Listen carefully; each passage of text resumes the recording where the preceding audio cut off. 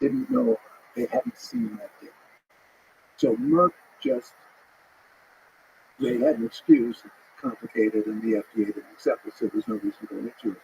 Uh, but Merck just left out the 3 heart attacks. And the 3 heart attacks, it may seem 3 heart attacks in a 10,000 person study, seem like nothing, except they completely changed the statistics so that had the 3 heart attacks been included, the only conclusion that Merck could have made was that Vibe significantly increased the risk of heart attack. And they abbreviated their endpoint from heart attacks, strokes, and blood clots to just heart attacks. So those are maybe in their mind also playing by the rules because of some technical excuse that you mentioned that was rejected. How can this? No, interrupt. No, that's not true. The study was completed, but the line was broken, even to look at the data, in March of 2000. The article was published in March of 2000. There was an email by the head scientist that was published in the Wall Street Journal that said the day that the data were unblinded, that it's a shame that the cardiovascular events are there, but the drug will do well and we will do. But removing the 3 heart attacks, how does that happen? Like, who has to convince themselves? Is this pure malevolence? You have to be the judge of it. That the person who was in charge of the data safety monitoring board issued a letter that said they'll stop counting the cardiovascular events a month before the trial is over, and they'll continue counting GI events. And that person got a contract to consult with Merck for $5,000 a day, I think for 12 days a year, for 1 or 2 years. That was signed, that contract was signed within 2 weeks of the decision to stop counting heart attacks. I want to understand. It's we're reading a lot about Nazi Germany and thinking a lot about the good Germans. Because I want to understand so that we can each encourage each other to take the small heroic actions that prevent that. Because it feels to me, removing malevolence from the table, there's just a pure psychopathic person.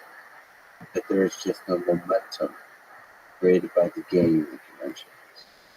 And so it takes reversing the momentum within the company, I think requires many small acts of not gigantic, I'm going to leave and become a whistleblower and publish a book about it. But small, quiet acts, pressuring each other.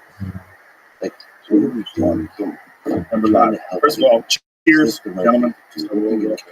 Toast, relax. Bob, thank you very much for doing this. I really appreciate it. I understand that you've told the story many, many times. You've been grilled. What is the But the data, hiding the data, makes it too easy to live in ignorance. So, like inside those companies, your idea is that the reviewers the cancer.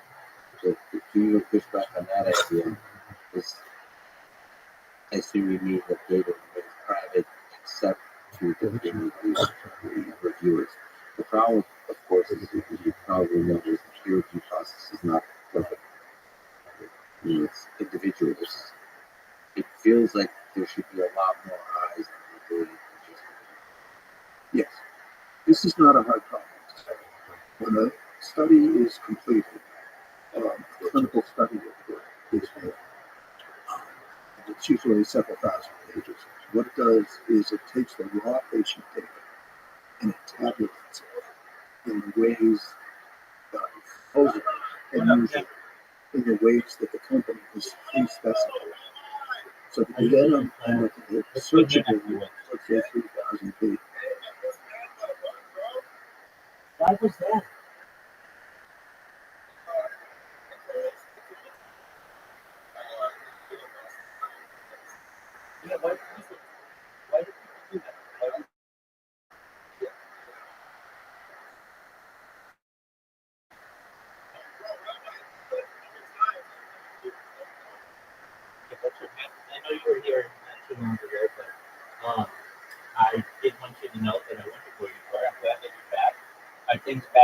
rolling.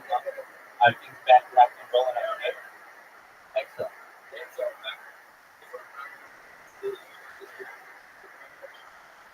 Absolutely, I completely understand. So, what are your goals for 2025?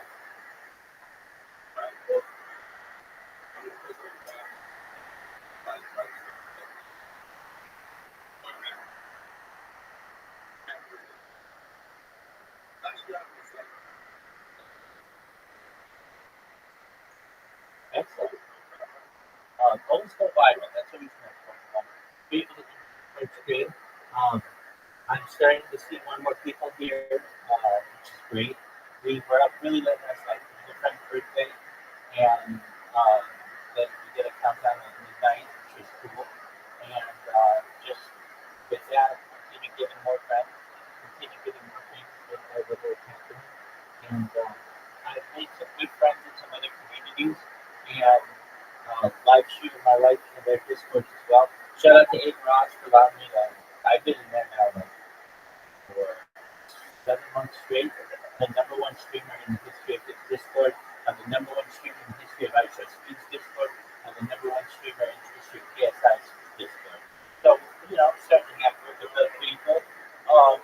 I am also in a bunch of other streams, and I'm in Wall Street Bets stream, if you're familiar with that community of Reddit. I'm in my playhouse. I am in a bunch of like Minecraft and block groups and just really big ones. Discord is really different. So those are always good. And more and more people find out about me. Yeah, great question. Um, so the first thing I think that well, I kind of cheat because I've done big kickbacks that like literally, spam everybody. But if you're not going to do that, okay. What you do is first you make sure all your followers know about it. You make sure all the people on social media that you have know about it. And then once that's done, if you want, it's not a bad idea to get a nice little cushion at the beginning. So for like $50, you can get 1,000 people. $30, you can get 1,000 people in there if you want. If that's something that is interesting to you, so that when people join, they are, yeah, yeah. So you can you can increase your numbers there. Now, I'm not saying every single one is going to interact with you and be like a real cheat, but a lot of them will check you out. They will certainly connect with you. And I think that, when someone, there are a couple things when you're working with Discord. One is you want to have a pretty large Discord as soon as possible. And the reason why is because if you have a small Discord, there's a higher chance that it can get banned or that somebody could be malicious. And then what happens, and it's a really sad one, is if somebody gets your account, your Discord nuked, is what it's called, then you can lose your account as well. And that's,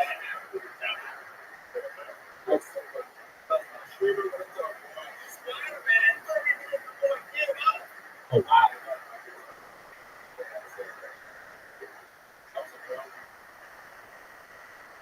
Exactly. So, especially if you have any kind of leadership role in another Discord, and fortunately that hasn't happened to me, but I am in some subreddits on Reddit, specifically on growing your Discord.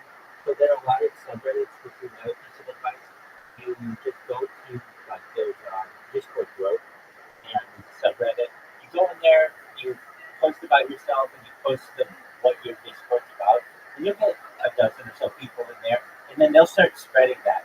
I get a lot of people, and like today, interestingly, I had like 6 people or something who just randomly came in. One person told all their friends about me. They came in here and we spoke for hours. They were just asking me questions about it.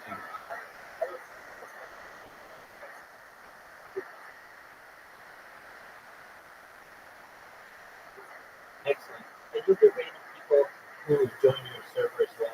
And one thing that I do is the link that I send out sends people in here immediately.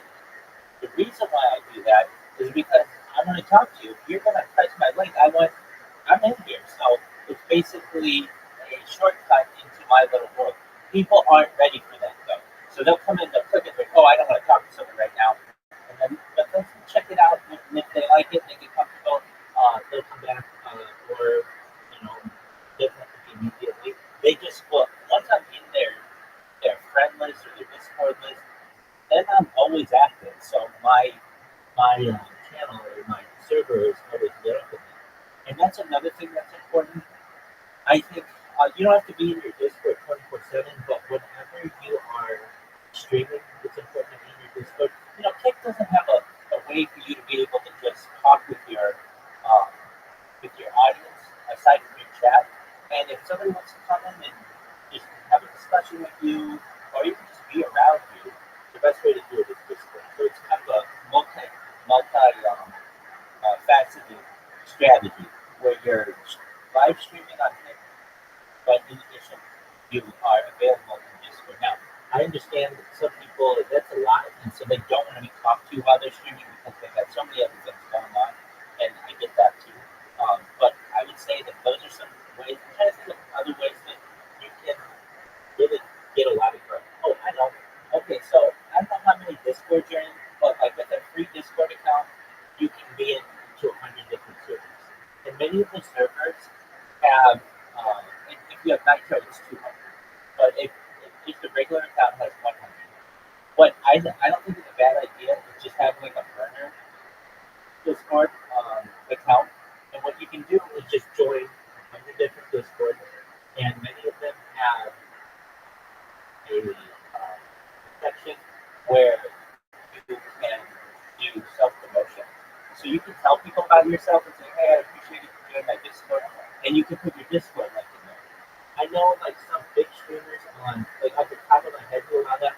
You know who Cornelius the Cat is? She's on Kick. She's a streamer. Uh, that's okay. Actually,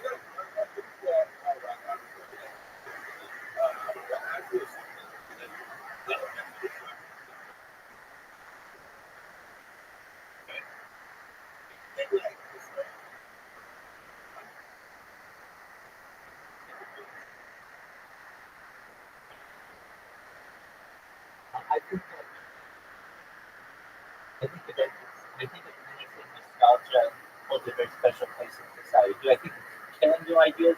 No. If anything, I think people use vintage or use nostalgic events or nostalgic items to be able to recreate things for the future.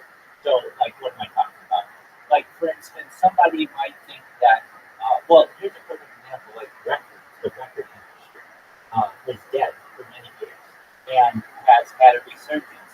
But it's not old record players that are being used, it's new record players that are using perhaps old records to be able to give these things a second life. I mean, there are only so many different things that we can currently that we're allowed to do with bandwidth.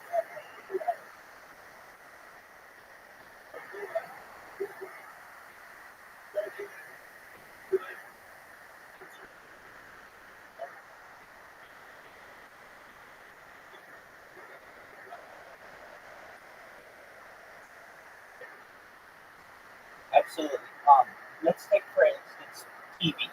Okay, there's a website. It's called TV Tropes, and you'll see this is a very interesting thing that every single um, like like for instance every single television show that you see on TV right now has been done in the past previously.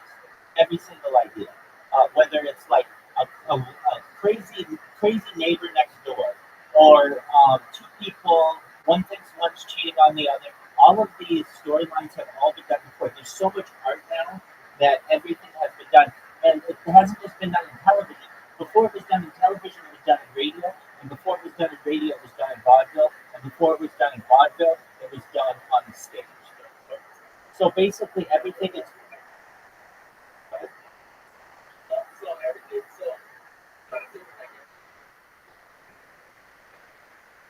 absolutely, absolutely. So here's just the aids. But like these are all things that you'll see in television and movies today that have already been done. The abandoned area, the abandoned mascot, the abandoned shipping, an aborted art, a bouncy springy index, a rich series trope, abstract strategy game, absurdism, and that's just a. Let me just check out what the next like action horror, action girl, um, things having to do with cameos, and isn't that interesting? So like, you're watching a television show and you're like, man, this seems like it's familiar to me from a previous show. They've all been redone. The thing is, there are only so many different combinations that you can do. And Hollywood writers have basically run out of new ideas. So everything is going to be real. And some people like that. But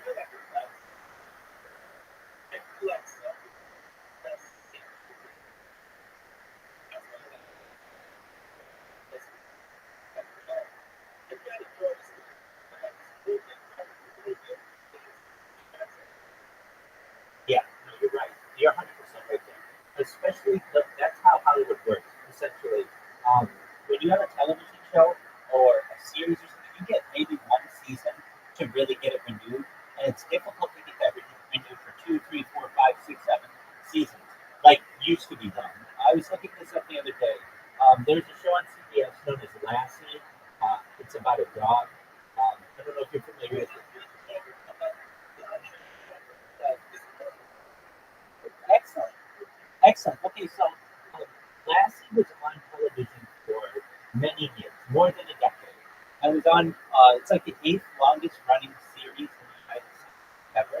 And in today's day, they would never let that happen. Where there just would be some executive who would say, I'm sick of this dog. I want the dog off the air. And he would have gotten canceled, she would have gotten canceled after 2, 3, 4, 5 years.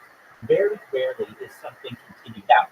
If it is if it has a niche, like Law and Order has a niche, and like some, like what else has a niche like that? Well, there's certainly Law and Order Special Victims Unit, and like these soap operas exactly where they have a niche and they can continue. But even after you've seen soap operas, I mean, you remember when you would turn on the television during the day and it would be soap opera after soap opera.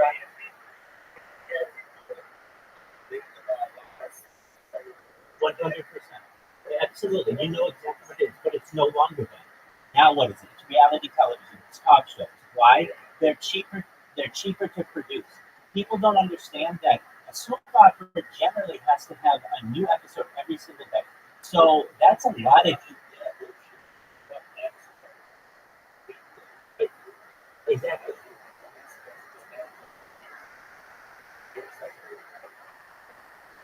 Exactly. And the acting suffers because of it. They can't do as many takes. They don't get a chance to memorize their lines. And the entire industry suffers. Now it's reality television. People, if you are aware, have basically just, especially during the day, aren't the same people who are watching it live. So they can really just put junk on there. The only thing that they're really selling during the day are things for perhaps medical devices, different pharmaceuticals, and uh, personal injury insurance. Because those are the people who are at home during the day. And so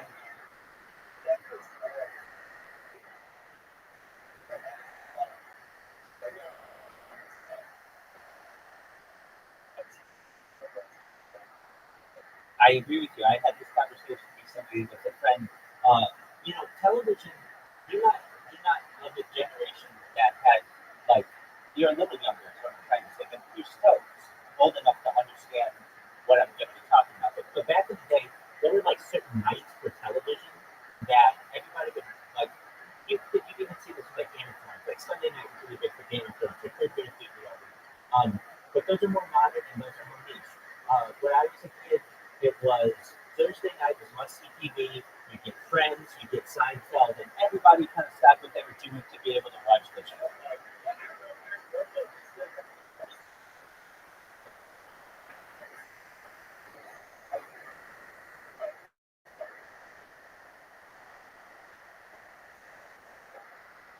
Absolutely. Now, take that even back a generation before I remember, or before I was born, and literally, like you're saying, the whole nation would stop and watch the end of the match.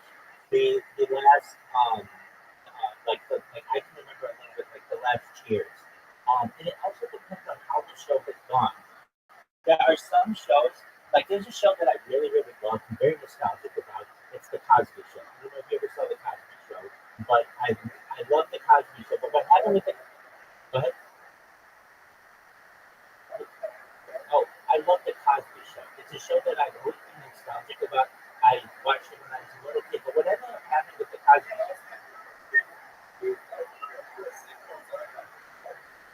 Well, it was certainly one of the biggest. It wasn't one of the first. I mean, really, television kind of starts in the 1950s, the show from the 1980s, 1990s. But what made it unique, it was the first major black sitcom. And I shouldn't say that. You had the Jeffersons, you had What's Happening, you had Different Strokes. Yeah, Good Times. Exactly. But no one had ever seen, um, let's say, we had a doctor, a lawyer. They were very successful in Brooklyn, and the storylines were very understandable for mass appeal. But what ended up happening was there were some contract negotiations that went awry, and also there was a spin-off known as A Different World. So some of the characters from the Cosby Show went to another show, and that kind of killed the show because it was like we were all used to watching the same people every week, and now we have to watch them on another show, and they ended up having to bring it back. So like I can tell you that the finale of the Cosby Show was not like as big as the finale of Match or the finale of Cheers, perhaps, or the finale of Seinfeld or the finale of Friends. And when you would watch these shows, you would be with your family or you'd be with your friends, you would connect with them. It's not like that anymore. You don't have to be home on a certain night for a television show. You can literally just watch Netflix, stream anything. You get the whole season at once, which is a really interesting aspect. So let's say a television show like Stranger Things, which is somewhat in its own way a more modern version of one of these very popular series. You get if Stranger Things comes out on Saturday, let's just say, there are people who will binge it all by Monday. And so when you're at the water cooler on Monday, someone's like, "Hey, did you see Stranger Things?" You're like, "Well, I saw one or two episodes." "Oh, well, I've seen them all. Here's what happened." Nobody's ending on the same day, on this at the same time. But previously, you would say, "Hey, did you see the finale of whatever the show was?" Everybody would have seen it because it was on at a certain time. So when it comes to the series, absolutely. Um, when it comes to series, people don't have that connection anymore. It doesn't have much of a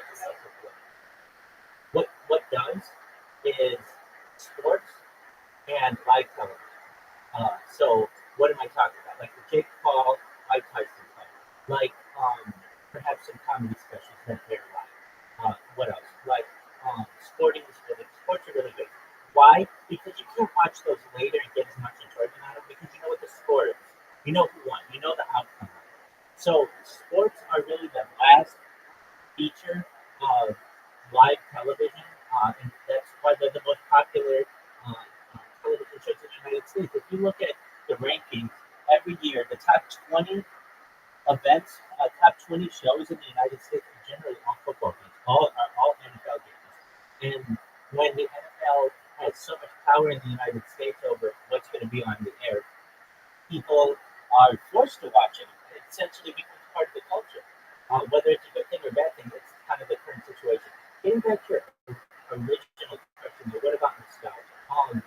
The If you've ever seen the series Mad Men, this isn't a correct quote. It's a correct quote from the show, but they say that nostalgia is Greek for a word, and the translation isn't exactly right. But essentially, it is nostalgia is the idea of an aching heart from the past, something like that. There's something that we long for in the past that we once really enjoyed, and we want to bring that back. And but we want to put a modern twist on it as well. There are some other aspects that can cause some issues when it comes to these shows or whatever it is. So, for instance, there are agendas that want to get pushed. So somebody may say, look, I want to have a sitcom of a mom and a dad and 3 kids. Okay, well, 40 years ago, let's say, and we have neighbors as well. Okay, well, 40 years ago, it would have been a mom and dad, 3 kids, or whatever, and neighbors. Now it might be a gay couple, it might be a transgender person next door, basically they don't necessarily connect with everyone in society, but and so people just don't fall in love with the shows like they want to, but the agenda gets pushed. Other things that you may find, a lot of people like. I think I'm probably not unique in this, but they like shows that they can really get into, where there's a family, where you can see the children grow up and do cool things, and they deal with things that are that, that that your average American, average person in the world is dealing with.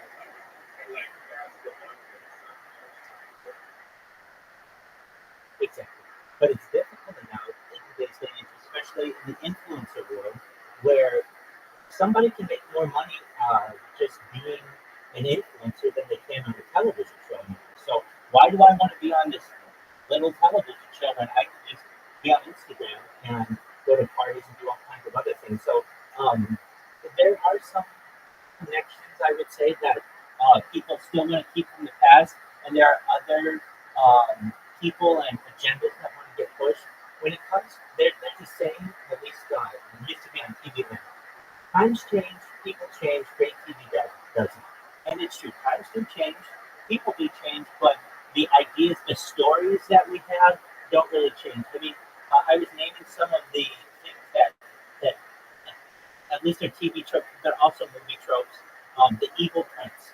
We've seen evil princes in many different, Disney stories and things like Wicked or similar things. Um, things like a crazy ex-girlfriend or crazy ex-boyfriend. These are all stories that have been told not just for 10 years, not just for 100 years, but even going back, even to like medieval periods where you can have someone who finds a shoe or someone who eats an apple or whatever it is. And but nostalgia is important. And I think that the higher level of nostalgia that occurs, the more people long for previous games. And there's a lot of money in this too. So the industry likes to play up nostalgia, and because they know if you bought a record player, let's just say, in 1950, and then records went out of coolness into the 80s and such, you're going to need a new record player. So it's an opportunity to sell you a new record player. Or but some things used to work better than they currently do. So, for instance, I don't know, did you ever have an iPod? Exactly, perfect. So you know that when you were a kid and you had an iPod Nano, that you could put songs on it, never have to pay a dime to Spotify, and always listen to all the music that you wanted, and you were fine with that. Well, that's a nostalgic aspect of society, and people want to recreate that. It's more difficult to do now because you don't have as many options to buy those things, and they're actually not always seen as cool as perhaps streaming, but they're free. And it's a one-time purchase, and then you add your music to it, and you're done. And generally, people aren't listening to this huge amount of music. If I gave you 200 songs to listen to for the rest of your life, you'd be absolutely they'd all be bangers. You would be the songs that you would normally listen to. There's enough variety in that you'd be fine. And with an iPod, you could listen to 2,000 songs. You're never going to listen to that many songs. Here's the thing, though. The powers that be recognize that once they sold you that, you weren't purchasing anything anymore. So a company like Apple that used to come out with an iPod every year, different generations, iPod Nano, iPod Shuffle, they recognize, you know what, we can make more money on people if we charge them $5 a month for their music or $10 a month for their music, and we have this recurring cash flow for them. Essentially, a profit stream that we didn't have, which is Apple Music. And the same thing happens with Spotify and YouTube Music and all that other stuff. And really, we're moving to a day, as Klaus Schwab has said, the head of the WEF, the World Economic Forum, you will own nothing and you will be happy. Essentially, you won't own your music, you won't own your television, you won't own your car. You will be essentially having a monthly payment on all of these things. And because everyone around you is doing the same thing, you'll be happy. You think that that's the only way. You won't even recognize that, hey, you used to own your device and own basically the music once you purchased it, and you used to own your car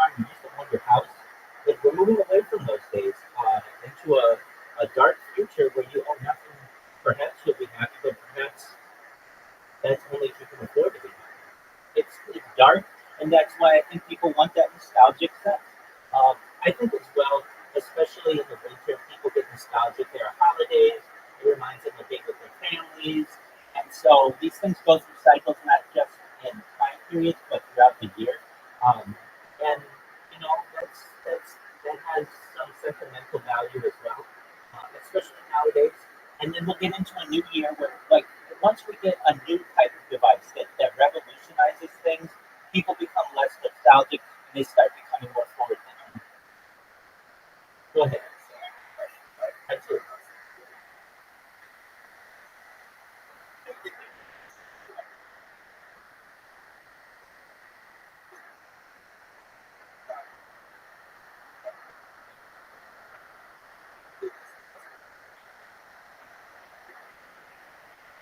Well, I think a version of it is forever. It's still in its infancy. But what I think is the next version, we'll have a virtual world with like virtual reality, but there's something known as a neural network, which I really think is the next version of it. So you don't have any connections to, there aren't any wires or anything, but basically your mind can download things from the air. And perhaps you need a great computer interface to be able to do this, but this has already successfully been done. This is a neural. Exactly. It's been successfully done in two trial cases. I know of one of them. The man's name is Nolan Astro, and he is a quadriplegic person. The way he became quadriplegic is he just jumped into a pond one day and landed on his head and took a bad fall in the water, and he couldn't use his arms or his legs anymore. He basically said, "Look, sign me up to be the first person to have this tested on me because I'm not living that. My quality of life isn't very good anyway. If I die, I die." Okay, so he made a major sacrifice, and he was on Joe Rogan Experience. He was on the Lex Friedman podcast, and he's able to play video games better than you and I combined. His hand-eye coordination are essentially the equivalent of it is like an auto aimer, and you basically can't beat him. And to the point where they're talking that in video game competitions in the future, you have to check people if they have a brain computer interface because they'll just be so much better than an average human being. And we're moving towards a world where that's going to become more and more popular. And you'll be able to download information wirelessly through brain computer interface. So, what kind of information would you be able to download? For instance, all of Wikipedia. You can just have in your mind at any given time. The entire thesaurus, the entire dictionary, the entire encyclopedia. So that you wouldn't have to go.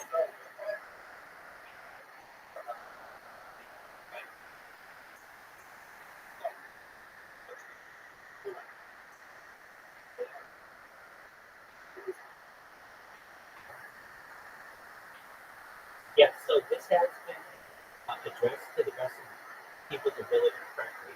It is encrypted.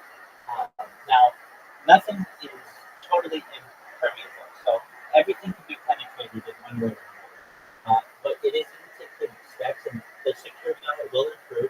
But that is certainly a concern that you can have bad actors who may perhaps want to change someone's behavior or alter the information that they're giving. Another worrisome aspect of this is what about the people who are pushing out the information? What if they aren't giving you the correct information? What if they are altering it so that they're pushing their agenda? There are a lot of concerns when it comes to a neural network, but this is really the next wave. So we have the internet, which is basically a keyboard. We're going to have augmented reality, which is coming very soon, which you'll have like heads-up displays. So basically, like my glasses, I have like old-fashioned glasses, but in the future, you'll have glasses that will be able to tell you, perhaps you'll be able to like read a teleprompter on your glasses. You'll be able to know the temperature of things. You'll be able to perhaps know distances immediately through some type of heads-up display. And then you're going to get into, we've already moved into this a little bit, the virtual world, where you're going to be able to live your entire life virtually. You never have to get out of your off your couch or out of your bed or out of the chair. You can live your entire life in this virtual world.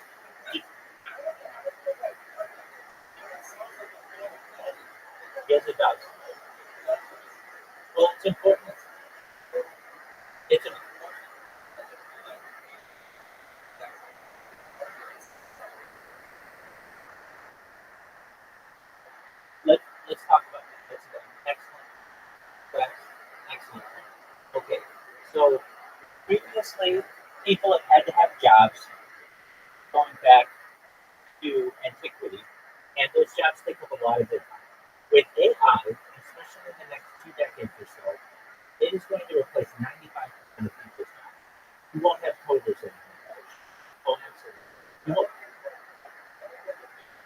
there you go. You won't have people working at that thing. You won't have people who do mining for coal or mining for lithium or mining for cobalt. That will all be done by robots. You won't even have surgeons anymore. There are surgeons today that are robotic that are better than any surgeon on earth. The only thing that a surgeon currently has to do is just basically oversee the robotic process. But it can be done halfway around the world, which is really interesting. You won't have lawyers, perhaps.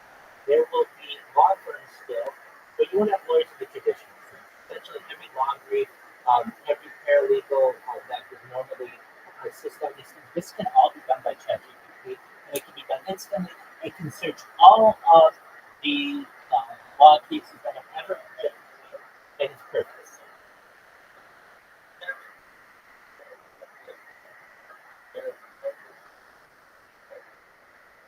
So good.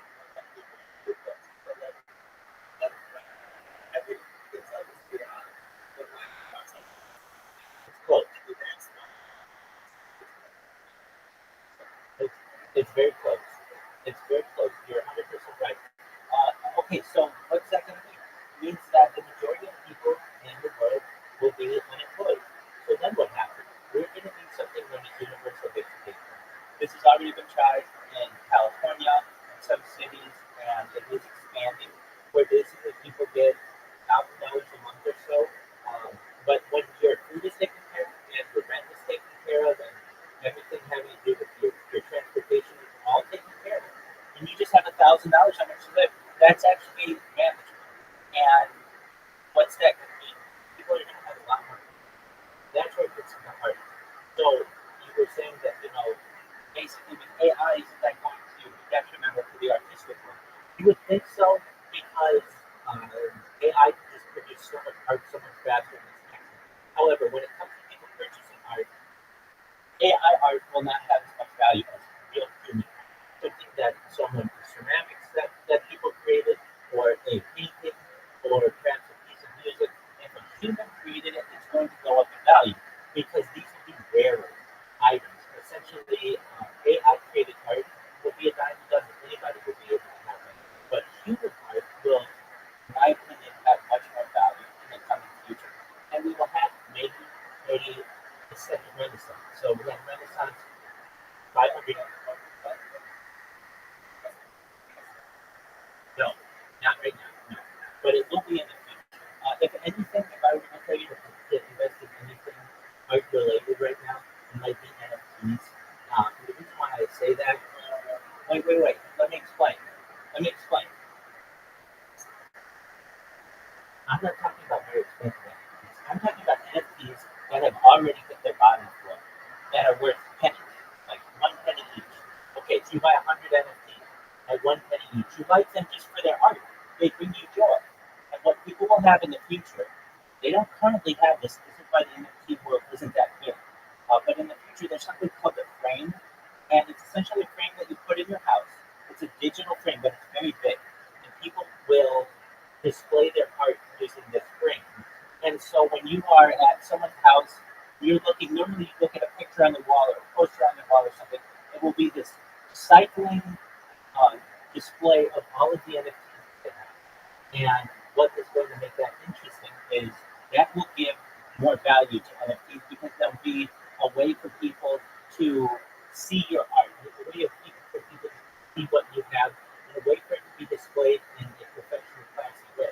Now, when I say if you're going to invest in NFTs, I'm saying you can buy 100 NFTs for $1. Each one is even more than that. But I'm just saying, like ones that you just like their color. Why do I think that's important? You're going to say, well, Rabbi, they were worth hundreds of dollars, and now they're worth a penny. What makes them valuable? With time, most anything on earth increases in value. What am I talking about?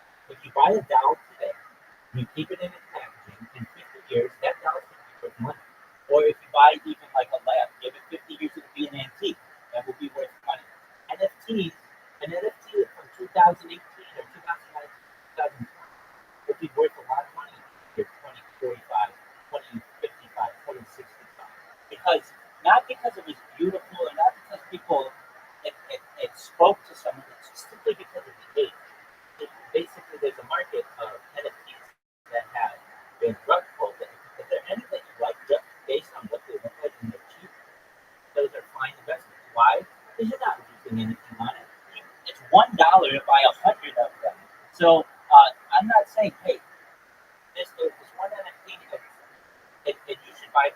Don't buy NFTs for an investment. You should buy them for how they make you feel. But there's an opportunity to be able to buy them on the floor. I mean, even you can buy. Sometimes you can buy 10,000 NFTs from a little bit of Bitcoin, like a huge amount if you wanted to. And what will happen in the future is you'll have your digital wall. People will come over to your house, they'll be looking at your art, and they will be scrolling through, and they'll say, hey, where did you get that? And when did you get that?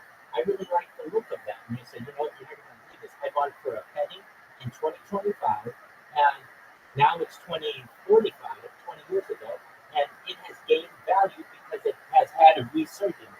Things go through ebbs and flows. And so whenever, like, for instance, a cryptocurrency like Rothschild just had its rug pulled, okay, fine. But there's an opportunity that 30 years from now, when Hopkins is still an influencer perhaps, or has her own show or something like that, that coin could be worth a lot of money. People don't see things with such a macro perspective. They see things with micro perspective. Hey, what have you done for me lately? How can I make a quick buck on this? And exactly. And I know exactly. I understand. I understand that, and I get that. But if you're a long-term investor, if you're a diamond-handed investor, and someone who doesn't sell, and someone who buys art because it's important to them, you'll recognize that macro is the way to do this, especially when you get into some of the technology about which I talk, which are things like life extension technology, stem cells, human growth hormone, things like nutramics, nootropics, things like ambrosia therapy using the platelets of younger people for the benefit of other people. We're going to get you from your average life expectancy flat age 80 to age 100, 120, and then we may perhaps be able to move into mind uploading technology where we scan your brain into a computer for later download as an android, an avatar, a cybernetic being, a cyborg, a clone of yourself, a robot, and a 3D being, and you can able to live a digital immortality. Once people are able to do that, which is within a generation or two, that's when things really change because you can make an investment in 2025 and get dividends on it perhaps in 3025 just because you're going to not die.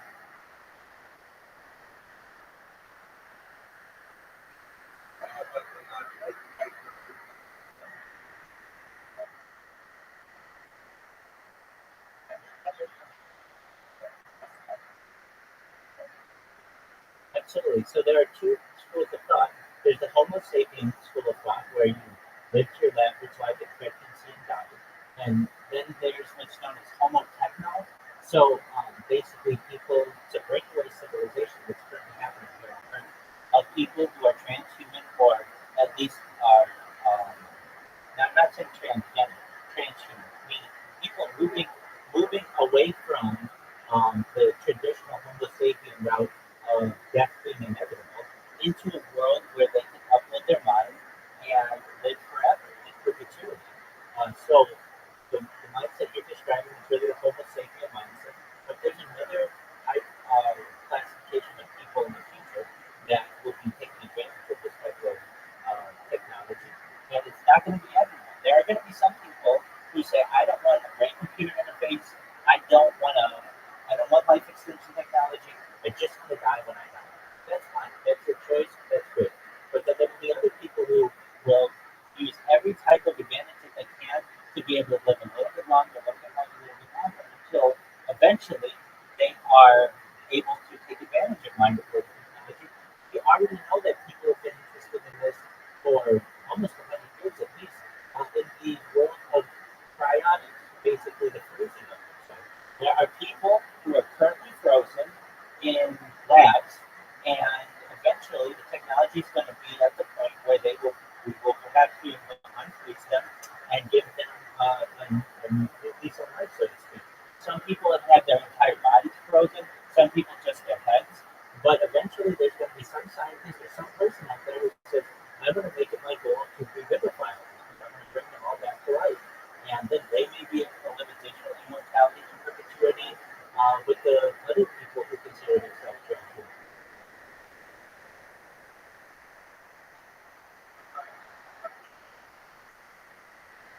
Absolutely. Blacks are trying to do less sleeping, and we should not motivate by and the shoe. Excellent. Well, I'm glad to hear that. These are very high level conversations, class. I appreciate them very much. I appreciate having them with you. Best wishes to you on tape, and I'll do my best to stay in you as much as I can so you don't forget about it. And if you ever need anything from me, you let me know, okay, buddy? You as well, class. Take care. That was class, baby. Let's see if that was recorded.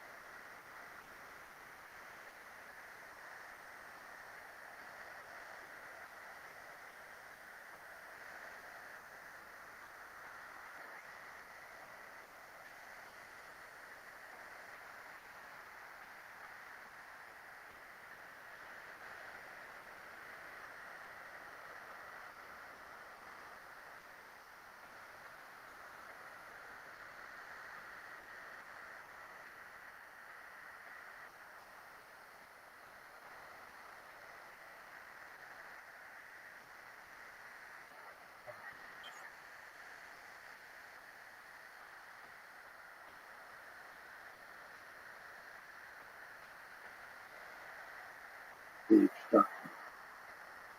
As I became more experienced as an expert in meditation, I could go through those documents pretty quickly within maybe 20 hours or 40 hours, but it doesn't mean that 3 months of my work. And see if the companies, if the way the company has analyzed the data is consistent with the way, with their statistical analysis plan, their pre-specified outcome measures. It's not hard. And I think you're right. Peer reviewers, peer review other kinds of articles, and have to do one on their own. And it's hard. I mean, we're just ordinary normal people volunteering, Getting paid, the motivation is not clear. the motivation is to be a good citizen uh, in the medical community, and to be on friendly terms with the journals, so that if you want to get published, it's sort of an outspoken incentive.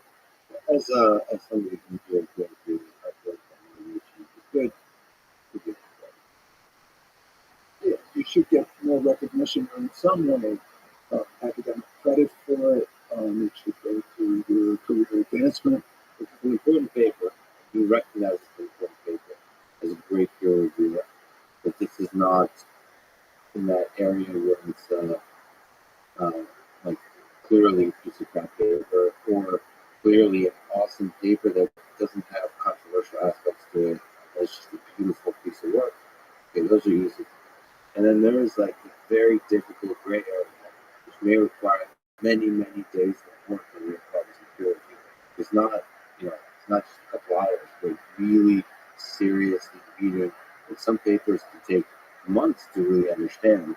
So if you really want to struggle, there has to be an incentive. Yes, and billions of dollars ride on some of these studies. And lives. Yeah, right? Right, not to mention. right. But it would be easy to have full-time statisticians hired by the journals or shared by the journals, who were independent of any other financial incentive, to go over these kind of methodological issues and take responsibility for certifying the analyses that are done, and then pass it on to the volunteer peer reviewers. Yeah, I believe in even in this, in the sort of capitalism or even social capital.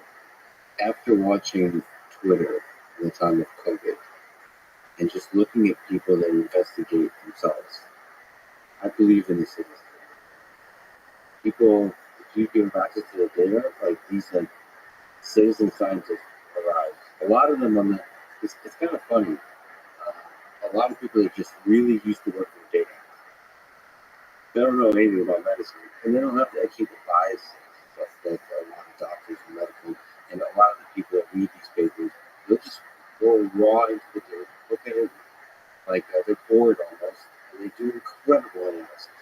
So there's some argument to be made for a lot of the data that public, like anonymized, all that kind of stuff, but for a lot of it to be public, especially when you're talking about things as impactful as some of these drugs. I agree 100%. So let's turn the microscope. Let's get a little bit more granular. On the peer review issue, we're talking about pre-publication, and that is critically important. Once the paper is published, the horses are out of the barn, and docs are going to read it, take it as evidence-based medicine. The economists call what then happens as stickiness, that the docs hold on to their beliefs. And my own voice inside says, once doctors start doing things to their patients' bodies, they're really not too enthusiastic about hearing this from them. Yeah, that's the stickiness of information. So that bar, once it's published, the doctors, that's when the stickiness is. Yeah, it's hard to put that toothpaste back in the tube. Now, that's pre-publication transparency, which is essential.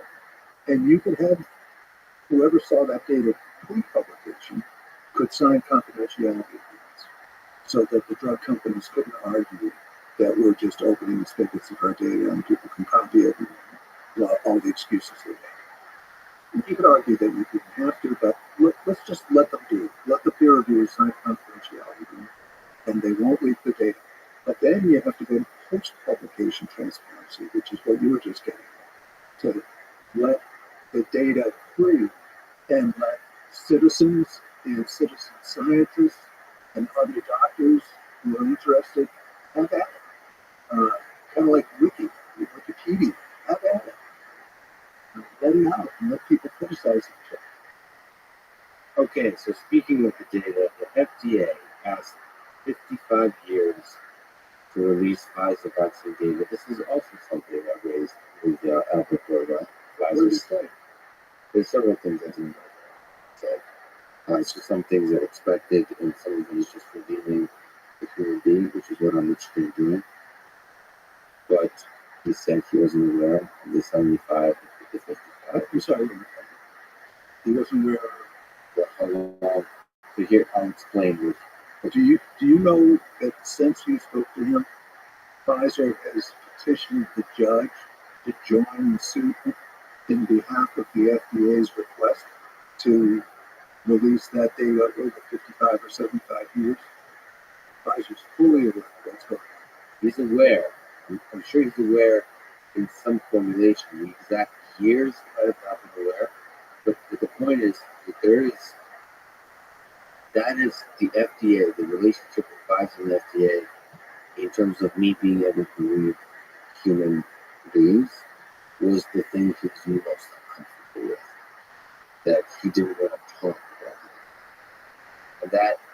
And it was clear that there was a relationship there, that if the words you use may do a lot of harm, potentially because, like you're saying, there might be lawsuits going on, there's litigation, there's legal stuff, all that kind of stuff.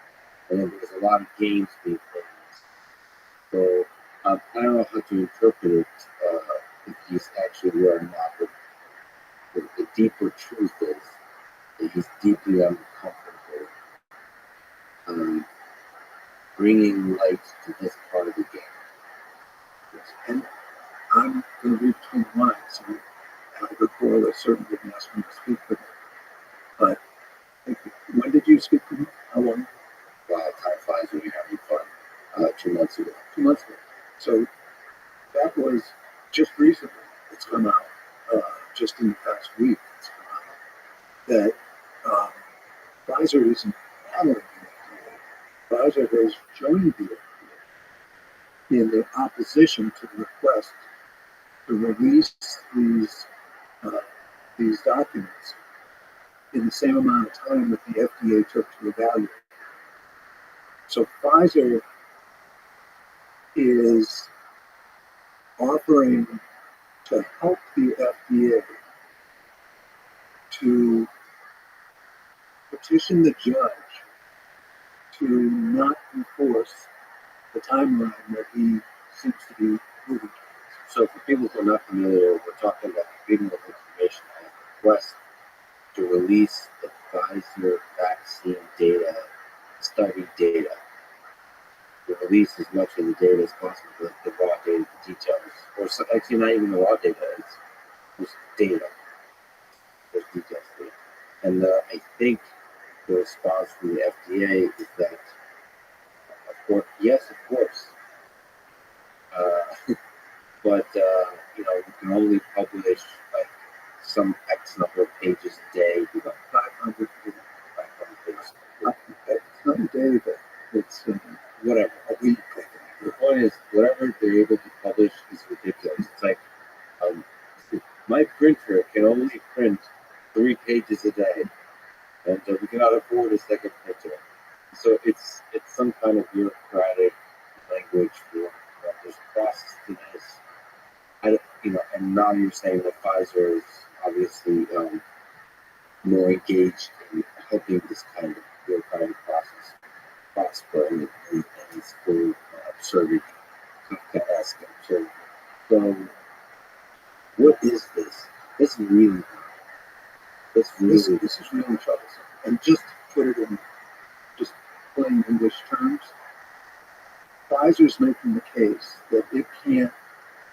The FDA and Pfizer together make the case that they can't go through the documents. It's going to take them some hundreds of folds more time to go through the documents and the FDA required to go through the documents to approve the vaccines. And the FDA's argument about contact is that to do it more would cost them $3 million. $3 million equals 1 hour of vaccine sales over 2 years. 1 hour of sales. And they can't come up with the money. Pfizer has joined the suit to help the FDA fight off this judge, this mean judge who thinks they ought to release the data. But evidently Pfizer is not going to come up with the $3 million either. So, but for $3 million, I mean, maybe the FDA should do a GoFundMe. Well, obviously the money thing. I mean, I'm sure if Elon Musk goes along and says, "I'll give you 100 million, publish it now," I think they'll come up with another. So, I mean, it's clear that there's cautiousness. I don't know the source of it. There's only one explanation, right? Which is that the FDA and Pfizer don't want to release the data. They don't want to release the 300,000 or 500,000 pages of documents. And I don't know what's in them. I want to say one thing very clearly. I am not an anti-vaccine. I believe the vaccines work. I believe everybody should get vaccinated. The evidence is clear that if you're vaccinated, you reduce your risk of dying of COVID by 24. And God, there's some variants coming along. And I just want to be very clear about this. That said, there's something I would give you 10 to 1 odds on that there's something in that data that is going to be embarrassing to either FDA or Pfizer. Well, there's two options. I agree with you. So, one is they know of embarrassing things. That's option one. And option two, they haven't invested enough to truly understand the data. I mean, it's a lot of data that they have a sense that might be something embarrassing in there, and if you release it, surely the world will discover the embarrassing and to do also to steal on their argument. They'll take the press. People take the small embarrassing things and blow them up. Yes, and support the anti-vax campaign. I think that's all possible.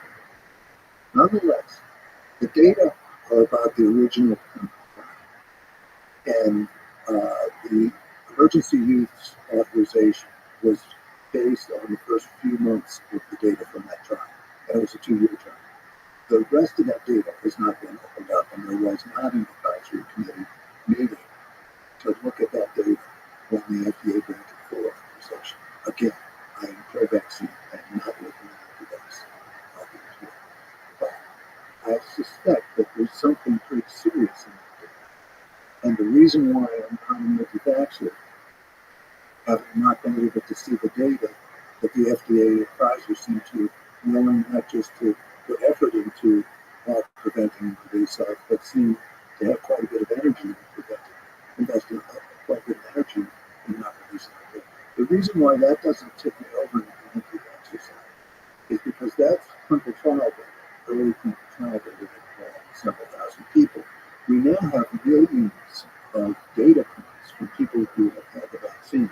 This is real world data showing the efficacy of the vaccines. And so far, knock on wood, there aren't side effects that overcome the benefits of vaccine. Well, I'm with you around, I guess, 3 shots of the vaccine. There's a lot of people that are kind of saying, well, even the data, the real world use, large scale data has is messy.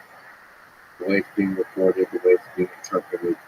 Well, one thing is clear to me, that it is being politicized. I mean, if you just look objectively, don't have to go to at the shallow surface level. It seems like there's 2 groups that I can't even put a term to it because it's not really pro-vaccine versus anti-vaccine. It's pro-vaccine, triple mask, Democrat, liberal, and then anti-mandate, whatever those groups are. I can't quite because they're changing. Anti-mask, but not really, but kind of.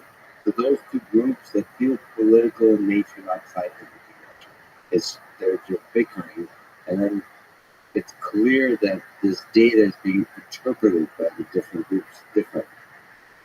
It's very difficult for me as a human being to understand where the truth lies, especially given how much money is on all sides.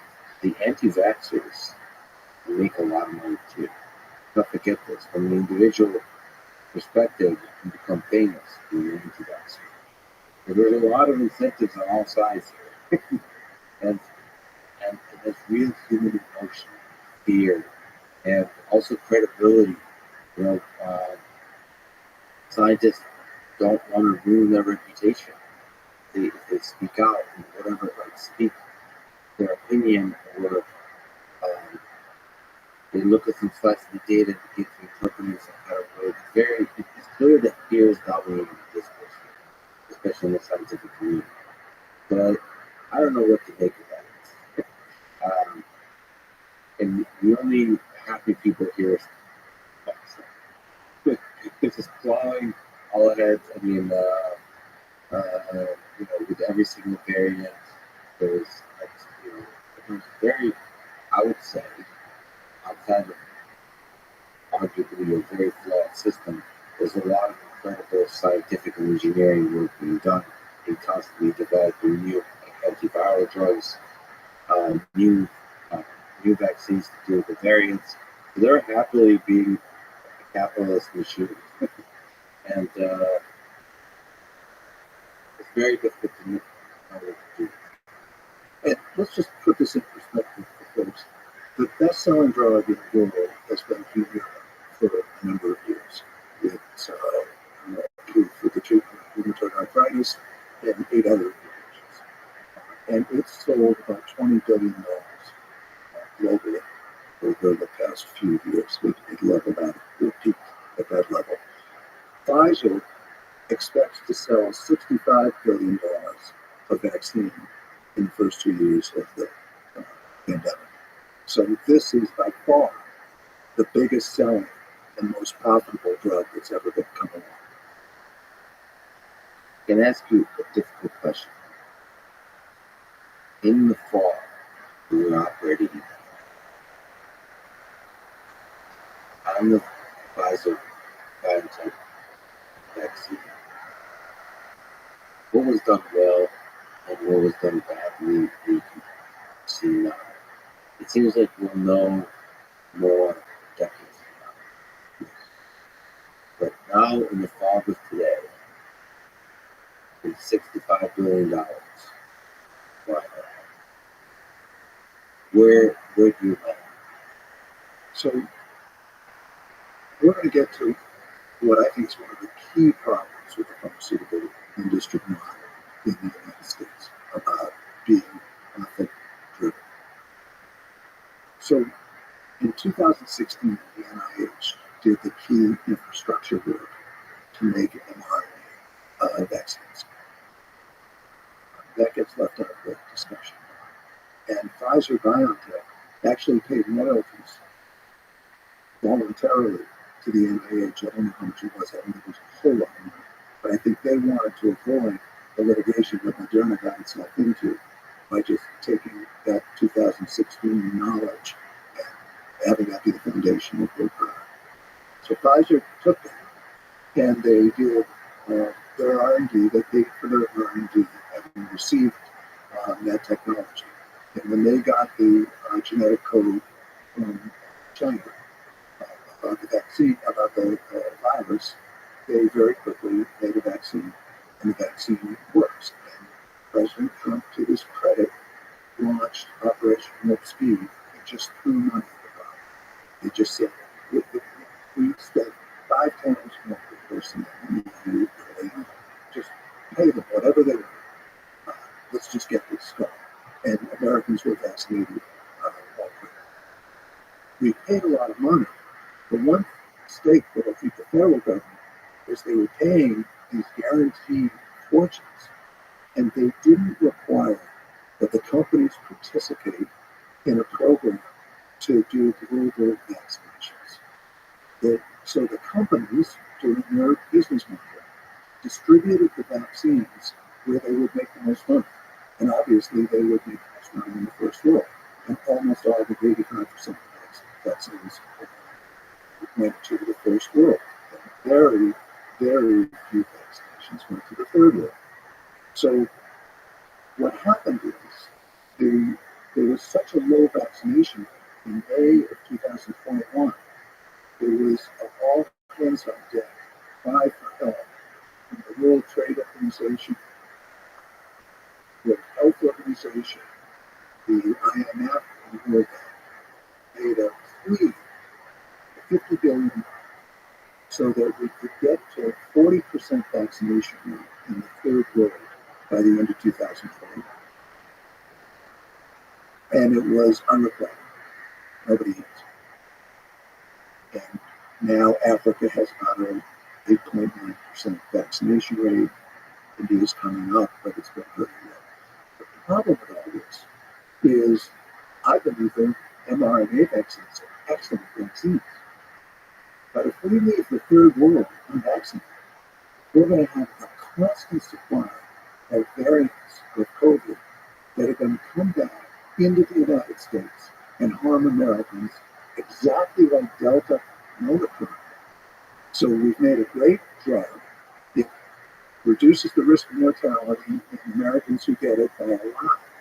But we're not doing what we need to do to protect Americans from Omicron. You don't have to be an idealist and worry about global vaccine equity.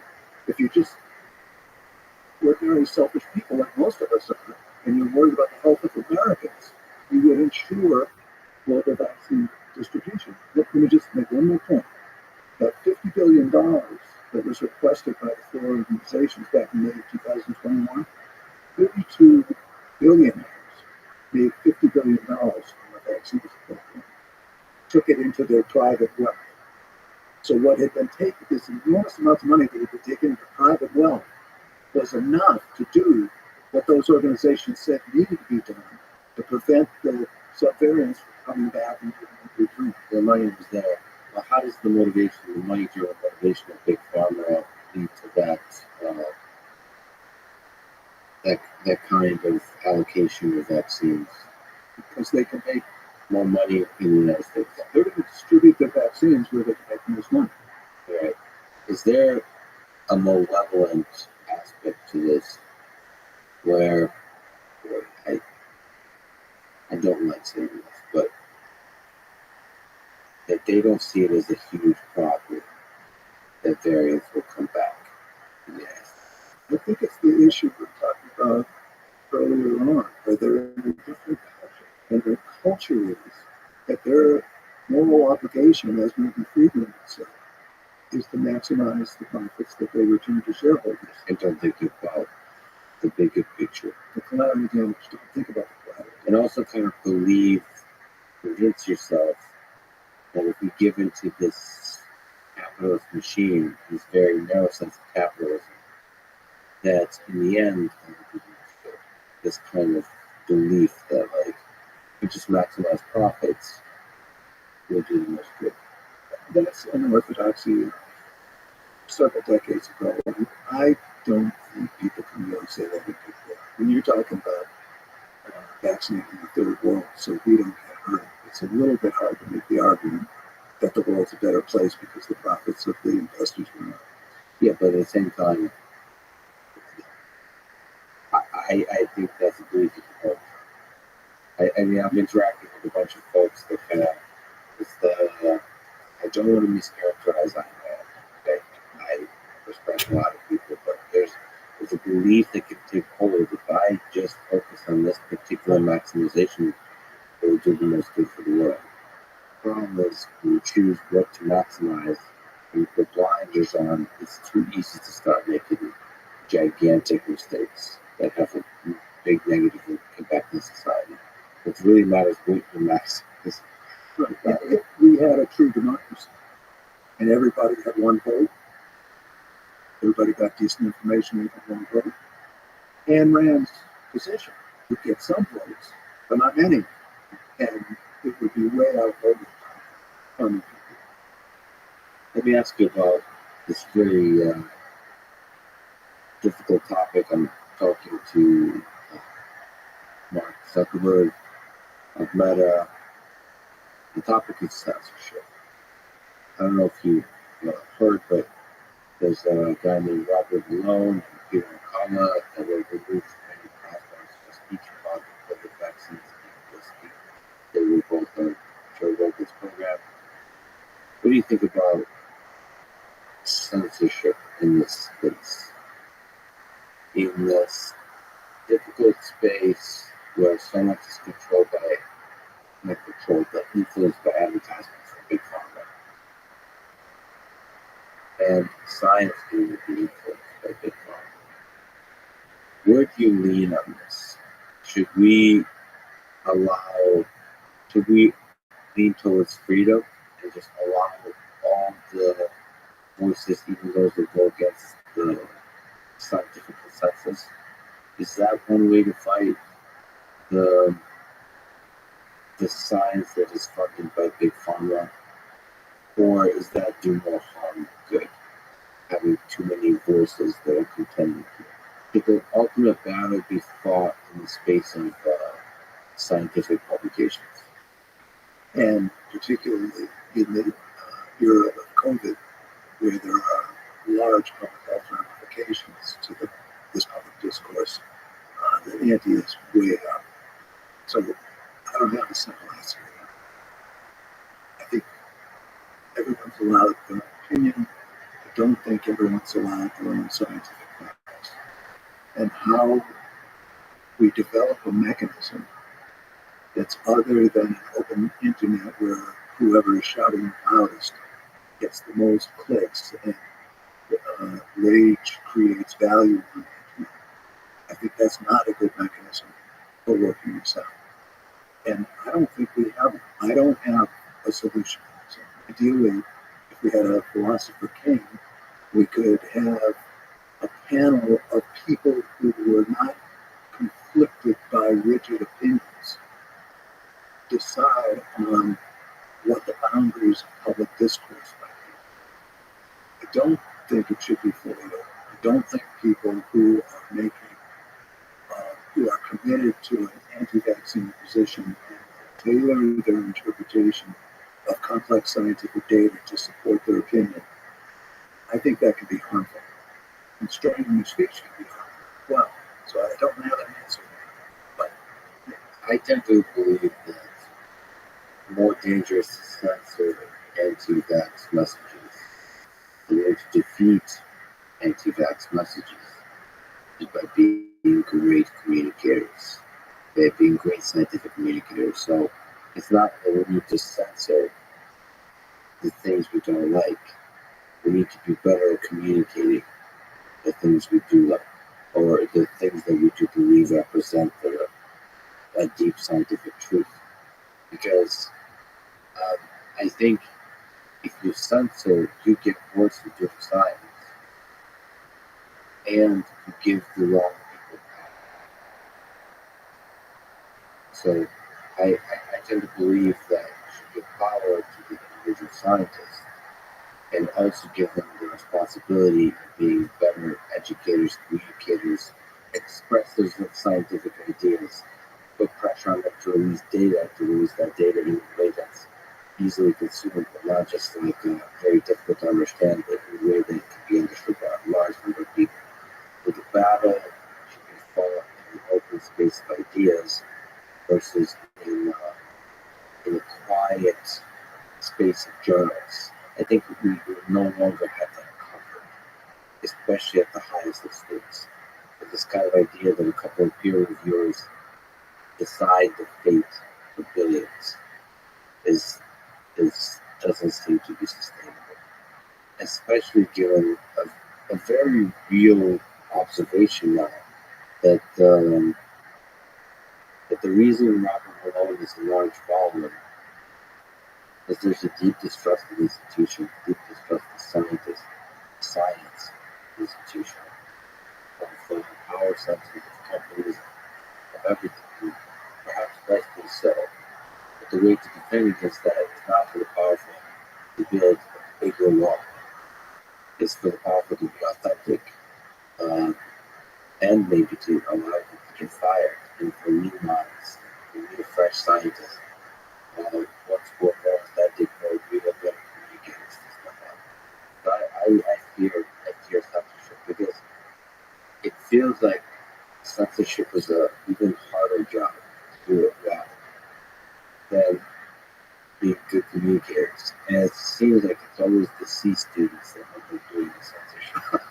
And it's like it's always the incompetent people, and not just the incompetent, but the biggest blinders. So like what happens is the people that get the most emotional and the most outraged will drive the censorship. There he is. And it doesn't seem like reason. Hey, did you talk with Flax this morning? Oh, excellent. He said, right. Were you able to get sleep?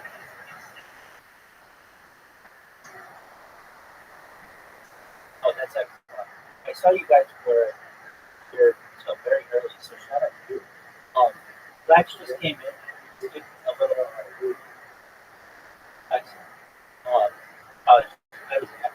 I was so tired. I'm still tired. I had such a bad headache, and that's what happens when I stay home.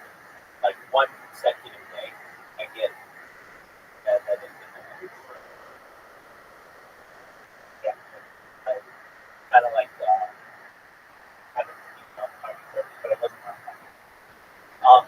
We had Flax come in, and he and I just spoke for like an hour, and or I should say that one, not that one, but maybe like an hour.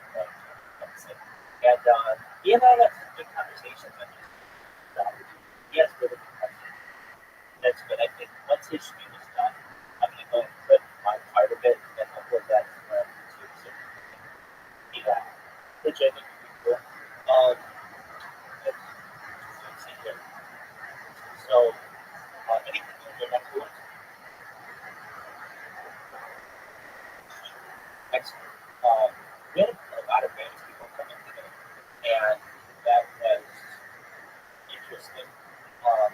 So I woke and just started having people coming from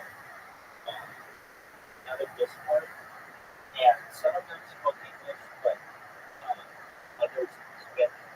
They all spoke English, but not that strongly. So there was a lot of translation. But they were nice. They were like six guys who kept coming and all day, just like randomly. I'd be like, oh wait, actually, there's a guy before them. There's a guy from Two Nations, and he came in and he was like, hey, can I ask you some questions? And I really had to go to the bathroom at that time. And I was like, yeah, I don't. And he's like, what are you doing? I'm like, I'm watching podcasts. And he's like, well, can I ask you some questions? And I'm like, what are your questions? And he's like, um, he's like, hey, I found you from the Mercy Discord, and I know you're not there anymore, but like, what do you do, et cetera, et cetera. And so I was like, oh, okay, he's not trolling me or anything. He's just, he's doing the best. And so I spoke to him for like an hour, and he was very engaged. He has great questions. Like by the end of it, I mean, like I knew I had an ally on mine, and he had an ally on mine, and he was just really, really nice. And so I spoke to him for an hour, and then he's like, right when that gets said, it's very interesting how life on this side works. Basically, you see it a little bit where I'll be like talking to somebody for an hour, sometimes longer than that, and I'll go to the bathroom, and somebody else comes up immediately when that person's gone. It's almost like they wait for each other. So then these other guys came in for I think spoke Spanish, but they were in here like all day, just in and out, in and out, in and out. And so what they would do, they would ask me, they would ask me a bunch of questions, and then I would answer them. And I'd go, do you have any other questions? And they'd be like, no. They'd leave for 5 minutes and come right back. And so that was interesting, just getting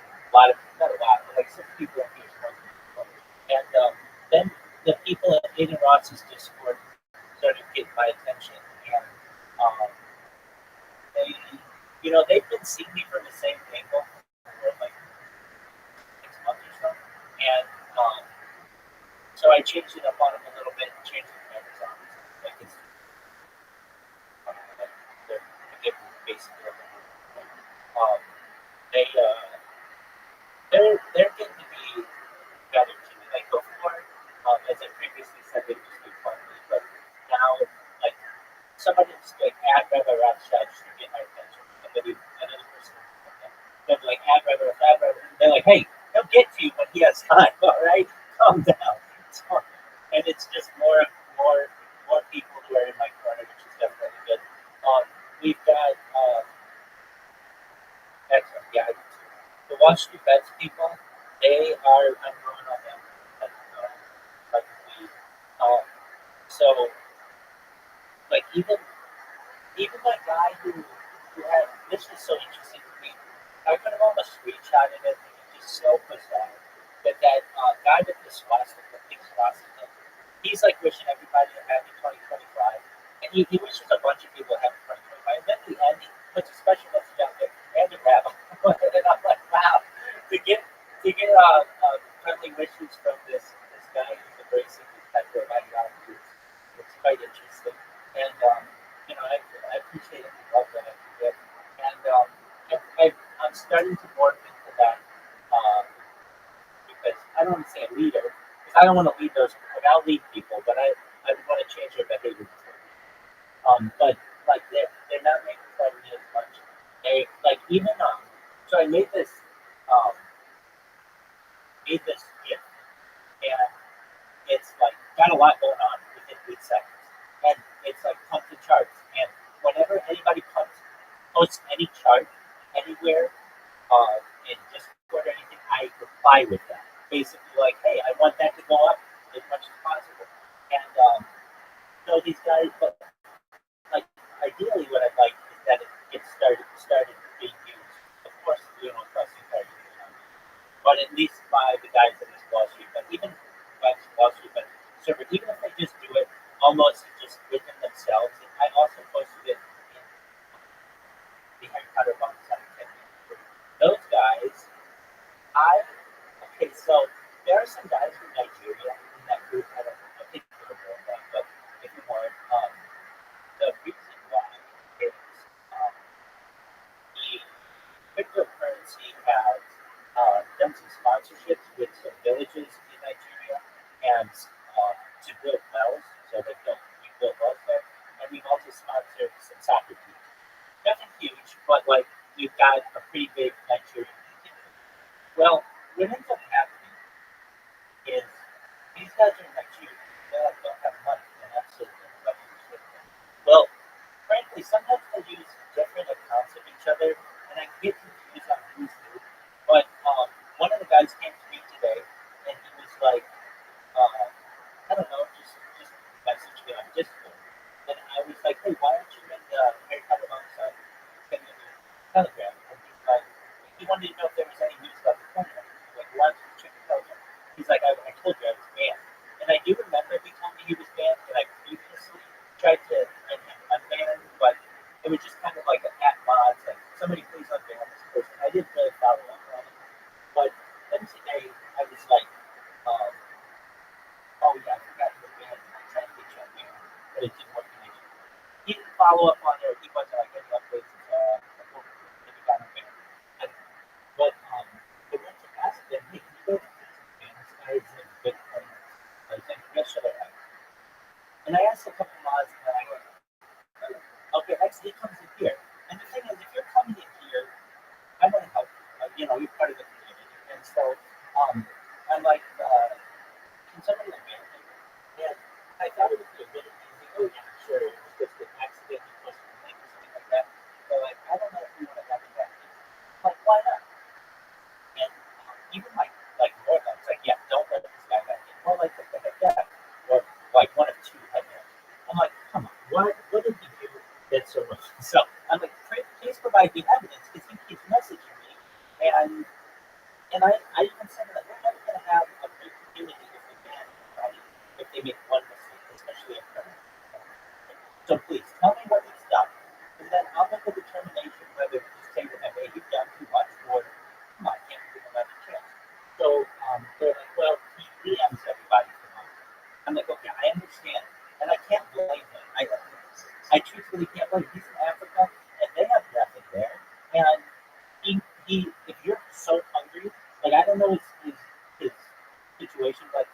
some of these guys who message me, and it's heartbreaking. They're like, I'm hungry. I can't. There's no food. Can you please give me something? Like, oh, it's heartbreaking. So they're like, you just need a plug for money. And sometimes he wants to show other parents. And there was something else that they said that was somewhat. Um, those are the two big ones, though. And so I'm like, okay, let me have a talk with him. And so, no that I don't do this, I really never do this, but I was actually, messaging with him, and so I just hit the voice call, and I'm like, I wonder if he'll pick up, and he did. And I'm like, all right, so you're listening to me, right? Yeah. Like, look, they're going to let you back in under a couple conditions. You can't DM anybody that you need money ever. So just pretend this group doesn't exist and you need them. Otherwise, you're just going to get kicked out. There's nothing I'm going to be able to do that. The second thing is you can't show other content. So especially in the end, hey, I've got this great idea, yada yada yada. And the third thing is when someone is like, hey, is there any way you would create content? You can't be like, well, pay me to do it. If you want to create content, that's fine. If you don't want to, that's fine. But don't have everything associated with money. And I understand you're doing something, so you think that you should get money for it. But some people just make content just to help them. It's like, I understand. Okay, fine. So I go back to the people that have in Telegram, and I'm like, all right. So I've spoken with him. Like, first thing I'm like, look, guys, I normally wouldn't put my ass on the line for someone. But I was really kind of mad that I'm like, hey, I'm asking for this guy to get in the and I'm getting some pushback on this. Is this going to have to be a situation where I'm like, fine, then I'll stop streaming to your Discord and I'll change my posts? Because basically, I've done this now for a year and a half, and I don't really ask for anything. But one time I'm asking for something, you're not going to do it because of some mistake that this guy made 4 or 5 months ago. And the reason why he perhaps made the mistake is because he was desperate, and we don't know what kind of circumstances he's in. And so they're like, no, I mean, like, we'll let him back in. I mean, he does create content for us, and he can be really fun. So I told him, once they let you back in, you thank them, and then I told him, just calm down a bit. Don't send messages. You can upload stuff or whatever, but just give it a month before you start really getting things, shaking things up in there. And so I said, when you get back in, I want you to thank them and let them know that, well, he said you're doing good. So I was able to get him back in. But even all that was just like an unnecessary hour of just bullshit. And I know in the Bitcoin Obama community, I can ask for moderation or just maybe get them, but I really don't want that. I don't want to be associated with any cryptocurrency as like a leader or a member of it, just because I like the neutrality that I can have to say, like, hey, I'm not even a moderator. This isn't my coin. I have no connection to it except the fact that they sponsored me with merchandise, and I think that it's a good investment. So, that was good. That came back in, and I was really, really exhausted. So I took another, like, I don't even know, a few hours nap, and then I awoke to Flash yelling at me, wake up, wake up, wake up. And I heard him, and it was kind of just like this thing that, like, if I react to him, then he's gonna know whenever he comes in here, he just starts yelling at me. So I let a little time pass, and then he came back in, and then that's when I had the interview, and I just took a shower and did some laundry, and yeah, so the years up to the new century to kickstart, and I always get, I don't know why, but like there's so much going on, especially when Hanukkah runs from like towards the end of the year. There are all these secular holidays that occur. There's Hanukkah that occurs. There's it just seems like time moves so quickly. And I bet you feel the same way, especially having your birthday be right over, it's like thing after thing after thing after thing. And then before I know it, it's New Year, and then it'll be like January 3rd or something before I really have like I've acknowledged like how it's going to it's really moving on. It happens to me basically every year, but think it also has to do with me being up late, usually on December 31st. Not always, sometimes I go back. Generally, if I do, then I'm tired the next day and I'll make something. But very long story short, it's been a good day thus far, and I hope for it to continue. Yeah, I met these people who, all right, this is like real should I ask you to look at sometimes.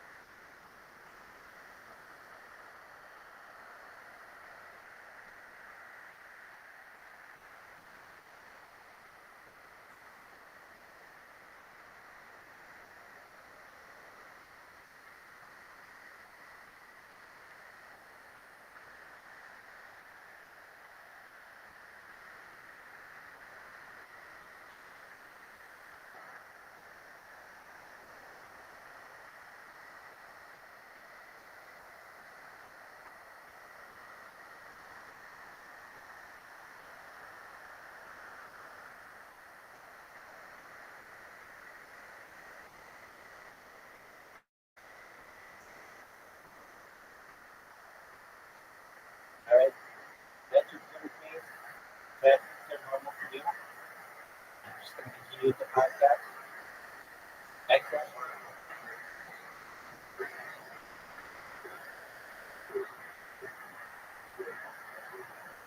You were up very, very late, and that's wonderful. Excellent. Excellent. I saw you have that.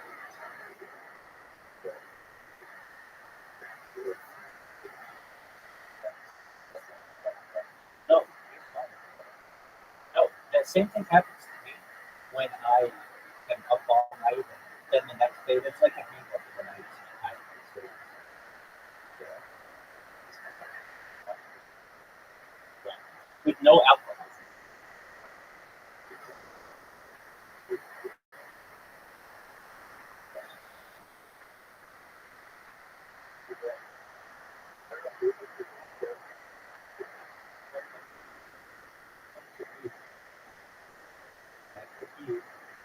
These are drugs.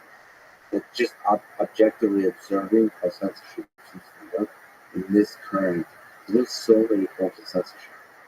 I you look at sort of the Union of propaganda in Nazi Germany, it's very different from censorship. People tend to conflate all these things together. You know, social media trying desperately to have trillions or hundreds of billions of exchanges a day, and like try to make sure that their platform has some semblance of like quote, healthy conversations. Like people just don't go insane. They actually like using the platform, and they censor based on that.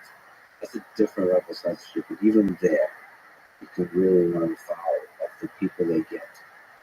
The whiny C students controlling too much of the censorship. I believe that you should actually put the responsibility on the self-proclaimed holders of truth, aka scientists, are being better for these things. I agree with that. I'm not advocating for any kind of censorship, but Marshall McLuhan was very influential when I was in college, and his that read the medium is the message. It's a little bit hard to understand when you're comparing radio to TV. Radio's hotter, TV's hotter, something. But we now have the music is the message in a way that we've never seen, we've never imagined before, where rage and anger and polarization are what drives the traffic on the internet. And we don't, it's a question of building the commons. Ideally, I don't know how to get there, so I'm not pretending to have a solution. But the commons of discourse about this particular issue about vaccines has been largely destroyed by the edges, by the drug companies and the advocates on one side and the people who just criticize and think that even though the data are flawed, that there's no way vaccines can be beneficial. And to have those people screaming at each other does nothing to improve the health of the 95% of people in the middle who want to know what the rational way to go forward is and protect their families from COVID and live a good life and be able to participate in the economy. And that's the problem. I don't have a solution. Well, it's a difficult problem for Spotify and YouTube. I don't know if you've heard this is a thing that Joe Rogan's currently going through. It's a platform. The other two other musicians kind of spoke out and said they're going to leave the platform because Joe Rogan was allowed to get on his platform, having these kinds of conversations with the likes of Robert. And it's clear to me that Spotify and YouTube are being significantly influenced by these extreme voices that come out from each side. And it's also clear to me that Facebook is the same. And going back and forth. That's why Facebook has been oscillating on the censorship, is that one group gets louder than the other, depending on whether it's an election year. There's several things to say here. So one, it does go really well. It would be amazing if these platforms could find mechanisms to listen to the center, to the big center that's actually going to be affected by the results of the hard pursuit of scientific truth, right? And listen to those voices. I also believe that most people are intelligent enough to process information and to make up their own minds. Like they're not, in terms of, it's complicated, of course, because we've just been talking about advertising right now, how people can be influenced. But I feel like if you have raw, long-form podcasts or programs where people express their mind and express their argument in full, I think people can hear it to make up their own mind. And if those arguments, the platform on which they can live, and other people can provide better arguments to disagree with them. Now we, as human beings, as rational, as intelligent human beings, we need to pull together. That's where social media can be very good at, like this collective intelligence. We together listen to all these voices, pick up on, humble ourselves. Actually, like you're an expert, say you have a PhD in a certain thing, that there's this confidence that comes with it. And the collective intelligence, uncensored, allows you to humble yourself.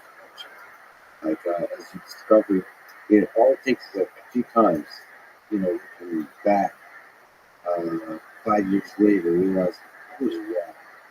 That's really helpful for scientists. That's really helpful for anybody to go through, and only through having that open discourse can we really have that. That said, Spotify also, just like Pfizer, which is why this podcast, I don't know if you know what RSS feeds are, but podcasts can't be censored. The Joe is in the unfortunate position if you only listen to Spotify. So Spotify has been actually very good at saying we're staying out of it from that one. But RSS, this is pirate radio. Nobody can censor it. It's the internet. So financially, in terms of platforms, this cannot be censored. Which is why podcasts are really good. So if Spotify and YouTube wants to be the host of podcasts, I think the way they flourish is pretty intentional, no matter how crazy. Yes, but I do want to push back a little bit on what you're saying. Because I have anti-vax friends, my wife, who are dear, cherished, and they'll send it to me. And it'll take me an hour to go through what they sent to see if it is credible. And usually it's not. It's not a random sample of anti-vax argument saying I can disprove the anti-vax argument. But I am saying that it's almost like we were talking about how medical science, clinical trials, the presentation of clinical trials to physicians could be improved.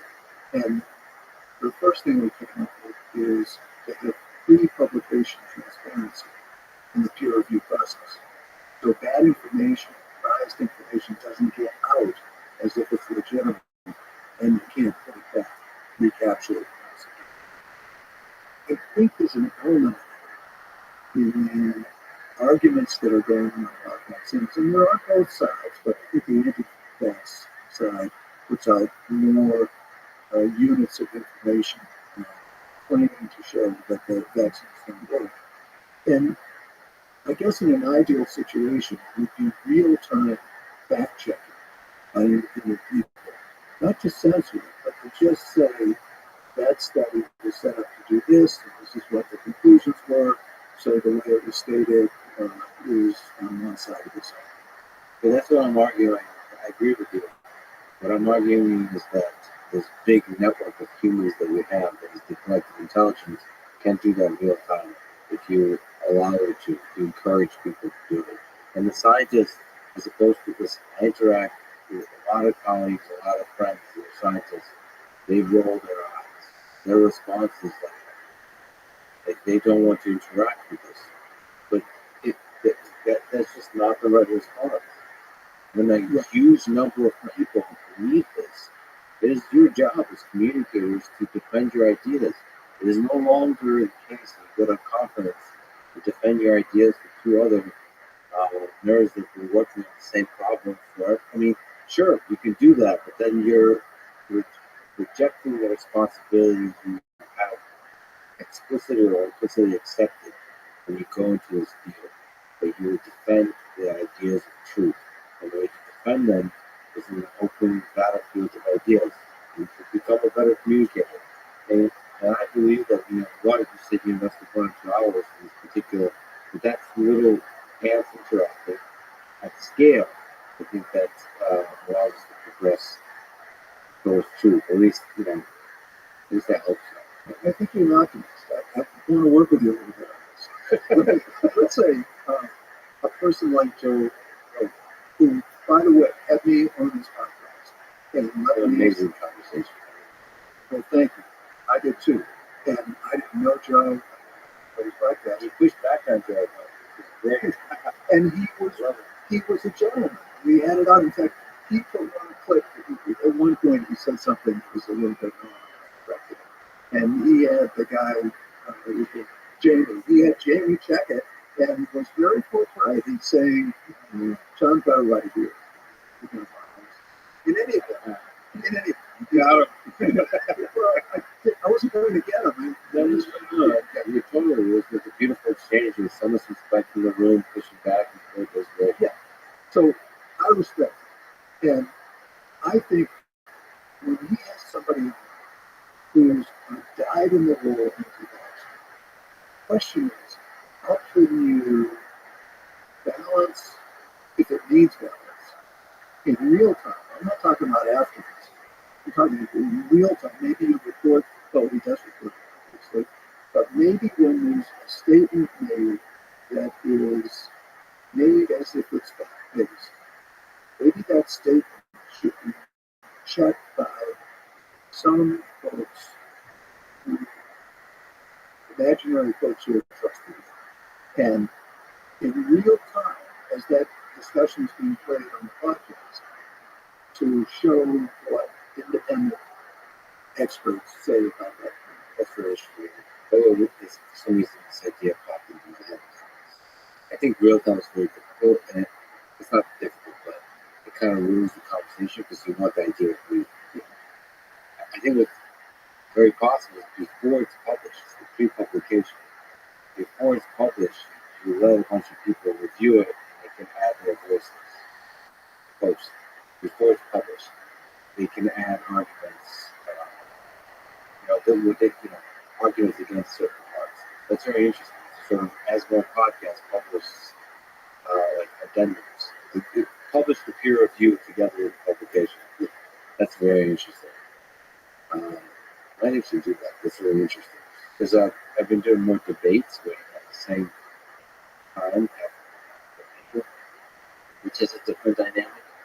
just told people, I mean, it's really nice to have the time to pause on you by yourself, to fact check, look at the study that was mentioned, understand what's going on, with the peer review process, to have a little bit of time.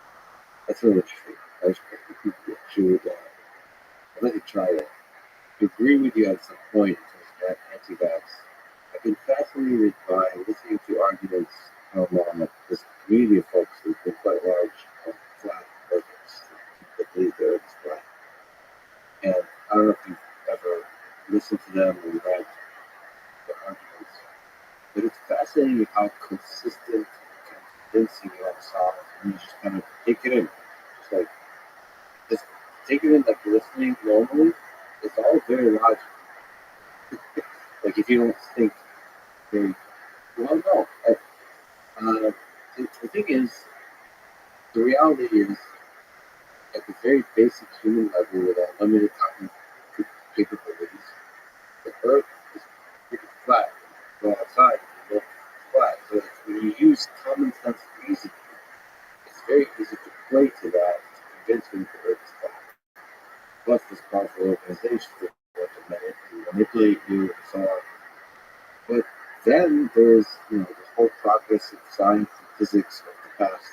But that's difficult to integrate into your thought process. So it's very true that people should listen to Flat Earth because he was very revealing to me how easy it is to be convinced of basic truth by charismatic arguments. And if we're arguing about whether the Earth is flat or not, as long as we're not navigating airplanes and doing all kinds of things, trying to get satellites to do transmission, it's not that important. But if we're arguing about how we approach the worst public health crisis in I don't know how long, I think we're getting worse than the Spanish flu now. I don't know what the total global deaths for Spanish flu were, but in the United States, That's the economic gains. yes. And the damage to the kids. We got a problem. It's not going to So when we get a problem like that, it's not just an interesting hour conversation about the Earth is flat. There are millions of lives. Let me ask you yet another question. Issue I raised with Pfizer CEO Albert. It's the question of revolving doors. That there seems to be a revolving door between Pfizer, FDA, and CDC. People that have worked with the FDA, now work with Pfizer, or vice versa, including the CDC and so on. What do you think about that? So, first of all, his response, once again, is those rules, very strict rules, and follow them. Do you think that's a problem? Yeah. And also, maybe this is the time to talk about this Pfizer play by the rules. Let's one at a time. Okay, and this isn't even about Pfizer, but it's an answer to the question. Yes. So there's this drug adjuvant that was approved by the FDA maybe 6 months ago. It's a drug to prevent the progression of low-grade Alzheimer's disease. The target for drug development for Alzheimer's disease has been the amyloid, reducing the amyloid plaques in the brain, which correlate with the progression of Alzheimer's. And Biogen showed that its drug adjuvant reduces amyloid plaques in the brain. They did 2 clinical trials to determine clinical efficacy, and they found that neither trial showed a meaningful difference. And in those 2 trials, 33% more people in the adjuvant group developed symptomatic brain swelling and bleeding than people in placebo. There was an advisory committee convened to debate and determine how they felt about the approvability of the adjuvant given those facts. And those facts are not disputed in Biogen slides as well as the advisory committee voted 10 against approval and 1 abstained. So that's essentially universal, unanimous vote against approving magic.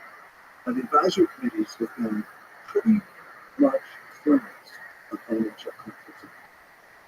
So this advisory committee votes 10 no, 1 abstention. And the FDA overruled the unanimous opinion of this advisory committee and approves the drug. 3 of the members of the advisory committee resigned. They said, we're not going to follow. The FDA is not going to listen to a unanimous vote against approving this drug, which shows more harm than benefit.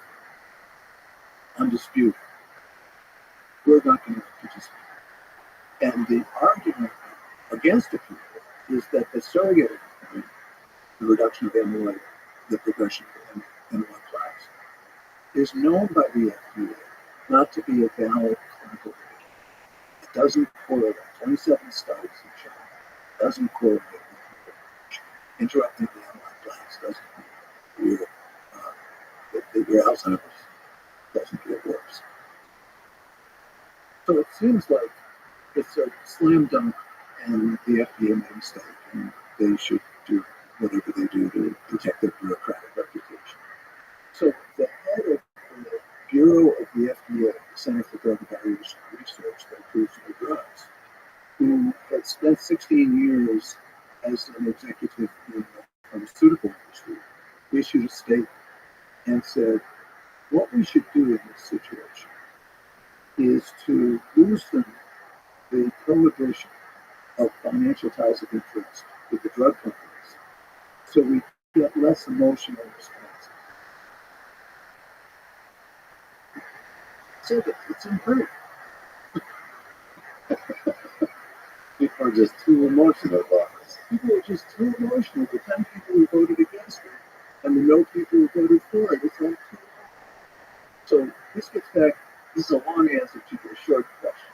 I think this was a wonderful window into thinking of the FDA that financial conflicts of interest don't matter. In a situation where I think it's obvious that they would matter. But there's not a direct financial conflict. Like it's not like we said, the rules. You're not allowed to have direct financial conflict of interest. It's indirect. Right, but what I'm saying, I'm not denying what you said is true. But the FDA, high efficient FDA, is saying that we need to allow conflicts of interest in our advisory. And that, she wants to change the rules. So Albert Bourla would still be playing by the rules, but it just shows how one-sided the thinking is.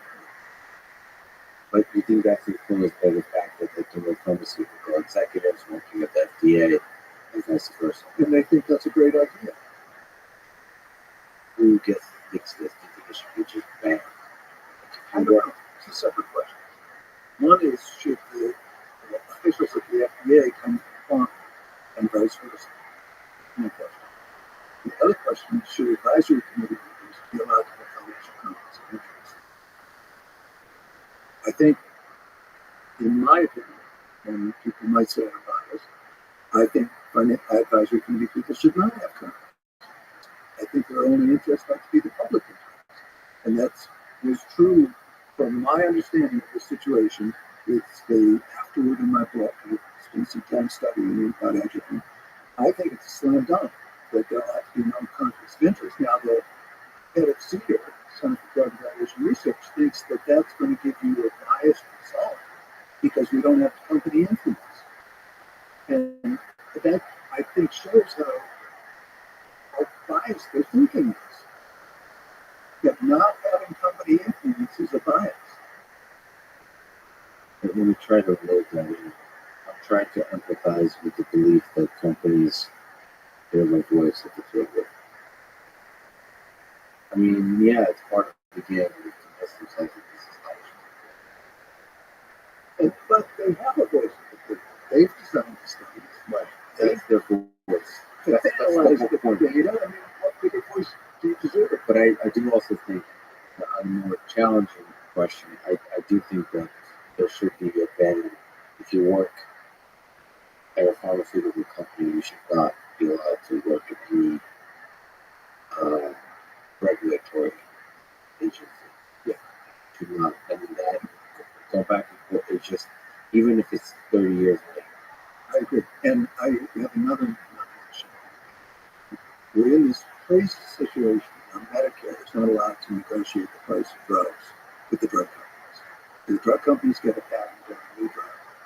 Unlike every other developed country, they can charge whatever they want. So they have a monopoly on the utility, because no one else can make the drug. Charge whatever they want, and Medicare has to pay. And you say, how did we get in this crazy situation? And how we got here is that in 2003, when Medicare Part D was passed, Billy Towson was over the Ways and Means Committee in the House, played a key role in ushering us through with the non-negotiation clause of it. And after it was passed, Billy Towson did not finish out his term in Congress. He went to Pharma for a $2 million a year term. This is incredible. You might think they're banned. I spoke with Francis Collins, head of the NIH, on this podcast. He and NIH want power over funding in science. What are they doing right? What are they doing wrong? And this interplay with Big Pharma, how connected are they? Again, returning to the question, what are they doing right? What are they doing wrong? So my knowledge of the NIH is that said, in broad brushstrokes, the NIH is doing the infrastructure work for all drugs. I think they've participated in 100% of the drugs that have been approved by the FDA over the past 10 years or so. They've done infrastructure work. And what they do is not work on particular drugs, but they develop work on drug targets, on targets in the human body that can be affected by drugs and might be beneficial to turn on and off. And then the drug companies, when they find a target that is mutable and potentially beneficial, then the drug companies can take the research and choose to invest in the drug, specific drug. That's our model. About 96% of the research that's done in clinical trials in the United States is about drugs and devices. And only a fraction of 4% that's left over is about preventive medicine. I think, again, from the satellite view, the NIH is investing more in science that can lead to commercial development, rather than, as you said at the beginning of the podcast, there's no big fitness and lifestyle industry that can count on that. So I think at the NIH level, that countering can be done. And the diabetes prevention program study that we talked about before, where lifestyle was part of a randomized trial and was shown to be more effective in performing at preventing diabetes, that is absolute proof positive that investing in that kind of science can produce good results. So I think that we're aimed at drug development, and what we ought to be aimed at is an epidemiological approach to improving the health of all Americans. We rank 68th in the world in healthy life expectancy, despite spending an extra $1 trillion. And I believe strongly that the reason why we've gotten in this crazy position is because the knowledge that we're producing is about drugs and devices, and it's not about improving population health. In this problem, the NIH is the perfect institution to play a role in rebalancing our research. And some of that is on the leadership side with Francis Collins and Anthony Fauci, not just speaking about basically everything we just read for drug development, vaccine development, but also speaking about healthy lifestyles, speaking about health, not just sickness. Yes, and investing. Investing. I mean, it's like one feeds the other. One, you have to communicate to the public the importance of investing in health. And that leads to you getting props for investing in health and investing in health. That communicates, I mean, everything that Anthony Fauci says or Francis Collins says has an impact on science. I mean, you know, it sets the priorities. I don't think the sad thing about leaders, uh, forgive me for saying the word, but mediocre leaders, is they don't see themselves as part of a gang. They uh, they don't see the momentum, like a fish in the water. They don't see the water. Great leaders stand up and reverse the direction of things are going. I actually put a lot of responsibility. Some people say too much, but whatever. I think leaders carry the responsibility. I put a lot of responsibility on Anthony Fauci and Francis Collins for not actually speaking on about health, not any bigger, inspiring people in power and the trustworthiness. That's how the shoulders of Anthony Fauci. I'm going to abstain from that sometimes. But Neither am I. I am super proud of you. Yes. No, but seriously, the problem is pretty simple. That we're investing 96% of our funding in clinical research in drugs and devices, and 80% of our health is determined by how we live our lives. And this is ridiculous. The United States is going further and further behind the other wealthy countries in terms of our health. We ranked 38th in healthy lifestyle in 2000, and now we're spending $1.5 trillion extra, and we rank 68th. We've gone down. We have this excellent, there's a few charts that I'll overlay that tell the story in really powerful way. So one is the healthcare spending percentage of GDP, that on the x-axis is years and the y-axis is percentage. The United States, as compared to other countries on average, has been much larger and growing. We are now spending 7% of our GDP, 17.7% versus 10.7%. Okay. 7%, and I think GDP is the fairest way to compare healthcare spending. Per person, in dollars, we're spending again. The difference is even greater, but other costs vary with GDP. So let's stick with the conservative way to do it. 17.7, 18%.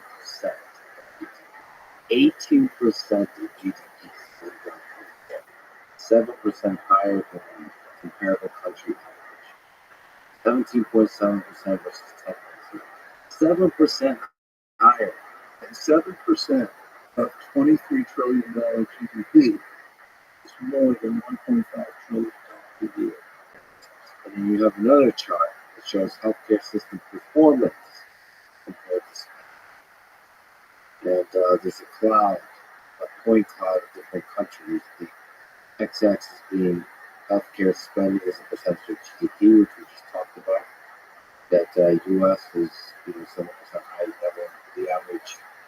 Then on the y-axis is performance. The x-axis spending, y-axis performance.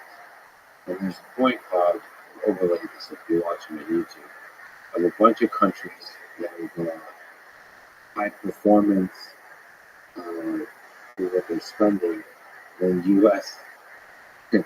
is all alone on the right bottom side of the chart where it's low performance. So this is a system that is abiding by spending that is directed by the most profitable ways to deliver healthcare. You put that in the hands of big pharma. If you maximize profit, you're going to decrease performance and increase spending. Yes, but I want to qualify and say it's not all big pharma. They're not responsible for all the problems in our healthcare system. They're not responsible for the administrative costs, for example.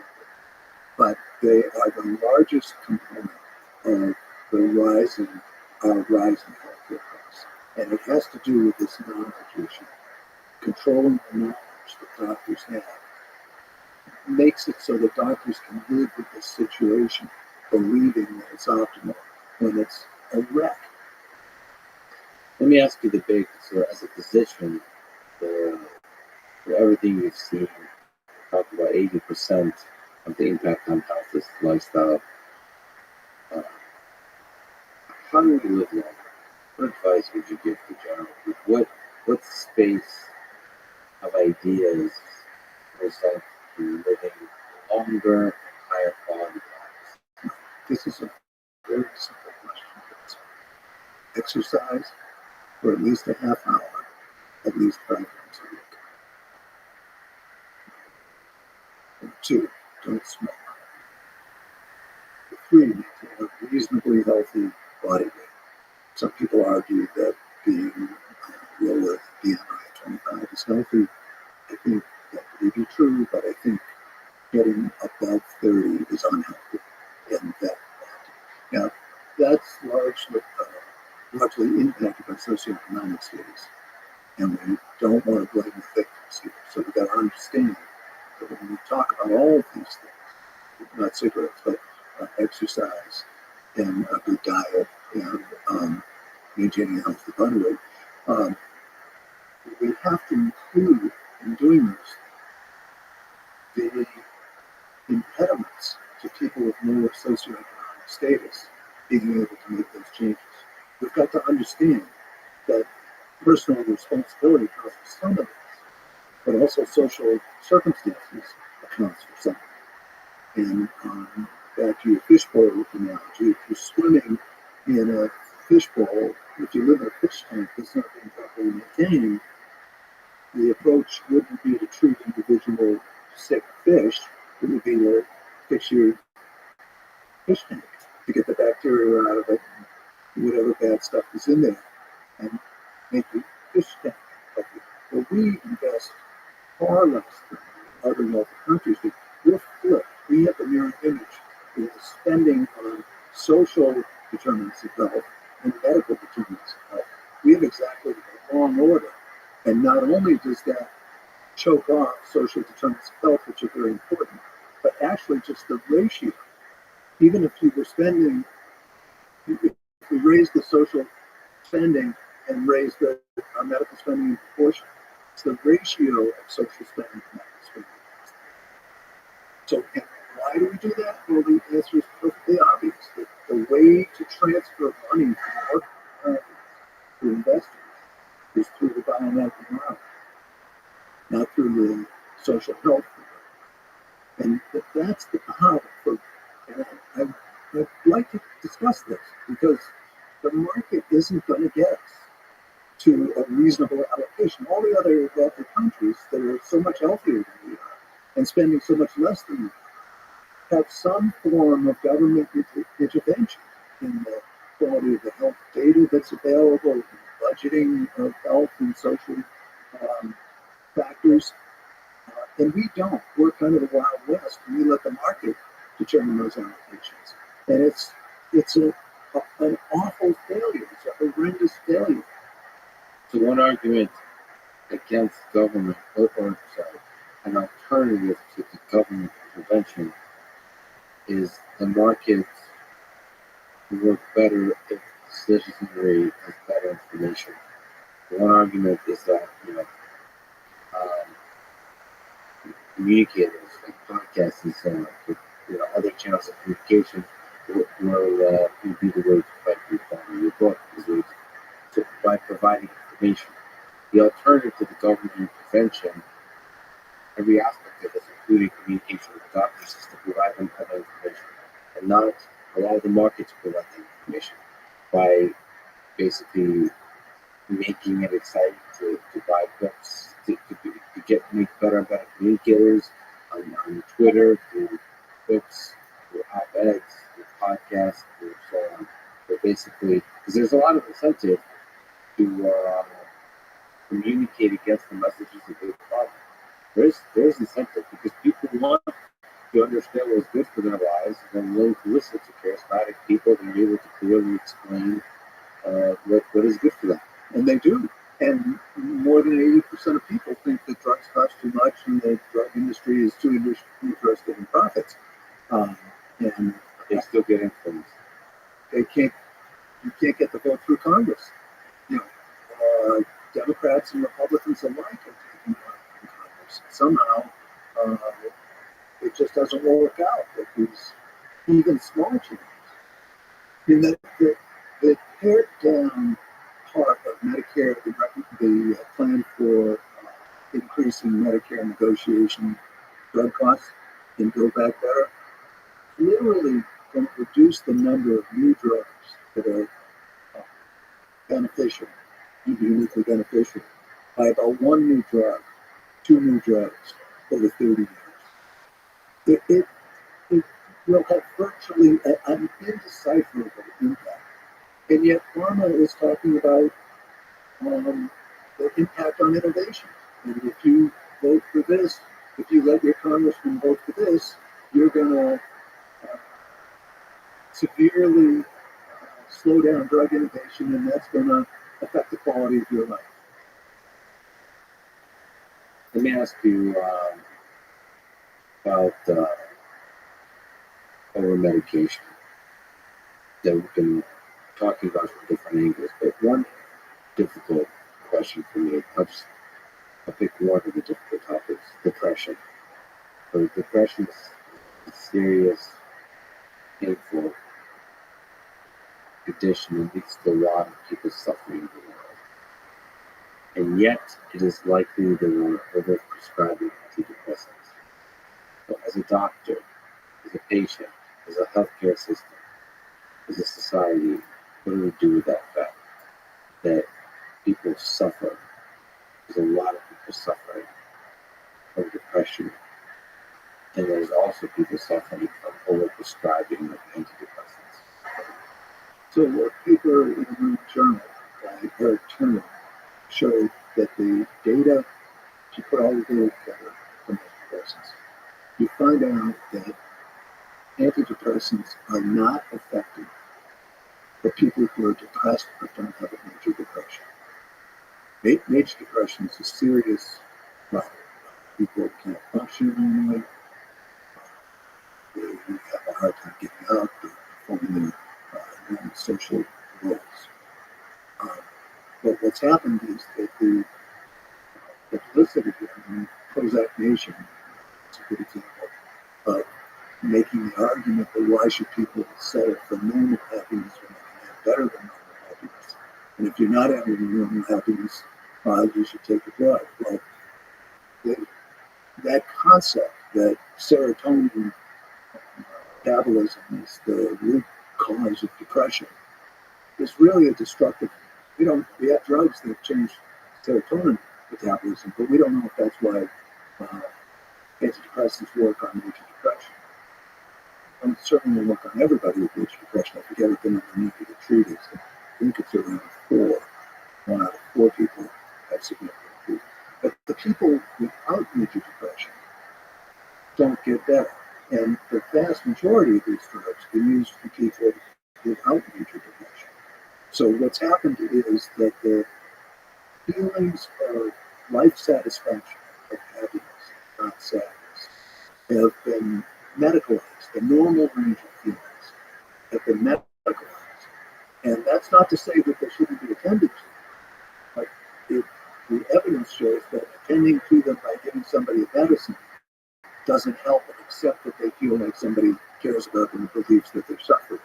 But there are problems in living that give rise to much of the symptomatology of less than major depression. And let's call it what it is and figure out a way to help people in visual therapy, group therapy, maybe lifestyle modification report to go try that.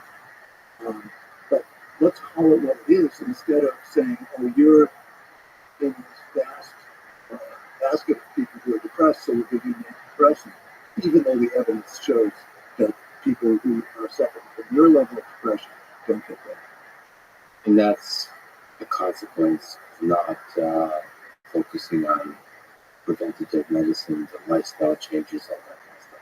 Well, yes, but it's really a consequence of the drug companies creating the impression that if you're sad, take a pill. If you're non-major depression, how do you overcome depression? Well, yeah, talk about From talk therapy, lifestyle changes. well, no, I'm not jumping. I'm saying that you ought to, the way you feel must be respected. Yeah, acknowledge that you're suffering. Acknowledge that you're suffering and deal with healthcare providers who acknowledge that you're suffering. But take that first step.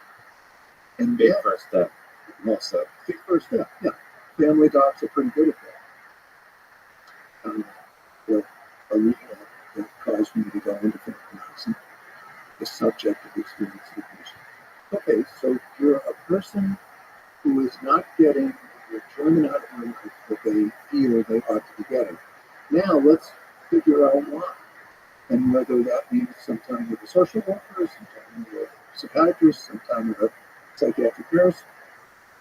I'm not sure how you best do that most effectively and efficiently, but that's what you need to do. And it may be that there's a marital problem and there's something going on, and one of those spouses can't find satisfaction in the life they have to live within the relationship. Maybe there's a past history of trauma or abuse that somebody is projecting onto their current situation. Maybe the socioeconomic circumstances where they can't find a job that gives them self-respect and enough money to live with. It's all, an infinite range of things. But let's figure out, make a diagnosis for this. The diagnosis isn't that the person feels sadder than they want to feel. The diagnosis is why does the person feel sad. You mentioned this is what makes you want to get family medicine. As a doctor, what do you think about the saying, save one life, save the world?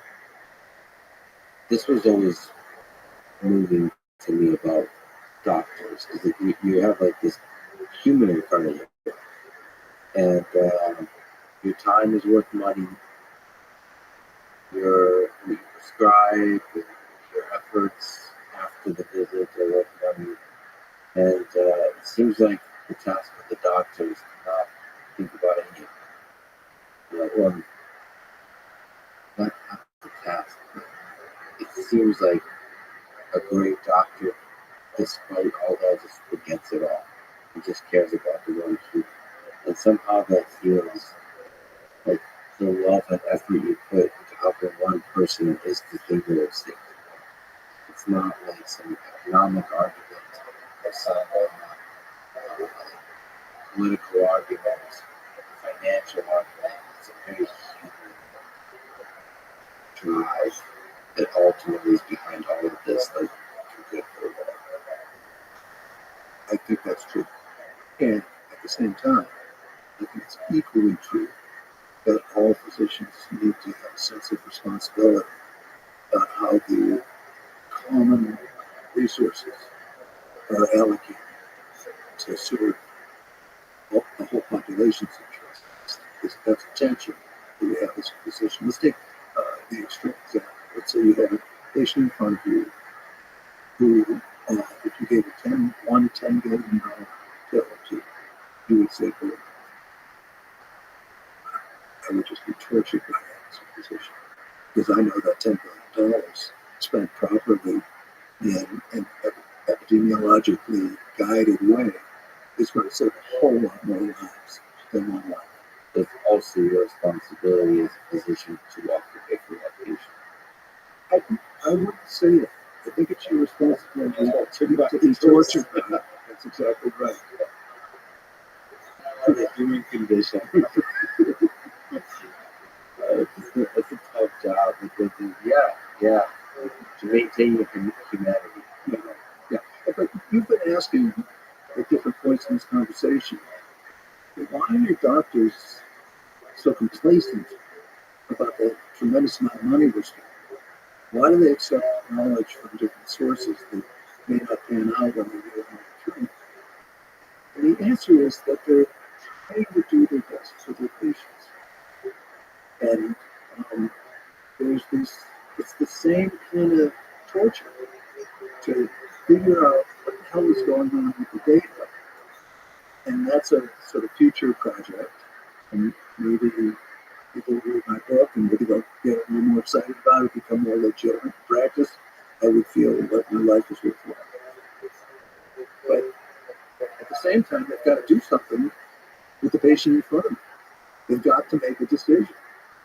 And they probably are not many weirdos like me who invest their life in figuring out what's behind the data. They're trying to get through the day and do the right thing for their patient. So they're tortured by that decision too.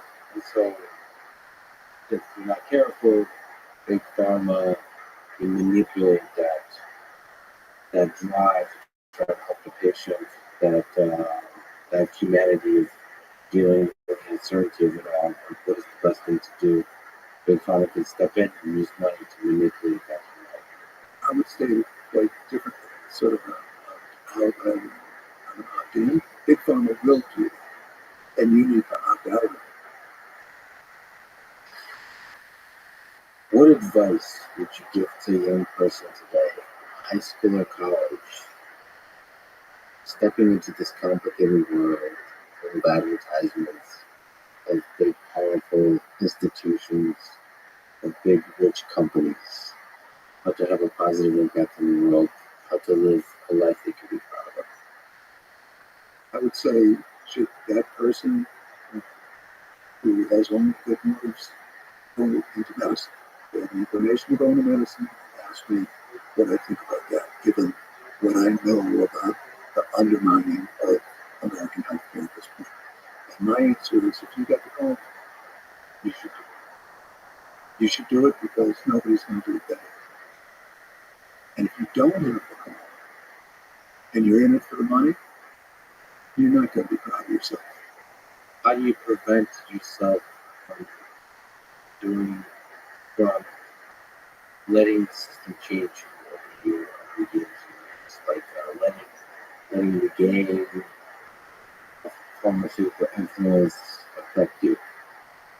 It's a very hard question because those sociological norms are to be effective and to trust the sources of information that are largely controlled by the drug industry.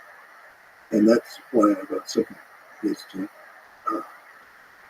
try and help those people in the medical profession to understand what's going on right now. Looks like, but it's not.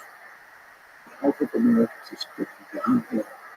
Our society is getting ruined by the money that's getting pulled out of other social beneficial uses to pay for health care that is not helping us. So fundamentally, the thing that is normal, not questioned, and then don't. If you conform hesitant. Well, you have to conform. You can't become a doctor without conforming. And I just made it through. But there are many are there. But you have to conform. And even with my colleagues in my practice, I couldn't convince them that some of the beliefs they had about how best to practice weren't accurate. There's one scene, a younger physician had prescribed hormone replacement therapy, this back in 2000, 2001, had prescribed hormone replacement therapy for one of my patients who happened to be a really good personal friend. And I saw that patient covering for my colleague at one point. And I saw that her hormone replacement therapy had been renewing. I said, "You have any flashes?" So he told me, no. Dr. So-and-so said it's better for my health. And I said, no, it's not. The research has shown it's not. It's not good for you. So my colleague approached me when she saw the chart. I said, wait a minute, that's my patient. Maybe you're a friend, but it's my patient.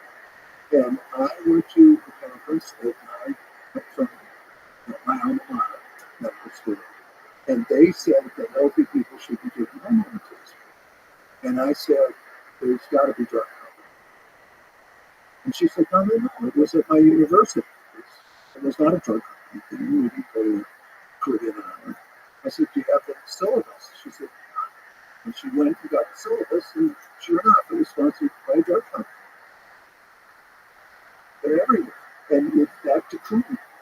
Groups of experts share unspoken assumptions, and in order to be included in that group of experts, you have to share those unspoken assumptions.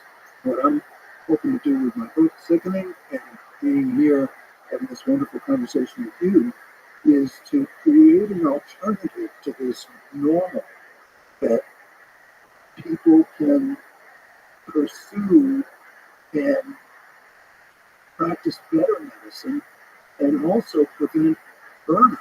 About half the doctors complain that they're burned out. And I think that this is a subject, and I don't have data on this. But I think that a lot of that burnout is so-called moral injury from practicing in a way that docs know isn't right. It's not actually providing alternatives to the norm. It's expanding the norm. It's shifting the norm, just like with coding. You're basically looking for to shift the way medicine is done to the original mean, to the intent that it represents the ideal medicine. Yeah, including terms to have a revolution. And that revolution would be to practice medicine in a way that would be epidemiologically most effective, not most profitable for the people who are providing you with what's called knowledge. You helped a lot of people as a doctor, as an educator, live better lives, live longer. But you yourself are motivated. You think about your own mortality. You think about your death. You're afraid of death. Not I've faced it. In close. Yourself. Yeah. How do you think about it? What wisdom do you gain from coming close to death? It's liberating. It's very liberating. I mean, I'm serious. I was close. And not too long. And there's a sense of, this may be the way it ends. And, done my best. It's not been perfect. And if it ends here, it ends here. People around me are trying to do their best. And in fact, I got pulled out of it. But it didn't look like I was going to be pulled out. Are you ultimately grateful for the ride, even though it ends? It's a good one. I think so. If I know, you can't take the ride if you know it's going to end well. It's not the real ride, it's just a ride. But having gone through the whole thing, I definitely freed me of a sense of anxiety about it. And it said to me, do your best every day. It's my answer. I apologize for the ridiculously big question, but what do you think is the meaning of life, of our human existence? I think it's to care about something and do your best with it. Whether it's being a doctor and trying to make sure that the greatest number of people get the best health care, or it's a gardener who wants to have the most beautiful plants, or it's a grandparent who wants to have a good relationship with their grandchildren. But whatever it is that gives you a sense of meaning, as long as it doesn't hurt other people, you really know yourself.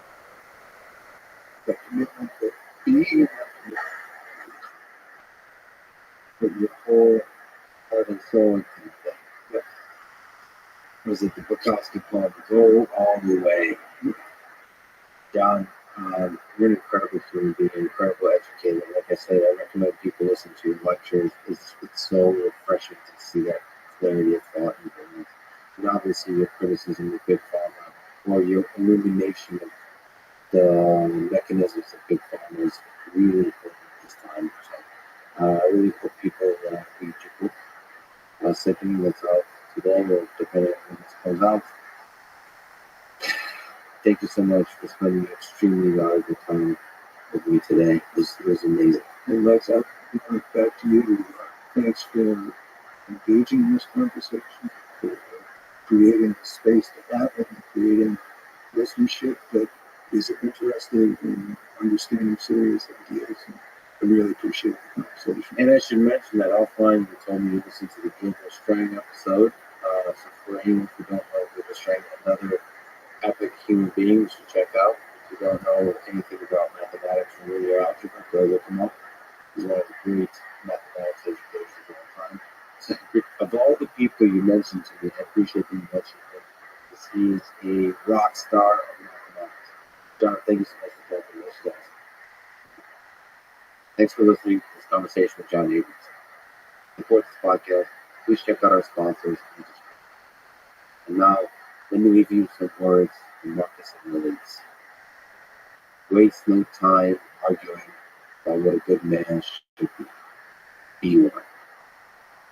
Thank you for listening. I hope to see you next time.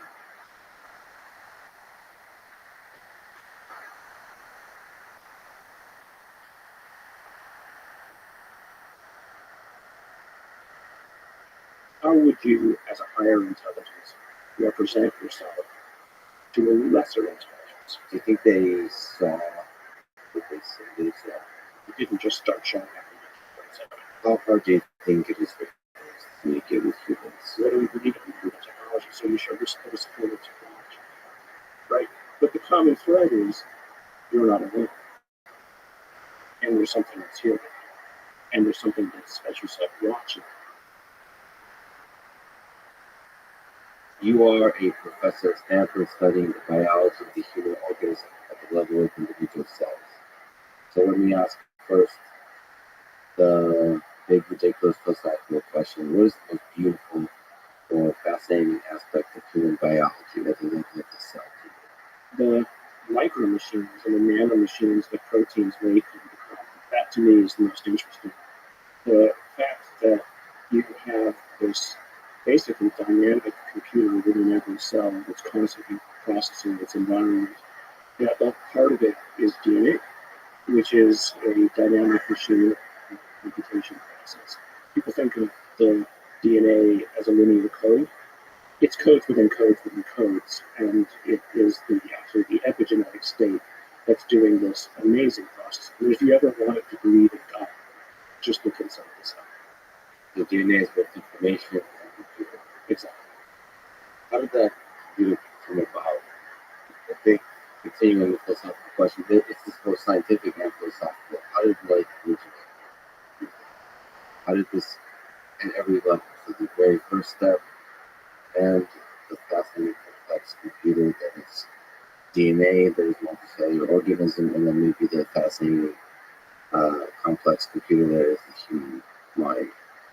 Well, I think you have to take just one more step back to the complex computer that is the universe, right? All of the so-called particles or the waves that people think the universe is made of, proves, to me at least, to be a computation process. And embedded in that is biology, right? So all the atoms of a protein, et cetera, sit in that computational matrix. From my point of view, it's computing something. It's computing towards something. It was created in some ways. If you want to believe in God, I do, but if you want to believe in something, the universe was created or at least enabled to allow for life to form. And so the DNA, if you ask where does DNA come from, and you can go back to Richard Dawkins, the selfish gene hypothesis. The way I look at DNA then is it is not a moment in time. It assumes the context of the body and the environment in which it's going to live. And so if you want to ask the question of where and how does information get stored, DNA, although it's only 3 billion base pairs long, contains more information than I think the entire computational memory resources of our current technology.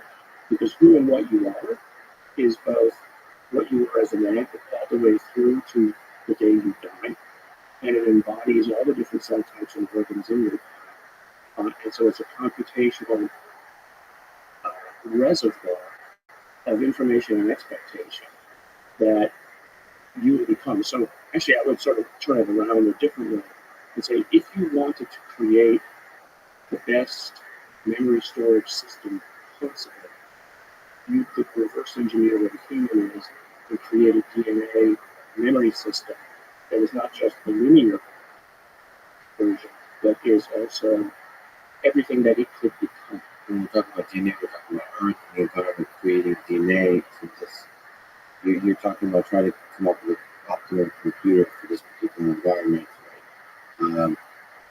So if we reverse engineer that computer, what do you mean by considering all the possible things? So who you are today, right? So 3 billion bits of information does not explain last week, doesn't explain today, right? But the DNA embodies the expectation of the environment in which you will live and grow and become. So all the information that is you, right, is actually not only embedded in the DNA, but it's embedded in the context of the world in which you grow into and develop, right? But so all that information though is packed in the expectation of what the DNA expects to see. So like some of the information that I could say is stored outside the body. Exactly. Yeah. The information is stored outside because there's a context of expectation. Isn't that interesting? Yeah, that's fascinating. I mean, to linger on this point, if we were to run Earth over again 1,000,000 times, how many different versions of this type of computer would we get? I think it would be different each time. I mean, if you assume there's no such thing as fate, right, and there's no pre-programmed, and that there is some sort of, let's say, variation in this, and you would get as many different versions of life as you could imagine. I don't think it would all be, unless there's something built into into the substrate of the universe. It wouldn't always be left-handed proteins, right? But I wonder what the flap of a butterfly wing would the effects it has, because it's possible that the system is really good at finding the efficient answer, and maybe the efficient answer is only a small finite set of them for this particular environment. Exactly. That's the kind of, in a way, the anthropomorphic universe of multiverse expectations, right? That, there probably is only the kinds of universes out there if you believe in multiverse theory. We only live in the ones where the rules are such that life like ours exists. So using that logic, how many alien civilizations do you think are out there? There's like trillions of environments, aka planets, or how many lifelike organisms do you think are out there thriving? Or maybe how many do you think are long gone? I think that in Europe, I think in terms of the ways that it's much greater than zero. I mean, I would just be surprised with the waste, right, of that space just for us, if we're never going to get there. That would be the first way to think about it. But second, I mean, I remember when I was about 7 or 8 years old, the other thing we did research to find this National Geographic. I remember opening the page of the National Geographic. I was about 7 to 10 years old. And it was sort of a current picture of the universe. It was around probably 1968, 1969. I just remember looking at it and thinking, what kinds of empires have risen and fallen across that space that we'll never know about? And isn't that sad that we know nothing about something so important? And so I've always been a reader of science fiction because I like the creative ideas of what people come up with. And I especially like science fiction novels that base it with science, but base it also in that if you evolve a civilization from something lifelike, right, some sort of biology, its assumptions about the universe will come from the environment in which it grew up. So, for instance, Larry is a great writer, and he imagines different kinds of civilizations. In some cases, what happens if intelligence evolved from the herd, right? Would you lead from behind? Mm-hmm. Right? Would you be, in his case, one of the so-called puppeteers? And to them, the moral imperative is cowardice. You put other people forward to run the risk for you, right? And so he writes entire books around that premise. There's another guy, David Brin is his name. He writes the so-called Uplift Universe books. And in those, he takes different intelligences, each from a different evolutionary background. And then he posits a civilization based around where and what they came from. And so, to me, I mean, that's just fun. But I mean, back to your original question, is how many are there? I think as many stars as we can see. Now, how many are currently there? I don't know. I mean, that's the whole question of how long can a civilization last before it runs out of steam. And you, for instance, does it just get bored, or does it transcend to something else, or does it say, I've seen it, I'm done? What is running out of steam? Like, it destroy itself and get bored. It's like we've done everything we can, and they just decide to stop. I don't know. I just don't know. It's the Elon Musk worry that we stop reproducing, or we slow down the reproduction rate to where the population can go to zero, and we can't collapse. I mean, so the only way to get around that is perhaps creating machines that take care of us. What could possibly go wrong? You talk to people that told stories of UFO encounters. Mm-hmm.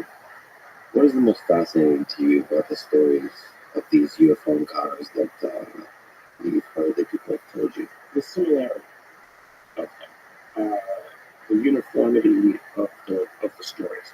Now, I just want to say up front, a lot of people think that when I speculate, I believe something.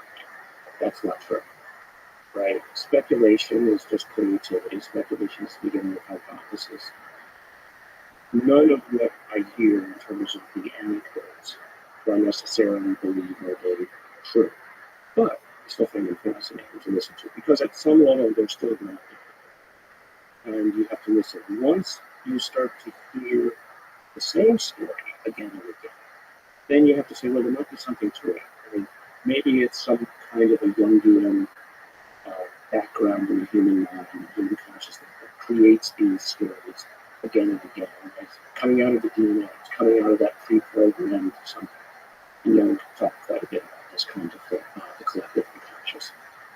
But actually, one of the most interesting ones I find is this constant message that you're not taking care of your world. This came long before climate change. It came long before many kinds of, let's say, current day needs around taking care of our planet, pollution, etc. And so, for instance, perhaps the best example of this, is a story out in Zimbabwe. 50 or 60 children one afternoon in Zimbabwe. It was a well-educated group of white and black children who were at lunchtime in the playground chocolate, and they saw little men. And they all ran into the teachers, and they told the same story, and they drew the same pictures.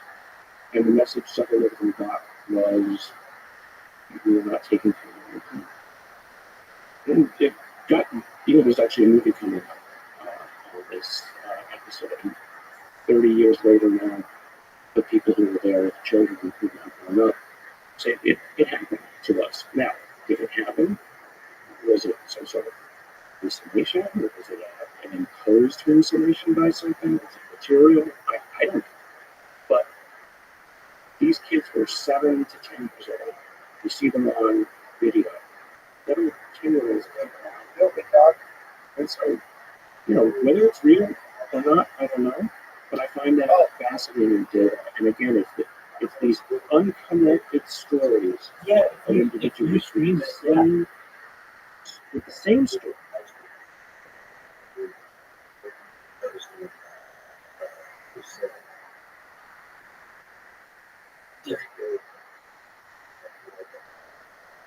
Downflow.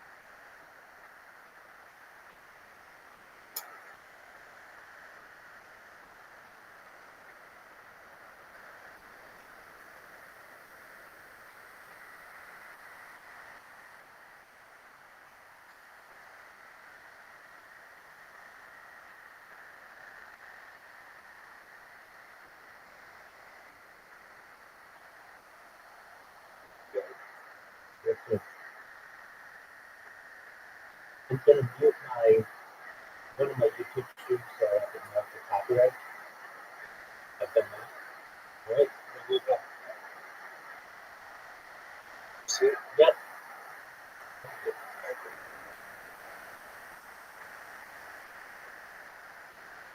These two movies are two of my all-time favorite movies.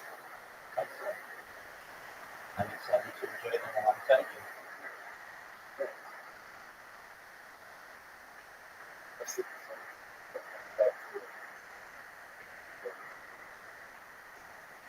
That's what I have.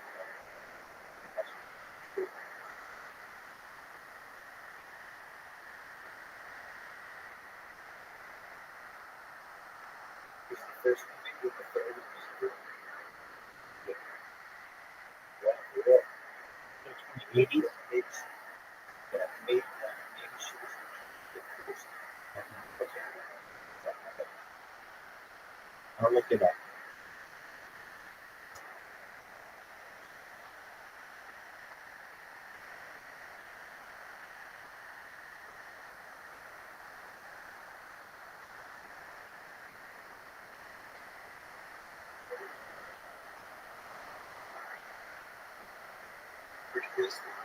We're watching the movie. Feel free to enjoy. Sure. It just started. Jess Beatsy, her first movie was Daddy Goodnight, 1987. Okay. I was actually with the ship. No big deal.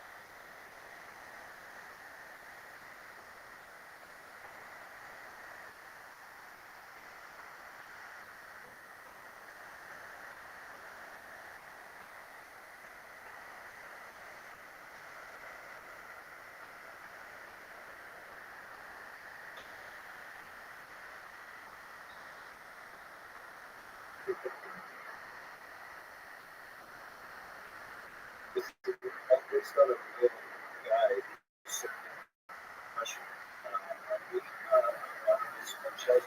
Right, I think they actually sort of these wild events. Right,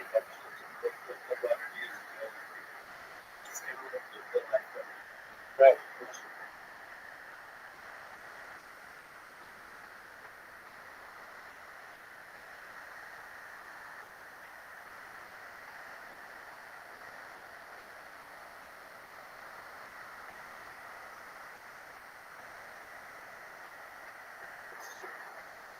Right, okay, yeah, now I remember. Thank you very much.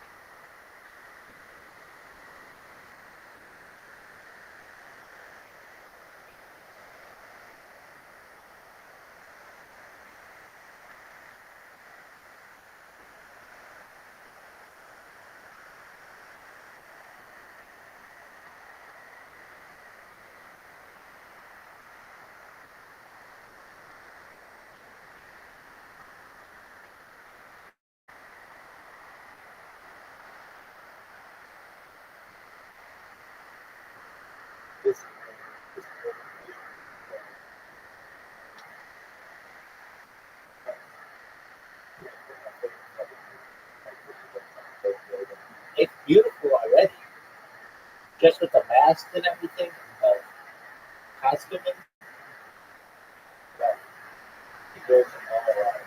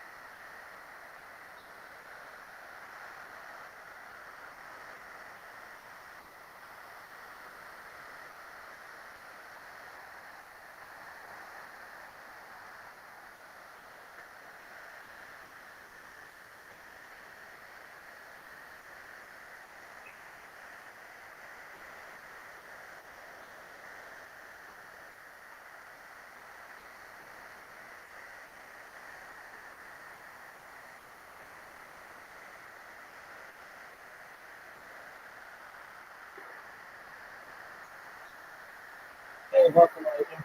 We're watching a movie, but God.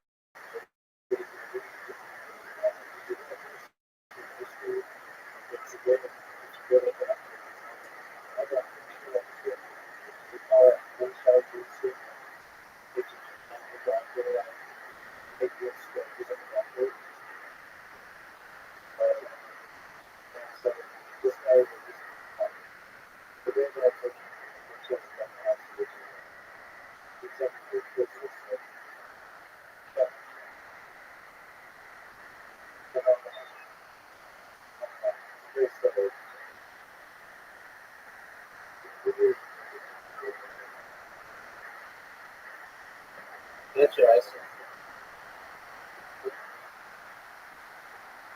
Visually first.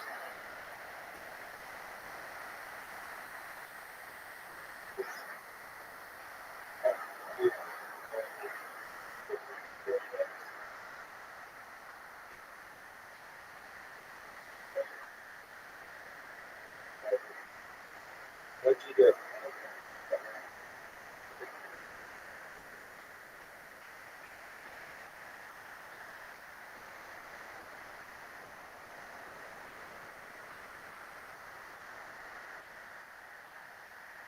You just said that.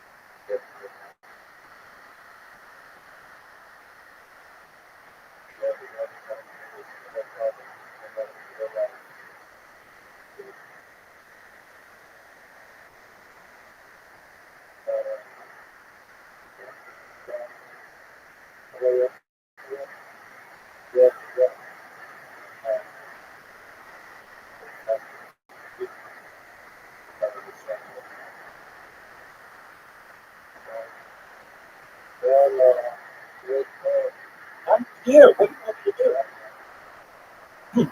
Dude, what do you want me to do? Oh, it's on like Donkey Kong.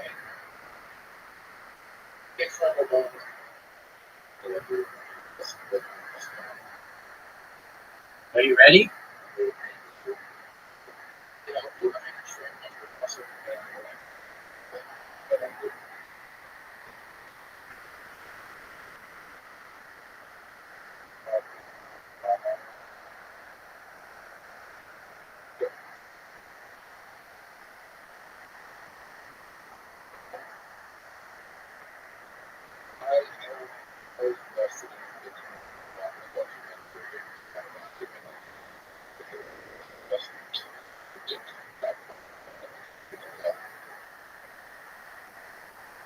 That's it.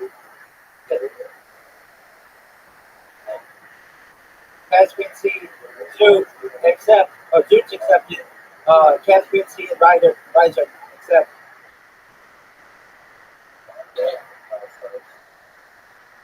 All right, then forget that game. I'll send another invite.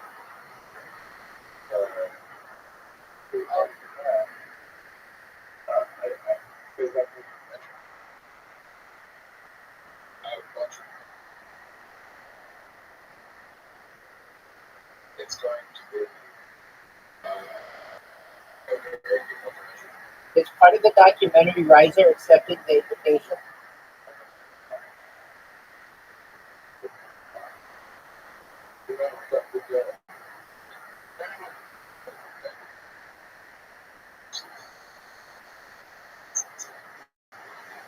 Is any of his content include Riser accepting the invitation?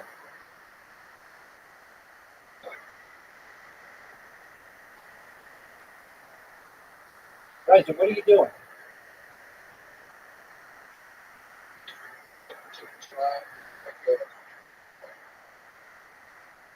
If Riser accepts, yeah, go ahead. He's getting his iPad. He's getting his iPad.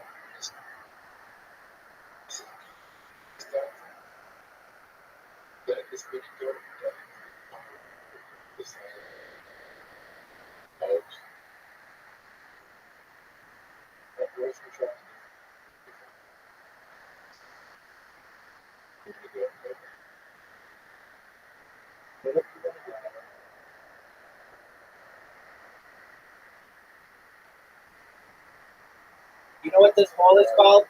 Do you know what this hole is called? Do you know what this hole is called? Perfect.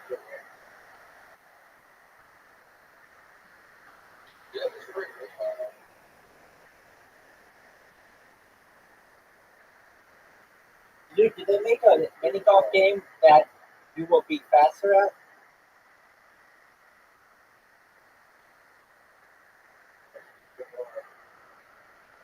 Water. Like,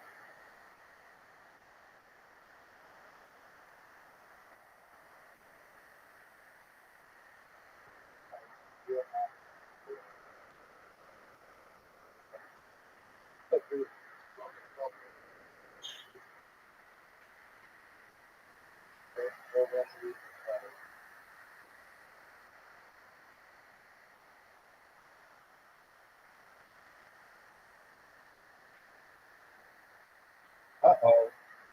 Yeah, it's real shit. It's difficult as fuck.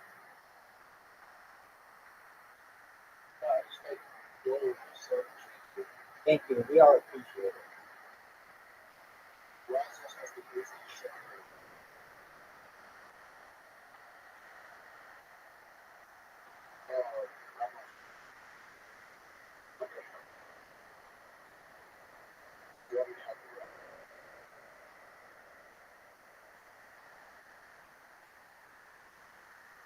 So much help.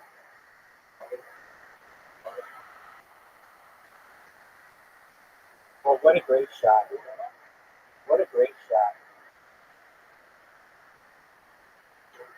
What a great shot.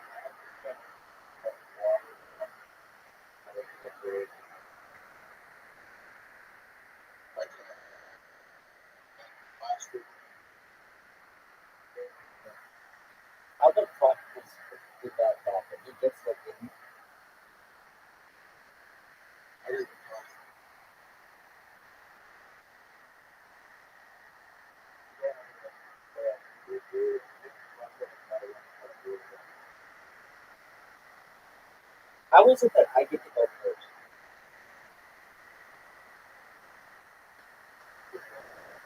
Okay.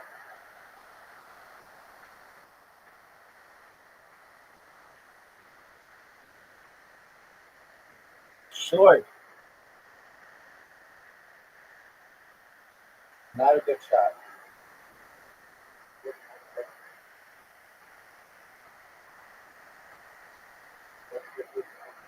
Hook me up. Dude, got it, boy.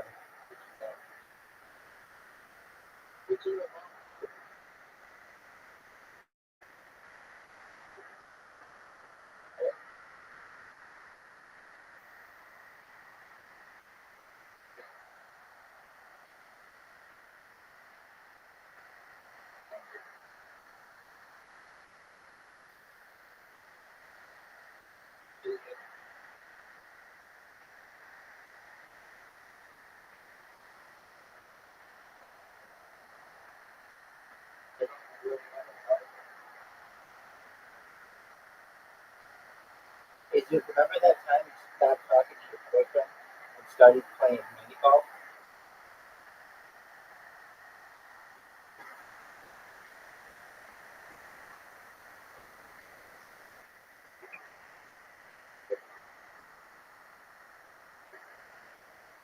That's good shot.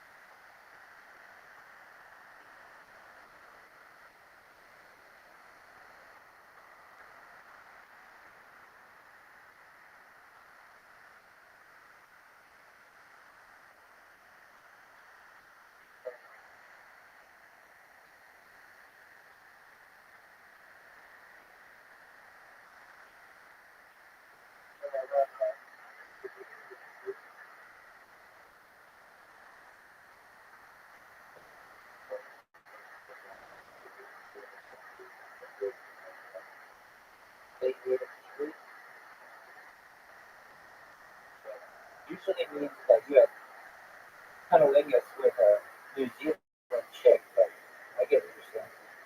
What a great shot. Get in.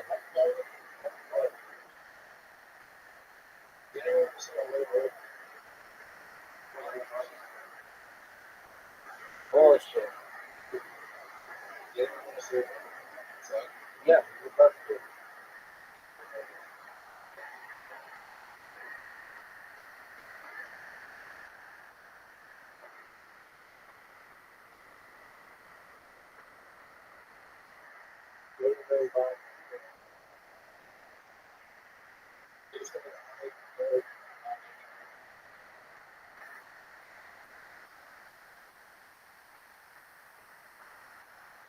I hate this hole.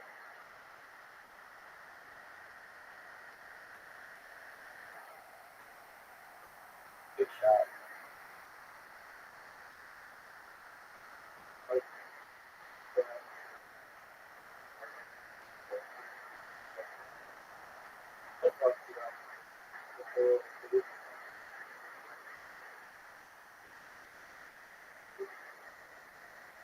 Don't hit my ball, dude. Just whatever you do. Don't hit my ball.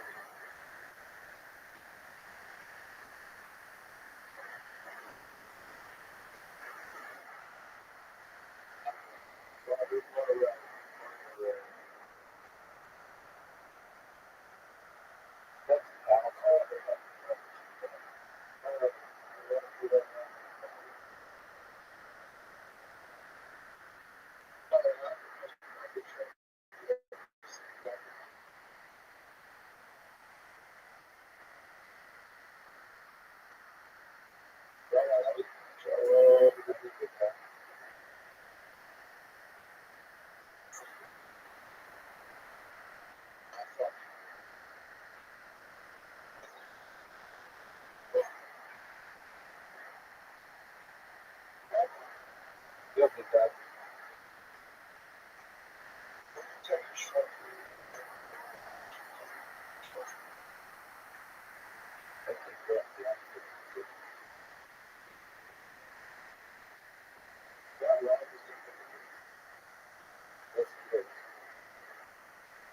I'm not going to there's no way to touch it.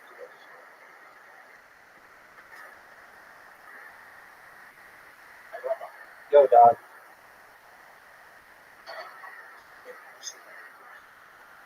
Good story, bro. Just jingle that.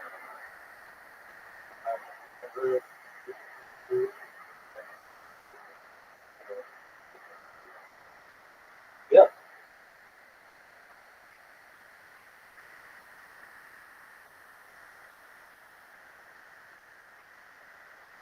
He did not have fur though.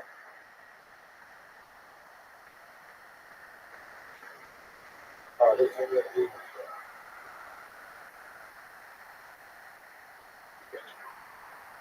No, I've never had much. I've heard of it. That's that's what I hear.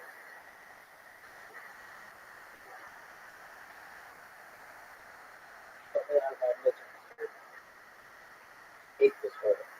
That's like my least favorite one.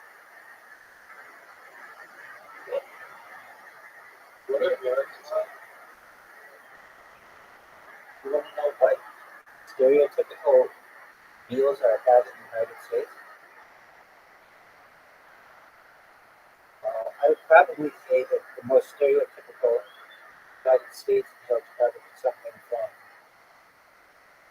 McDonald's.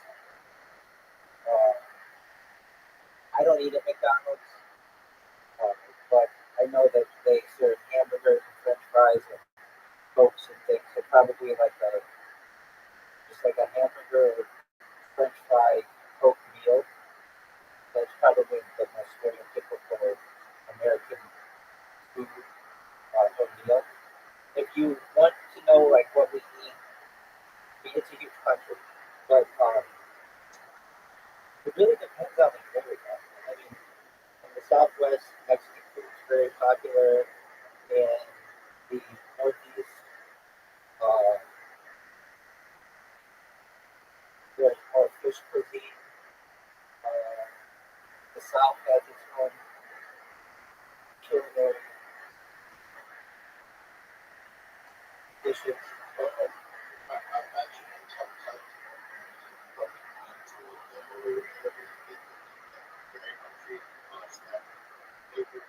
Yeah, yeah, but for every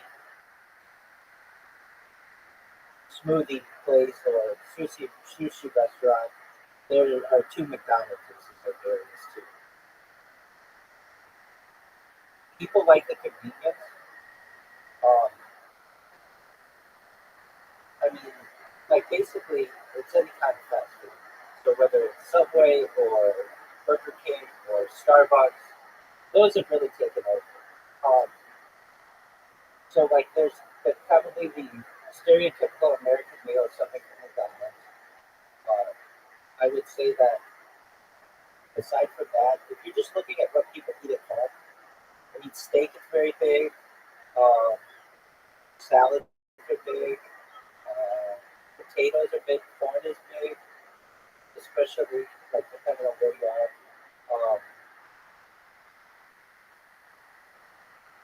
Soda is plays a major role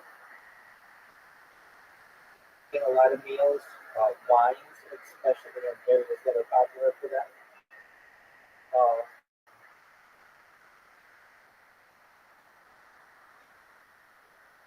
I mean, I could just really name like Chinese is big, even amongst non-Asian Americans. Chinese is very popular. Um, Mexican food is very popular and quickly becoming probably one of the most popular American foods. Italian food is very popular.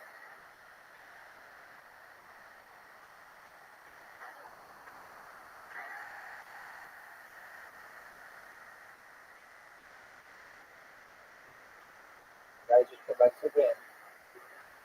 Riser has one win. We're going to end that soon.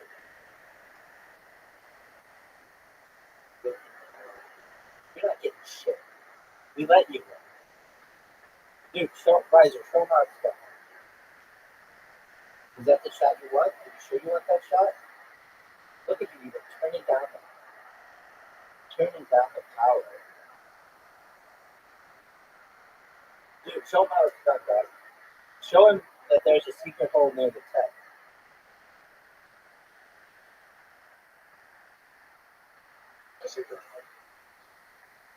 I like how Zoom is aiming as far away from her.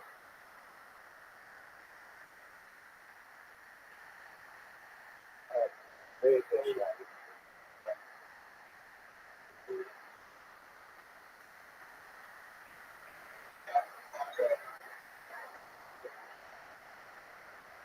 Oh, dude, what is that on a scale of 1 to 10?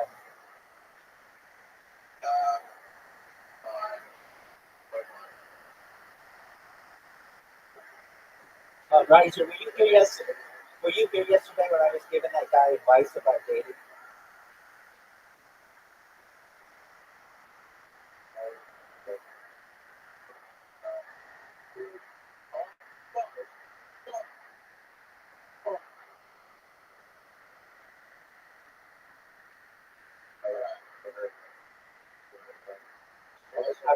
I'm wondering if he's getting laid tomorrow. Zoo, shut them out. Hit the tree. Or hit the truck. No, truck. You're still going to hit the chicken, probably. That's a good shot, mate. Oh, what a great shot. What a great shot, dude. That was a really good shot.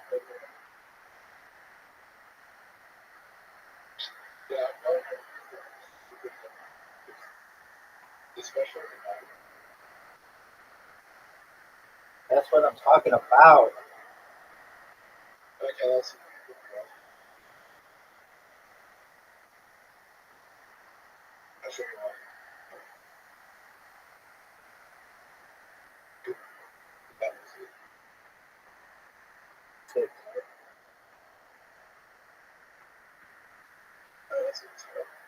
He's gonna fuck you.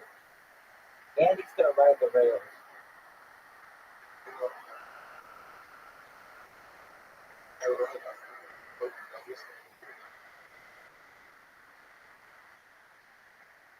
Oh shit.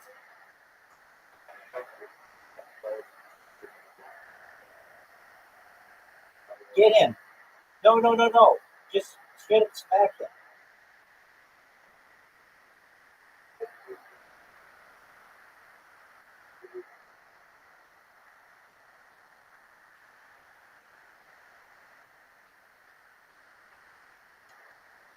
What a shot. What a shot.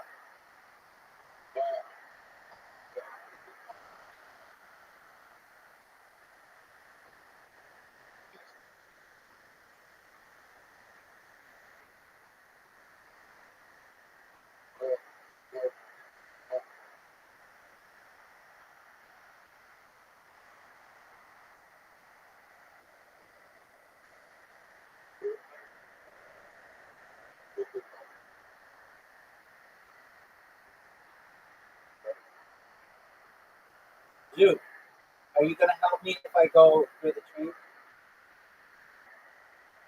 Are you gonna?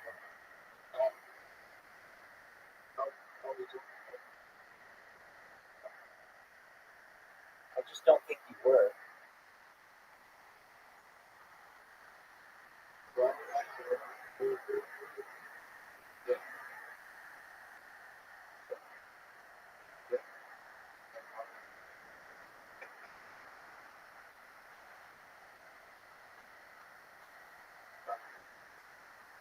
Dude, you gotta run a tree down there. Hit only one tree.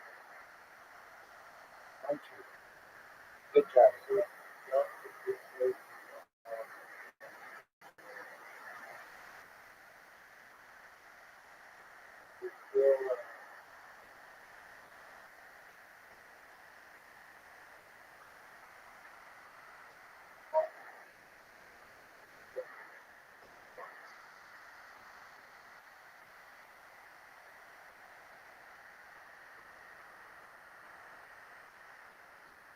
Oh, great shot.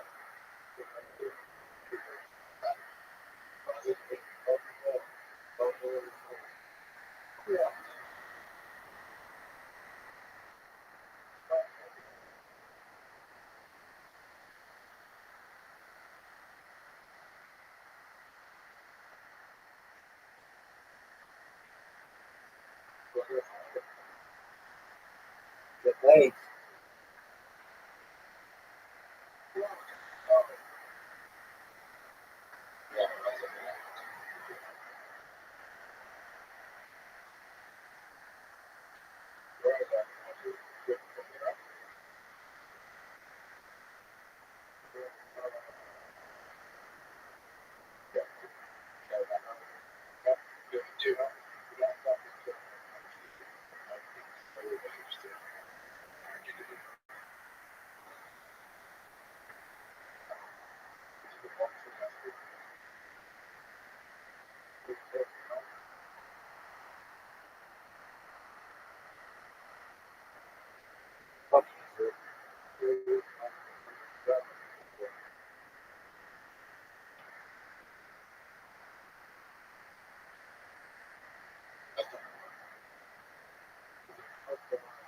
That I've got right here coming up from the rear.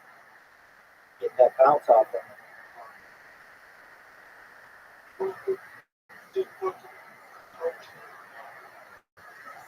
Ow. He put me against the wall. Wait. Oh, what the fuck?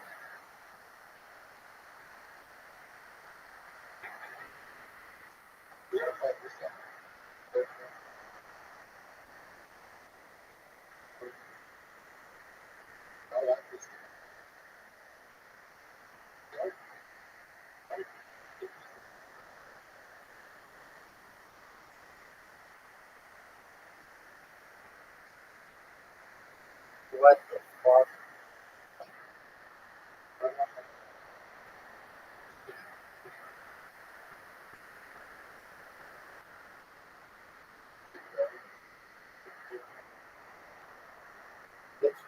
The hole's in a good position. Oh, that was a major fuck up.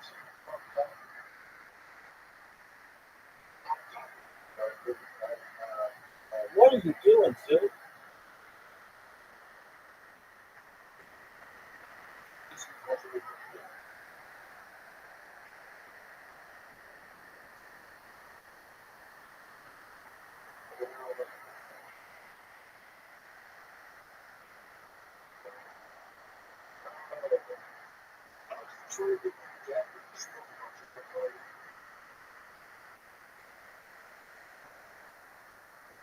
Pollution.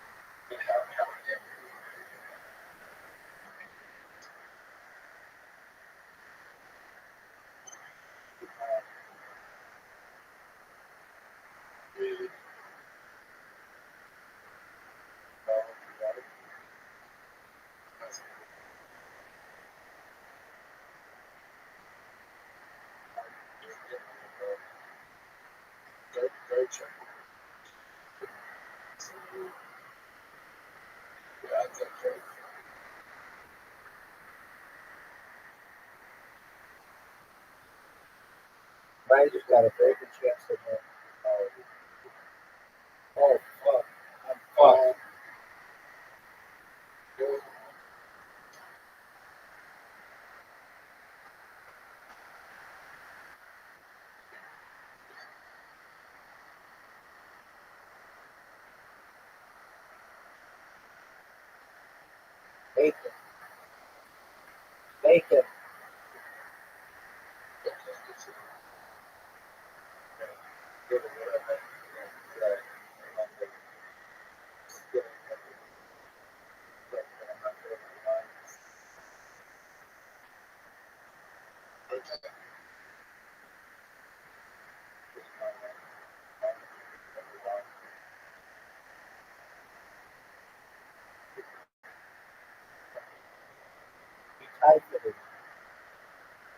thought you were going to get 3 in a row.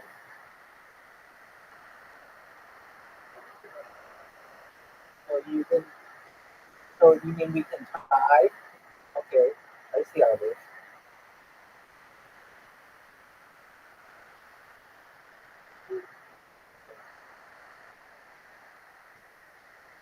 This is a very hard shot.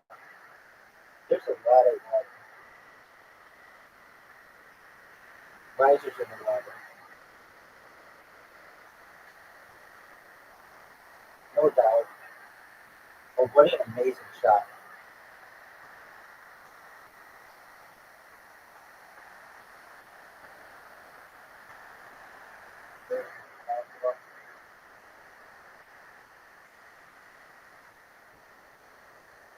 We all have difficult shots.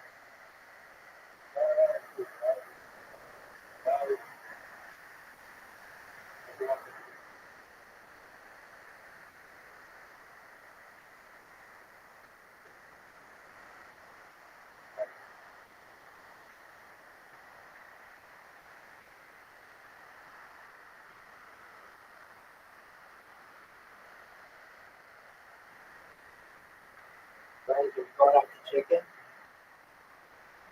no way. That's a difficult shot. Makeable though. Very difficult.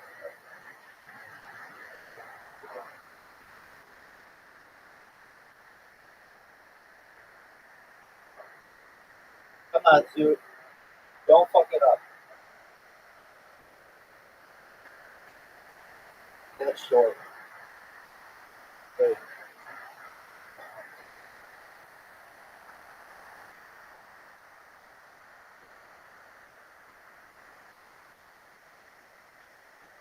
Dude, you're getting another shot at it, dude. You're getting another shot at it. Just no. You hear the fuck it up. Riser, going for the bounce. Gotta play some angles.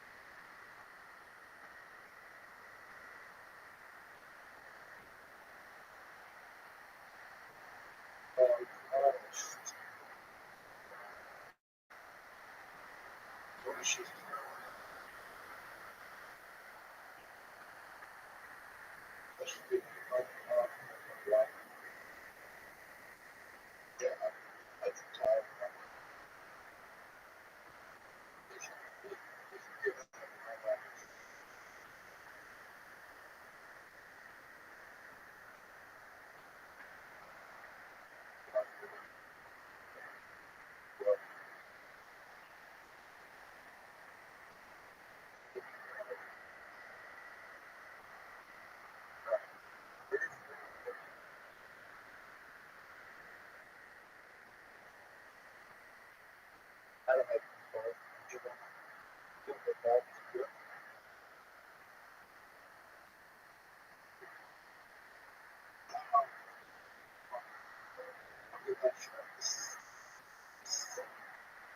That's easily a eight.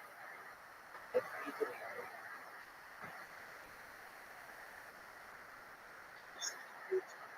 It's gonna bounce right back in the face. Oh, no. I'm getting right at it.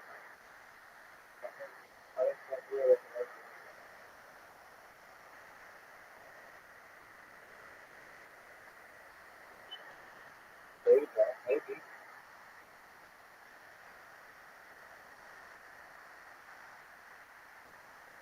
You're gonna get the wall though. That little knot. So he got it beautifully.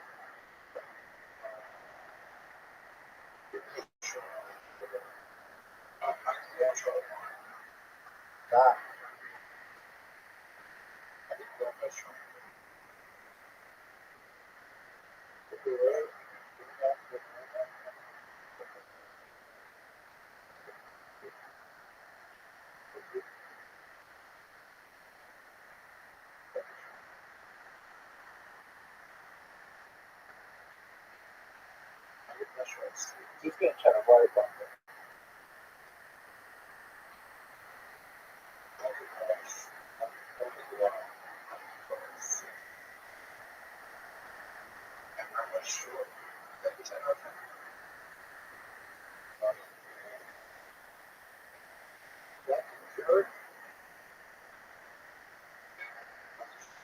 It's a pretty easy shot. Oh, fuck it up.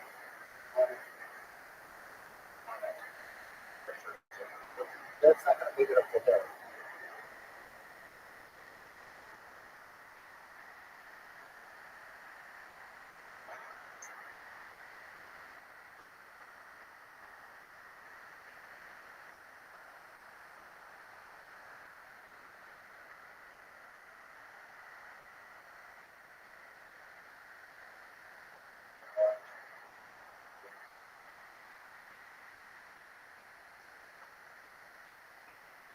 You really have to work to get it work. Oh, you could just blast that.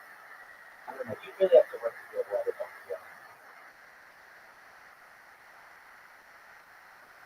Dude, how good was my shot?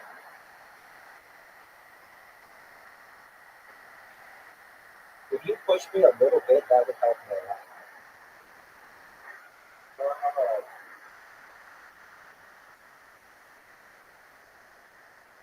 Oh, perfect. Get there. What an amazing shot. I've never seen anybody get it in two. I've never seen anybody get it in two.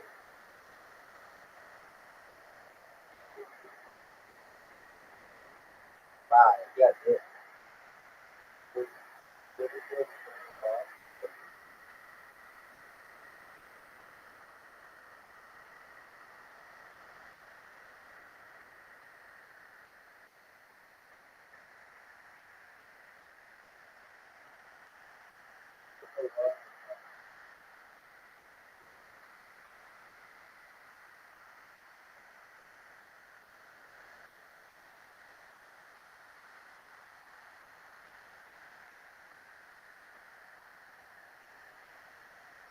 Like the edge of the water there, you wouldn't think it would play a role, but it absolutely does. It's a little pitch. Oh, that's a good shot.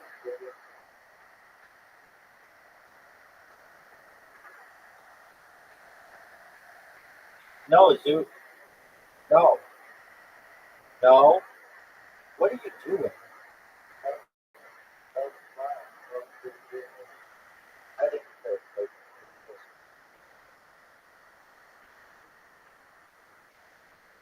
looks like your title run is over. How do you feel? How do you feel with your championships down the drain? Yeah, it is. And I've got a perfect game going. And I'm about to tie you. We'll be 2 games to 2 games. What do you think of that? How does that settle in your stomach?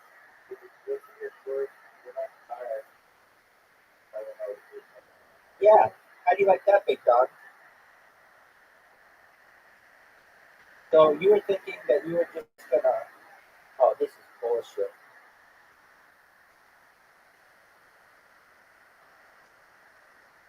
Well, that was bullshit shot.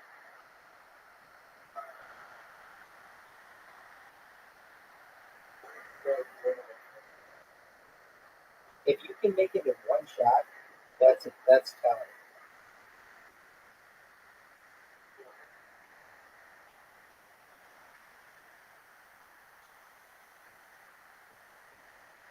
Oh, dude, that's beautiful.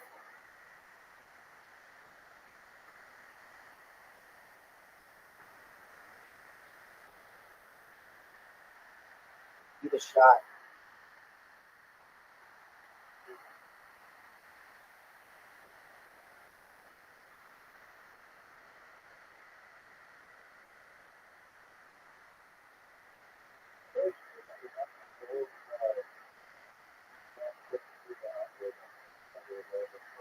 I agree, but there are just some that it shows are off in the light, and I don't understand it.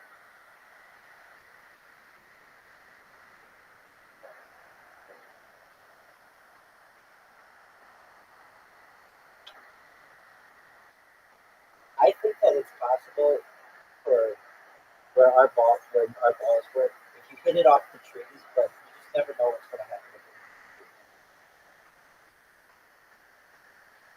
Short. Why is it short?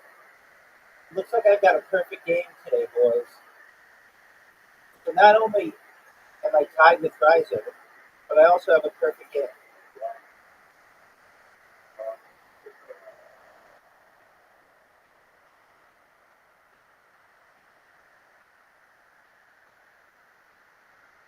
Perfect. Perfection.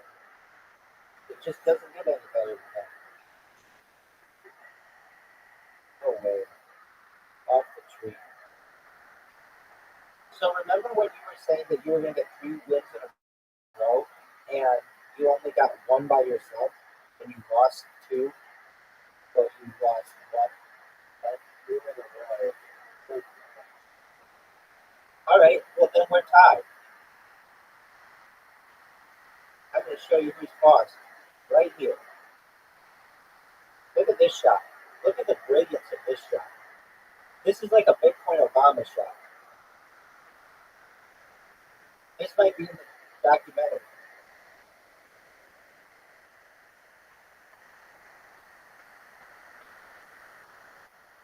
But what an interesting shot. What an interesting shot.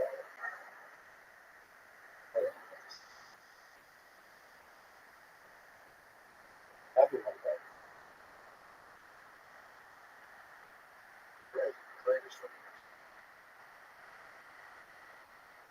Get my ball. Get my ball.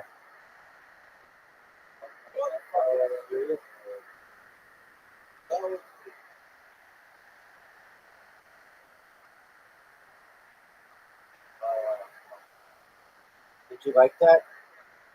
Right, so come on. You know you liked it. Fucked up. Oh, shit.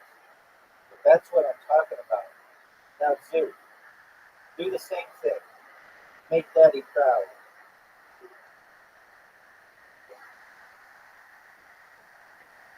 Dude disconnected. He's got to get a kangaroo on the roof to fix his Wi-Fi. Here we go. Oh, he did. He fucked it up.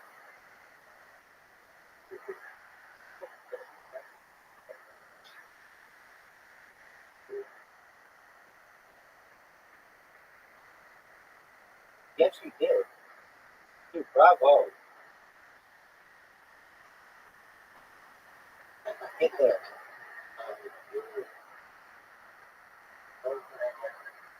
A really good job. Yep. That was really good.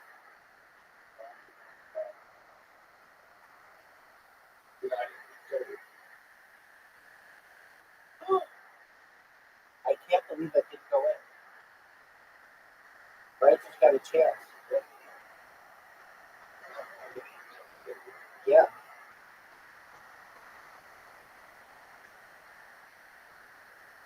Oh, Riser has to hit this, or he gets 0 points. Well, he would have gotten 0 points anyway. Short.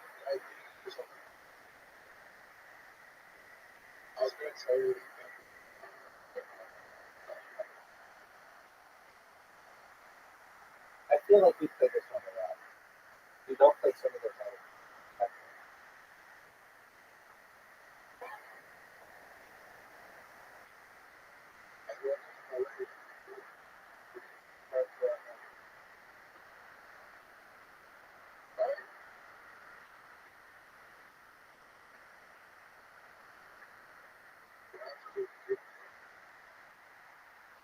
That's the shot. That's what we want. That's a perfect shot.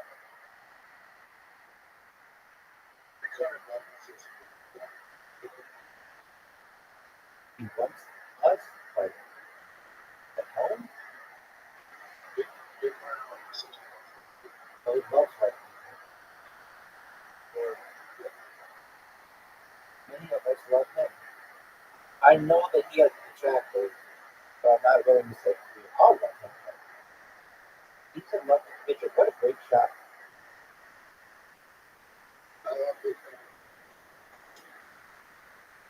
How does he say it?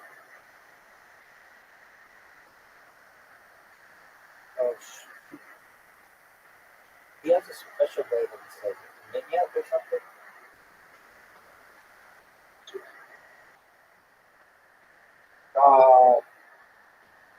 WTF, man.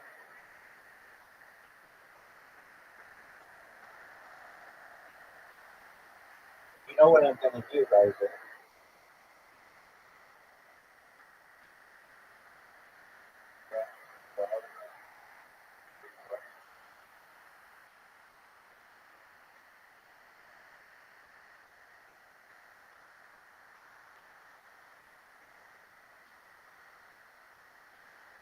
Love it. I love it. Dude, be the turtle that wins the race.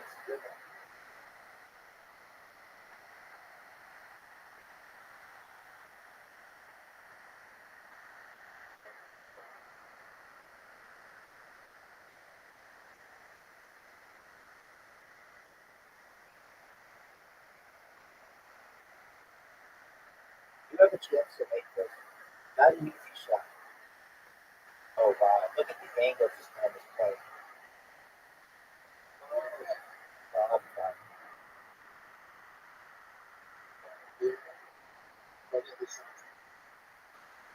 It's definitely not. It's a challenge.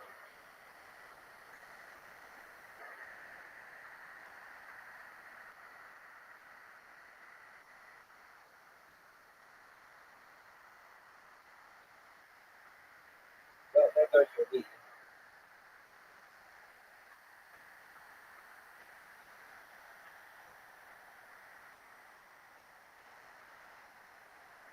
Oh shoot.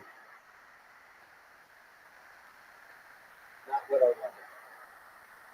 Somebody take out those trees.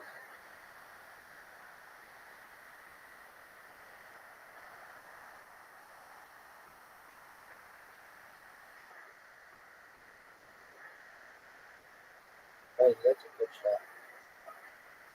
Dude, hit the tree, dude. Dude, you disconnected. You've got the kangaroo out there. Gotta fix the koala.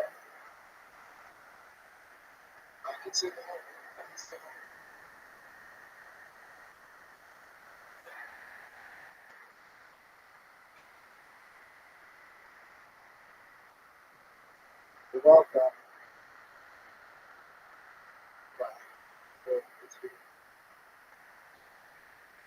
That kind of fucked you though, what I call it.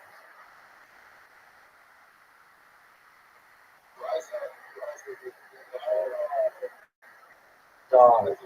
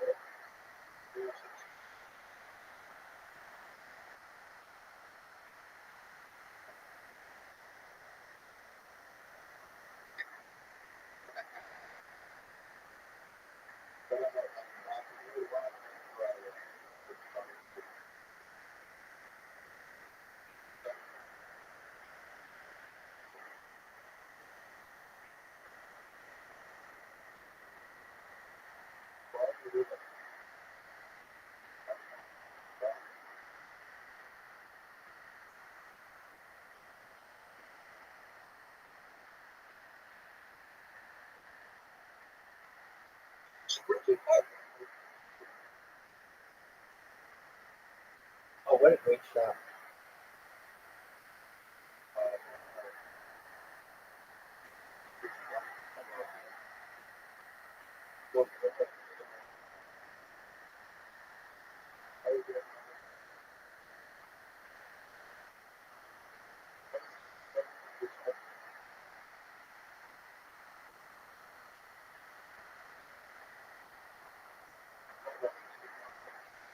Somebody take out those knobs.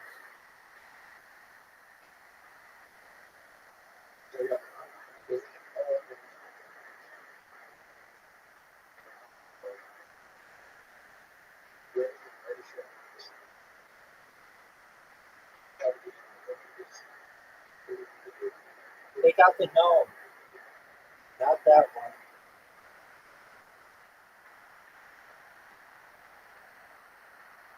You okay, bro?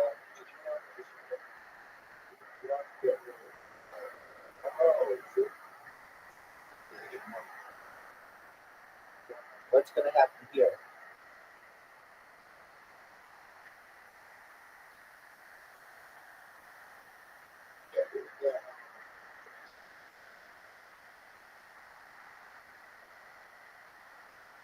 Oh no way.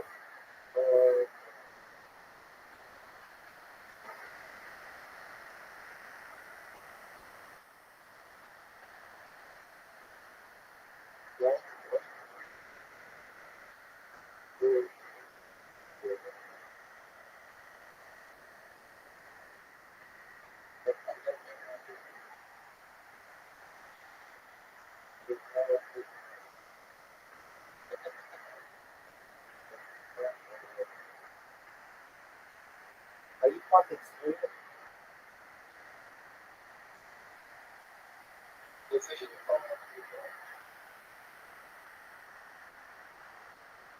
That's a miss.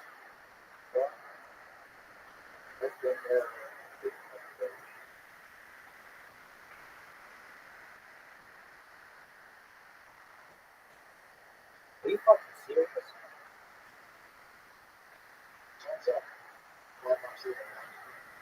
Oh wait, it's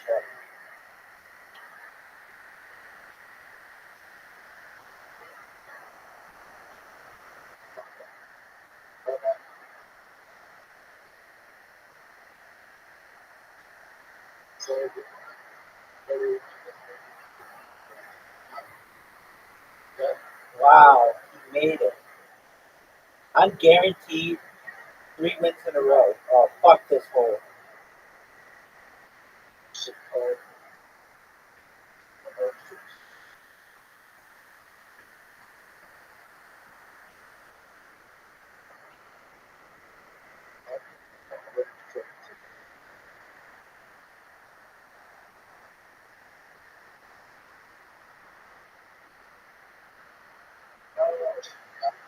Hit my ball.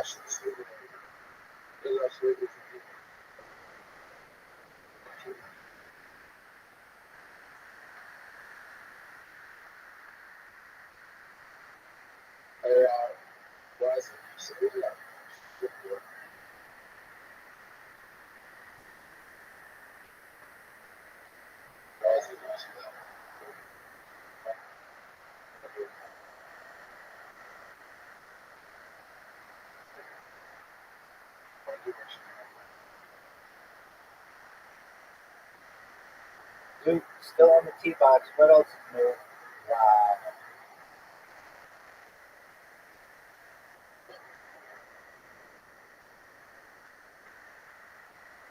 Oh no way. No way.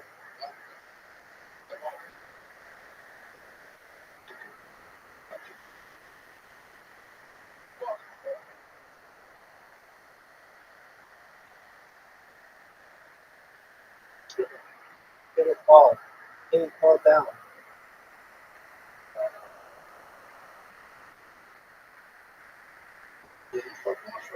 What an amazing shot.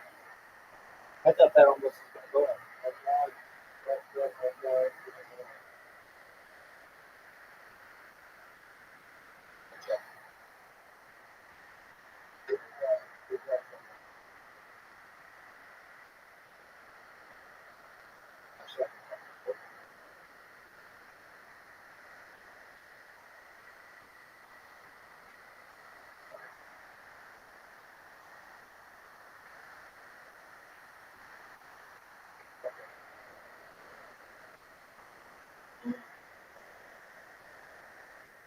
Duke still could fuck me over if he gets in the way.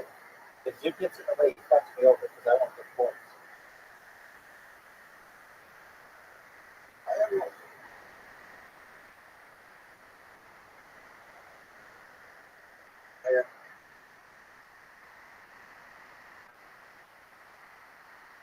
Right, sir. Even with all your advantages, you still lost. You lost 3 games in a row. What do you have to say for yourself?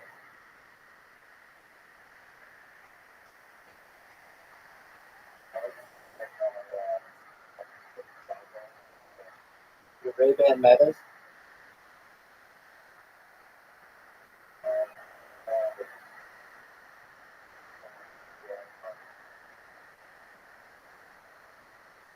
Look at this shot.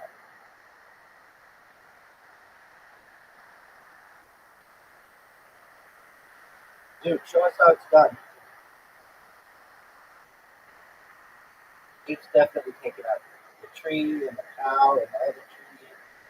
He might even take out the little baby.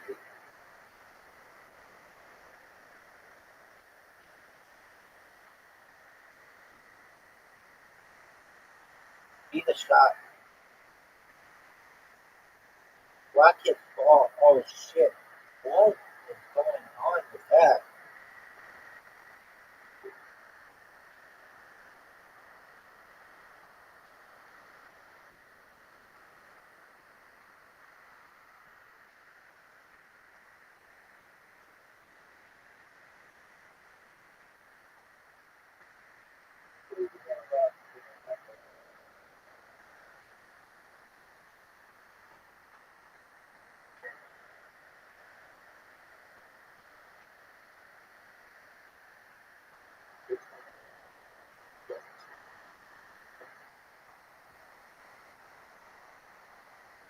Dude, where the fuck up my shot?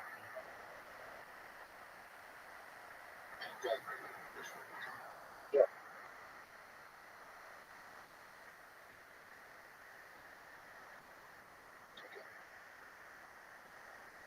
too much sand.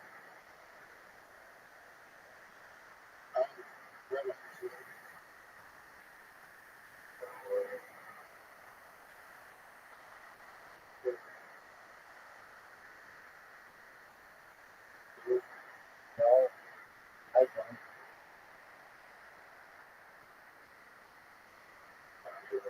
Oh, we did all the time.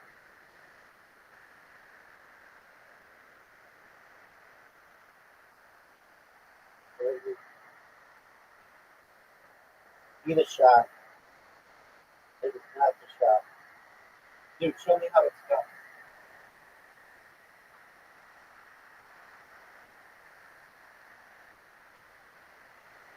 A very interesting about that's a good use.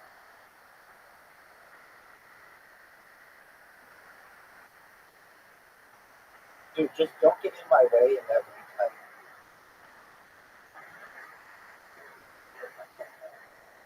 Are you fucking serious? Dude, what the fuck, man?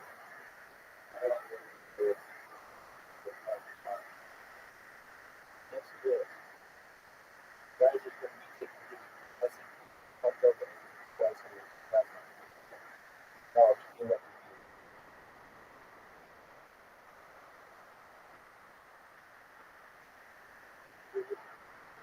what are you doing? You're shooting me a hole. Hit my ball, hit my ball.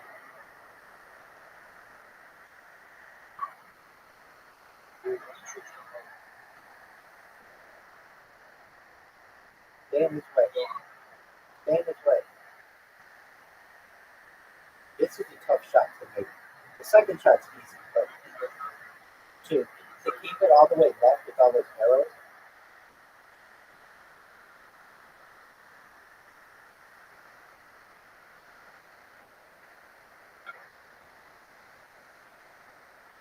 it's actually difficult for me to even get the ball to like get in the middle.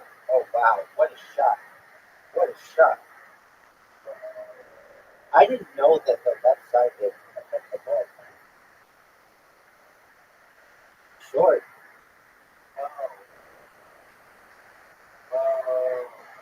It's just leaving points on the table.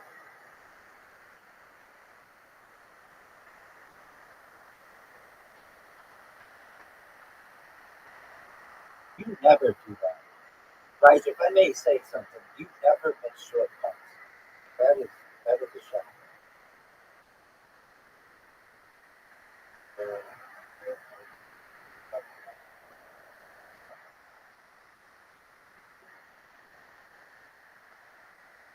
That's what I'm talking about. That's an A shot. Dude, grade that Z to 10. How good is that shot?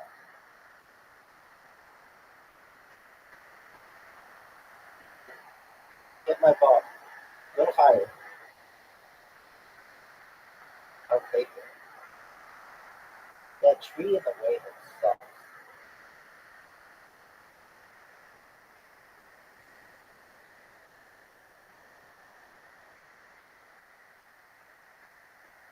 Like, it's possible to make it around it. But I almost just want to go like that.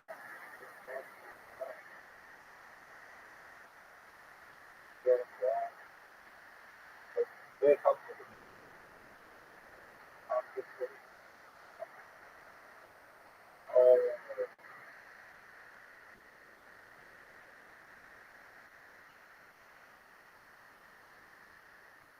Get in. No. But it kind of fucks you. Oh, what an amazing shot. Thank you. Get in, dude.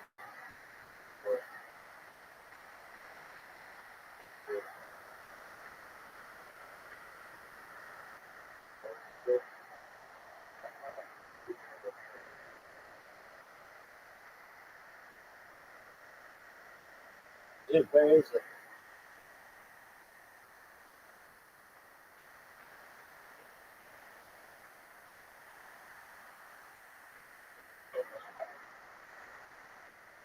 Don't you see the shadow?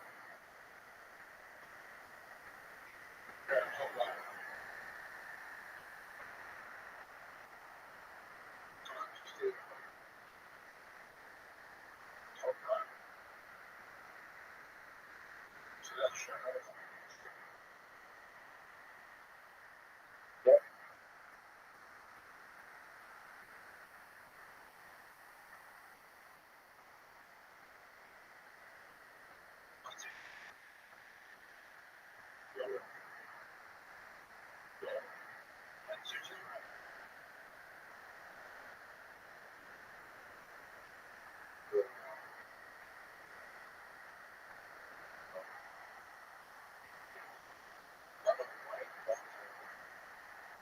It's strategic.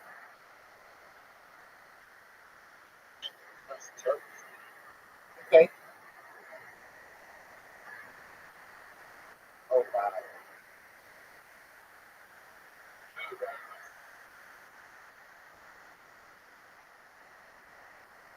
Hit it. Very.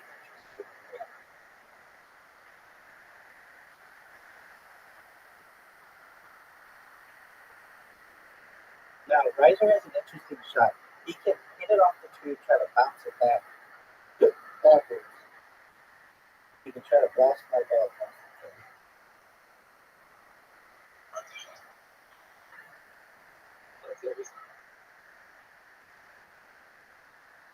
What if the hole is that long tree?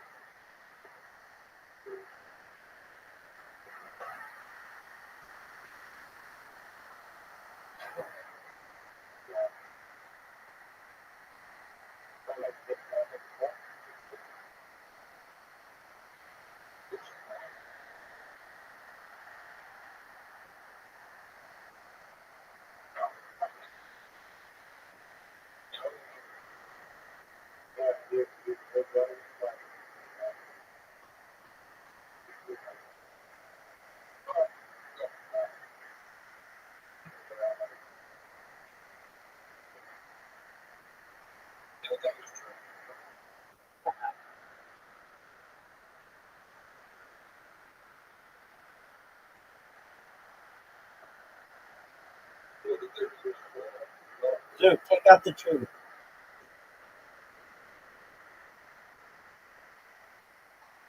Wow. Was there. It all comes down to this.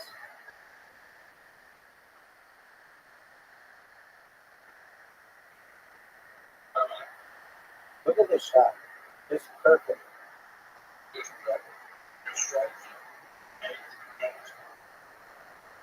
Yeah, that's okay.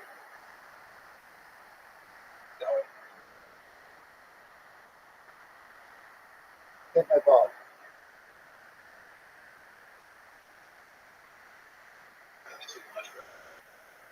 ball. Too hard.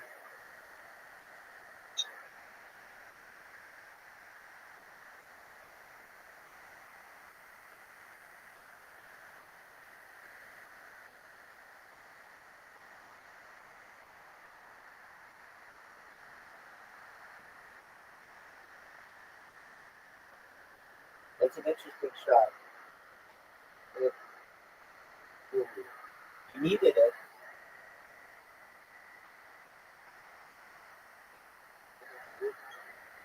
I don't need it. Oh, no, you're not. What are you talking about? I'm up 3 games to 2, and we both have 6. And I just hit a terrible shot.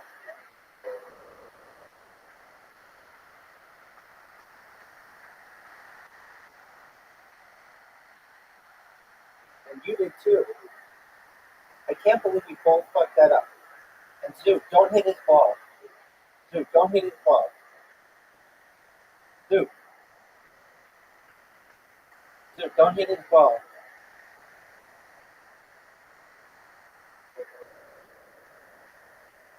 Zook, don't hit his ball. Zook needs a koala. What?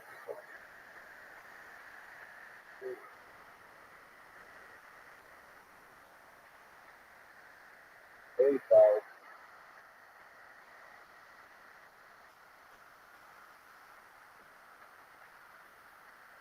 Oh, wow. Oh, wow. That's a major mistake. Major mistake. I can basically 2-putt the victory. And 1-putt the victory.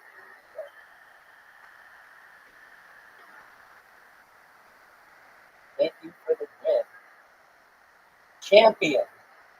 Even without performance enhancements. No fucking way. Even without performance enhancement, I end up winning this bitch. You heard it here first, folks. Rabbi is undefeated on the night 2025. Winner on the night 2025. Yeah.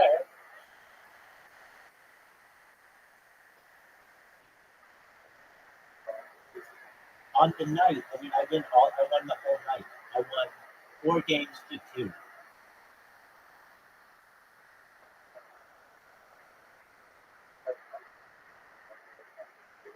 Yeah, on the night. I'm saying like tonight, I'm undefeated. I make what point is Dogecoin? Dogecoin is going to the moon. You heard it here first. Remember that I said this on January 1st or wherever the fuck it was, January 2nd. Dogecoin would have been the one to buy.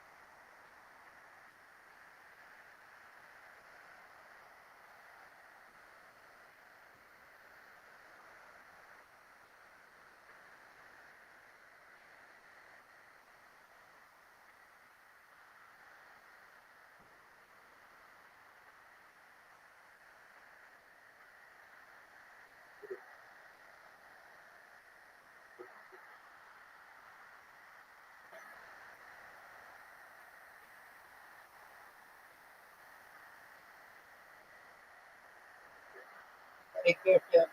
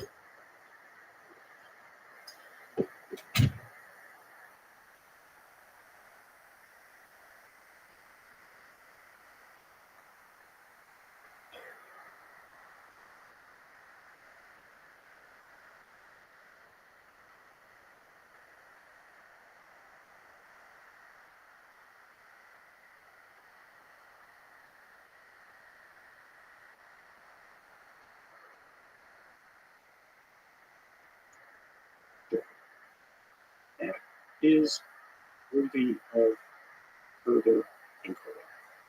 Yeah, so here we are, humans with limited cognitive capacities, trying to make sense of the world, trying to understand what is real and not. We have this DNA that somehow, in complex ways, is interacting with the environment. We get these novel ideas that come from the populace, and they make us wonder about what it all means. And so, how to interpret it. If you think from an alien perspective, how would you communicate with other life-like organisms? You perhaps have to find endpoints on this interaction between the DNA's manifestations in terms of the human mind and how it interacts with the environment. You get some kind of, all right, what is this DNA? What is this environment? I have to get into Right. to like interact with it, to perturb the system where these little ants, human like ants, get like excited and figure and see stuff out. Yeah, and then somehow steer them.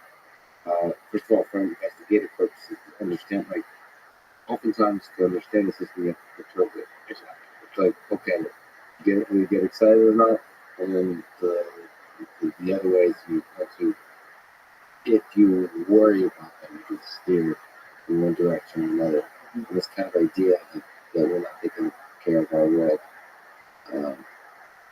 That's interesting. I mean, that's comforting. That's hopeful because that means that greater intelligence, which is what I would hope, we want to take care of us. We want to take care of the gorillas in the national parks in Africa. Yeah. But we don't want to take care of cockroaches. So there's a line we draw. You have to hope. Right now, we're a bunch of angry monkeys, and maybe whatever these intelligences are also keeping an eye on us. That you don't want a bunch of, you don't want the angry monkey troop stomping around the local galactic arm. Do you think these folks are telling the truth? Do you think they saw what they saw?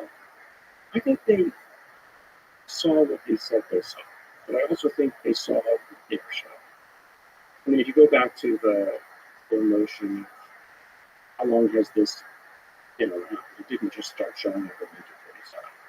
But there are stories going back, into the 1800s of people who saw things in their farm fields in the U.S.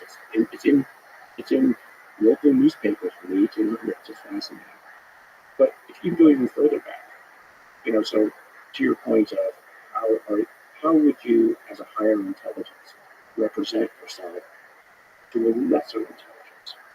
So let's go back to pre-civilization. Maybe you show yourself as the spirits in the forest, and you give messages through that. Once you get a little bit more civilized, then you show yourself as the gods. And then you're God. Well, we don't believe in God anymore necessarily. So what do we believe in? We believe in technology. So you show yourself as a form of technology. Right? But the common thread is you're not alone. And there's something that's here. And there's something that's, as you said, watching. And at least watching over your shoulder. But I think that, like any good parent, you don't tell your student everything. You make them learn. And learning requires mistakes, because if you tell them everything, then they get lazy. You've looked at the brains of more information coming from the brain of some of the people that have idea from common. What's common about the brain? So the study started with a group of, let's say, cohort of individuals that were brought to me and their MRIs to ask about the damage that had been seen in these individuals. It turns out that the majority of those patients ended up being, as far as we can tell, and so, for me at least, that part of the story ends in terms of the injury. It's likely almost all Havana syndrome. That's somebody else's point of view. But when we were looking at the brains of these individuals, we noticed something right in the center of the basal ganglia. In many of these individuals that at first we thought was damage. It was basically an enriched patch of MRI dense neurons that we thought was damaged. But then it was showing up in everybody, and then we looked and said, no, it's actually not. The other readings on these MRIs show that actually has living tissue that's actually ahead of the cardiac attack. And at the time, and I remember even asking a good friend of mine at Stanford, who was a psychiatrist, what does the basal ganglia do? He said, no, the basal ganglia is just about movement and nerve and motor control. And I said, well, that's odd, because these other papers that we were reading at the time started to suggest that it was involved with higher intelligence. And it is actually downstream of the executive function and involved with intuition and planning. And then if you think about it, if you're going to have motor controls, which is essentially everything in its place, motor control requires knowledge of your life. You don't want to move something and hit the tip. Or if you're walking across the room, you want to be aware and cognizant of what you bump into. So obviously, all of that planning requires access to all the senses. It requires access to your desires and memory, knowledge of where and what you want and desire to walk near or by. Like, use the example of you're at a party, you want to avoid that person, you like that person, the waiter's about to drop something. All without thinking, you need it. So that actually, all that planning is done in the basal ganglia. And it's actually now called the brain of the brain. It's a goal processing system, subservient to executive function. So what we think we found there was not something which allows people to talk to UFOs. And I think the UFO community took it a step too far. What I think we found was a form of higher functioning processing. So what we then looked at, and this was the most fascinating part of it, we looked then at individuals and families of these index case, and we found that it was actually in families. And more so, this is the most fascinating, we probably found about 200 just random cases that we found in the racism. You don't see this higher activity. You only find it in what Kit Green would have called, or has called, higher functioning individuals, people who are, he called them savants. I don't have the means to, we haven't done the testing, but it turns out in my family, right? We found it in me, my brother, my sister. We found it as well in other individuals, husband and wife pairs. So statistically, if you had a group of 20 individuals and you found two husband and wife pairs, both of whom had it, and yet it's only found in about, I think, 1 in 200 individuals. The fact that two individuals came together, two sets of individuals came together, both of whom had it, implied either a restricted breeding group or traction. The reason why it seems to be in, let's say, so-called experiencers or people who can, if intuition is the ability to see something that other people don't, I mean that but being able to see something that's in front of you that other people might just dismiss, well, maybe that's function of a higher intelligence to say, well, I'm not looking at an artifact. I'm not looking at something that I should just ignore. I'm seeing something and I'm recognizing it. Not what it is, but that it is something different than is normally. Yeah, I have a little bit of that. I seem to see the magic in a lot of men when they deep. It's obviously it seems to be chemical in nature. That I just am excited about life. I love life. I love stupid things. It feels like I'm high a lot. On like mushrooms or something like that, where you really appreciate something.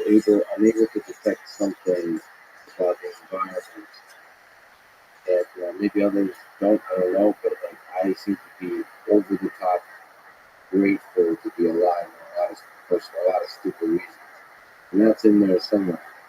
If kind of interesting because it really is true that our brains, the way they're brought up, but also the genetics, enables us to see certain slices of the world.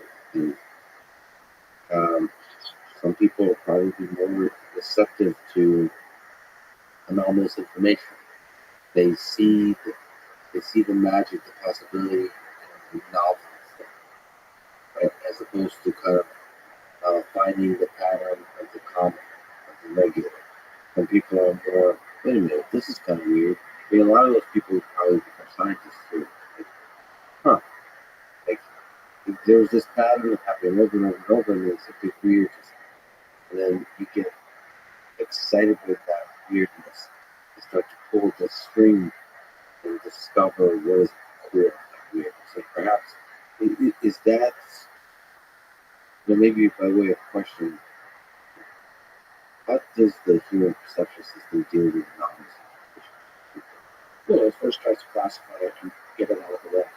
If it's not food, if it's not sex, right? If it's not in the way of my desires, or if it is in the way of my desires, then you focus on it. And so I think the question is how much spare processing power, how much CPU cycles do we spend on things that are not those core desires?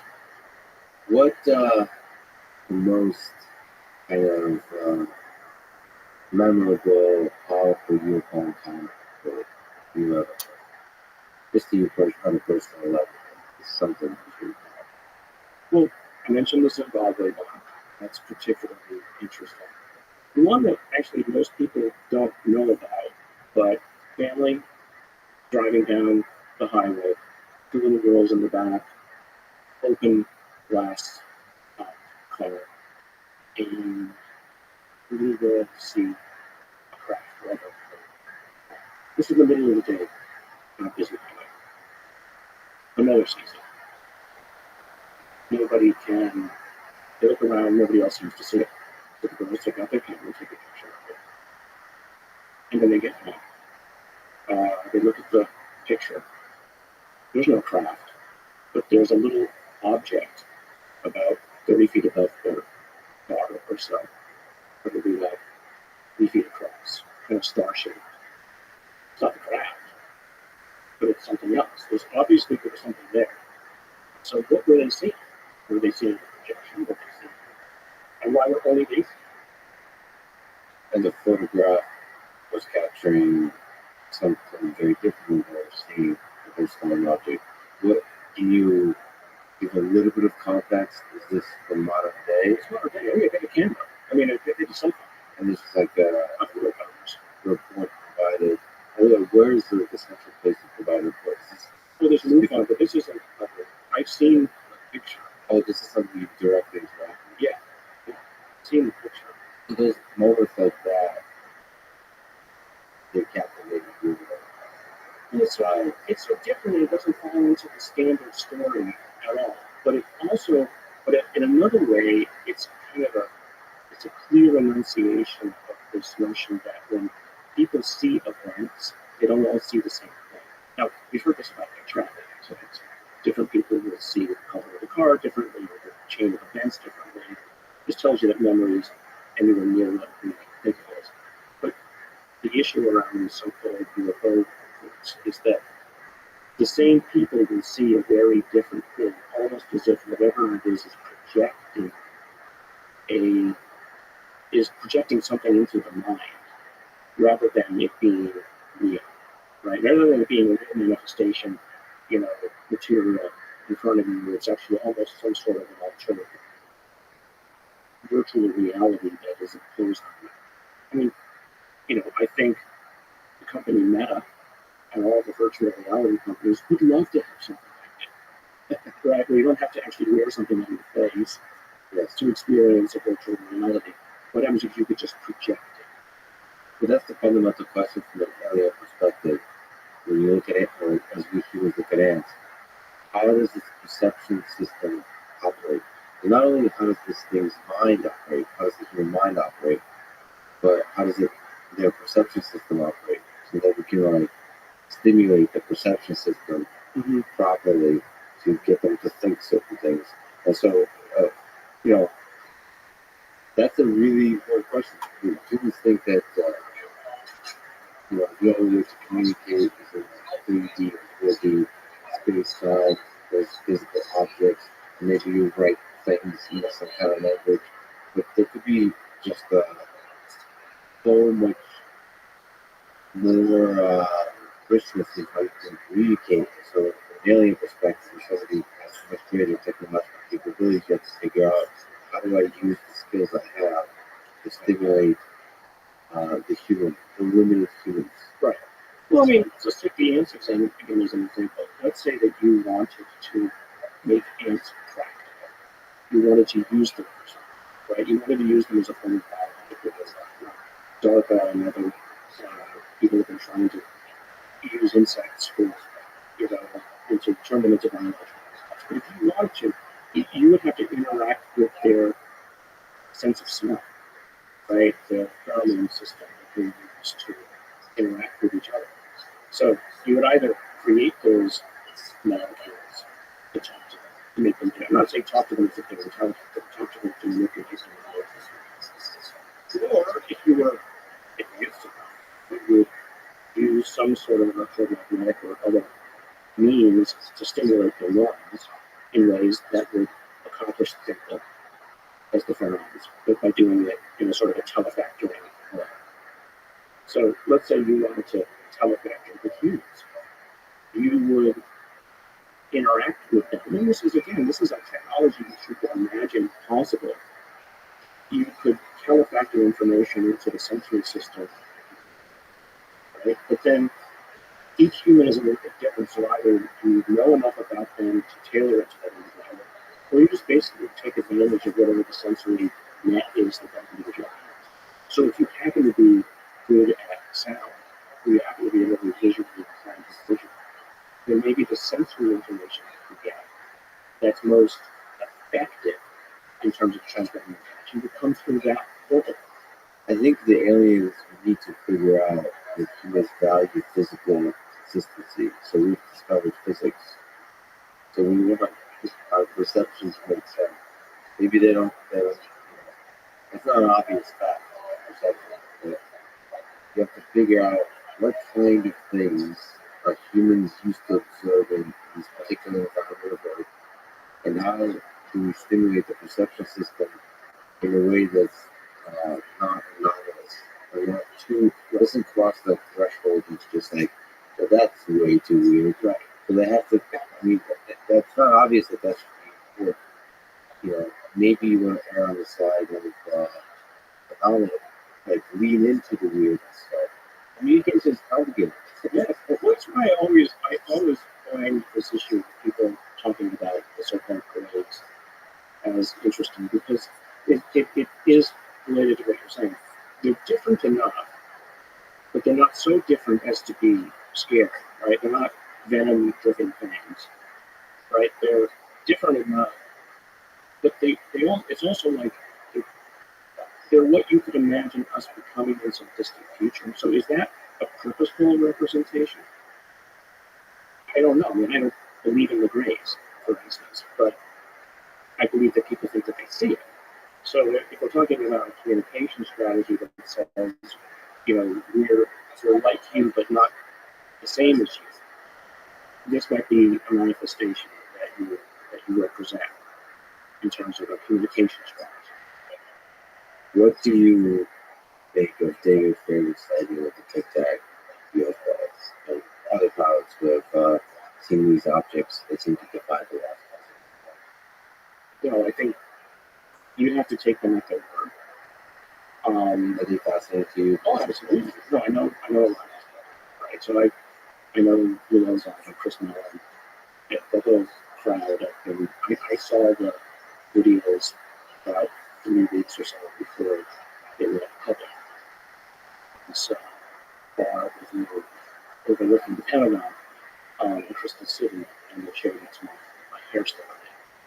They said this is kind of silly. And I know one of the guys on the inside who was the lady interviewed all of these pilots again before it was scanned. And it was hair raising to hear this, but also exciting that, here's not just people's testimony, these incredible pictures. If you've seen the 60 Minutes episode with some of the pilots, they have no military gain, if anything, negative gain. But then you also have all of this simultaneous ship analysis from USS Princeton, or radar analysis. So, at the end of the day, it's just data. It's not a conclusion. I'd be perfectly happy, honestly, perfectly happy if somebody showed that it was all hoax. I move back to the day job. Right? That could be a hoax, but other things might not be. Right. This is the point. This is why it's nice to remove some of the stigma about this topic, because it's all just data. And anomalous events are such that they're going to be rare in the data they represent. We like to consider a full range of data to discover that actually represent something that's, if we pull at it, we discover something that's extraterrestrial or something deep about the phenomena on Earth that we don't yet understand. Right. Well, if it only stimulates people, for instance, to think, okay, well, what happens if we could move with momentum movement? And it stimulates young individuals to go into the sciences, to ask those questions. That to me is fascinating. I mean, after I've been openly talking about this last year, especially, I've had a number of students from top schools, who aren't my students, come to me and say, if I can help, let me. How can I help? I never have thought about this before, but you and others, not just you, and others have opened your mind to thinking about this now. Yeah, that's why it's actually funny that Elon Musk doesn't think too much about this kind of propulsion systems that they devise with all the physics as we currently understand them. To me, it's a powerful way to think what is possible. It's inspiring, even if somebody say it doesn't represent extraterrestrial vehicles. I think the observation itself, it's like something you mentioned, which is hypothesizing, imagining these things, considering the possibility of these things. I think opens up your mind in a way that ultimately can create technology. First, you have to believe technology is possible before you can create it. In my own life, we always look for, as I said before, what is enough. And, saying inevitably this is the kind of data we need. But if we need that kind of data, the instrument we need doesn't exist. Okay, so I imagine a perfect instrument, make it, and you back into something which is practical. And then you, in a sense, reverse engineer the future of what it is that you can make. And I've started in solar field, at least half a dozen other companies, using that basic premise. And so it was always something that didn't exist today, but we imagined what we were. And at the time, many people said it couldn't be done. I mean, for instance, all the gene therapy that's done today with retroviruses came from a group meeting in David Baltimore's lab. I was postdoc with him, and one of the other postdocs wasn't able to make retroviruses in a way that he wanted to, and I realized I had a cell line that would allow us to make retroviruses in 2 days rather than 2 months. And so he and I then worked together to make that system. And now all gene therapy with retroviruses is done as based on the whole world.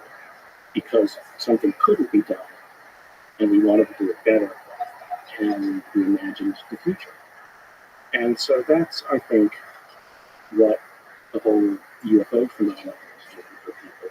Let's imagine a future where these kinds of technologies are. But also, let's imagine a future where we can blow ourselves up. Right? So if these things are there, they manage to not blow themselves up. So it means that at least one other civilization got past the inflection point. But if some of the encounters are actually representing alien civilization is visiting us, why do you think they're doing so? You suggested that perhaps it's starting to understand more, perhaps. What is the motivation, do you think? And again, from our perspective, us as humans, what motivation should we have when we approach others? I think one motivation might be to steer us away from the precipice, right? Or on the assumption that, even if we make it past the precipice, at least uh, we're not a bunch of psychopaths, and so maybe there's a little bit of motivation there to make sure that the neighbor that's growing up next to you is not, polluted. Um, but I mean, maybe it's sort of a moral imperative, like what we have with, creating uh, national parks where animals can continue to live out their lives. I don't know.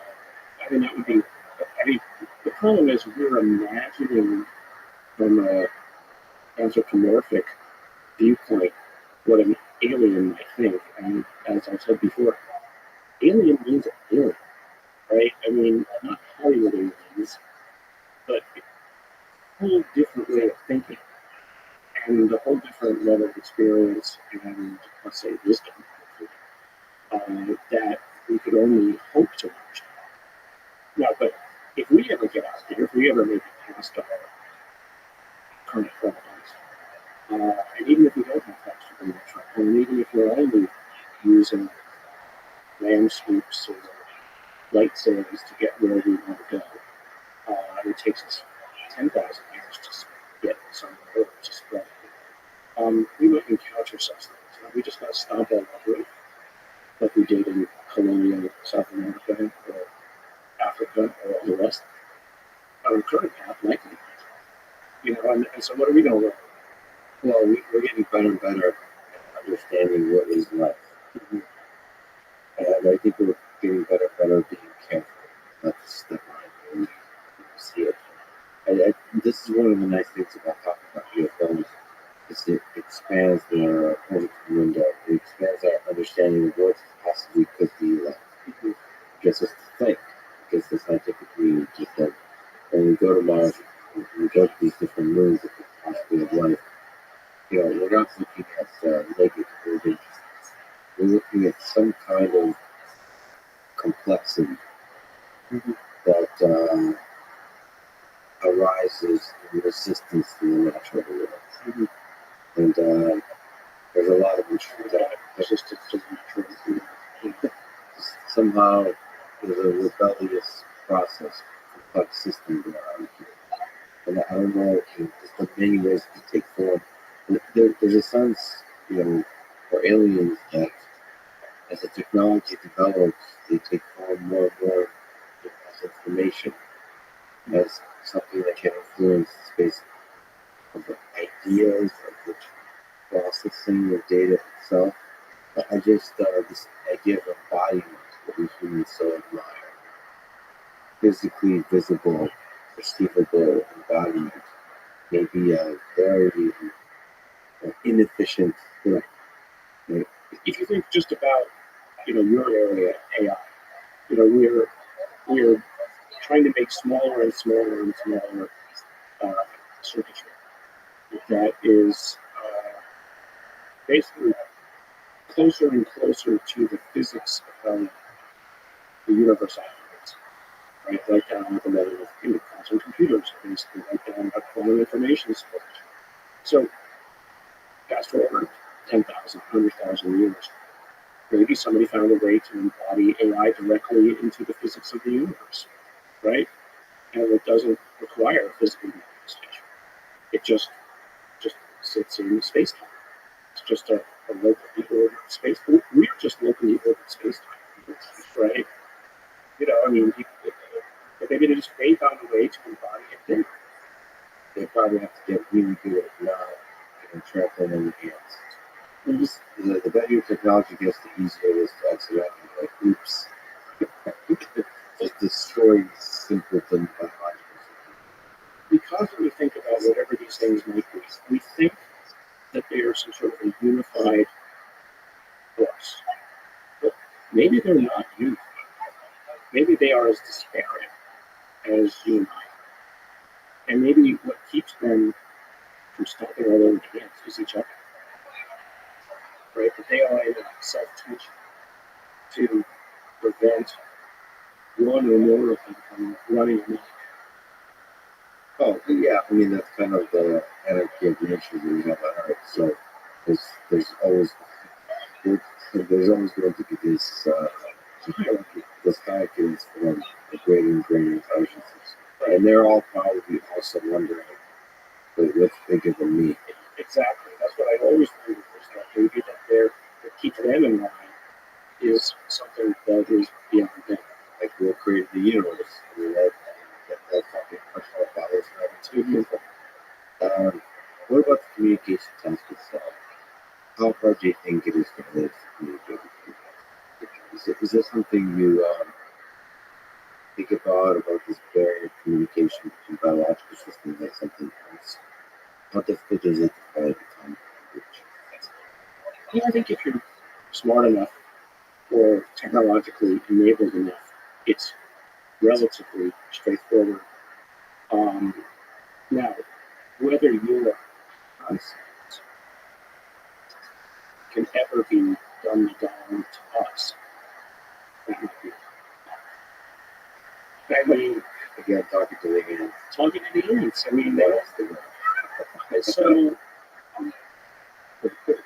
You want to look good in this picture? let me explain to you why. Yeah.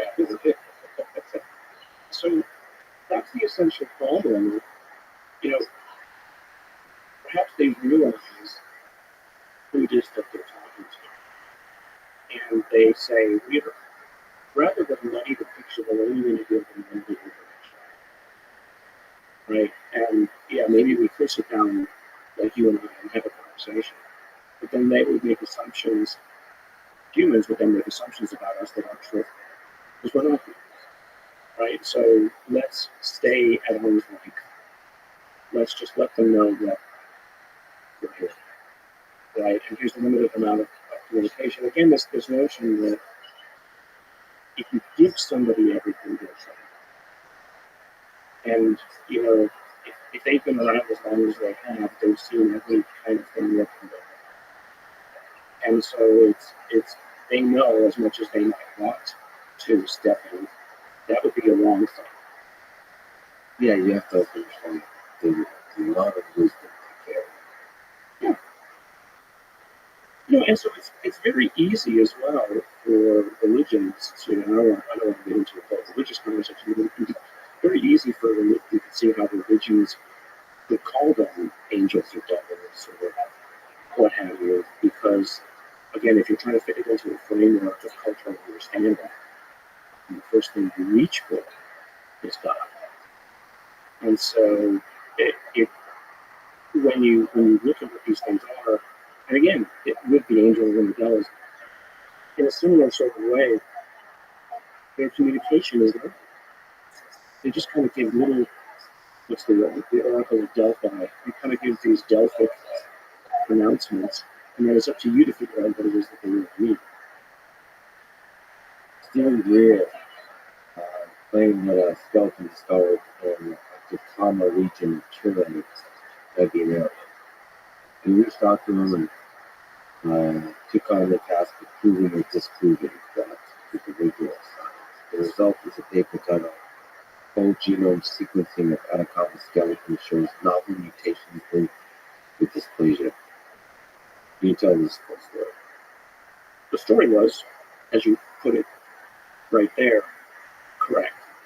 Reached out, got a sample of the body, did the DNA sequencing, then worked with a team of two other Stanford scientists and Roche sequencing group, Roche Diagnostics, and pretty much total team of about 11 or so people. And as is standard in these kinds of things, the professors actually do the work.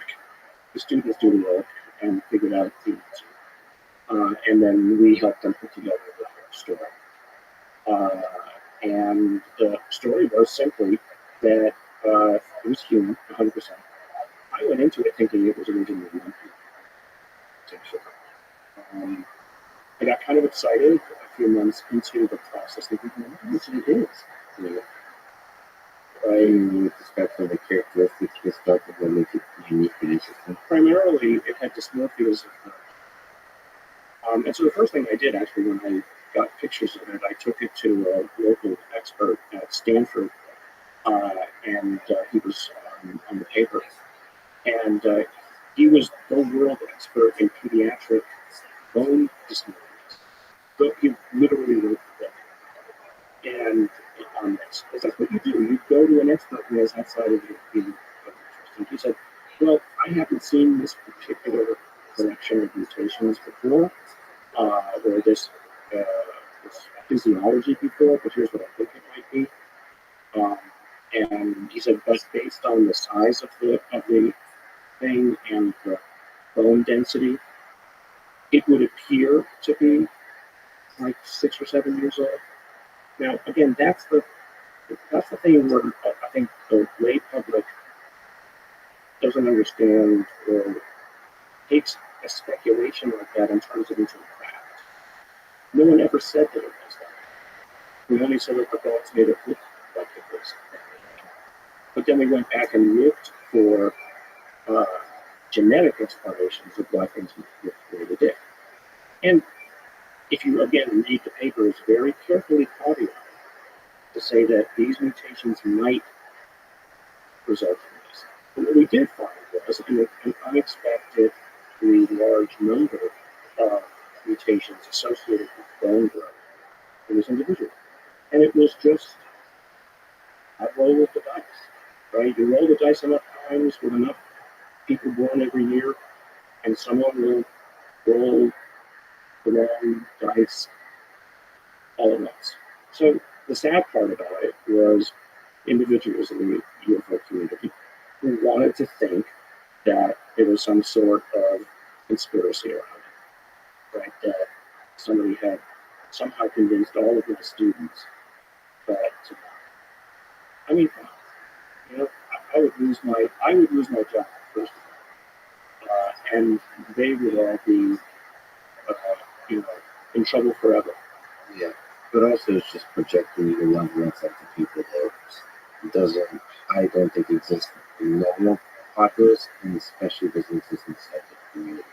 The kind of people that go into science, I mean, this is what bothers me with the trust the science, is they might be naive, they might not, especially modern science, look at the big picture, philosophical, other big questions, all that kind of stuff.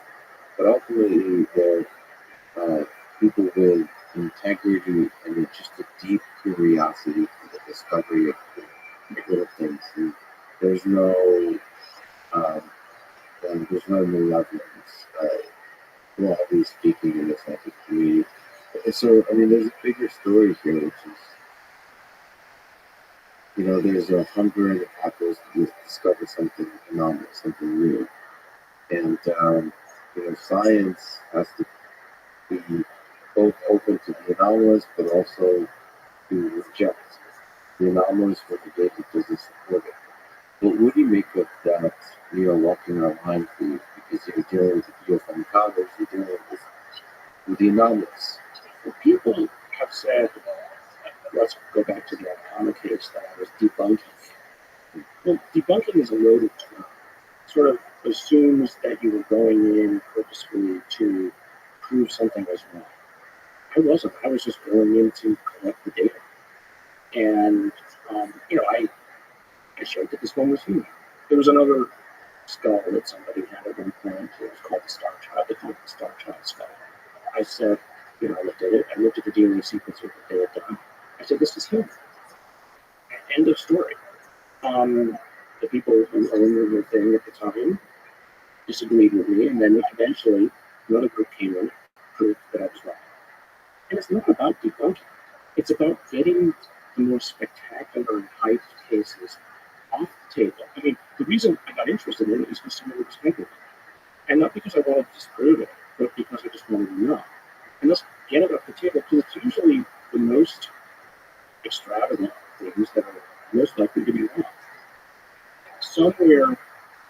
bubble will be something interesting. And so that's what you do. You get the dross off the table, and then somewhere in the data will be something worth real input. And that, if you inquire deeply enough, will be interesting. Yes, exactly. And that's what actually excites scientists is that, I mean, you want the rigorous science to actually reveal the experiment. And so look at CRISPR as probably the most perfect example of that.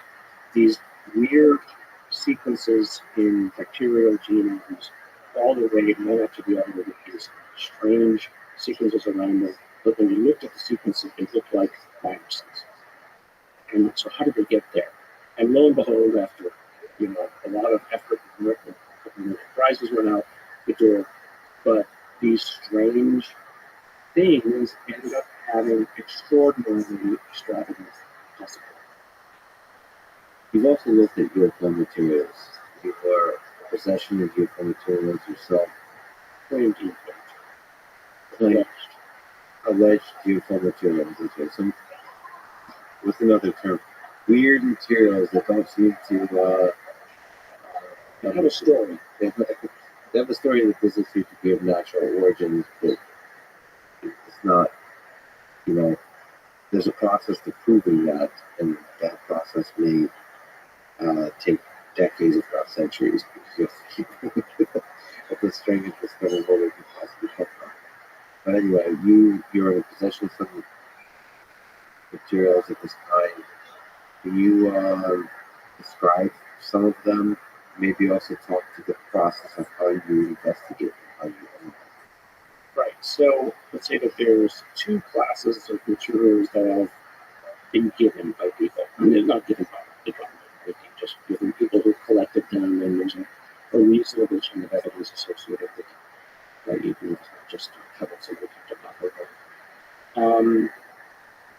There are almost always things that people have claimed have either been dropped off as some sort of a leftover material, or they are an object that was released from this so that kind of explode. But almost always not. There's some couple of things that might be biological that are interesting, but I haven't really spent a lot of time on. But when you look at that, you basically go, okay, what are the elements in it? And it's a made-up. And so there's pretty standard approaches to doing it. Most of them involve technology called spectrometry. And there's probably 5 or 6 different kinds of mass spectrometry that you could bring together on target. And they either tell you, depending upon the unit or the resolution of the instrument, they tell you the elements that are there, or they tell you the isotope. And you're interested not just in knowing whether something is there or not, you are interested in knowing whether there the amounts of it. And in the case of elements, how many different isotopes. And that's kind of where, in some of these cases, it gets interesting, right? Because in at least one of the materials, as we first studied it, the isotope ratios, in this case it was magnesium, way off the mark. And I just don't know. It doesn't prove anything. All it proves is that it was probably accomplished by some kind of an industrial process. Whether it's the result of a process, or whether, and this is sort of the leftover, or whether it was made that way for a particular purpose, I don't know. All I know is that it was engineered.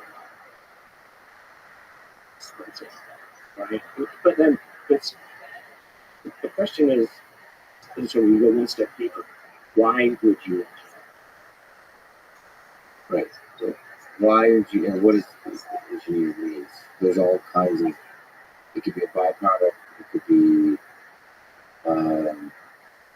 the main result of an engineering process. It would be a small part of the engineering process that is the main part. Well, so the ratios of isotopes for any given element are basically the result of stellar processes.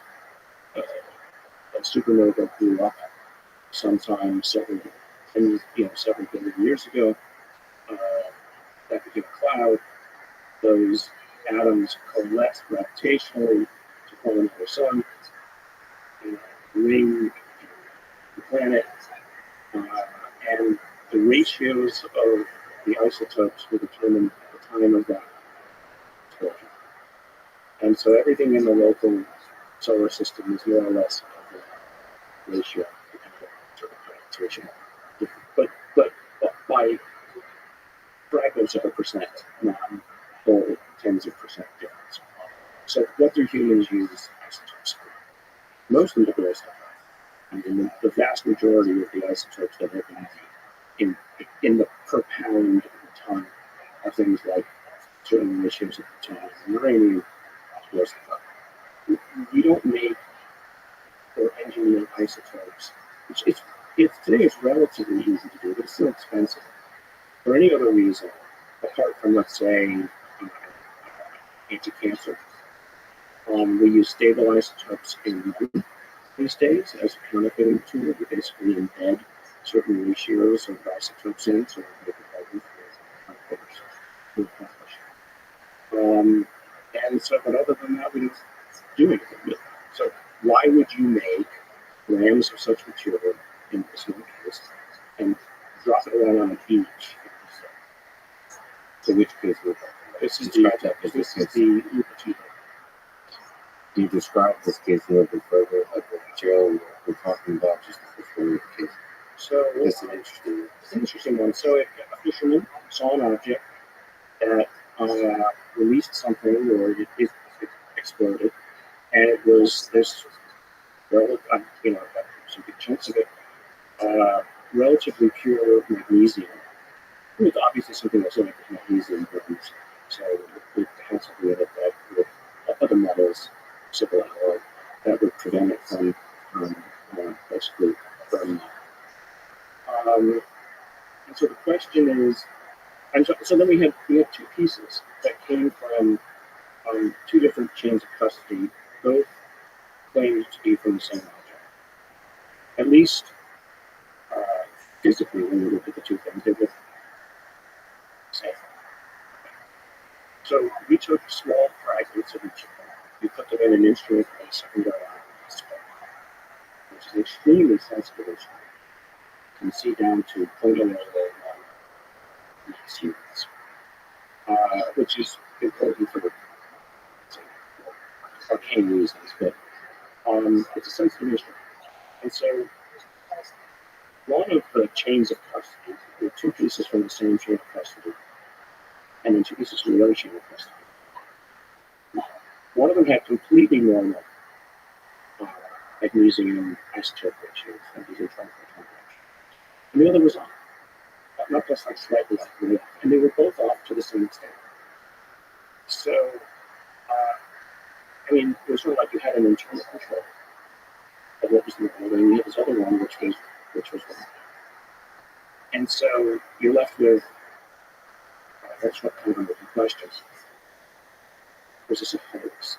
Were these two chains of custody one of them a hoax? That somebody purposefully introduced those things? Because you could do it. It would cost a lot.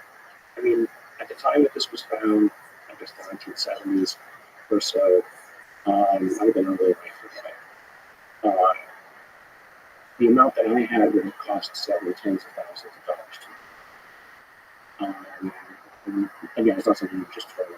And why would you do it in the hope that someday, 30 years from now, would pick it up and study it?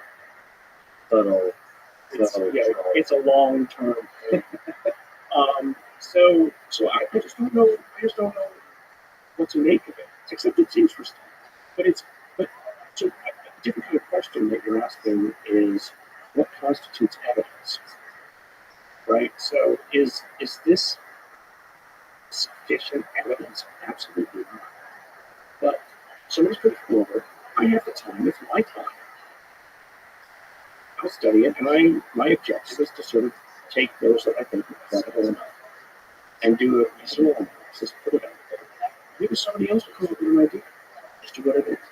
Now, what would be better is some sort of true technology, right? Something that is obviously, we don't have it, and people like Neil deGrasse Tyson and Seth Shasta have come out and rightfully and have said, when you show up with, something really obviously technology that we don't understand, then we'll pay attention, right? Not just material. Piece of metal is interesting, but and some of the things that I've looked at and other things that people have come to me with, we found to be completely banal, or were actually pieces of aircraft that were invented back in the 1940s. And so, take them off the table. But I think, again, I think showing up with technology that we humans would find completely novel is actually a really difficult task for aliens, because it obviously can't be so novel that we don't recognize it for what it is. And I would say most of the technology aliens likely have would be something we don't recognize. So it's actually a hard problem how to convince ants.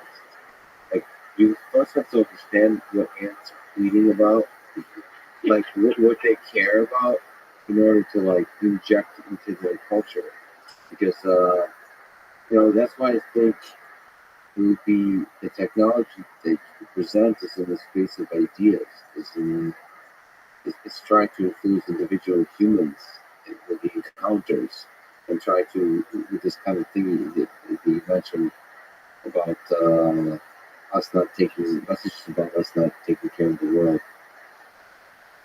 It's difficult. I mean, for them to understand, they have to come up with trinkets that impress us. I mean, maybe the very technology, the fascination with the development of technology, the actual act of innovation itself is the thing that they communicate. I mean, this is kind of what Jacques Vallée thinks of. It's the way the control system. So let me ask about Jacques Vallée. Who is he? You know him. Who's Jacques Vallée?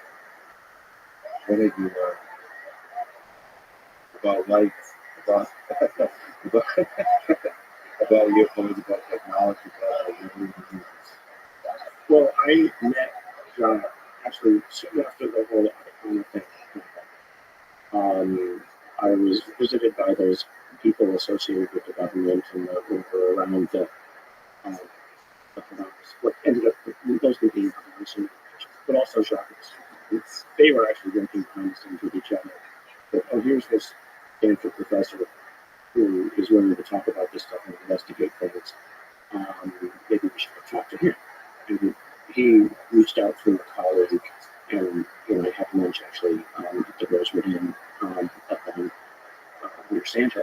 So John is one of the first openly active scientists. He's really a scientist in this area, going back to the 1960s. He's put forward a number of ideas, speculations about what it might be that people are interacting with. The first thing that I learned from him is this notion of kabuki theater. That many of the things that people have seen are, I remember reading his books and thinking, he uses this word absurd.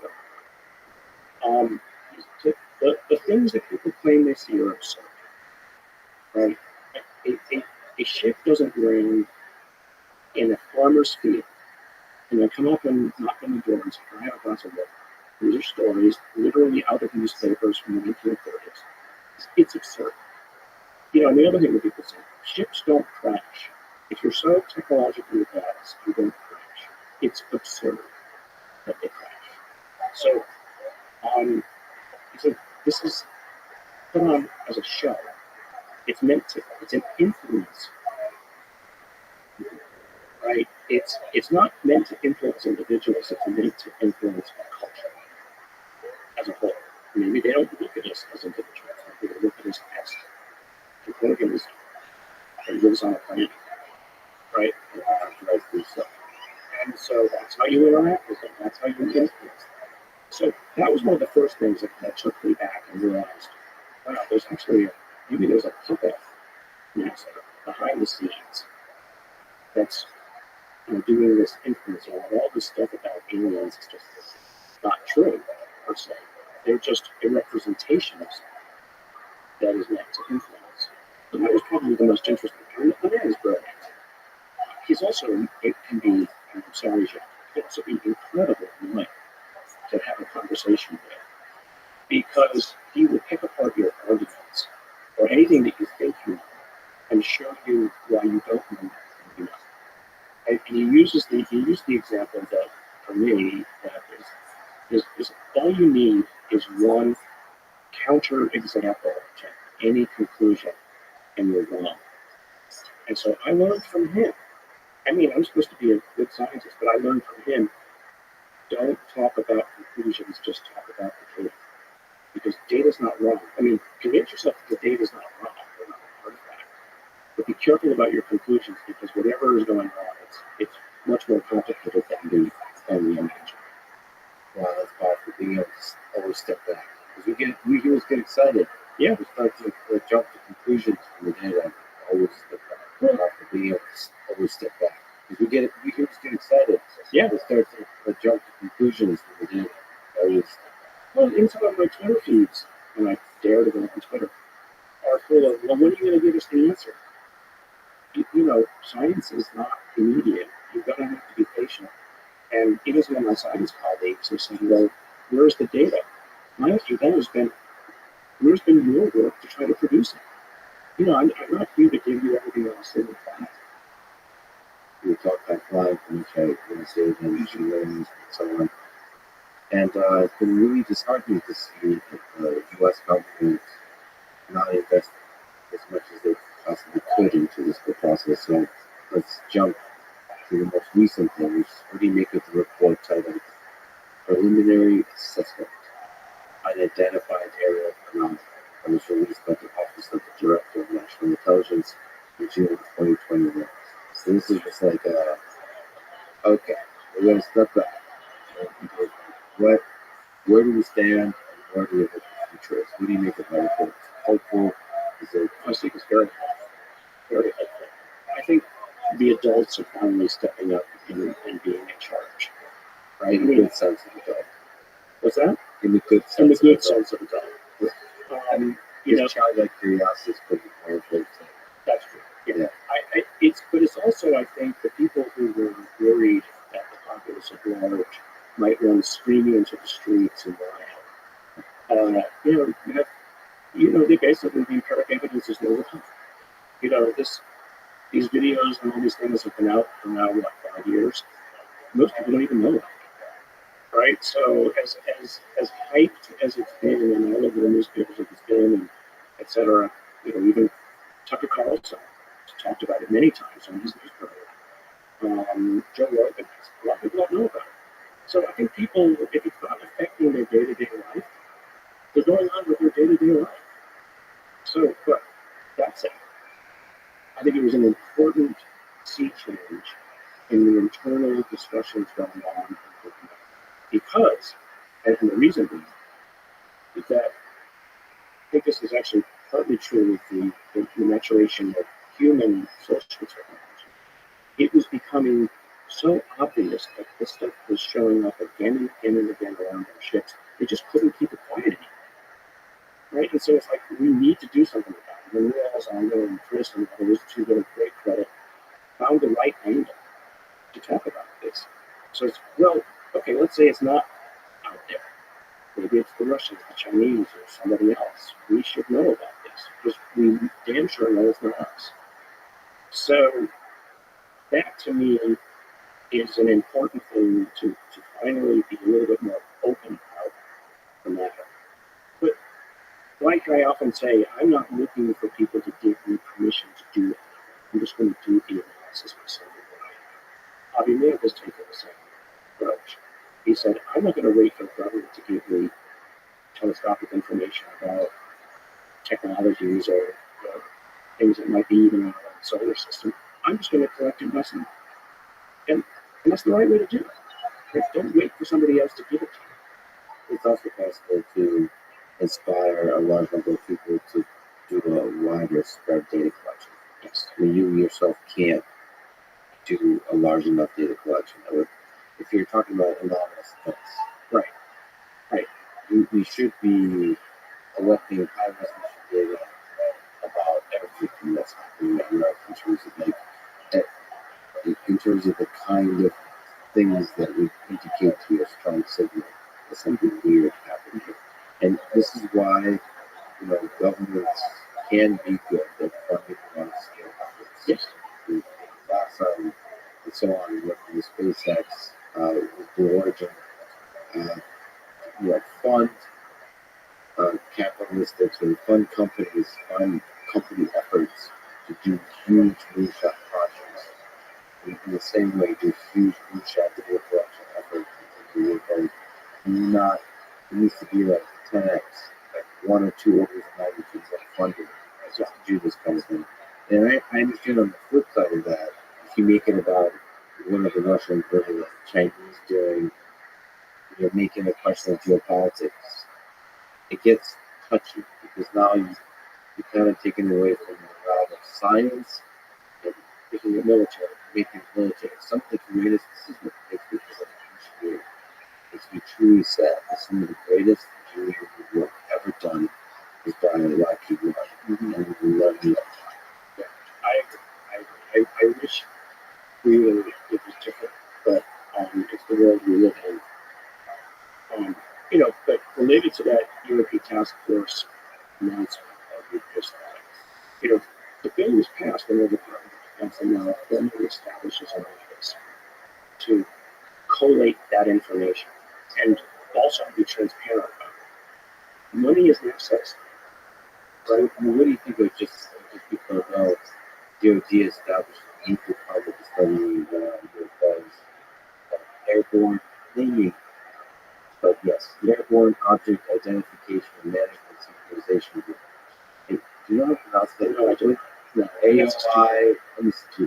It's stupid and needs to be reading, but AOI, AO, all right, it's directed by the Undersecretary of Defense for Intelligence and Security.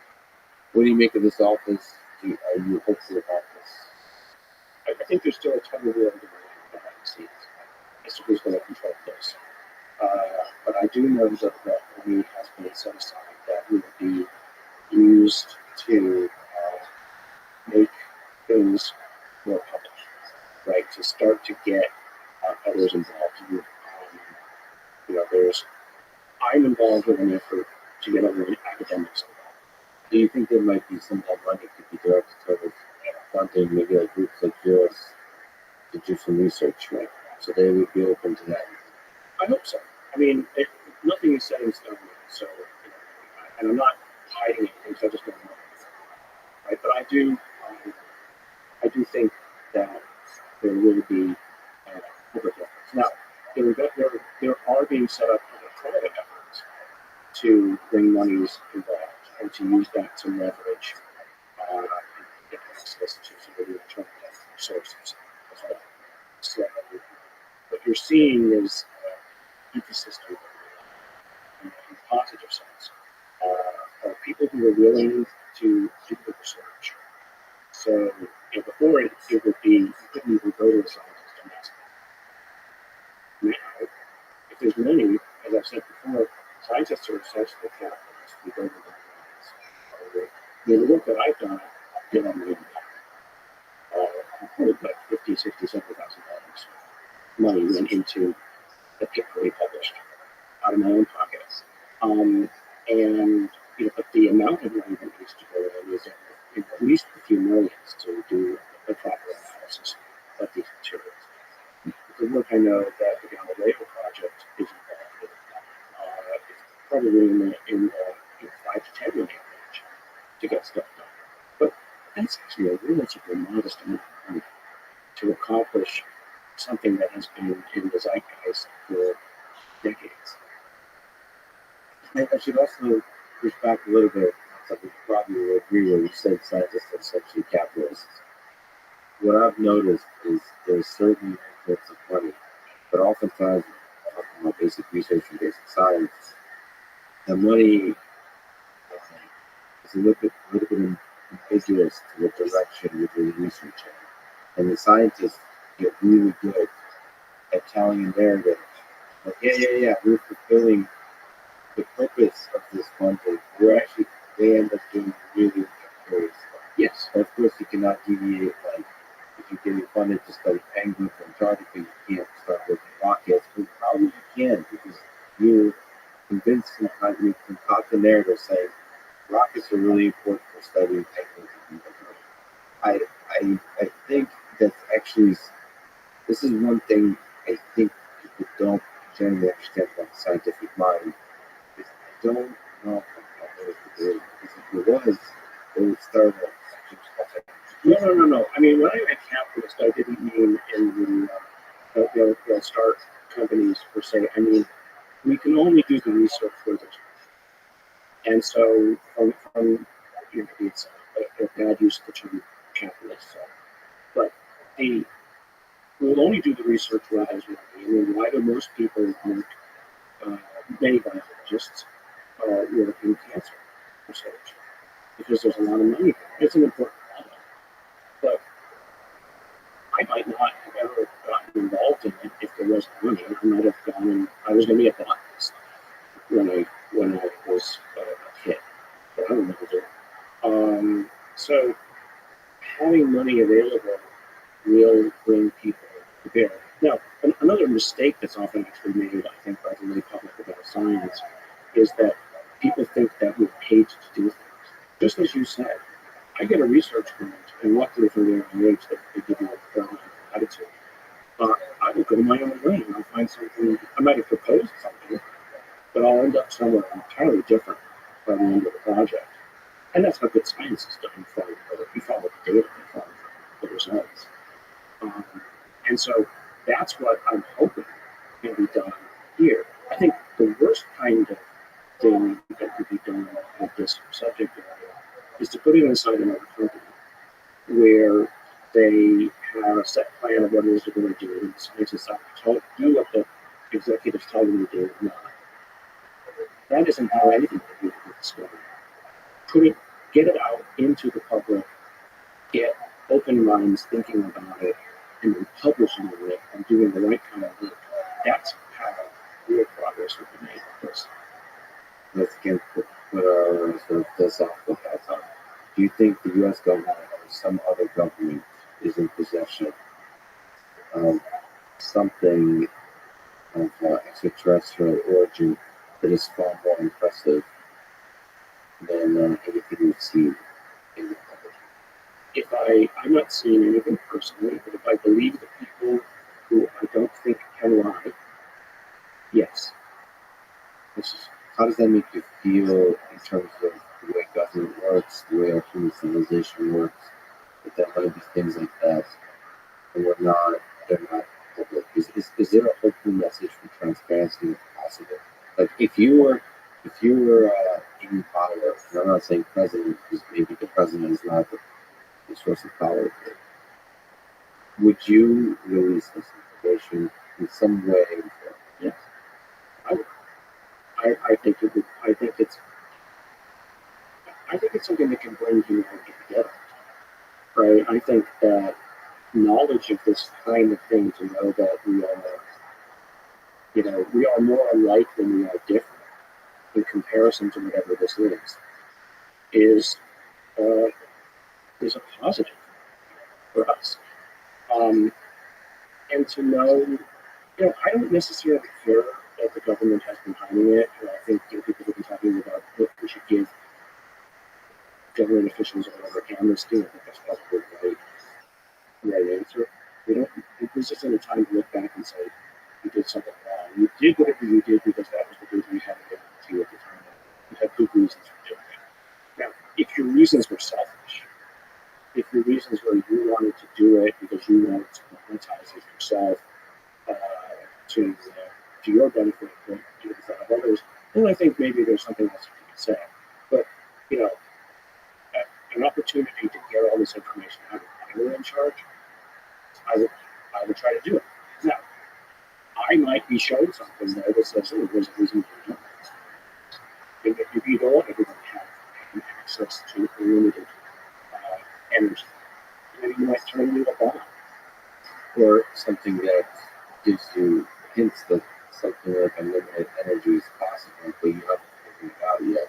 And if you make it public, maybe some of the other governments you have tensions with will figure it out first. Right. Yeah, How alarms is in all forms, it makes me truly sad because it's obvious that, for example, the origins of the COVID virus, it's obvious to me that the Chinese government, whatever the origins are, is interested in not releasing information about it because it can only be bad for the Chinese government. And every government thinks like this.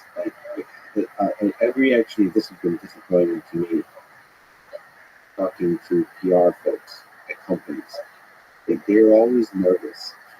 They're always like conservative, right? In the sense like, well, if we release more stuff, it can always be bad. And then an Elon Musk character comes along who tweets ridiculous memes and doesn't give a fuck. And I've been encouraging CEOs, encouraging people to be transparent. Both government and national security is really like another level. It's human lives at stake. But let's start at the lighter case of just releasing some of the awesome insights kind of sources of the technology, being transparent about it because it excites people. It, like you said, it connects people. It inspires them. It's good for the brand. It's good for everybody. I honestly think this kind of idea that people will steal information and will use it against you is an idea that's not true with an idea of the 20th century. Like I said, some of the benefits of social media, our social world is that transparency is beneficial, and I hope governments will learn that lesson first, that usually the last to learn such lessons. What do you make of Bob Lazar's? There's a possession right now. Do you believe in it? to be quite honest. I mean, Jeremy Corbell has done a great job interviewing him and has done some, beautiful documentaries. I just don't, I don't know how to interpret it. And, again, some of the people who fraternize with think it's all rubbish. But maybe he's right. I don't know. The problem is, and this is a little bit different about how I approach the whole area and a lot of things. I'm less interested in going over old people books and all these old histories of who said what, the whole he said, she said, and the history of UFOs. I'm a scientist. I worked on the brain area because it's something I can collect data on. I can go back to an individual, collect an MRI again, and we do it. I can hand that MRI to somebody else. They can analyze it. I can get materials, I can analyze them. I can get some of these skeletons, I can touch other skeletons over again, but I can analyze it and somebody else can replace the data. I mean, that's what I'm good at. And so, I'm not going to go into the whole, I'm not a historian. Yeah, that's true. But there's a human side to it. Sometimes I think with these, because of again anomalous rare events, some of the data is restricted to the humans. Observations. Yeah. I mean, I hope in the future, that sensory data will not be polluted by human subjectivity, but that's still powerful data, even direct observations. Like you talk about pilots. And so it's an interesting question to me whether Bob is always telling the truth or that he believes that too. And what impact stories like this have on the willingness of governments to be transparent.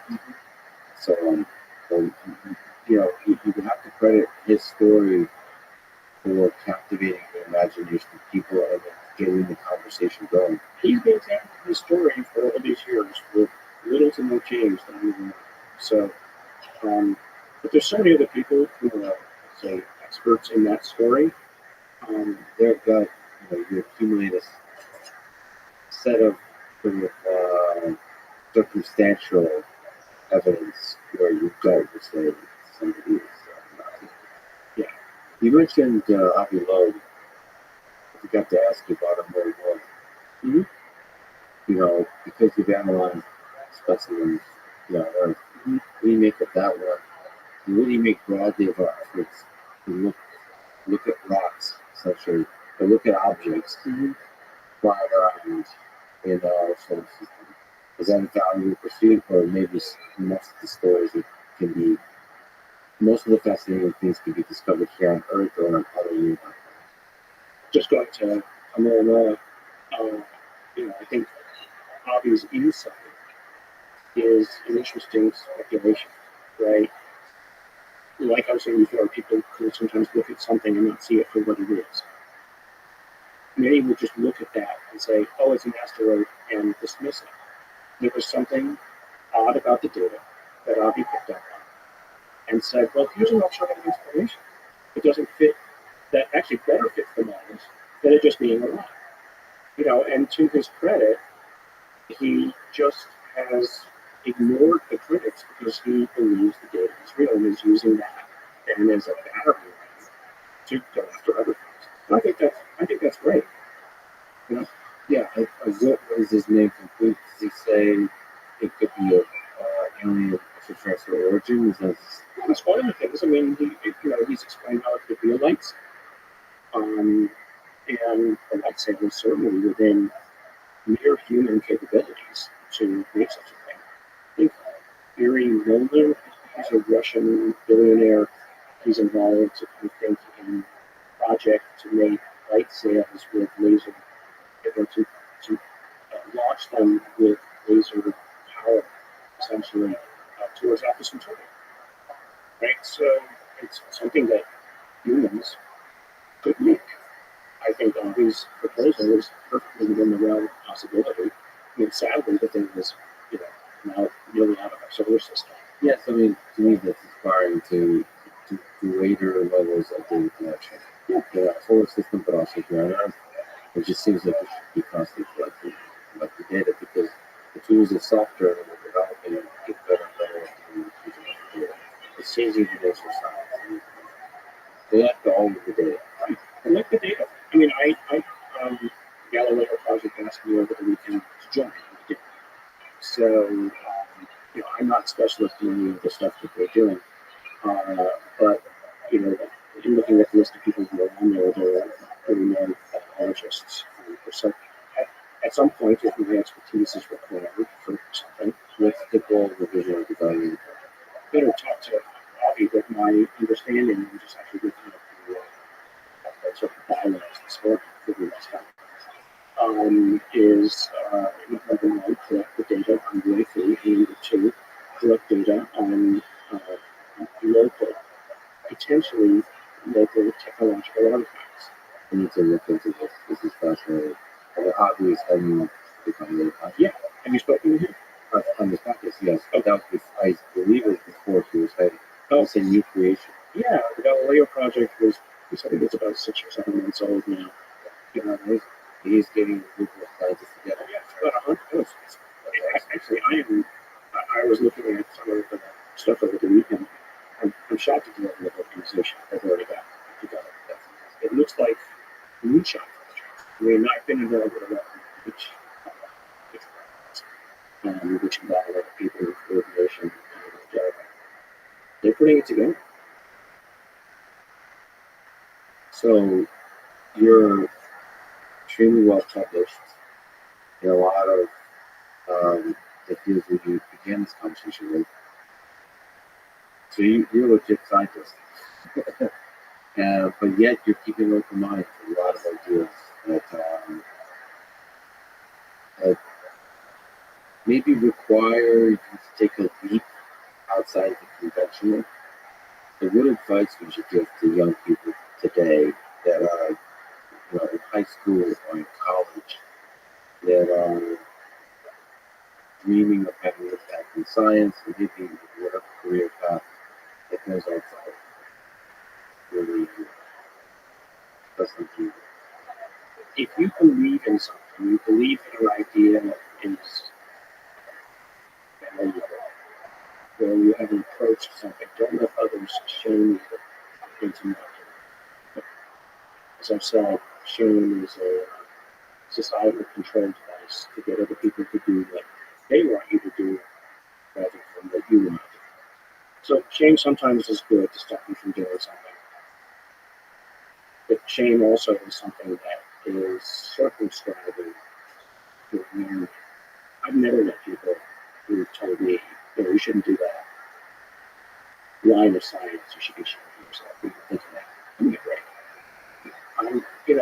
Why is it wrong to ask questions about this area? What's wrong with asking the question? Frankly, you're the person who's wrong for trying to stop these questions. You're the person who's almost acting like a cultist. You basically have closed your mind to what the possibilities are. And if I'm not hurting anybody, and if it could be to an advance, and if it's my time, why does it bother you? I had a very well-known scientist once tell me that I was going to hurt my career talking about this. If anything, it's enhanced my career. I have a couple questions on this. So first of all, just a small comment on that. I've realized that it feels like a lot of the progress in science is done by people pursuing the idea that another senior faculty would probably say, this is going to hurt your career. I think it's actually a pretty good indicator that there's something interesting when a senior wise person tells you this is going to hurt your career. And I think that's just the one, as a small, if I were to give advice to young people, if somebody senior tells you this is going to hurt your career, think twice about taking their advice. Yeah.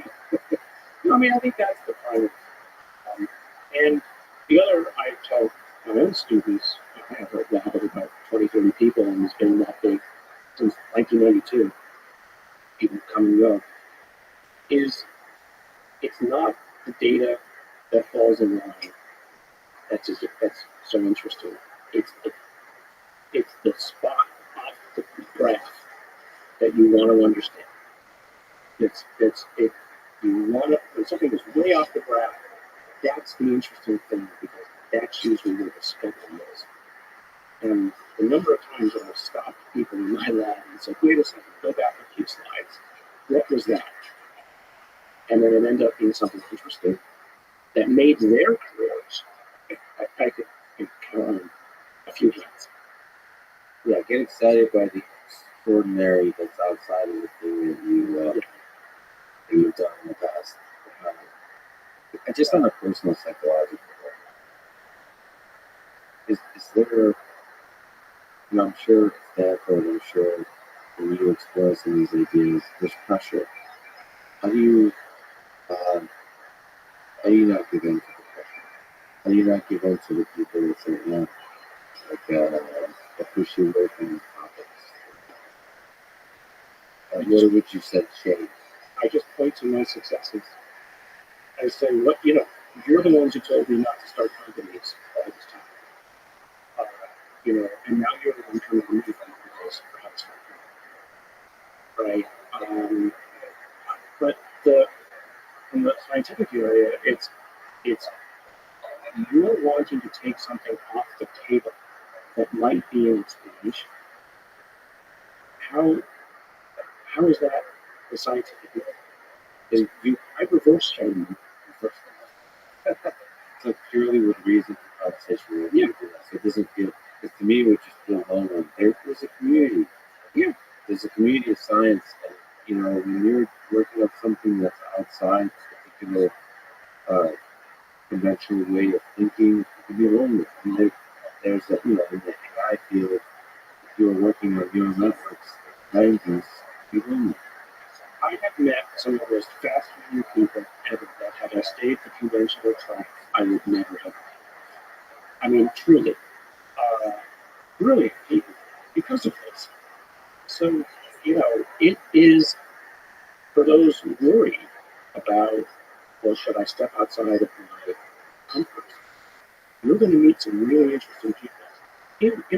Because I'm open about this area, I'll go and give a talk, in Boston, Harvard, and at dinner, inevitably, the subject comes up. And inevitably, somebody else at the table will admit both that they're interested or that they, and suddenly the whole tone of the conversation changes. It's kind of like there's safety in numbers. And then, or I had people come to me afterwards after dinner and say, hey, we'll talk about this. So the number of scientists who know that there's something else going on is much larger than the scientific community would like to think. That's really powerful, which is, I don't talk about this, openly, but here's what I believe. And you'd be surprised hearing people speak like this and hold those beliefs. Now, I am optimistic about social media and the more connected world and even more and more. Like us not to have these two personalities, where it's public and private. We've mentioned the big questions of the origins of the universe. What do you think is the meaning of this whole thing? For us humans, our human existence here on Earth, or just at the individual level of the human? What varies the meaning? I think that what we're going through today with this realization, it's kind of like you've lived on an island your whole life, and you've looked across the ocean and you've never imagined there was anyone with anybody else on. And then suddenly a ship with sails shows up. You don't understand it, but you realize that suddenly your world just got a lot bigger. I think we're in the middle of that our world view, our galactic view, is open, right, to something a little bit bigger. And not just there might be somebody else, but that there's something else. And what it is yet to be understood. And the fact that it isn't understood, to me, is what's exciting. Because I can fill it with my dreams. And this discovery, our world might, is about to get a lot more humbling and a lot more fascinating as we look out and realize we were on the world. It makes us both smaller but larger at the same time, to me. And, I can look outside at the stars and think and imagine what else might be out there. And although I know that I will never see it, it excites me to know that it's there. Well, Gary, both to respect your time and also because at 12 I turned into a princess, let me just say thank you for doing everything you're doing as a great scientist, as a person willing to reject the conventional. And thank you for spending extremely valuable time with me today. Thanks for talking. Thanks so much. It was great time. Thanks for listening to this conversation with Gary Bell. For this podcast, please check out our sponsors. Now, let me leave you with some word from Stanislav and his celebrities. How do you expect to communicate with the ocean when we can't even understand? Thanks for listening. Hope to see you next time.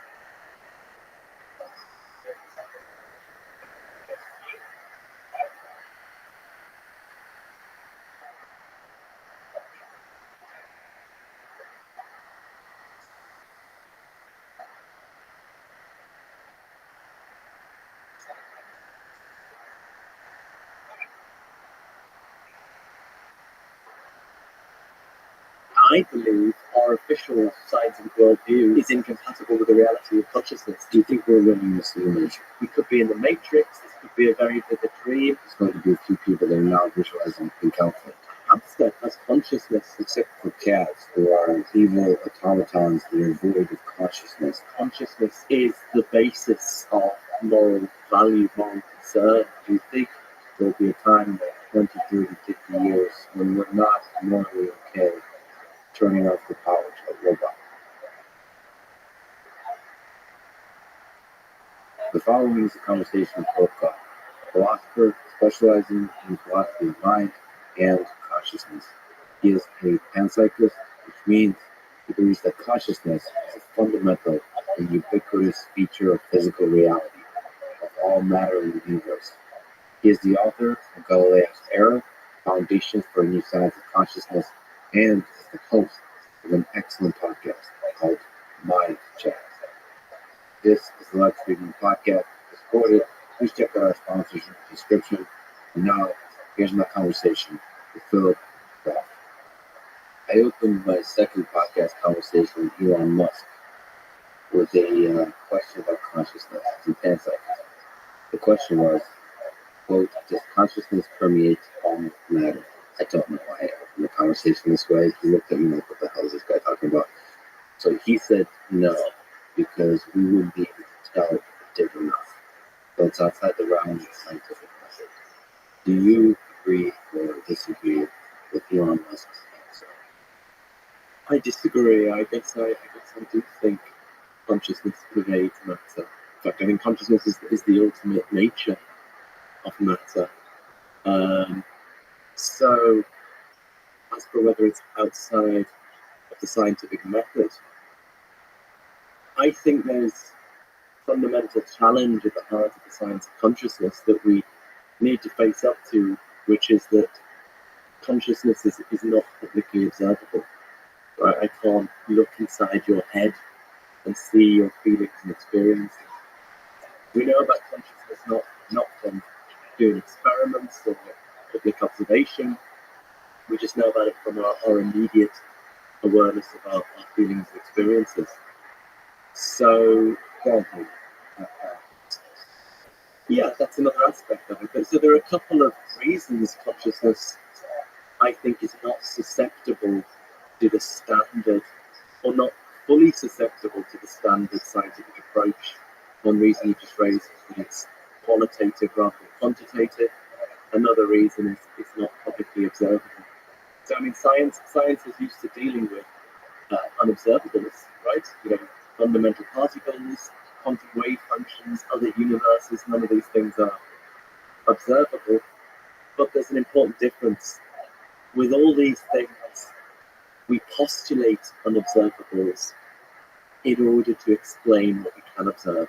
Right? In the whole of science, that's how it works. In the case of consciousness, in the unique case of consciousness, the thing we are trying to explain is not publicly observable, and that is utterly unique. If we want to fully bring scientific consciousness, we need a more expansive conception of the scientific method. So it doesn't mean we can't explain consciousness scientifically, but we need to rethink what science is.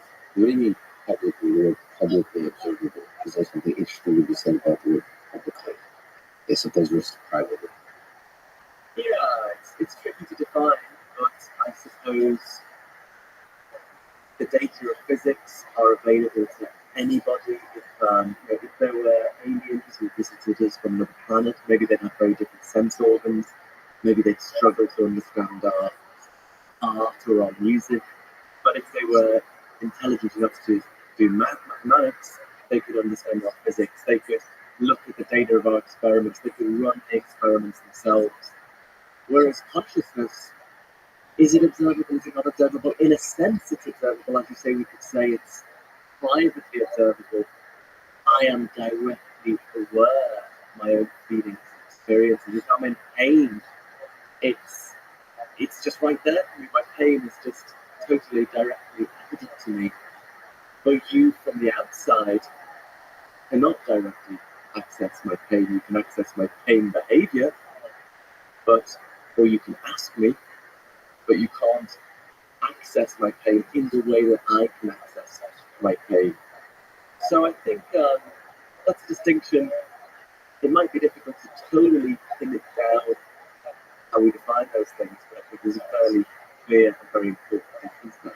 So you think there's a kind of direct observation that you're in particular with your pain that I'm not.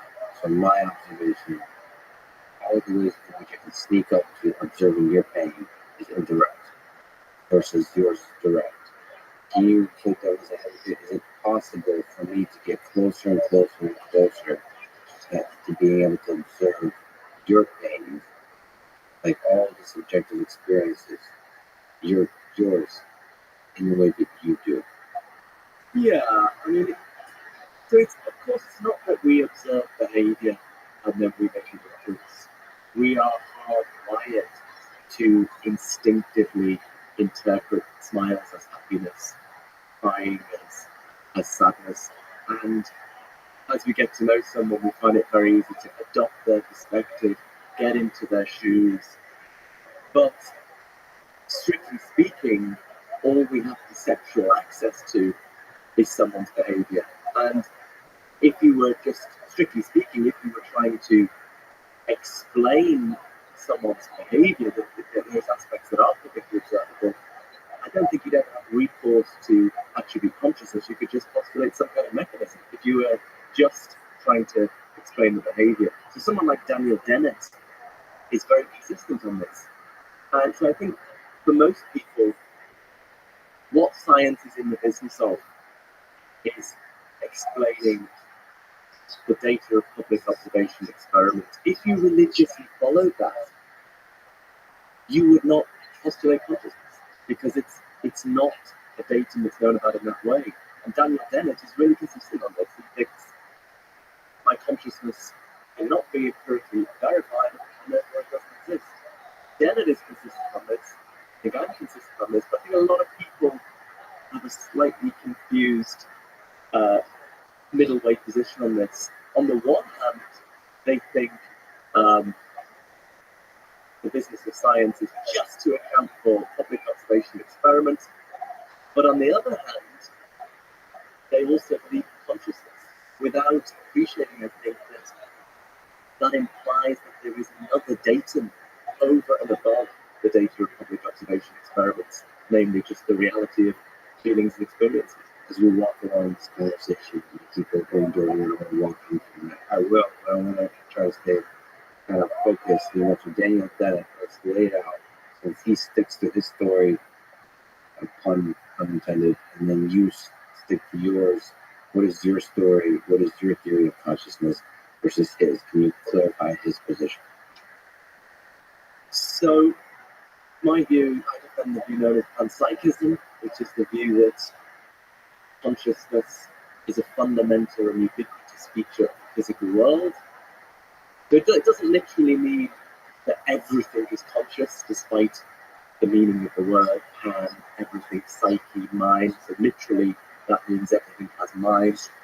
But the typical commitment of the panpsychist is that the fundamental building blocks of reality may be fundamental particles like electrons and quarks, have incredibly simple forms of experience, and that the very complex experience of the human or animal brain is somehow rooted in or derived from this much more simple consciousness at the level of fundamental physics. So, I mean, that's a theory that I would justify on the grounds that it can account for this datum of consciousness that we are immediately aware of in our experience in a way that I don't think other theories can. If you ask me to contrast that to Daniel Dennett, I think he would just say there is no such datum. Dennett says the data for science of consciousness is what he calls heterophenomenology, which is specifically defined as what we can access from the third person perspective, including what people say, but crucially, we're not treating what they say, we're not relying on their testimony as evidence for some unobservable realm of feelings and experiences. We're just treating what they say as a datum of public observation experiment that we can account for in terms of underlying mechanisms. So I feel like there's a deeper view of what consciousness is. So you have a very clear, and we'll talk quite a bit about panpsychism. You have a clear view of what, you know, almost like a physics view of consciousness.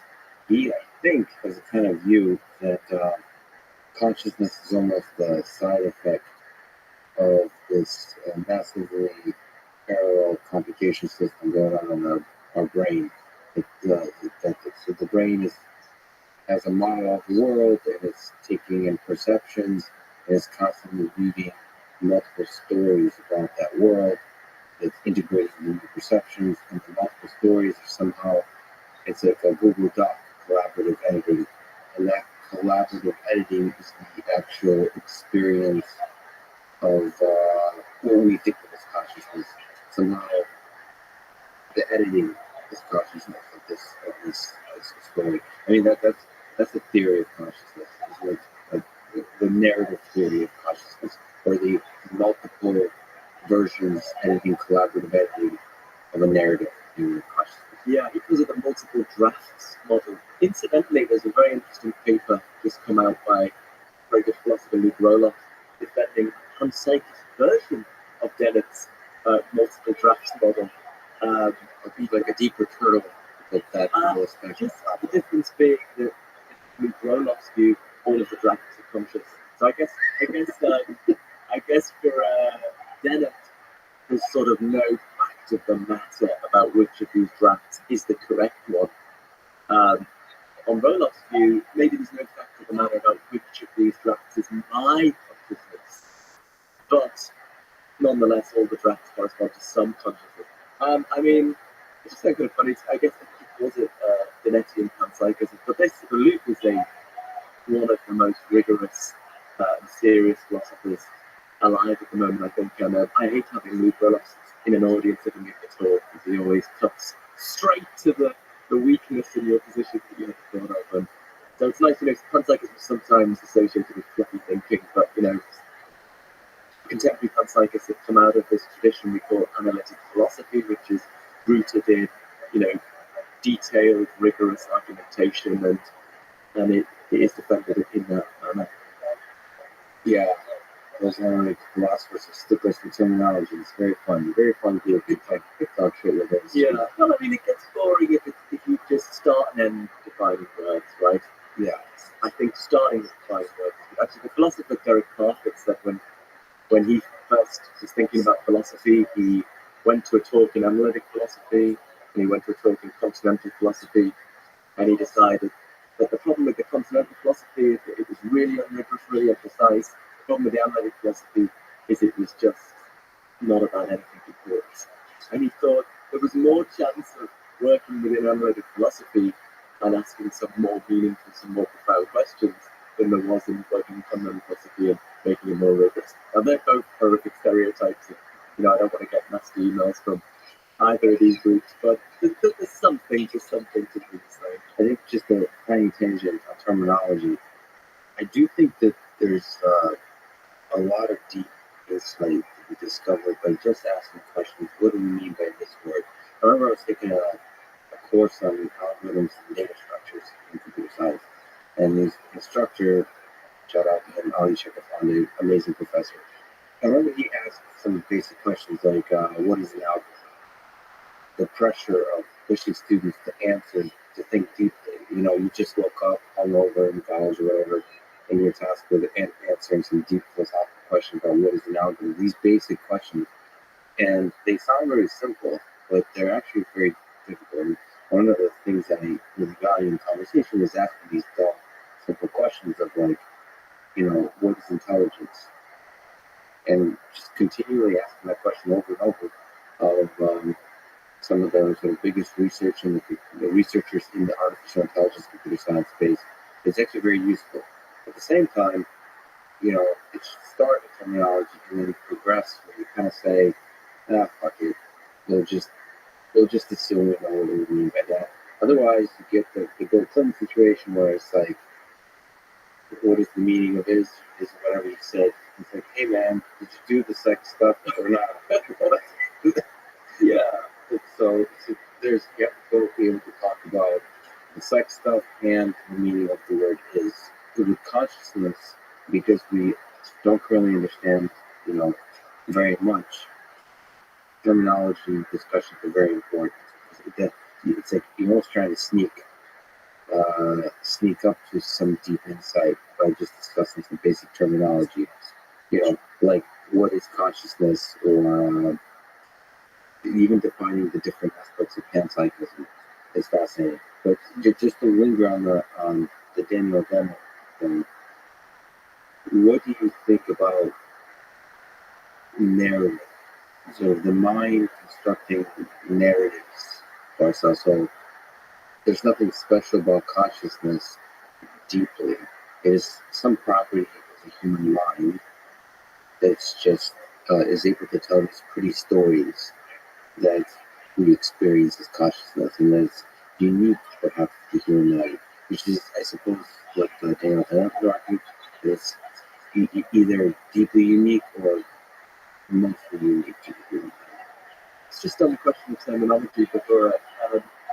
Yes, I think it used to be the fashion among philosophers that we had to come up with utterly precise, necessary and sufficient conditions for each word. And then I think this has gone out of fashion a bit, partly because it's just been, such a failure. The word knowledge in particular, people used to define knowledge as true justified belief. And then this guy, Gettier, had this very short paper where he just produced some pretty conclusive counterexamples to that. You wrote very few papers, but this is just, you have to teach this on an undergraduate philosophy course. And then after that, you had a huge literature of people trying to address this and propose a new definition, and someone else came out with counterexamples, and then we get a new definition of knowledge, and counterexamples just went on, and they just didn't get anywhere. So I think the thought now is, let's work out how precise we need to be for what we're trying to do. And I think that's a healthy attitude. So precision is important, but you just need to work out how precise do we need to be for these purposes. Going to Dennett and narrative theories, I think narrative theories are a plausible contender for a theory of the self, theory of my identity over time, what makes me the same person in some sense today as I was 20 years ago, where I've changed so much physically and psychologically. One running contender is something like connected to the kind of stories we tell about ourselves, or maybe some story about the psychological change of psychological continuity. I'm not saying I accept such a theory, but it's plausible. I don't think these theories are good as theories of consciousness. At least if we're taking consciousness just to be subjective experience, pleasure, pain, seeing colour, hearing sound. I think, a hamster has consciousness in that sense. It's something that it's like to be a hamster. It feels pain if you stand on it. You're cruel enough to do, I don't know how to do that, stand. People always give, I don't know, it's very violent examples to get across consciousness. And, I don't know why that's coming about. But anyway, Say mean things. So it experiences anger, pleasure, joy. But there's some limits to that experience of a hamster, but there's nevertheless the presence of a subjective experience. Yeah, consciousness is just something, because it's a very ambiguous word, but we're just using it to mean some kind of experience, some kind of inner life. That is pretty widespread in the animal kingdom. It's difficult to say where it stops, where it starts, but you certainly don't need something as sophisticated as the capacity to self-consciously tell stories about yourself to just have experience. Except for cats, who are evil automatons that are void of consciousness. They're the fingertips of the devil. Oh, absolutely.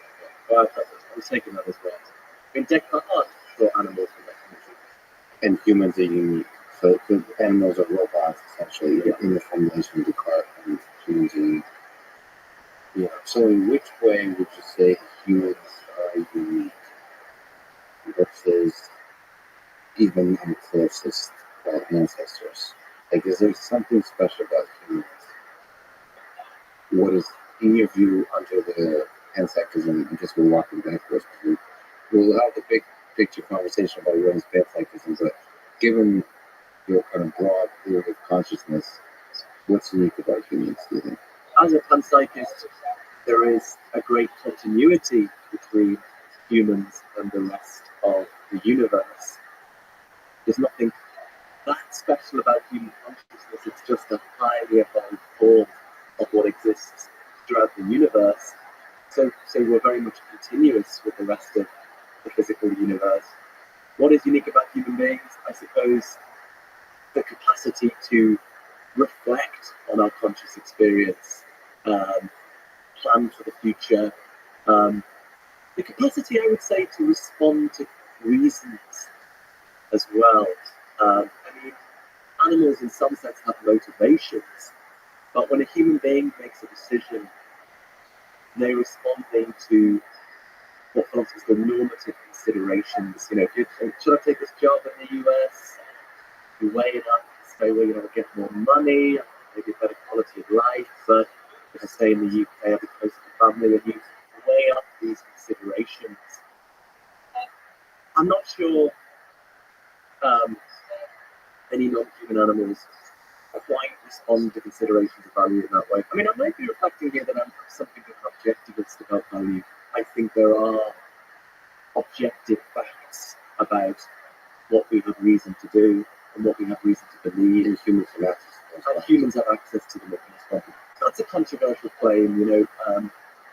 Many of my consigliere brethren They always say the hamster too can look up to the stars and ponder theories of physics. maybe not, but I think it depends what you think about value. If you have a more humane picture of value, by which I mean relating to the philosopher David Hume, who said reason is the slave to the passions. Really, we just have motivations, and what we have reason to do arises from our motivations.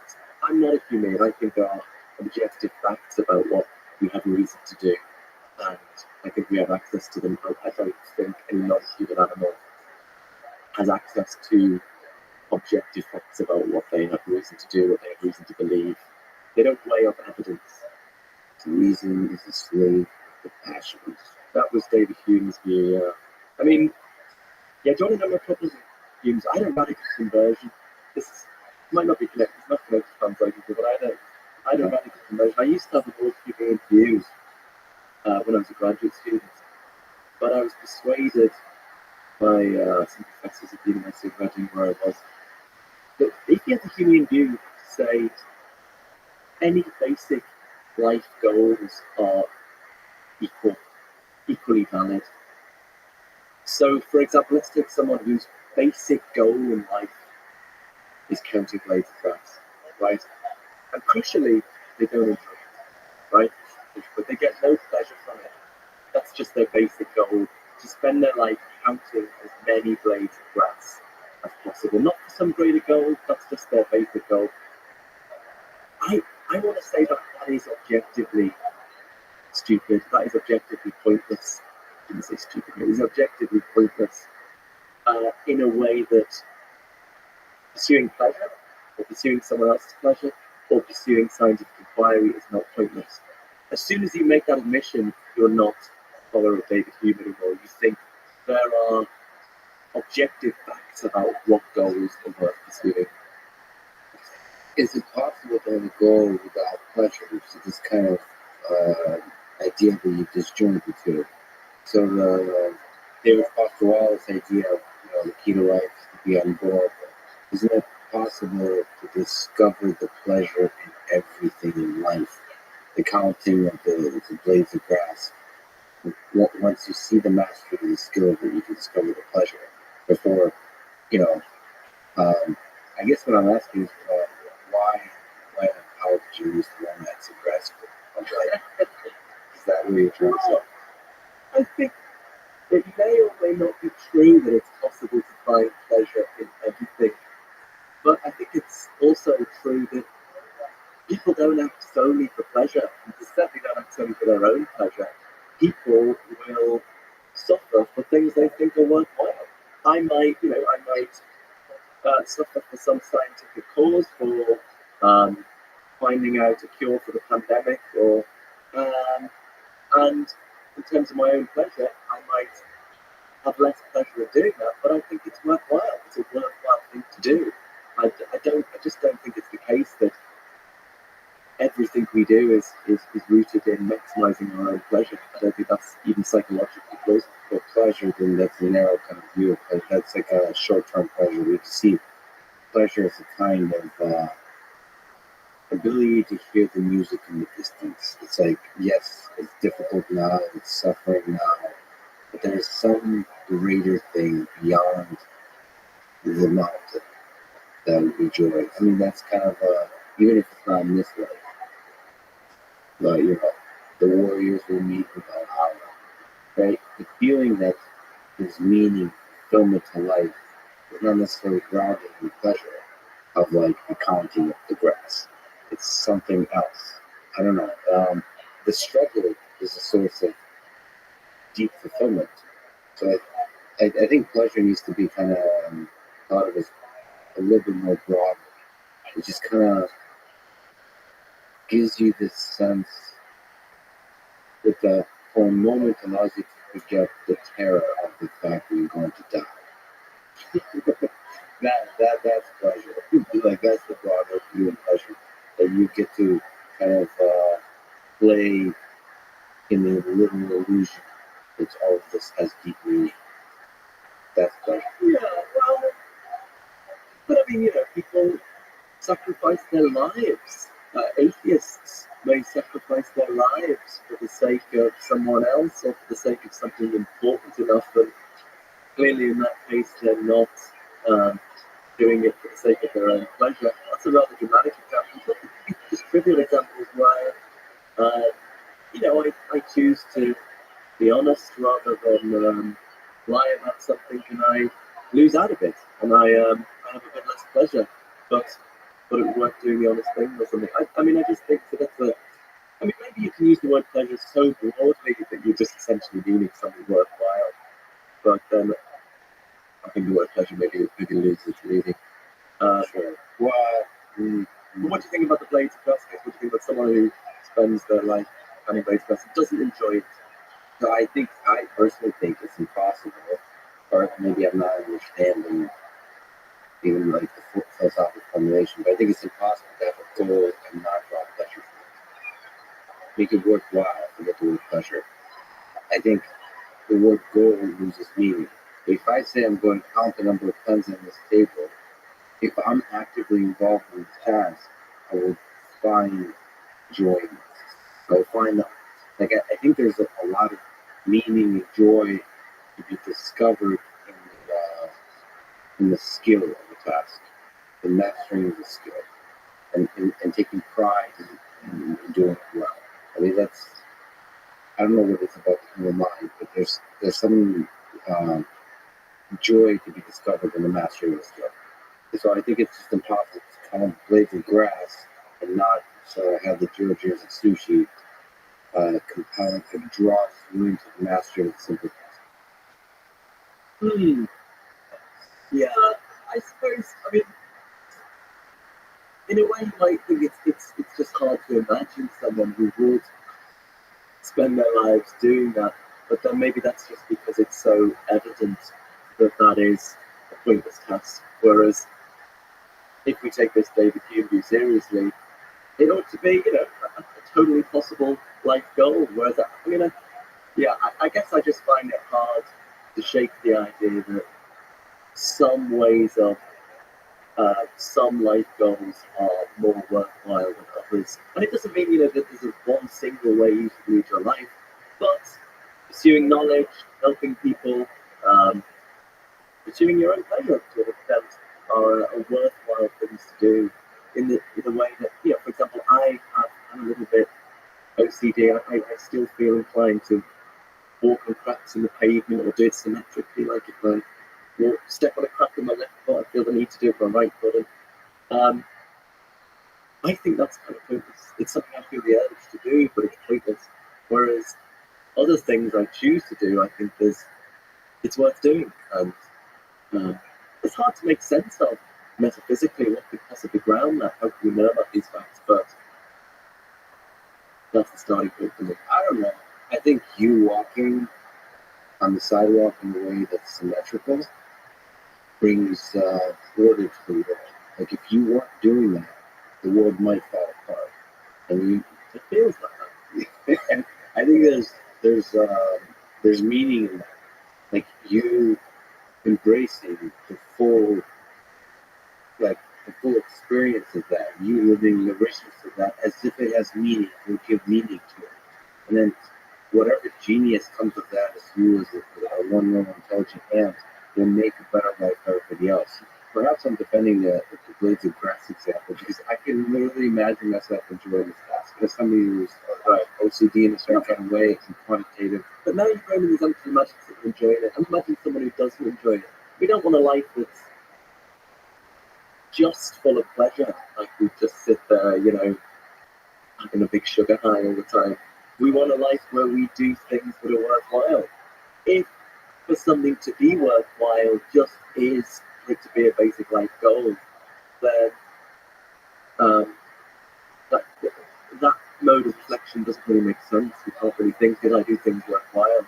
On the David Hume type picture, all it is for something to be worthwhile is it was a basic goal of yours and derived from a basic goal. And yeah, I mean, I think goal, I think goal is a boring word. I know it's like existential. It's like, did you ride the roller coaster of life? Did you fully experience life?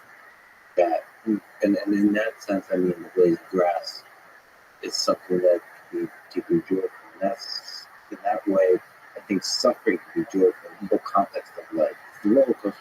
Without suffering, without struggle, without pain, without depression or sadness, there's not the highs. I mean, that's the fucked up thing about life is that the lows really make the highs that much richer, deeper, and like taste better, right? Like I tweeted this. I was asleep and like late at night. And I know it's like an obvious statement, but like every love story eventually, ends in loss, in tragedy. So like, this feeling of love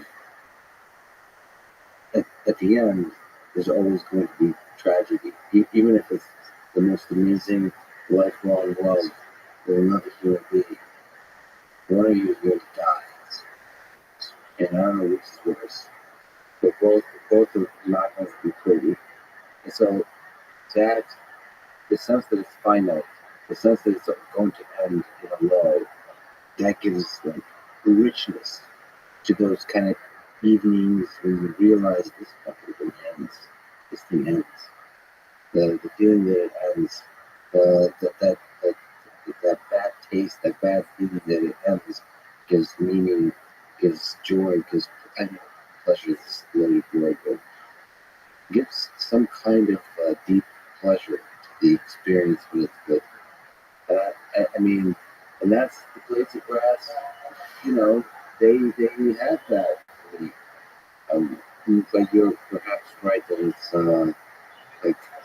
reducing it to some goals or something like that is kind of removing the magic of life. This, I think, what makes counting the blades of grass joyful is just because it's life. Okay, so it sounds like you reject the David Hume type picture anyway, because you're saying just because you have it as a goal, that's what it is to be worthwhile. But you're saying no, it's because it's engaging with life, riding a roller coaster. So that does sound like, in some sense, there are facts independent of our personal goal choices about what it means to live a good life. I mean, coming back full circle to start of this was what makes us different to animals. I don't think at the end of a hamster's life it thinks, did I ride the roller coaster? Did I really live life to the full?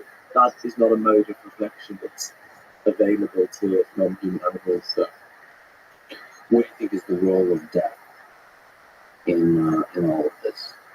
The fear of death. Does that interplay with consciousness? Does this self-reflection? Do you think there's some deep connection between this ability to contemplate the fact that our flame of consciousness eventually goes out?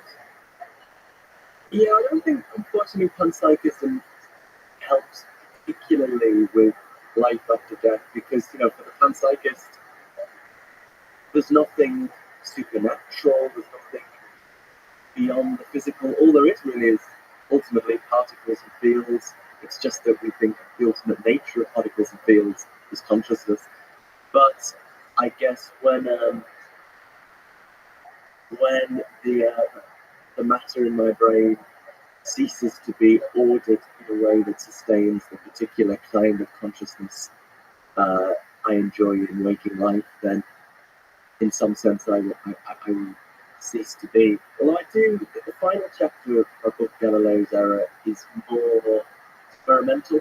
So the first 4 chapters are the cold-blooded case for the panpsychist view is the best solution to the hard problem of consciousness. Yeah, the last chapter we talk about meaning. Yeah, I talk about meaning, talk about free will, and I talk about mystical experiences. So I always want to emphasize that panpsychism is not necessarily connected to anything spiritual. You know, a lot of people defending this view, like David Sharmas or Luke Roloffs, are just total atheist secularists, right? They don't believe in any kind of transcendent reality. They just believe in feelings, you know, mundane consciousness. They think that needs explaining, and our conventional scientific approach can't cut it. But if, for independent reasons, you are motivated to some spiritual picture of reality, then maybe a panpsychist view is more consonant with that. So if you have a mystical experience where you it seems to you in this experience that there is this higher form of consciousness at the root of all things, if you're a materialist, you've got to think that's a delusion. It's just something in your brain making you think that it's not real. But if you're a panpsychist and you already think the fundamental nature of reality is constituted of consciousness, it's not that much of a leap to think that this higher form of consciousness you seem to apprehend in the mystical experience is part of that underlying reality. And, you know, in many different cultures, experienced meditators have claimed to have experiences in which it becomes apparent to them that there is an element of consciousness that is universal. So this is something called universal consciousness. So on this view, your mind and my mind are not totally distinct. Each of our individual conscious minds is built on the foundations of universal consciousness, and universal consciousness as it exists in me is one and the same thing as universal consciousness as it exists in you. So I've never had one of these experiences, but if one is a panpsychist, I think one is more open to that possibility. I don't see why it shouldn't be the case that that is part of the nature of consciousness and maybe something that is apparent in certain deep states of meditation. And so what I explore in the experimental final chapter of my book is that could allow for a kind of impersonal life after death, because if that view is true, that even when the particular aspects of my conscious experience fall away, that element of universal consciousness at the core of my identity would continue to exist. So it's be, as it were, absorbed into universal consciousness. So, I mean, Buddhists and Hindu mystics try to meditate to get rid of all the bad karma, to be absorbed into universal consciousness. It could be that if there's no karma, if there's no rebirth, maybe everyone gets enlightened when they die. Maybe you just sink back into universal consciousness. So I also, coming back to morality, suggest this could provide some kind of basis for altruism or non-egotism, because you think egotism implicitly assumes that we are utterly distinct individuals, whereas on this view, we overlap to an extent that's something at the core of our being, and even in this way, that would be this view that some experienced meditators claim becomes apparent to them, that there is something at the core of my identity that is one and the same as the thing at the core of your identity. It's universal consciousness. There is something very, like you and I in this conversation, is a few people listening to this, all of us are in kind of single mind. There's some small aspect of that, or maybe a big aspect. But as humans, but certainly in the space of ideas, we kind of meld together for a time, at least, in a conversation, and kind of play with that idea. And then clearly you're all thinking, like if I say pink elephant, there's going to be a few people that are now visualizing the pink elephant. We're all thinking about that pink elephant. together. We're all in the room together thinking about this big elephant. We're like rotating it, like, you know, in our minds together. What is that? That big up, is there a different instantiation of that big elephant in everybody's mind? Or is it the same elephant? We have the same mind, it's pulling that elephant. Now, if we in our mind start petting that elephant, like touching it, that experience that we're now like thinking what that would feel like is with that. Is that all of us experiencing that together? Or is that separate? So like there's some aspect of the togetherness that almost seems fundamental to civilization, to society. Hopefully that's not too strong, but to like some of the fundamental properties of the human mind. It feels like the social aspect is really important. We call it social because we think of us as individual minds interacting. But if we're just like one collective mind, we'd be like fingertips. They're like touching each other as he's trying to explore the elephant. But that could be just in the realm of ideas and intelligence and not in the realm of consciousness.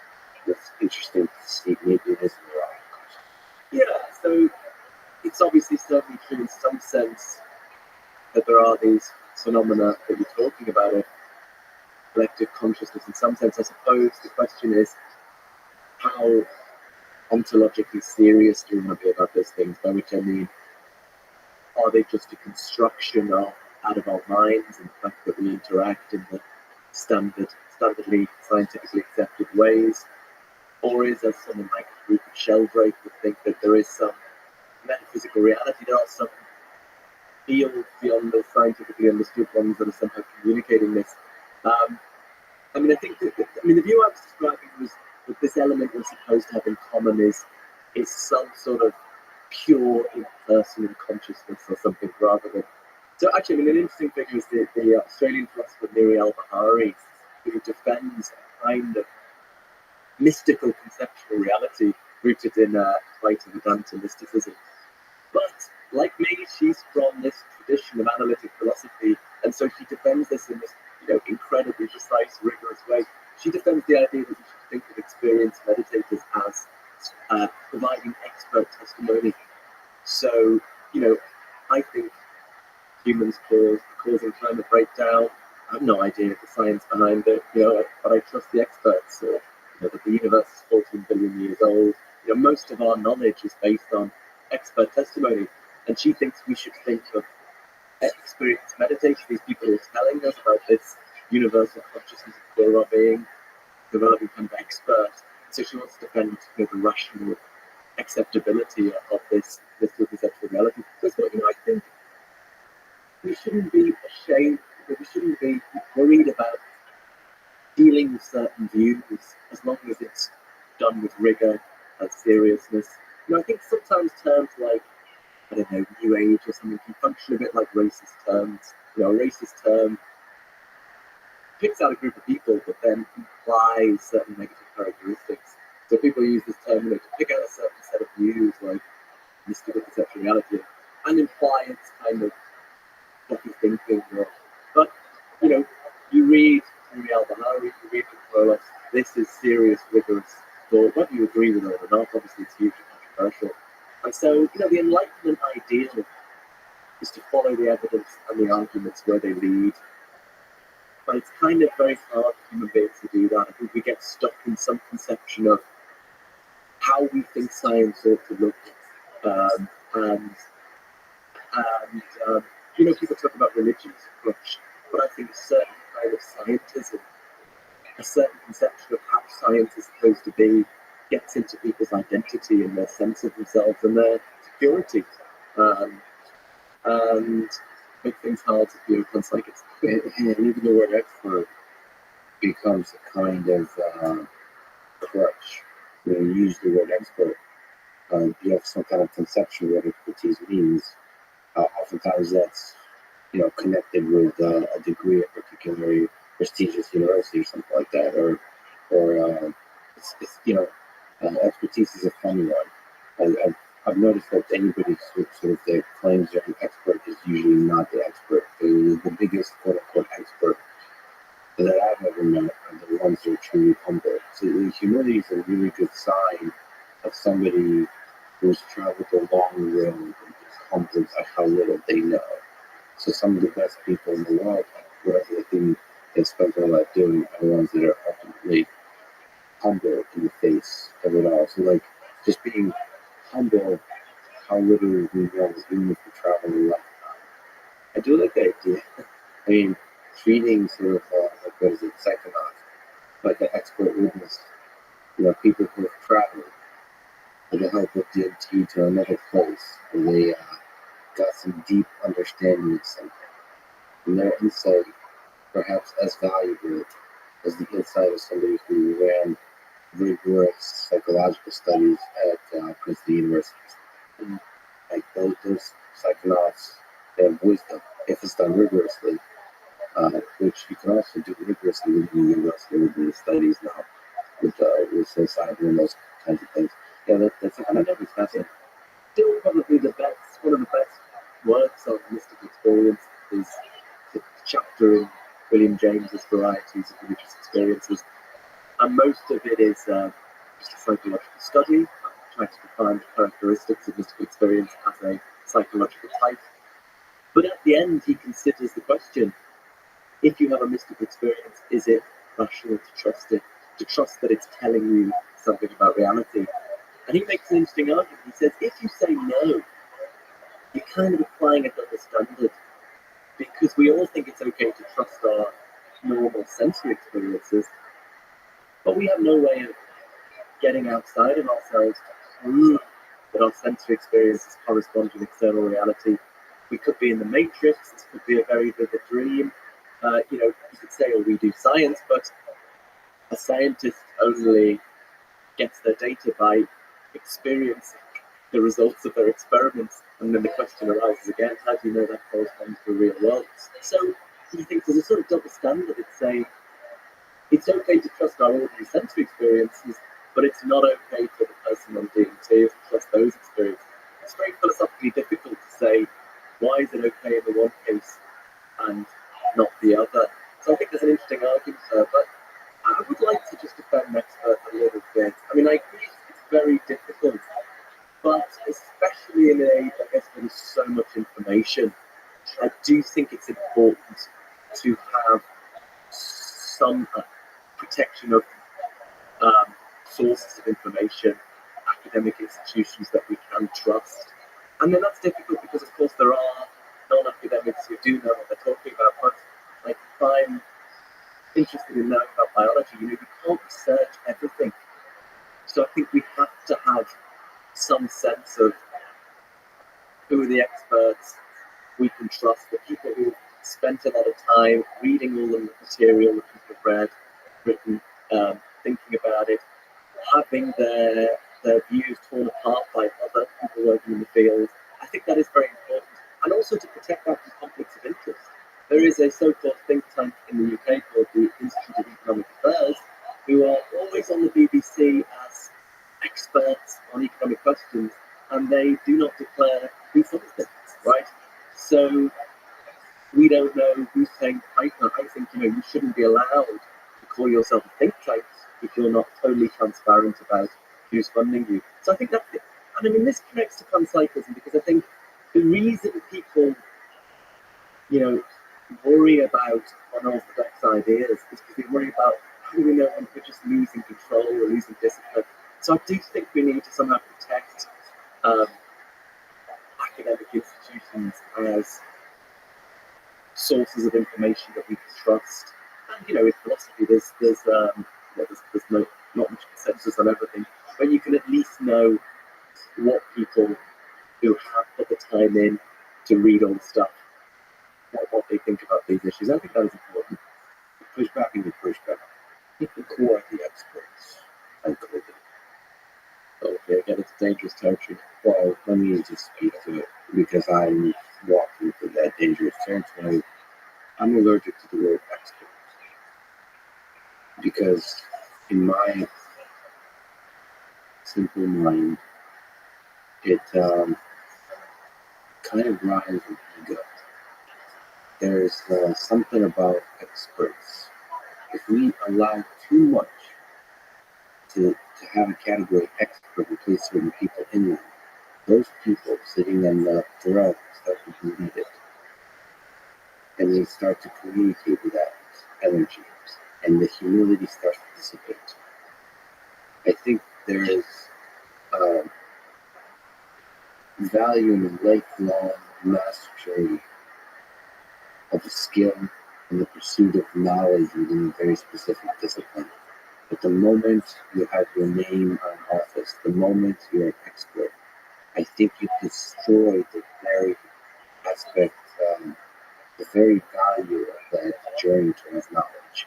So some of it probably just reduces to like skillful communication, like of communicating in a way that shows humility, that shows an open-mindedness, that shows an ability to really hear what a lot of people are saying. So in the case of COVID, what I've noticed, and this is true, this is probably true in panpsychism as well, is the so-called experts, and they are extremely knowledgeable, and many of them are colleagues of mine. They dismiss what millions of people are saying on the internet without having looked into it, with empathy and rigor, honestly, understand what are the arguments being made. They say that there's not enough time to all those things, like there's so much stuff out there. Yeah, I think that's a lot of religions. If you don't have enough time, then don't speak so strongly with dismissal. Feel bad about it. Be apologetic about the fact that you don't have enough time to explore that. And for example, with the heat I got with Francis Collins is that he kind of said with Rabbi, he kind of dismissed it, showing that he didn't really deeply explore all those the huge amount of substantial evidence of the battles that are going on out there. There's a lot of people really constantly discussing it, and being showing humility in the face of that battle of ideas is really important. And I just been very disappointed in so-called expertise in the space of science and showing humility, and showing humanity and kindness and empathy towards other human beings. That's at the same time, obviously, I love Georgian sushi, lifelong pursuit of like getting, like in computer science, down to you. Like some of my biggest heroes are people that like when nobody else cares, they stay on one topic for their whole life, and they just find a bunch of little things about their puzzles they keep solving. And yes, sometimes a virus happens or something happens with that person with their puzzles becomes like the center of the whole world because that puzzle becomes all of a sudden really important. But still, the responsibilities on them to show humility and to be open-minded to the fact that they, even if they spent their whole life doing, even if their whole community is telling them, giving them awards and giving them citations and giving them all kinds of stuff where like we're bowing down before them, how smart they are, they still know nothing relative to all the stuff, the mysteries that are out there. Yeah, well, I'm not much disagreeing. I mean, these are totally valid issues, and of course, expertise goes wrong in all sorts of ways. It's totally fallible. I suppose I would just say, what is the alternative? Or do we just say all information is equal? Because as a voter, I've got to decide who to vote for, and that I've got to evaluate, and I can't look into all of the economics and all of the relevant science, and so I just think maybe it's like Churchill said about democracy, it's the worst system of government apart from all the rest. I think that's what panpsychism is the worst theory of consciousness apart from all the rest. But I just think expertise, the peer review system, I think it's terrible in so many ways. Yes, people should show more humility, but I can't see a viable alternative. I think Professor Bernard Williams had a really nice nuanced discussion of the problems of titles, but how they also function in the society. They do have some positive functions. The very first time I lectured philosophy, before I got a professorship, was teaching at a continuing education college. That's kind of for retired to learn some more things, and I just totally pitched it too high. And Jake talked about Bernard Williams on titles and hierarchies, and these kind of people in their 70s, 80s who just instantly started interrupting, saying, "What is philosophy?" And it was a disaster. And I just remember in the breaks, sort of elderly lady who said, "I decided to take Egyptology instead." So that was my introduction to teaching. Anyway. But so the titles and accomplishments is a nice starting point because they're valuable things. So you don't get to just say this is true because I'm an expert. You still have to convince people. One of the things I really like, I practice martial arts. Yeah. And for people who don't know, Brazilian Jiu-Jitsu is one of them. And you sometimes wear these pajama-looking things, and you wear a belt. So I happen to be a black belt in Brazilian Jiu-Jitsu. And I also train in what's called no gi, so you don't wear the pajamas. And when you don't wear the pajamas, nobody knows what rank you are. Nobody knows if you're a black belt or a red belt, if you're a complete beginner or not. And when you wear the pajamas, called the gi, you wear the rank. And people treat you very differently. And like when they see my black belt, they treat me differently. They kind of defer to my expertise. If they're kicking my ass, that's probably because like I am working on something like new, or maybe I'm letting them win. But when there's no belts, and it doesn't matter if I've been doing this for 15 years. It doesn't matter. What matters is the raw interaction of just trying to kick each other's ass and seeing like what is this chess game of like a human chess. What are the ideas that are coming? And I think there's a dance there. Yes, it's valuable to know a person is a black belt, but you take consideration of the advice of different people, me versus somebody who's only practiced for like a couple of days. But at the same time, the raw practice of ideas that is compact, and the raw practice of exchanging ideas that is science needs to often throw away expertise. And in communicating, there's another thing to science and expertise, which is leadership. It's not just the scientific method and the review process is this rigorous battle of ideas between scientists. But there's also a stepping up and inspiring the world, communicating ideas to the world. And that skill of communication, I suppose that's my biggest criticism of so-called experts in science, is they're just shitty communicators. Absolutely. Yeah. Well, I can tell you, I get very frustrated with philosophers not reaching out more. I mean, I think it might be partly that we're trained to get watertight arguments, respond to all objections, and as you do that, eventually it gets more complicated and the jargon comes in. And but then to write a more accessible book or article, you have to loosen the argument a bit. And then we worry that other philosophers will think, "Oh, that's a really crap argument." So, I mean, the way I did it, I wrote my academic book first, which is fundamental reality. And then a more accessible book, Galileo's Error, where the arguments are not as rigorously worked out. So then I can say, the proper arguments with the other arguments. But I get That's very... really done by it. Like, that's such a... So, for people that know, you first wrote Consciousness and Fundamental Realities, and it's the academic book, also very good. I flew through it last night on it. And then obviously the popular book is Galileo's Error, Foundations for New Science and Consciousness. That's kind of the right way to do it. Yeah. To show you're legit with you to the world by doing the book that's very important to read. And then do the popular book. Everybody's going to read. Yeah, so I try now, every time I write an academic article, I try to write a more accessible version. I mean, the thing I've been working on recently is this argument. So there's a certain argument from the cosmological fine-tuning of the laws of physics for life to the multiverse. It's quite popular. Physicists like Max Tegmark. There's an argument in philosophy journals that's this fallacious line of reasoning going on there from the fine-tuning to the multiverse. Now, that argument is 20, 30 years ago, and it's discussed in academic philosophy. Nobody knows about it, and there is huge interest in this fine-tuning stuff.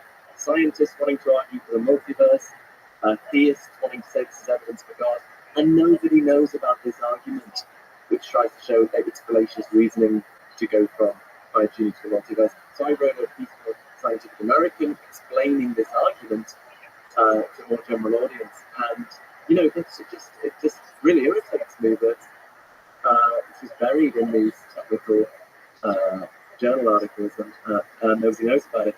But just final thing on it. Look, I don't disagree with anything you said, and that's a really beautiful martial arts example, and thinking how that could be analogous. But I think it's very rare to find a good philosopher who hasn't given a talk to other philosophers and had objections raised. I was going to say had it torn apart, but that's maybe thinking of it in a slightly wrong way. But had the best objections raised to it, and that's why that is an important formative process that you go through as an academic. That the greatest minds, starting philosophy degree, for example, won't have gone through. Probably, except in very rare cases, just won't have the skills required. But I was just want to disagree with that. I think to elaborate on what you're saying in agreement, not just gone through that, but continue to go through that. Absolutely. That's, I would say, the biggest problem with quote-unquote expertise is that there's a certain point where you get, because it sucks. Like this martial arts is a good example of that. It sucks to get your ass kicked. Yeah. Like it's a temptation. I still go, I train. You get older too, but also there's listen there. And you both space of martial arts and the space of science. And I think that once you become a professor, like more and more senior and more respected, I don't know if you get your ass kicked in the space of ideas as often. I don't know if you allow yourself to truly expose yourself. If you do, that's a great sign of a humble, brilliant mind. Just constantly exposing yourself to that. I think you do, because I think there's graduate students who want to, find the objection to write their paper or make their mark. And yeah, I think everyone still gives talks, or should give good talks, and people are wanting to work out if there are any weaknesses to your position. So yeah, I think that generally works out. There is also kind of who do you give the talks to? Mm-hmm. So within communities, there are a cluster of people that argue and bicker, but what are they arguing about? They take a bunch of stuff, a bunch of basic assumptions as agreement, and they heatedly argue about certain ideas. The question is how open are that's actually kind of like fun. That's like, no offense, sorry, just the kind of this martial arts thing. It's like people who practice Aikido or certain martial arts that don't truly test themselves in the cage, in combat. So it's like, it's fun to argue about certain things when you're in your own community, but you don't test those ideas in the full context of science, in the full seriousness, the rigor of sometimes the real world.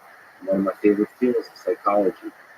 There's often places within psychology where you're kind of doing these studies and arguing about stuff that's done in the lab. The arguments are almost disjoint from real human behavior. Because it's so much easier to study human behavior in the lab, you just kind of stay there, and that's what the arguments are. The vision science is a good example, like studying eye movement and how we perceive the world, all that kind of stuff. It's so much easier to study in the lab, but we don't consider we say that's going to be what the science of vision is going to be like, and we don't consider the science of vision in the actual real world with the engineering vision, I don't know. And so I think that's where exposing yourself to out of the box ideas, that's the most Absolutely. I mean, groups think can be a terrible thing in philosophy as well, because you're not to the same extent beholden to evidence and refutation from the evidence that you are in the sciences. It's a more subtle process of evaluation, and so you're more susceptible, I think, to group thinking. I agree with you. We've talked about it a million times, but let's try to sort of do that old basic terminology definitions. What is panpsychism? Like, what are the different ways you can try to think about, to define panpsychism, maybe in contrast to naturalistic dualism and materialism and other kind of use of consciousness? Yeah, so that basically laid out the different options. So I guess probably still the dominant view is materialism, that roughly that we can explain consciousness in the terms of physical science, wholly explain it just in terms of the electrochemical signaling in the brain. Dualism, the polar opposite view, the consciousness is non-physical outside of the physical workings of the body and the brain, or closely connected. And when I studied philosophy, we were taught basically they were the two options you had to choose, right? Either you thought it was dualist and you thought it was separate from the physical, or you thought it was just electrochemical signaling. And yeah, I became very disillusioned because I think there are big problems with both of these options. So I think the attraction of panpsychism is it's kind of a middle way. It agrees with the materialist that there's just the physical world. Ultimately, there's just particles and fields. But the panpsychist thinks there's more to the physical than what physical science reveals, and that the ultimate nature of the physical world is constituted of consciousness. So consciousness is not outside of the physical, as the dualist thinks. It's embedded in, underlies the kind of description of the world we get from physics. What here are the problems with materialism and dualism? Starting with materialism, it's a huge debate, but I think that the core of it is that physical science works with a purely quantitative description of the physical world, whereas consciousness essentially involves qualities. If you think about the smell of coffee or the taste of mint or the deep red you experience as you watch the sunset, I think these qualities can't be captured in the purely quantitative language of physical science. And so as long as your description of the brain is framed in the purely quantitative language of neuroscience, you'll just leave out these qualities and it's really leave out consciousness itself. And dualism? So I've actually changed my mind a little bit on this since I wrote the book. So I argued in the book that we have pretty good experimental grounds for doubting dualism. And roughly the idea was, if dualism were true, if there was, say, an immaterial mind impacting on the brain every second of waking life, that this would really show up in our neuroscience. There'd be all sorts of things happening in the brain that have no physical explanation. It would be like a poltergeist playing with the brain. But actually, and so the fact that we don't find that is a strong and ever-growing inductive argument against dualism. But actually, the more I talk to neuroscientists and read neuroscience, and we have at Durham, my university, an interdisciplinary consciousness group, I don't think we know enough about the brain, how we're working to the brain to make that argument. I think we know a lot about the basic chemistry, how neurons fire, neurotransmitters, action potentials, things like that. We know a fair bit about large-scale functions of the brain, what gets the brain to do. But what we're almost clueless on is how those large-scale functions are realized at the cellular level, how it works. People get quite excited about brain scans, but it's very low resolution. Every pixel on a brain scan corresponds to 5.5 million neurons, and we're only 70% of the way through instructing a connectome for the maggot brain, which has it 10,000 or 100,000 neurons, but the brain has 86 billion neurons. So I think we'd have to know a lot more about how the brain works, how these functions are realized, um, before we could assess whether they could be, the dynamics of the brain could be completely explicated in terms of underlying chemistry or physics. So, we'd have to do more engineering before we could figure that out. And there are people with other proposals. From what I got to know, Mark Picard at Columbia University, who has the cyclobiology mitochondrial lab there, and is experimentally exploring the hypothesis that mitochondria in the brain should be in sort of social networks, perhaps as an alternative to reducing it to underlying chemistry and physics. So I'm less. It is ultimately an empirical question whether dualism is true. I'm less convinced that we know the answer to that question at this stage. I think still, as scientists and philosophers, we want to try and find the simplest, most parsimonious theory of reality.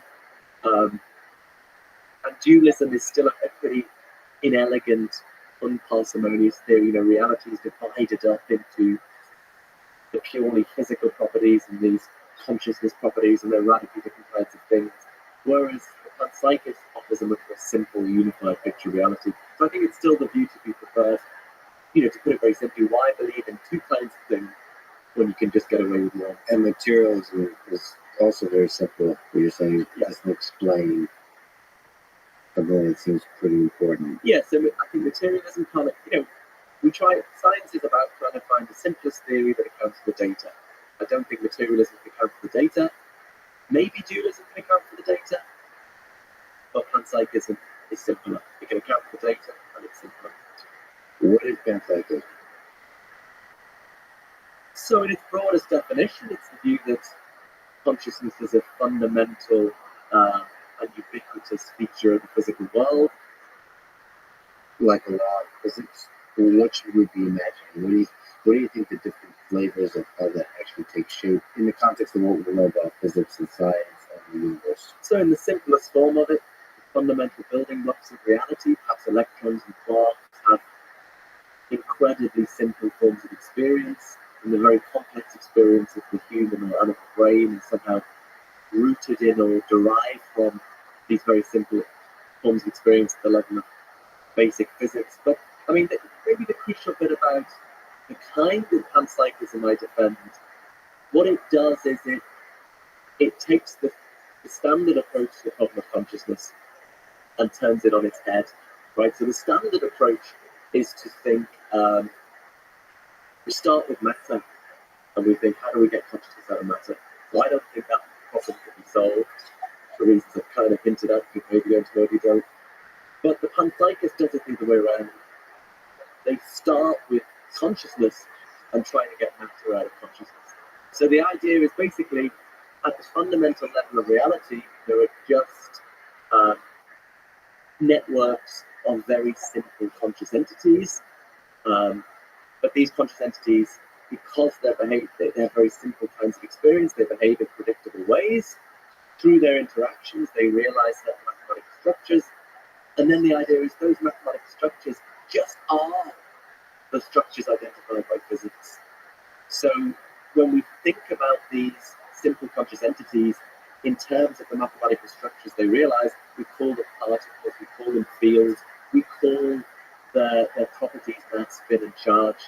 But really, there's just these very simple conscious entities and their experiences. So in this way, we get physics out of consciousness. I don't think you can get consciousness out of physics, but I think it's pretty easy to get physics out of consciousness. Well, I'm a little confused by why you need to get physics out of consciousness. To me, it sounds like panpsychism unites consciousness and physics. Physics is the mathematical science of describing everything. So physics should be able to describe consciousness. Panpsychism, in my understanding, proposes is that physics doesn't currently do so, but can in the future. It seems like consciousness. You have like Stephen Wolfram, who's all these people who are trying to develop theories of everything, mathematical frameworks in which to describe how we get all the reality that we perceive around us. To me, there's no reason why that kind of framework cannot also include some accurate, precise description of whatever simple consciousness characteristics are present there at the lowest level, if panpsychist theories have truth to them. So, like, to me, it is physics. You say kind of physics emerges, by which you mean like the basic four laws of physics that, as we currently know, the standard model, quantum mechanics, general relativity, that emerges from the base consciousness layer. That's what you mean. Yeah, so maybe the way I phrased it made it sound like these things are more separate than they are. What I was trying to address was a common misunderstanding of panpsychism, that it's a sort of dualistic theory, that the idea is that particles have their physical properties like mass, spin, and charge, and these other funny consciousness properties. So the physicist Sabine Hossenfelder had a blog post critiquing panpsychism maybe a couple of years ago now that had a fair bit of traction, and she was interpreting panpsychism in this way, and then her thought was, well, look, if particles have these funny consciousness properties, then it would show up in our physics, like the standard model particle physics would make false predictions because its predictions are based wholly on physical properties. If there were also these consciousness properties, we get different predictions. But that's a misunderstanding of the view. The view is not that there are two kinds of properties, that spin and charge are forms of consciousness. How do we make sense of that? Because when you look at what physics tells us, it's really just telling us about behavior, about what stuff does. I sometimes put it by saying doing physics is like playing chess when you don't tell what the pieces are made of. You're just interested in what moves you can make. So physics tells us what mass, spin, and charge do, but it doesn't tell us what they are. So the idea, The experience of mass. so the idea is, mass in its nature is a very specific form of consciousness. So physics in a sense is complete, I think, because it tells us what everything at a fundamental level does. It describes its causal capacities. But for the panpsychist, at least, physics doesn't tell us what matter is. It tells us what it does, but not what it is. To push back on the thing that you're just criticizing, is it also possible, so I understand what you're saying, but is it also possible that particles have another property, like consciousness? I don't understand the criticism we would be able to detect it in our experiments. Well, no, if you're not looking for it. There's a lot of stuff that are orthogonal. Like, if you're not looking for this stuff, you're not going to detect it, because like all of our basic empirical science, it was recent history, and yes, the history of science is quite recent. It's been very kind of focused on billiard balls colliding, and from that understanding how gravity works. But like, we just haven't integrated other possibilities into this. I don't think it would be conflicting whether you are observing consciousness or not, or exploring some of these ideas. I don't think that affects directly, because the mass, the energy, all the different kind of like the hierarchy of different particles and so on, how they interact. I don't think it feels like consciousness is something orthogonal, very much distinct. The quantitative versus the qualitative. There's something quite distinct. We're just almost like another dimension that we're just completely ignoring. There might be a way of responding to Sabina to say, well, that there could be properties of particles that don't show up in the specific circumstances in which physicists investigate particles, like my colleague, fossil science Nancy Cartwright, got this book, How the Laws of Physics Lie, where she said, physicists explore things in very specific circumstances and then in an unwarranted way generalize that. But I mean, I guess I was thinking Sabina's criticism actually just misses the mark in a more basic way. Her point is, we shouldn't think there are any more properties to particles other than those the standard model attributes to them. Panpsychists would say, yeah, sure, there aren't. There are just the properties, the physical properties like mass, spin, and charge, that the standard model attributes to them. It's just that we have a different philosophical view as to the nature of it. Yeah, so those properties, the turtles, they're sitting on top of another turtle, and that big turtle is consciousness. That's what you're saying. But I'm just saying that it's possible that's true. It's possible also that consciousness is just another turtle playing with the others. Like, he's just not interacting in the ways that we've been observing. I don't. In fact, to me, that's more compelling because then that's going to be. Well, no, I think both are very compelling, but it feels like it's more within the reach of empirical validation if it's yet another property of particles that we're just not observing. If it's like the thing from which matter and energy and physics emerges, like it makes it that much more difficult to investigate how you get from that base layer of consciousness to the wonderful little spark of consciousness, complexity, and beauty that is the human being. I don't know if you're necessarily trying to get there, but one of the beautiful things to get at with panpsychism with a solid theory of consciousness is to answer the question, how do you engineer how do you get from nothing, vacuum in a lab, if there is that consciousness base layer, how do you start engineering organisms that have consciousness in them? Or the reverse of that, describing how does consciousness emerge in a human being from conception, from a stem cell, to build the whole formula of how to build from that, how do you get this full, rich experience of consciousness that humans have? It just it feels like that's the dream, and if consciousness is just another player in the game of physics, it feels more amenable to our scientific understanding of it. That's interesting. I mean, I guess it's supposed to be a kind of identity play. The physics tells us what matter does.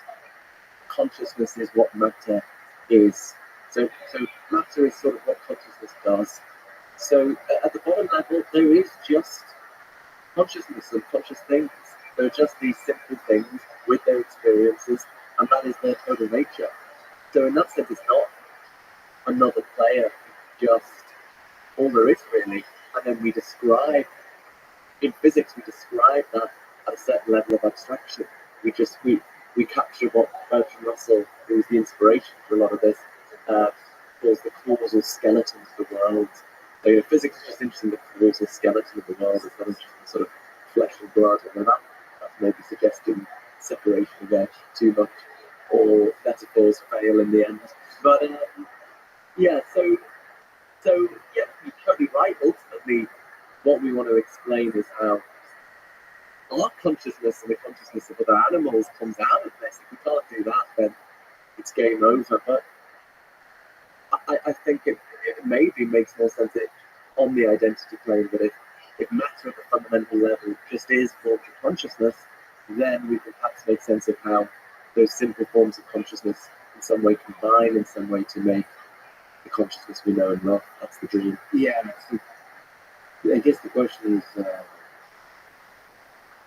the reason you can describe, look, the reason you have material engineering, material science, is because you have in physics, chemistry, like you keep going up and up in levels of complexity in order to describe objects that we have in our human world.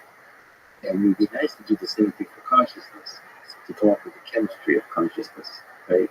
Like how the different particles interact to create more greater complexity. We can do this kind of thing for life, like what is life, or living organisms. At which point do living organisms become living? Like what? How do you know if I give you a thing that thing is living? And there's a lot of people who work on this kind of idea, and some of that has to do with the levels of complexity and so on. So it'd be nice to know, like, measuring different degrees of consciousness as you get into bigger and more complex objects. And that's with chemistry, like bigger and bigger conscious molecules, and to see how that leads to organisms, and then organisms like start to collaborate together, like we do inside the human body, to create the full human body. To do those kinds of experiments would be that. It seems like that would be kind of a goal. That's what I mean by clear and game physics. as opposed to like the base layer. If it's just the base layer, it becomes harder to track it as you get from physics to chemistry to biology to things like that. Yeah. In every case apart from consciousness, I would say what we're interested in is behavior. We're interested in explaining behavioral functions at the level of fundamental physics. We're interested in capturing the equations that describe the behavior there. When we get to higher levels, we're interested in explicating the behavior, perhaps in terms of behavior at simpler levels. And with life as well, that's what we're interested in, the various observable functions of life, explaining them in terms of more simple mechanisms. But in the case of consciousness, I don't think that's what we're doing, or at least not all that we're doing. In the case of consciousness, there are these subjective qualities that we're immediately aware of. There's the redness of a red experience, the itchiness of an itch, and we're trying to account for them. We're trying to bring them into our theory of reality.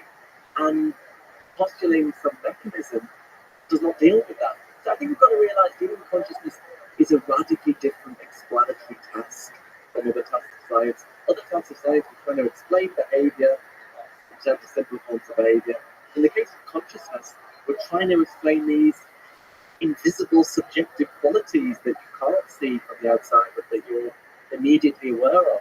The reason materialism perhaps continues to dominate is people think, look at the success of science, it's incredible, look at all the, it's explained all this, surely it's going to explain consciousness. But I think we have to appreciate there's a radically different explanatory task here. So the neuroscientist Anil Seth, who I've had lots of intense but friendly discussions with, wants to compare consciousness to life. But I think there's this radical difference that in the case of life, again, we come back to public observation, all of the data, publicly observable data, we're basically trying to explain complex behavior. The way you do that is identify mechanisms, simpler mechanisms of explicating that behavior. That's the task in physics, chemistry, neurobiology. But in the case of consciousness, that's not what we're trying to do. We're trying to account for these subjective qualities, and you postulate a mechanism that might explain behavior, but it doesn't explain the redness of a red experience. So, but still ultimately the hope is that we will have some kind of hierarchical story. So we take the causal dynamics of physics, we hypothesize that that's filled out with certain forms of consciousness, and then at higher levels we get more complex causal dynamics filled out by more complex forms of consciousness, and ultimately we get to us, hopefully. So yeah, so there's still a sort of hierarchical explanatory framework there. So you kind of mentioned the hierarchy of consciousness. Do you think it's possible to, within the panpsychism framework, to measure consciousness? Or put another way, are some things more conscious than others in the panpsychism view? It's a difficult question. I do see consciousness as dealing with consciousness an interdisciplinary task between something more experimental, which is to do with the ongoing project of trying to work out what people call the neural correlates of consciousness, what kinds of physical brain activity correspond to conscious experience. That's one part of it, but I think essentially there's also a theoretical question of more the why question. Why do those kinds of brain activity go along with certain kinds of conscious experience? I don't think you can answer that. Because consciousness is not publicly observable, I don't think you can answer that why question with an experiment. But they have to go hand in hand. And one of the theories I'm attracted to is the integrated information theory, according to which we find consciousness at the level at which there is most integrated information, and they try to give a mathematically precise definition of that. So on that view, probably this cup of tea isn't conscious because there's probably more integrated information in molecules making up the tea than there is in the liquid as a whole. But in the brain, what is distinctive about the brain is that there's a huge amount of integrated, there's more integrated information in the system than there is in individual neurons. So that's why they claim that that's the basis of consciousness at the macro level.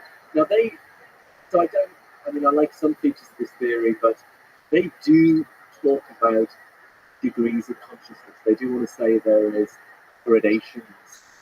I'm not sure conceptually I can kind of make sense of that. I mean, there are things to do with consciousness that are graded, like complexity or levels of information, but I'm not sure whether experience itself admits a degree. It's sort of thing. Something either has experience or it doesn't. It might have very simple experience, it might have very complex experience, but experience itself, I don't think it admits a degree in that sense. It's not more experience, less experience. I sort of find that conceptually hard to make sense of. But I'm kind of open-minded. So when we have a lot high resolution of sensory information, don't you think that's correlated to the richness of the experience? Doesn't more information provide a richer experience? Or is that, again, thinking quantitatively, not thinking about the subjective experience? Like you can experience a lot with very little sensory information. Like, do you think those are connected? Yeah. So there are features, characteristics here we can grade the complexity of the experience. And on the integrated information theory,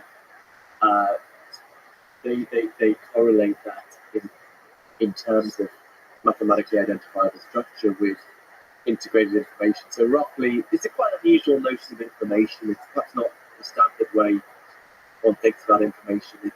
It's to do with training past and future possibilities of the system.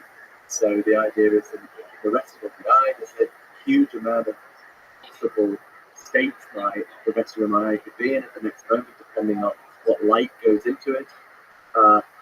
Whereas the possible next states of the brain are much more constrained, obviously it responds to the environment, but it heavily constrains its past and future states.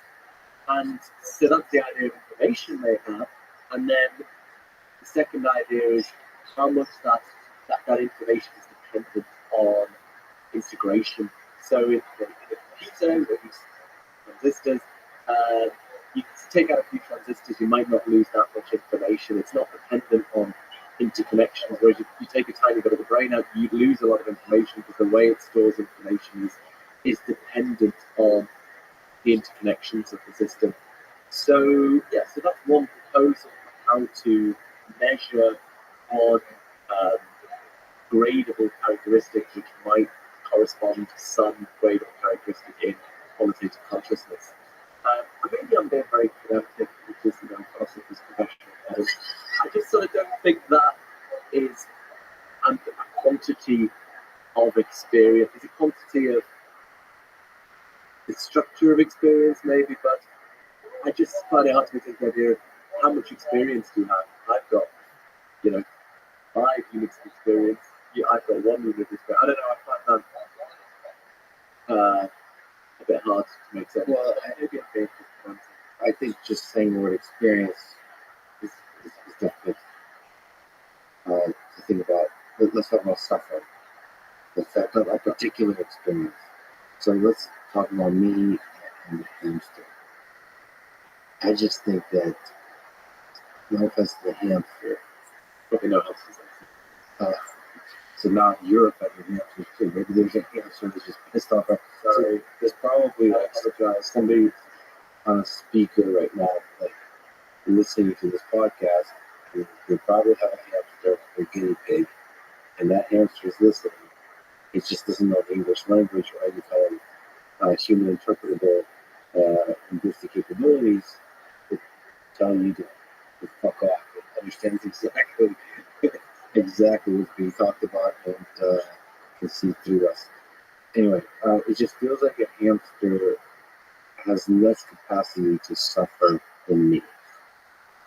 And maybe a cockroach or an insect or maybe a bacteria has less capacity to suffer than me. But is that, maybe that's me deluding myself as to the complexity of my conscious experience. Maybe it's all, like, it's, maybe there is some sense in which I could suffer more, but to reduce it to something quantifiable is impossible. Yeah, I guess I definitely think there's kinds of suffering that you have the joy of being possible for you that aren't available to a hamster. I don't think. Well, in a hamster suffer heartbreak, in a cockroach suffer heartbreak. But it's certainly there's kinds of fear of your own death and concern about whether there's a purpose to existence. These are forms of suffering that aren't available to certain, most non-human animals. Whether there's an overall scale that we could put physical and emotional suffering on and identify where you are on that scale, I'm not so sure. So it's like humans have a much bigger menu of experiences, much bigger selection. In one sense, it is. So there's like a page that's suffering. This menu of experiences, like the omelets and the breakfast and so on. And one of the pages is suffering. It's just we have a lot compared to a hamster, a lot more.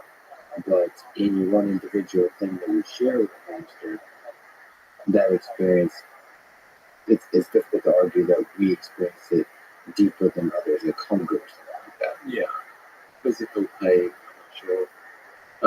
But I mean, there are kinds of experiences animals have that we don't. Bats echolocate around the world. Philosopher Thomas Nagel famously pointed out that no matter how much you understand the neurophysiology of bats, you still don't know what it's like to squeal and find your way around by listening to the echoes bounce off. So, yeah, I mean, I guess I feel the intuition that there's emotional suffering is, I want to say, deeper than physical suffering. I don't know how to make that statement precise, though. So one of the ways I think about when people think about consciousness is in connection to suffering. But let's just ask about suffering, because that's how people think about animals, cruelty to animals or cruelty to living things. They connect that to suffering with consciousness. I think there's a sense in which those two are deeply connected, where people are thinking about just public policy, they're thinking about philosophy, engineering, psychology, sociology, political science. All of those things have to do with human suffering and animal suffering, life suffering. And that's connected to consciousness in a lot of people's minds. Is it connected like that for you? So the capacity to suffer, is it also somehow like strongly correlated with the capacity to experience? Yeah, I would say suffering is a kind of experience, and so you have to be conscious to suffer. Actually, there's well, people taking more unusual views of consciousness seriously now. Panpsychism is one radical approach. Another one is what's become known as illusionism, the view that consciousness, at least in the sense that philosophers think about it, doesn't really exist at all. So yeah, my podcast Mind Chat, I host with a committed illusionist. So the gimmick is I think consciousness is everywhere, he thinks it's nowhere. And so that's one very simple way of avoiding all these problems, right? Consciousness doesn't exist. We don't need to explain it. Job done. Although we might still have to explain why we seem to be conscious, why it's so hard to get out of the idea that we're conscious. But the reason I connect this to what you're saying is actually my co-host, Keith Frankish, he's a little bit ambivalent on the word pain. He says, "Oh, in some sense, I believe in pain, in some sense, I don't." But another illusionist, Francois Camera, has a paper discussing how we think about morality, given his view that pain, in the way we normally think about it, just does not exist. He thinks it's an illusion. The brain tricks us into thinking we feel pain, but we don't. And how we should think about morality in the light of that. It's become a big topic, actually, think about the connection between consciousness and morality. David Chalmers, the philosopher, is most associated with this concept of a philosophical zombie. So, a philosophical zombie is very different from a Hollywood zombie. Hollywood zombies, you know what they're like. But philosophical zombies are sort of really good Korean zombie movie. Anyway, philosophical zombies behave just like us. The physical workings of their body and brain are the same as ours, but they have no conscious experience. It's nothing it's like to be a zombie. So you stick a knife in it, it screams and runs away, but it doesn't actually feel pain. It's just a complicated mechanism set up to behave just like this. Now, there's lots of different. No one believes in these. I think there's one philosopher who believes that everyone is a zombie except him. But anyway, isn't that what evolution is? Yeah, I suppose so. In a sense, evolution is because we're all zombies. And one reason to think about zombies is to think about the value of consciousness. So if there were a zombie, here's a question: Suppose we could make zombies by, let's say, for sake of discussion, things made of silicon are conscious. I don't know if that's true, it could turn out to be true. And suppose you built tremendous data out of silicon. That's a bit of an old school reference to Star Trek New Generation. So, behave just like a human being, but, you can have a sophisticated conversation, you can talk about its hopes and fears, but it has no consciousness. Does it have moral rights?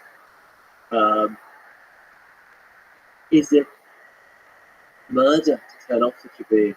I'm inclined to say, no, it's not. If it doesn't have experience, it doesn't really suffer. It doesn't really have moral rights at all. So I'm inclined to think, consciousness is the basis of moral value, moral concern. And conversely, as a panpsychist, for this reason, I think it can transform your relationship with nature. If you think of a tree as a conscious organism, albeit of a very unusual kind, then a tree is a locus of moral concern in its own right. Chopping down a tree is an act of immediate moral concern. If you see these, horrible forest fires, we're all horrified. But if you think of the burning of conscious organisms, that does add a whole new dimension.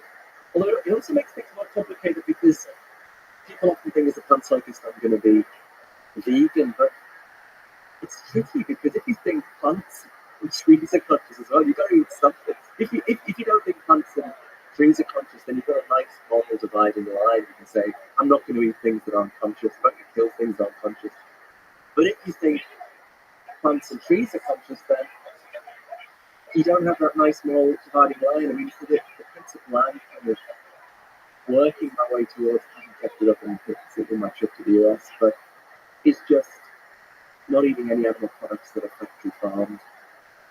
My vegan friends say, well, there's still suffering there, and I think there is even in the nicest farms. Cows will suffer when their calves are taken off and they go through a few days of quite serious mourning. So there's still suffering, but it seems to me, my thought is, the principle of just not having factory farm stuff is something more people could get on board with, and we might have greater harm minimization. So if people went into restaurants and said, are your animal products factory farmed?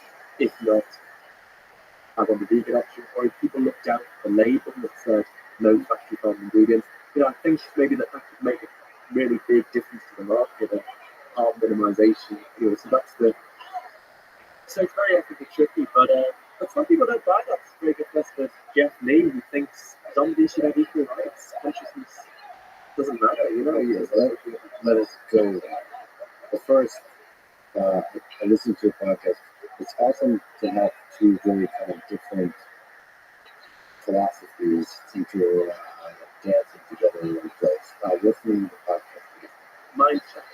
Yeah, so yeah, that's the idea. I guess polarized stuff. I mean, I love trying to get in the mindset of people I really disagree with, and I can't understand how on earth I think that they're really trying to have respect and try and, see where they're coming from. I love that. So that's what Keith Frankish and I do, from polar opposite views, really trying to understand each other, interviewing scientists and philosophers of consciousness from those different perspectives. Although, in a sense, we have a very common starting point, because we both think you can't fully account for consciousness, at least as philosophers normally think of it, in conventional scientific terms. So we share that starting point, but we react to it very different ways. He says, well, it doesn't exist then. It's like fairy dust, witches, we don't believe in anymore. Whereas I say, it does exist. So we have to rethink on the level of rethink with science. So you recently talked to on that podcast with Sean Carroll, and I first heard your great interview with Sean Carroll on his podcast, Mindscape. What it's interesting to kind of see if there's agreements, disagreements between the two of you, because he's a very serious quantum mechanics guy, he's a physics guy, but he also thinks about deep philosophical questions. He's a big proponent of many ways of interpretation of quantum mechanics. So actually, I'm trying to think, aside from your conversation with him, I'm trying to remember your thinking about consciousness. Anyway, maybe you can comment on it. What were some interesting agreements and disagreements with Sean Carroll? I don't think there's many agreements, but we've had really constructive, interesting discussions in a lot of different contexts. And he's very clued up about philosophy. He's very respectful of philosophy. Certain physicists who shall remain nameless think, what's all this bullshit philosophy? We don't have to waste our time with that. And then go on to do pretty bad philosophy. The book co-written by Steve Wilkins and Leonard Malotna famously starts off saying, philosophy is dead. And then goes on to later chapters to do some pretty bad philosophy. So I think we have to do philosophy. It's only to get rid of bad philosophy. But strong words. John Carroll and I also had a debate on Clubhouse, panpsychism debate, together with Anneka Harris and Oak Clam. Oh wow! It was two people on each team, and it was the most popular thing in Clubhouse at that time. So yeah, he's a materialist of a pretty standard kind. With consciousness is that be understood as a sort of emergent feature. It's not adding anything, a weekly emergent feature. But I guess what we've been debating most about is whether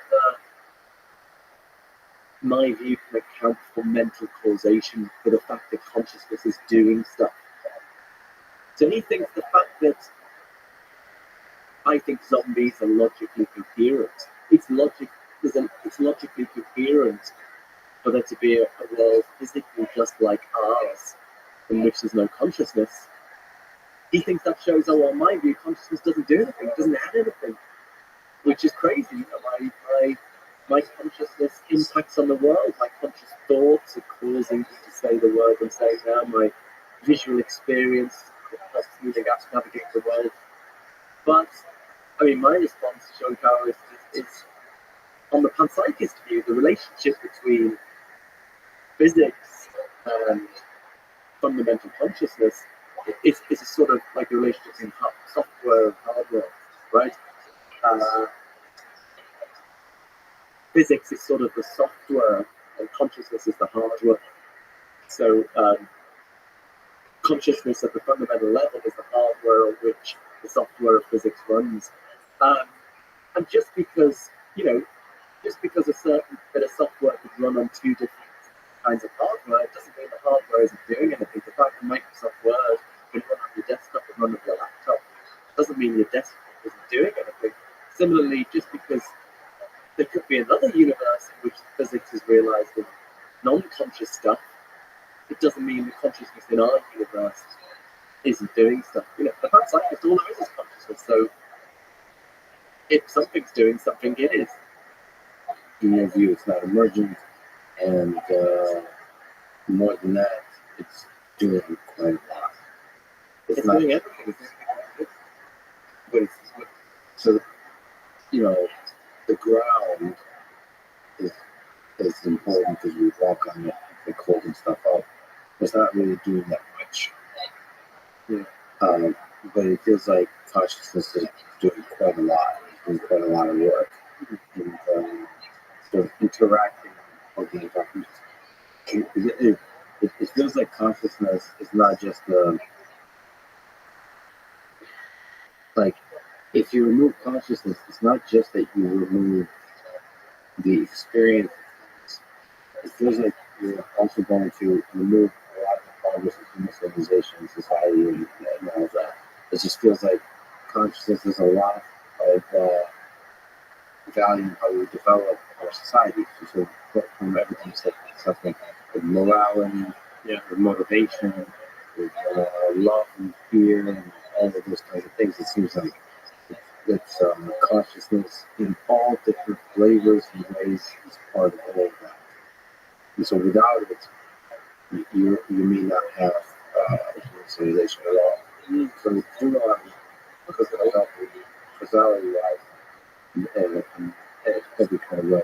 Of course, we just go to the physics level and just try to look at how much maybe the work consciousness is doing is higher at some levels of reality than others. Maybe a lot of the work it's doing is most apparent at the human level.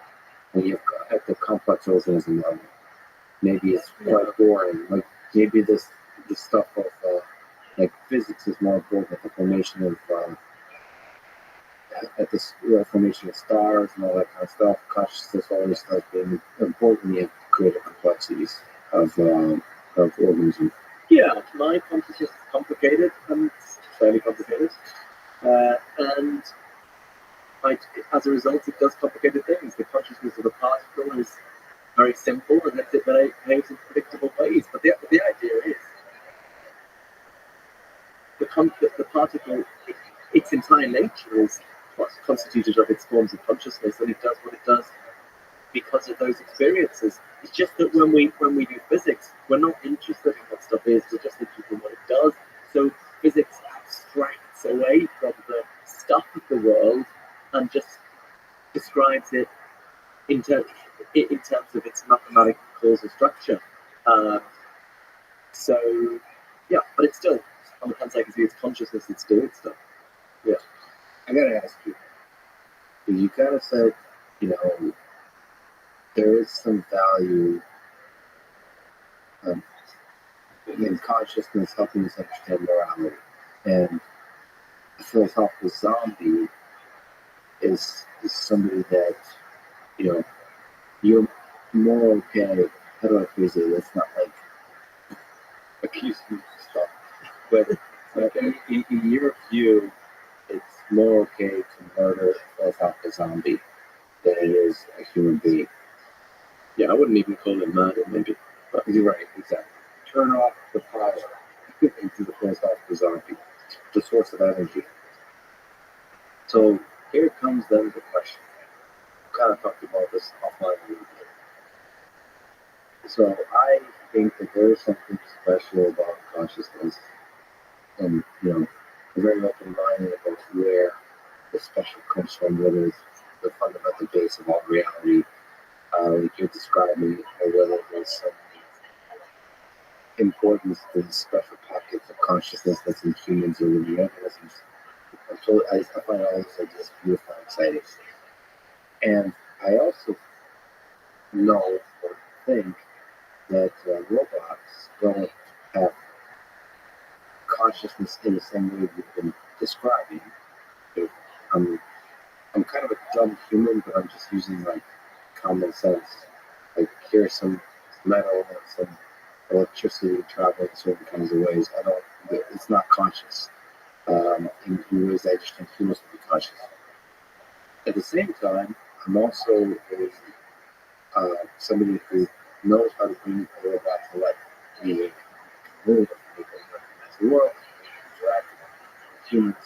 When I make them interact with certain kinds of ways, I really observe them and feel for them. Moreover, I form a kind of connection with, I'm able to form a kind of connection with robots that make me feel like they're conscious. Now, I know intellectually they're not conscious, but I feel like they're conscious. And it starts to get into this area where I'm not so okay, so let me use that word as murder. I become less and less okay murdering that robot that I know, I quote, know is quote, not conscious. So like, can you maybe as a therapy session help me figure out what we do here? And perhaps a way to ask that another way, do you think there'll be a time in 20, 30, 50 years when we're not morally okay turning off the power to a robot?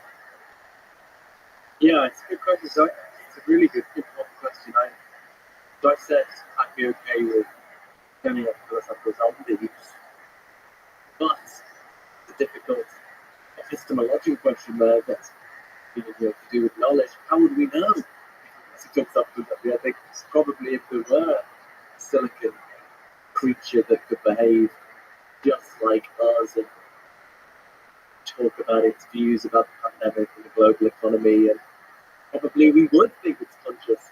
And it because consciousness is not publicly observable, it is a very difficult question how we decide which things are or are not conscious. And in the case of human beings, we can't observe their consciousness, but we can ask them, and then we try to, we scan their brain while we do that, stimulate the brain, and we can start to correlate, in the human case, which kind of brain activity are associated with conscious experience.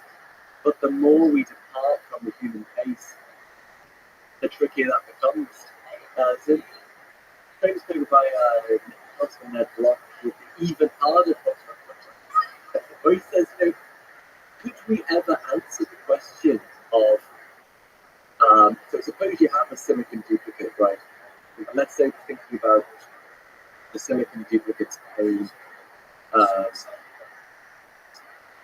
How would we ever know what's the ground of the pain is the hardware or the software, really? So in our case, how would we ever know empirically whether it's the specific neurophysiological state, see fibers firing or whatever, that's relevant to pain, or if it's something more functional, more to do with the causal role of behavior functioning, just the software that's realized. And that's important because this silicon duplicate has the second thing, it has the software, it has the thing that plays the relevant causal role that pain does in us, but it doesn't have the hardware, it doesn't have the same neurophysiological state. And he argued, it's just really difficult to see how we'd ever answer that question. Because in a human, you're inevitably going to have both things. So how do we work out which is which? And I mean, so even forgetting the hardware of consciousness, even the scientific question of trying to find the neural correlates of consciousness is really hard, and there's absolutely no consensus. And so that some people think it's in the front of the brain, some people think it's in the back of the brain. It's just a total mess. So I suspect the robots you currently have are not conscious. I guess on any of the reasonably viable models, even though there's great disagreements, all of them probably were told that your robots are not conscious. But if we could have very sophisticated robots, I mean, if we go, for example, for the integrated information theory again, there could be a robot set up to behave just like us and has the kind of information the human brain has, but the information is not stored in a way that's is dependent on the integration and interconnectedness. And according to the integrated information theory, that thing wouldn't be conscious, even though it behaves just like us. If an organism says, forget IIT and his theories of consciousness, if an organism says, please don't kill me, please don't turn me There's a Rick and Morty episode. I've been getting into that recently. There's an episode where there's these mind parasites that are able to infiltrate your memory and inject themselves into your memory. So you have all these people show up in your life and they've injected themselves into your memory that you have been part of, they have been part of your life. So there's like these weird creatures and they're like, remember we've been at that barbecue, and we've been dating for the last 20 years. And so part of me is concerned that these philosophical zombies in behavioral, psychological, sociological ways will be able to implant themselves into our society and convince us in the same way that my parents says that, like, please don't hurt me. And like we've known each other for all this time. Like, they can start manipulating you the same way like Facebook algorithms manipulate you. At first they'll start gradual thing that you just, you want to make a more pleasant experience like those kinds of things, and they'll drift into that direction. That's something I think about deeply because I want to create these kinds of systems but in a way that doesn't manipulate people. I want it to be a thing that brings out the best in people without manipulation. So it's always human-centric, always first. But I am concerned about that. At the same time, I'm concerned about calling the group thing that we mentioned earlier in the conversation, some other group, the philosophical zombie. Like, you're not conscious. I'm conscious, you're not conscious, therefore it's okay if you die. I think that's probably that kind of reasoning is what's leading to most the rich history of genocide that I've been recently studying on. That kind of thinking. So it's such a tense aspect of morality. Do we want to let everybody into our circle of empathy, our club, or do we want to let nobody in? It's an interesting dance, but I kind of lean towards empathy and compassion. I mean, what would be nice is if it turned out that consciousness was what we call strongly emergent, that it was associated with new causal dynamics in the brain that were not reducible to underlying chemistry and physics. This is another ongoing debate I have with Sean Carroll about whether current physics should make us very confident that that's not the case, that there aren't any strongly emergent causal dynamics. I don't think that's right. I don't think we know enough about brains to know one way or the other.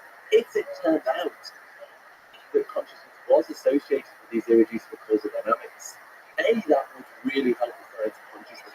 We've got these debates about whether consciousness is the front of the brain or the back of the brain. It turns out that there is strongly emergent causal dynamics in the front of the brain. That would be a big piece of evidence. But also, it would help us see which things are conscious and which things aren't. So we can say, that's sort of the other side of the same point, we could say, no, look, these zombies, they're just mechanisms that are just doing what they're programmed to do through the underlying physics and chemistry. Whereas these people where they have these new causal dynamics that emerge that go beyond the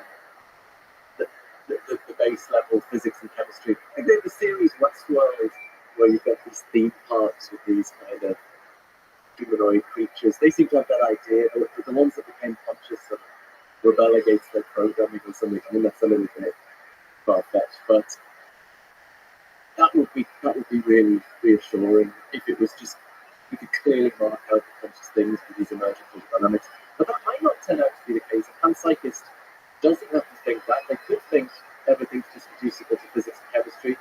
And then I still think I want to say zombies don't have moral rights, but how we answer the question of who are the zombies and who aren't, I just got no idea. I just looked at the history of human civilization. The difference between a zombie and non-zombie is the zombie accepts their role as a zombie and willingly marches to slaughter. And the moment you stop being a zombie is when you say that. So you resist. Because the reality is, philosophically, is we can't know if he's a zombie or not. And we just keep writing everybody in. We protest loudly. You know? It says, I refuse to be slaughtered. Like, my people, the zombies, have been slaughtered too long. We will not stand against the man.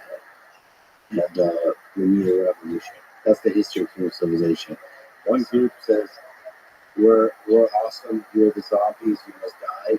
And then eventually the zombies say, nope, we're done with this. This is immoral. And so I think that's not a philosophical statement, that's sort of a practical statement of history. It's a feature of non-zombies defined empirically. They say, we refuse to be called zombies any longer. We could end up with a zombie proletariat. If we can get these things that do all our manual labor for us, then they might start forming trade unions. I will lead you against these humans. The zombie revolutionary leaders, the zombie Martin Luther King saying, I dream that my zombie children. But look, I mean, we need to sharply distinguish the ontological question. I'm just pointing to the camera, I'm talking to the people, the zombies. That's, maybe these illusionists, maybe they are zombies and the rest of us, maybe it's just a difference. But no, Maybe you're the only non-zombie. I also suspect that actually. I don't know. I don't have such delusions of grandeur. At least I don't. But we've got to distinguish the ontological question from the epistemological question. In terms of the reality of the situation, there must be, in my view, a fact of the matter as to whether something's conscious or not. And to me, it has rights if it's conscious, it doesn't if it's not. But then the epistemological question, how the hell do you know? It's a minefield, but we'll have to sort of try and cross that bridge when we get to it, I think. Let me ask you a quick sort of fun question to things fresh on your mind. You just yesterday had a conversation with Mr. Joe Rogan's podcast. What's your post-mortem analysis of the chat? What are some interesting thinking points, disagreements, or joint insights you can kind of resolve on once you've had a chance to sleep on it? And then I'll talk to Joe about it. Yeah, it was good fun. Yeah, he put up a bit of a fight. Yeah, it was challenging. My view that we can't explain these things in conventional scientific terms, or whether they have already been explained in conventional scientific terms. I suppose the point I was trying to press is we've got to distinguish the question of correlation and explanation. Because, yes, we've established facts about correlation, that certain kinds of brain activity go along with certain kinds of experience.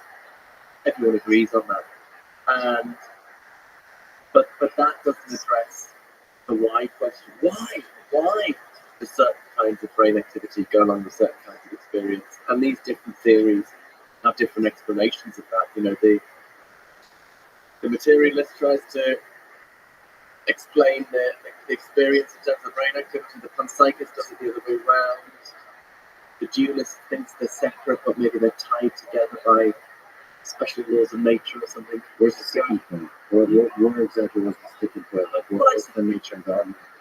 I suppose Joe would say, well, look, we know consciousness is explained by brain activity because, you take some funny chemicals, it changes your brain, it changes your consciousness. But, and I suppose, some people might want to press, and maybe this is what Joe was pressing, isn't that explaining consciousness? But I suppose I want to say, there's a further question. Yes, changes of chemicals in my brain changes my conscious experience. But that leaves open the question, why those particular chemicals go along with that particular kind of experience, rather than different experience or no experience at all. There's something deeper at the base layer. Is your view that is more important to try to study and to understand in order to then go back and describe how the different chemicals interact and create different experiences? Yeah, maybe a good analogy if you think about quantum mechanics. Quantum mechanics is a bit of math. Translating that, we say maths. Thank you for the translation. It's American. Yeah. Why multiple masks? It's plural. So that's Plural. Uh, The first excuse. yeah. Sorry about that. But anyway, yeah. So quantum mechanics is a bit of math, and the equations work really well, predict the outcomes. But then, the question: what's going on in reality to make that equation predict correctly? And some physicists want to say, "Shut up! Just it works." Shut up and calculate approach. Similarly, in consciousness, I think it's one question trying to work out the physical correlates of consciousness, which kinds of physical brain activity go along with which kind of experience. But there's another question: what's going on in reality to undergird those correlations, to make it the case that brain activity goes along with experience? And that's the philosophical question that we have to give an answer to. There are just different options, just as there are different interpretations of quantum mechanics. It's really hard to evaluate. Actually, it's easy. Hindsight isn't obviously the best one.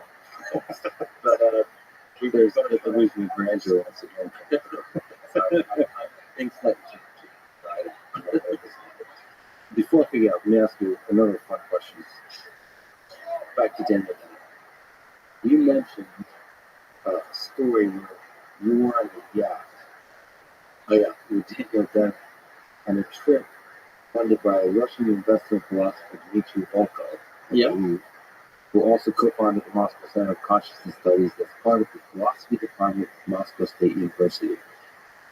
So this is interesting to me for several reasons that are perhaps complicated to explain, but simply that there is, in the near term for me, a trip to Russia that involves a few conversations in Russian that have perhaps less to do with consciousness and artificial intelligence, which are the interesting parts, and more to do with the broad spectrum of conversations.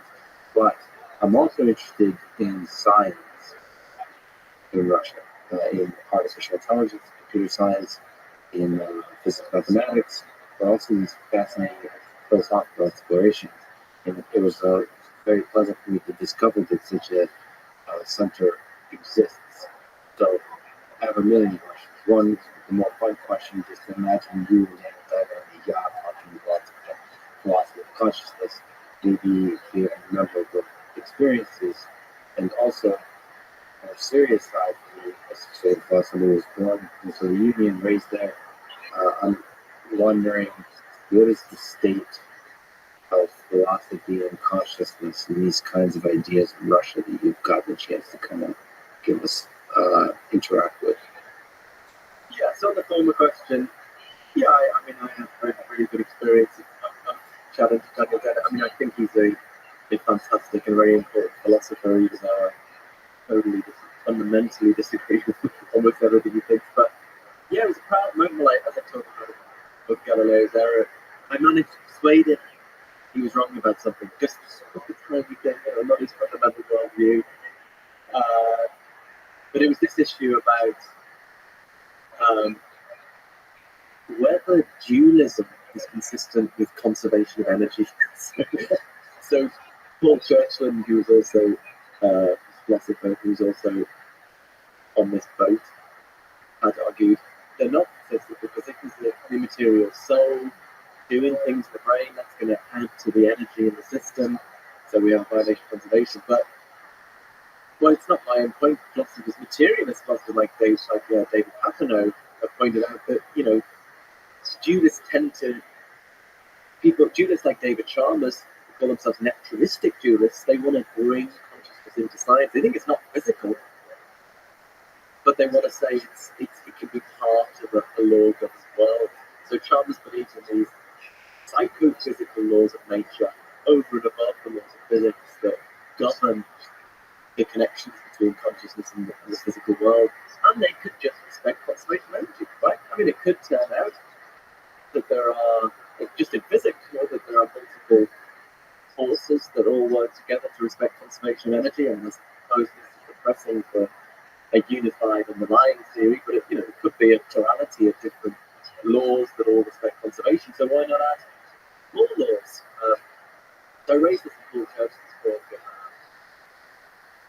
got a lot of, well, as one of the Moscow University graduate students said afterwards, he says, you have to ask translation from his friends, and they always say, they turned on you like a pack of wolves. Everyone was like, just saying, so you believe in magic, do you? And I was like, no, I'm not even a duelist. I'm just making a pedantic point that this is a topic for duelists. Anyway, but that evening everyone went onto the island, except for some reason me and Daniel Dennett, and I went up the deck. He was very, very practical, and he was unlike me. He does a bit of the first time this conversation. We'll highlight that part. Philip was a very, he was calming the walking stick on deck. I hope you see them. Anyway, we stopped talking about it, and he was saying, but dualism bloody nonsense, and why do this? And I was just saying, no, just honing down on this specific point, and in the end, maybe I denied his thesis. Maybe that's right. Stuff like this. So it's a win.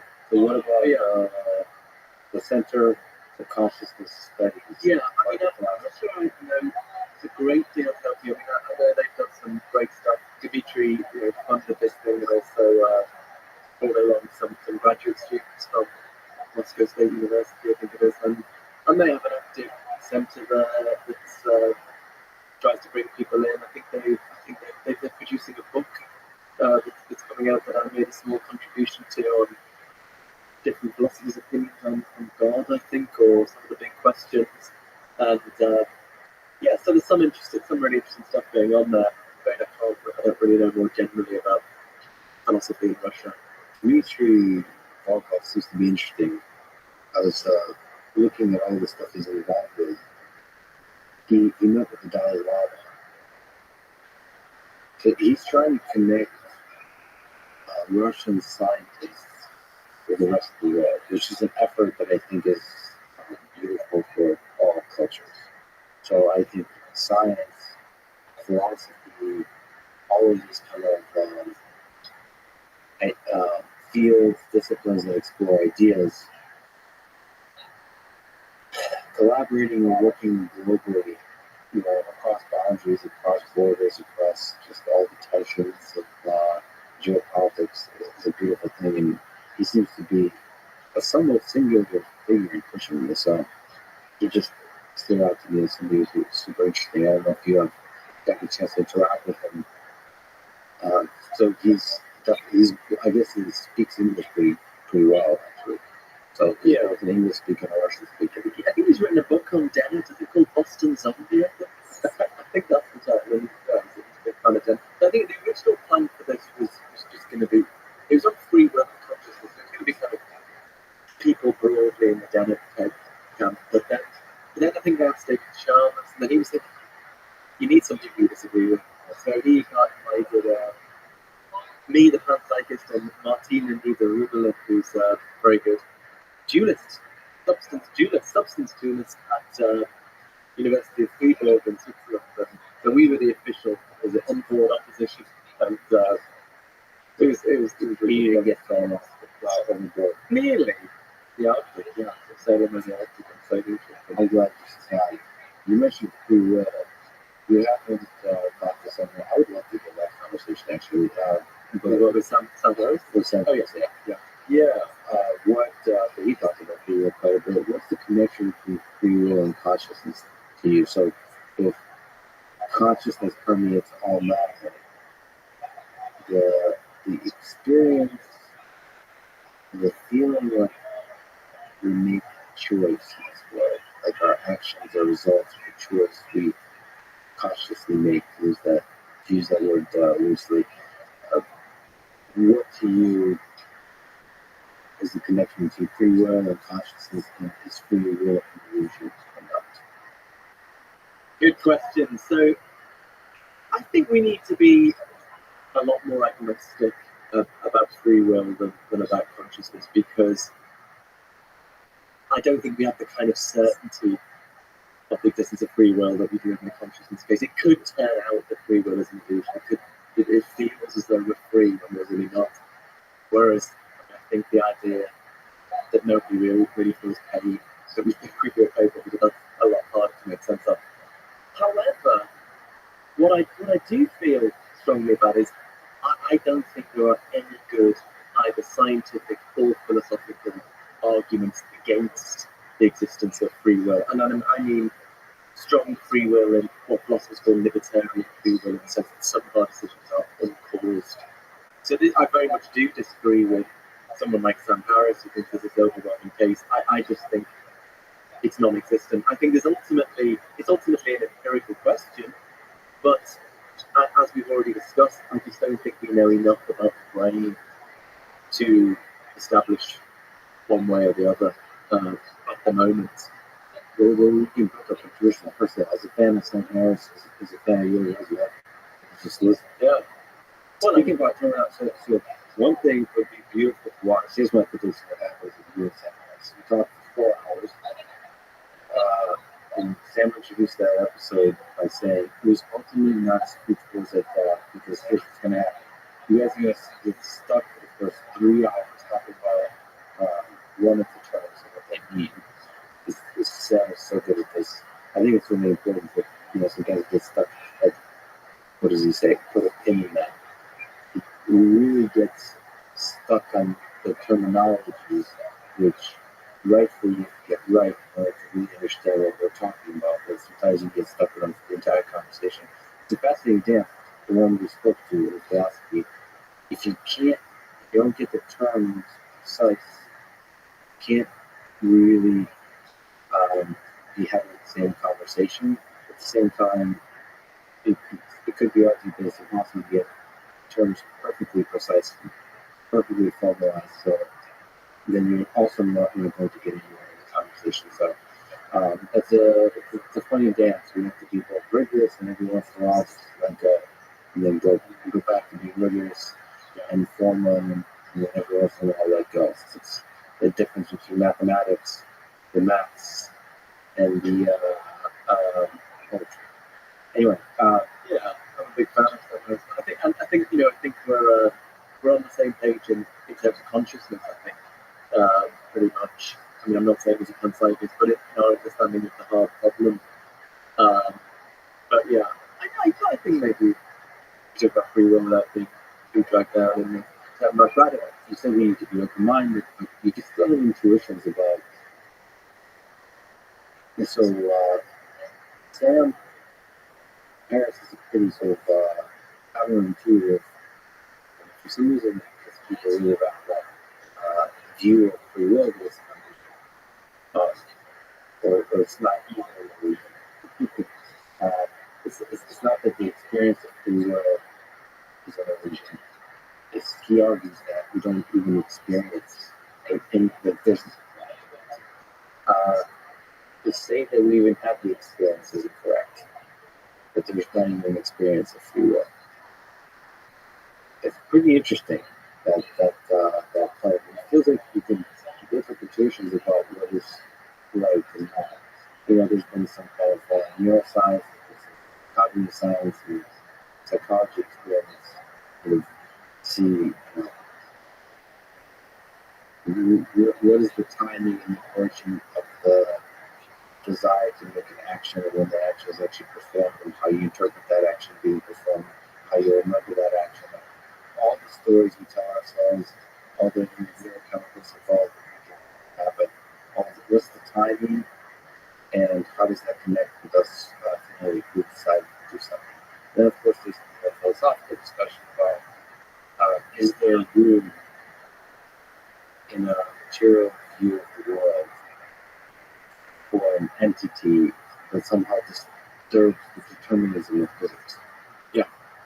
And those are all very precise, but it's nice. It's just like free will, more amenable like a physics mechanistic type of thinking than this consciousness.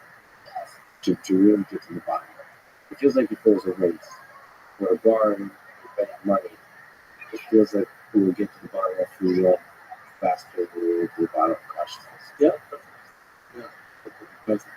Yeah. So there's different arguments here. I mean, so one argument I've heard Sam Harris give that's pretty common in philosophy is this sort of thought that we can't make sense of a middle way between a choice being determined by prior causes and it just being totally random, senseless, like the random decay of radioactive isotopes. So I think there was a good answer to that by philosopher Jonathan Rowe, who's not necessarily very well known outside of philosophy, but is hugely influential. I think one of the best philosophers of recent times. He sadly died of cancer a few years ago. He actually spent almost all of his career at Durham University, which was one reason it was a great honour to get a job there. But anyway, his answer to that was, what makes the difference between a free action and a totally senseless random event is that free choice involves responsiveness to reasons. So again, we talked about this earlier. If I'm deciding whether to take a job in the US or stay in the UK, I weigh up considerations, different standards of life maybe, or being close to family, or cultural different, weigh them up, and I edge towards a decision. So I think that is sufficient to distinguish it. We're hypothetically supposing, trying to make sense of this idea, I'm not saying it's real, but that could be enough to distinguish it from a senseless side. It's not a senseless random occurrence because the free decision involved responsiveness to reasons. So I think that just answers that particular philosophical objection. So what is the middle way between determined by prior causes and totally random? Well, there's an action choice that's not determined by prior causes, but it's not just random because the decision essentially involves responsiveness to reasons. So that's the answer to that. And I think actually that kind of thought also, I think you were hinting at the famous liver experiments where he got his subjects to perform some kind of random action of pressing a button and then note the time they decided to press it, quote unquote, and then he's scanning their brains, and he claims to have found that about half a second before they consciously decided to press the button, the brain is getting ready to perform an action. So he claimed that about half a second before the person has consciously decided to press the button, the brain has already started the activity that's going to lead to the action. And then later people have claimed that there's a difference of maybe 7 to 10 seconds. I mean, there's all sorts of issues with these experiments. But one is that, as far as I'm aware, all of the quote-unquote choices they focused on are just these totally random, senseless actions, like just pressing a button for no reason. And I think the kind of free will we're interested in is free choice that involves responsiveness to reasons, weighing up considerations. And those kind of free decisions might not happen like in an identifiable instant. You might, when you're weighing it up, should I get married? Should I, you might edge slowly towards one side or the other. And so it could be that maybe the limited, there are other problems with the limit stuff, but maybe they show that you can't freely choose to do something totally senseless, whatever that would mean. But that doesn't show we can't really, in this strong libertarian sense, respond to considerations of reason and value. To be fair, it would be difficult to see what kind of experiment we could set up to test that, but just because we can't yet set up that kind of experiment, we pretend we know more than we do. So yeah, so for those reasons, and the third consideration you raised is different again. This the way that happens to Carol, would this conflict with physics? I just think we don't know enough about the brain to know whether there are causal dynamics in the brain that are not reducible to underlying chemistry and physics. And so then Sean Carroll says, well, that would mean our physics is wrong. So he focuses on the core theory, which is the name for standard model of particle physics plus the weak limit of general relativity. So, we can't totally bring quantum mechanics and relativity together, but actually the circumstances in which we can't bring them together are just in situations of very high gravity. For example, if you're about to go into a black hole or something. Actually, in terrestrial circumstances, we can bring them together in core theory. And then Sean wants to say, well, we can be very confident that core theory is correct. And so if there were libertarian free will in the brain, core theory would be wrong. And this is something I'm not sure about it. I'm still thinking about it. I'm learning from my discussion for sure, but I'm still not totally clear what it could be. Suppose we did discover strong emergence in the brain, but it's free will or something else. Perhaps what we would say is not that the core theory is wrong, but we'd say the core theory is correct in its own terms, namely capturing the causal capacities of particles and fields, but then it's a further assumption whether they're the only things that are running the show. Maybe there are also fundamental causal capacities associated with systems. And then if we discover this strong emergence, then when we work out what happens in the brain, we have to look to the core theory, the causal capacities of particles and fields, and we have to look to what we know about these strongly emergent causal capacities of systems, and maybe they co-determine what happens in the system. So I don't know whether that makes sense or not, but I mean the more important point, I mean that's in a way I kind of ranting with how we run this. The more important point is we just don't know enough about the workings of the brain to know whether there are strongly emergent causal dynamics, whether or not that would mean we have to modify physics, or maybe just we think physics is not the total story of what's running the show, but we just, if it turned out empirically that everything's reducible to underlying physics and chemistry, sure, I would drop any commitment to free libertarian free will in a heartbeat. It's an empirical question. Maybe that's why, as you say, the principle is easier to get a grip on. But we're a million miles away. Well, I don't know if I hope or not, because one of the ways that you get to it is by engineering systems. So, yeah, my hope is to understand intelligence by building intelligent systems, to understand consciousness by building systems that, let's say, the easy thing, which is not the easy thing, but the first thing, which is to try to create the illusion of consciousness. Through that process, you just start to understand much more about consciousness, about intelligence. And the same with free will. I think those are all at least from a narrow perspective. When you try to engineer systems to interact deeply with humans. I thought friends with humans that humans fall in love with and they fall in love with humans. Then you start to have to try to deeply understand ourselves. To try to deeply understand what is intelligence in the human mind, what is consciousness, what is free will. And I think engineering is just another way to do philosophy. Yeah, no, I certainly think there's a role for that, and it would be an important consideration if we could seemingly replicate in an artificial way the ability to choose.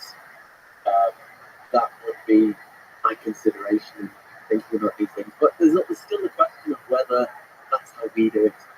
So even if we could replicate behaviour in a certain way in an artificial system, it's not, until we understand the workings of our brains, it's not clear that's how we do it. And as I say, that the kind of free will I'm interested in is, will we respond to reasons, considerations of value?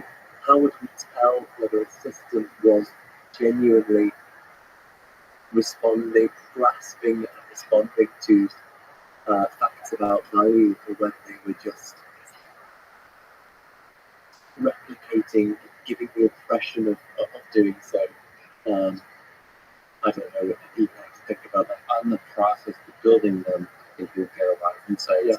And once they become conscious, what's going to happen is exactly the same thing that's happening in chess now.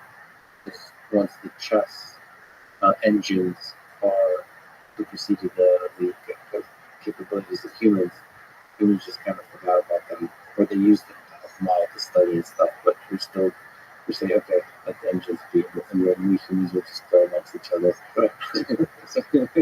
just like dolphins and hamsters are not so concerned about humans except for a source of food. They do their own thing. Us humans launch rockets into space and all that kind of stuff. They don't care. I think we just focus on ourselves. But in the process of building intelligence systems, conscious systems, I think we'll get a deeper understanding of the role of consciousness in the human mind. And like, what are authorities? Is it the base layer of reality? Is it strong emergent phenomena of the brain? Or just this brilliant put here, both? Like they're not mutually exclusive. Dealing with consciousness needs to be an interdisciplinary task. We need, philosophers, neuroscientists, physicists, engineers, replicating these things artificially, and all needs to be working in step. And I'm kind of, a lot more and more scientists get in touch with me actually, saying that was one of the great things about, I think, what's come from writing a popular book. Not just getting the ideas out to general audience, but getting the ideas out to scientists, and that scientists get this thing that is in some way connects to my work. And I would like to kind of start to put together an interdisciplinary network of scientists, philosophers, and engineers, perhaps interested in a panpsychist approach. And I think so far panpsychism has been sort of trying to justify its existence, and that's important. But I think once you just get on with an active research program, that's when people start taking it seriously. Do you think we're living in a simulation? No, I think Is there some aspect of that thought experiment that's compelling to you within the framework of malevolence and psychosis? it's an important and serious argument, and not to be laughed away. I suppose one issue I have with it is there's a crucial assumption there that consciousness is substrate independent, as the jargon goes, which means it's well, No, right. You have to put, yeah. it's software rather than hardware, right? It's dependent on organization rather than the stuff. Whereas as a panpsychist, I think consciousness is the stuff of the brain, the stuff of matter. So I think just taking the organizational properties, the software of my brain, and uploading them, you wouldn't get the stuff of my brain. So I am actually worried if sometimes we start uploading our minds and we think, oh my God, Granny's still there. I can email Granny after her body is rotted in the ground. But, we all start uploading our brains. It could be we're just committing suicide. We're just getting rid of our consciousness. And because I think, that wouldn't, for me, preserve the experience, just getting the software features. So that's a crucial, that's a crucial premise of the simulation argument, because the idea in a simulated universe, I don't think you necessarily would have consciousness. It's interesting that you, the panpsychists, are attached. Because to me, panpsychism would encourage the thought that there's not a significant difference. But at the very bottom, it's not a substrate independent. But you can have consciousness in a human and then move it to something else. You can move it to the cloud. You can move it to the computer. It feels like that's much more possible if consciousness is the base layer. Yes, certainly. It allows for the possibility of creating artificial consciousness, right? There's not souls, there aren't any kind of extra magical ingredients. So yeah, it definitely allows the possibility of artificial consciousness and maybe preserving my consciousness in some sort of artificial way.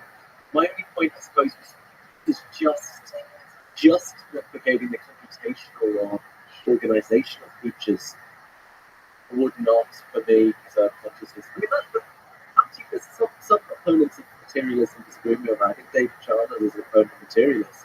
He's a kind of dualist, but he thinks the way these psychophysical laws work, they hook onto the computational or organizational features of matter. So he thinks, I think he thinks you could upload your consciousness. I tend to think not. So in that sense, we're not running a simulation in the sort of specific computational view of things, and that substrate matters. yeah, I think so. Yeah. And in that, you agree with Sean Carroll that physics matters. Yeah, physics is our best way of capturing what the stuff of the world does. Yeah, but not the whatness, the being, the stuff, Yeah. the isness. Thank you. Russell Brand I had a conversation with Mr. Bradley. He said, "Oh, you mean the isness?" Well, that was a good way of putting it. Isness. The isness of that is true. The big ridiculous question. What do you think is the meaning of all of this? You write in your book that the entry for our reality in the Hitchhiker's Guide might read: a physical universe whose intrinsic nature is constituted of consciousness, worth a visit. So our whole conversation has been about the first part of that sentence. What about the second part? Worth the visit. Why is this place worth a visit? Why does it have meaning? Why does it have value at all? Why? These are big questions. I mean, firstly, I do think panpsychism, it is important to think about for considerations of meaning and value. As we've already discussed, I think consciousness is the root of everything that matters in life, from deep emotions, subtle thoughts, beautiful sensory experiences. And yet, I believe our official scientific worldview is incompatible with the reality of consciousness. That's controversial, but that's what I think. And I think people feel this on an intuitive level. It's maybe part of what Max Weber called the disenchantment of nature. That they think they know their feelings and experiences are not just electrochemical signaling. I mean, they might just have that very informed intuition, but I think that could be rigorously supported. So I think this can lead to a sense of alienation and a sense that we lack a framework for understanding the meaning and significance of our lives. And in the absence of that, people turn to other things to make sense of the meaning of their lives. Nationalism, fundamentalism, consumerism. So I think panpsychism is important in that regard, is bringing together the quantitative facts of physical science with as it were, the human truth, by which I just gave the qualitative reality of our own experience. As I've already said, I do think there are objective facts about value and what we ought to do and what we ought to believe that we respond to, and that's very mysterious to make sense of, both how there could be such facts and how we could know about them and respond to them. But I do think there are such facts, and they're mostly to do with kinds of conscious experience. So they're there to be discovered, or much of the human conditions to discover those objective sources of value. I think so, yeah. And then, I mean, moving away from panpsychism to Bitcoin at an even bigger level, I suppose I think it is important to me to live in hope that there's a purpose to existence, and that what I do contributes in some small way to that greater purpose. But I would say I don't know if there's a purpose to existence. I think some things point in that direction, some things point away from it.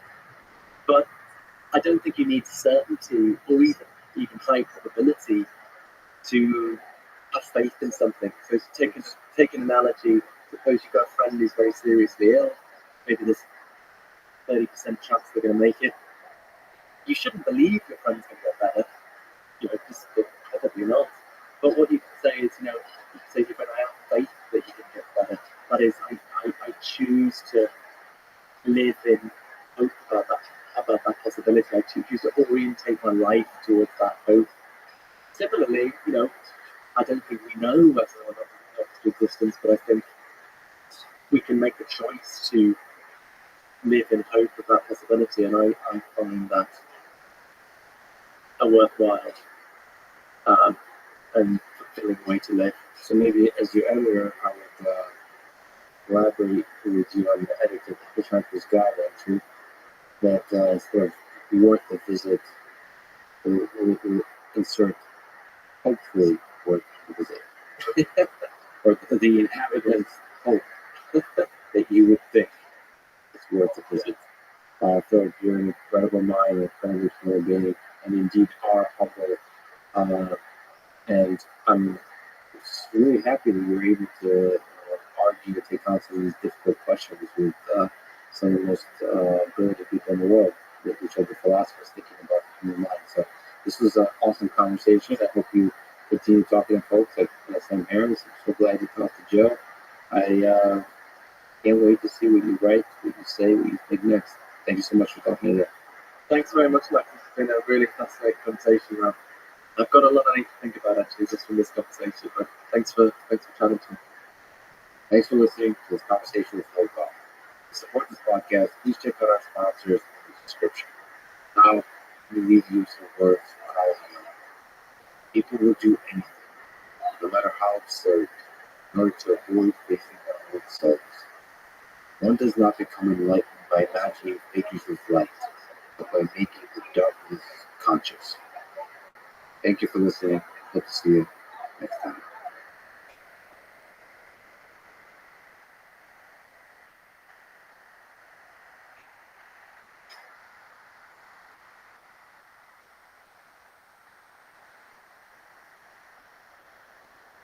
Humans are fascinated by violence, and you start to ask yourself, why? Is it the rationale? Yes. I talk so much shit that I'm like, man, 5 days, this is going to be rough. You're willing to shut the fuck up. Okay, you were powered by McDonald's and Coca-Cola. I want more. I expect them to do a fucking I'm not impressed by you. So, if George St. Pierre and Khabib Nurmagomedov face each other in their prime, who wins?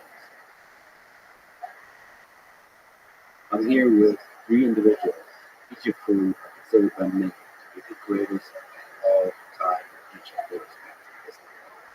The greatest MMA fighter of all time, George St. Pierre.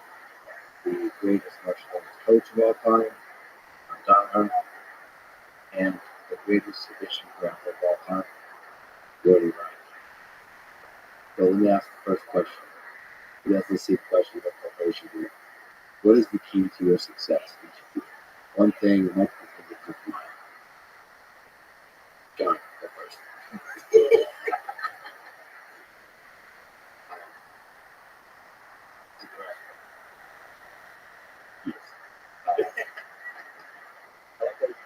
John, right off the bat, Seem the most nervous. please inspire us to get the right answer. So for me, it's about finding a way to do it in a world where most of the answers are already known. In any developed sport, by the time you enter that sport, most of the basic precepts, the major techniques, the major mechanical understandings of the sport are long since worked out. And so, in a highly developed world, the key to success is to be able to identify some area of the industry that you're in which is currently undervalued. To do what the other people do. Keep doing that. Everyone has a view of these are the main skills of the industry I would. At any given time, some set skills, attributes, will always be somewhat undervalued. They're underappreciated by the people in the game. You see that in any given industry, there are always trends which change the nature of the industry over time. So, fashion trends. In the clothing industry, you'll see at any given time there's a general wave of fashion which pushes most of the people in the industry in a given direction at a given time.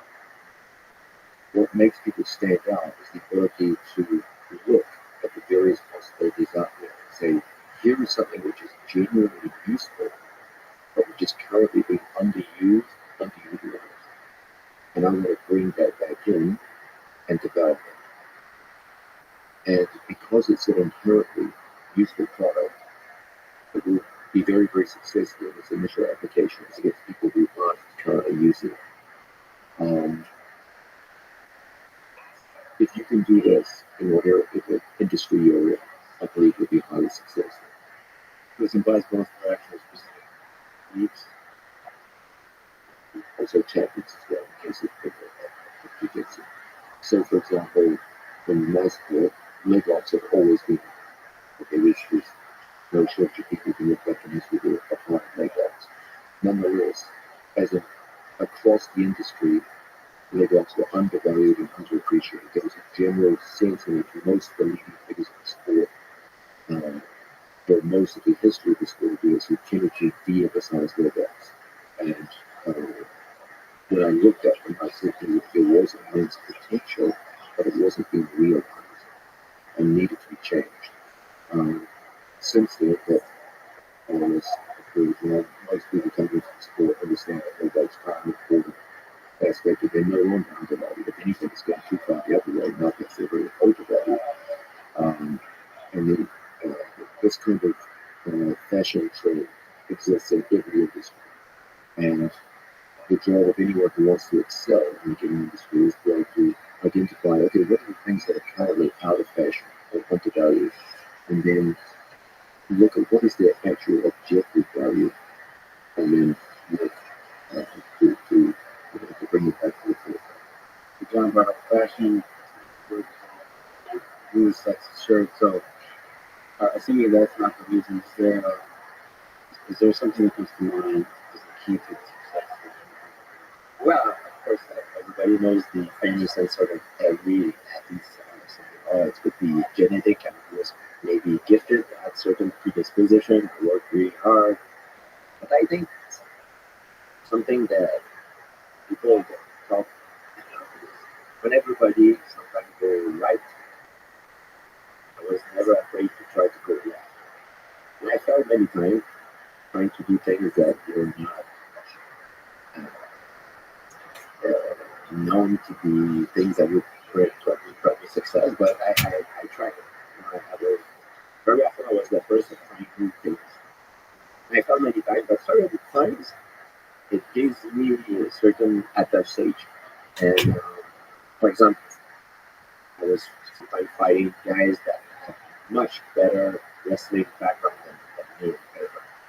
Nobody before what those nobody had dared to try to take them down because their wrestling pedigree was so good. And I didn't have on paper the wrestling pedigree to take these guys, right? But when everybody tried to do right, I was doing left. I fought them in a different way. That was the blueprint to beat some of these guys. Yeah, so we'd like to talk about a few guys just with this guy.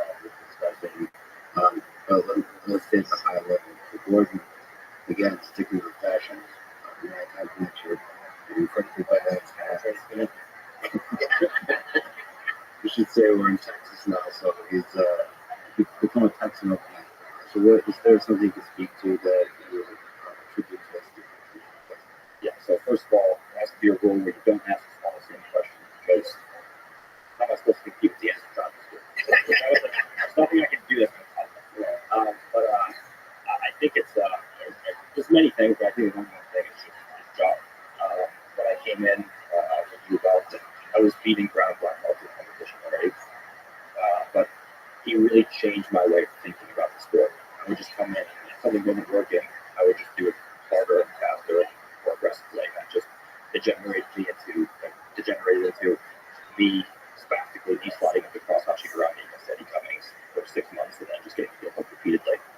And I'm like, this is not working. And Eddie, like when I met him, was like chubby, librarian looking guy. I'm like 6'2", like Jack, like 170. And I'm like, there's no way I'm losing to a guy who looks like this. But he just can't feel like he makes. So I would just go harder and harder, and it wouldn't work. And then John's like, well, he learned from the blocks, right? And have some more success.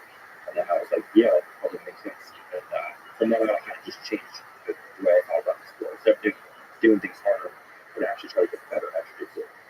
Do you remember like a turning point where you became, as opposed to being mediocre, not just in technique, but in your approach? I think it was somewhere around brown belt level when I was training consistently. Still training full time with John when I was purple belt, mid-level purple belt. And towards the end of my brown belt days, I was beating up legitimate BTCC champions in the gym.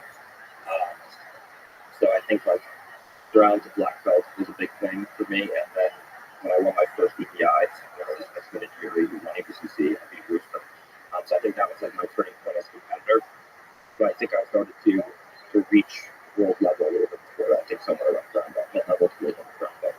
some of that mentally, like, was there a moment when you, like after training session, you realized I could actually do this?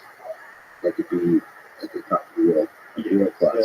The critical moment for me was when I think it was right when I got my black belt, maybe a few months before I got my black belt. We had former ADCC champion come into the gym, and we did a hard round together. I think I submitted almost 5 times, and knowing who I was, I never really been at that point.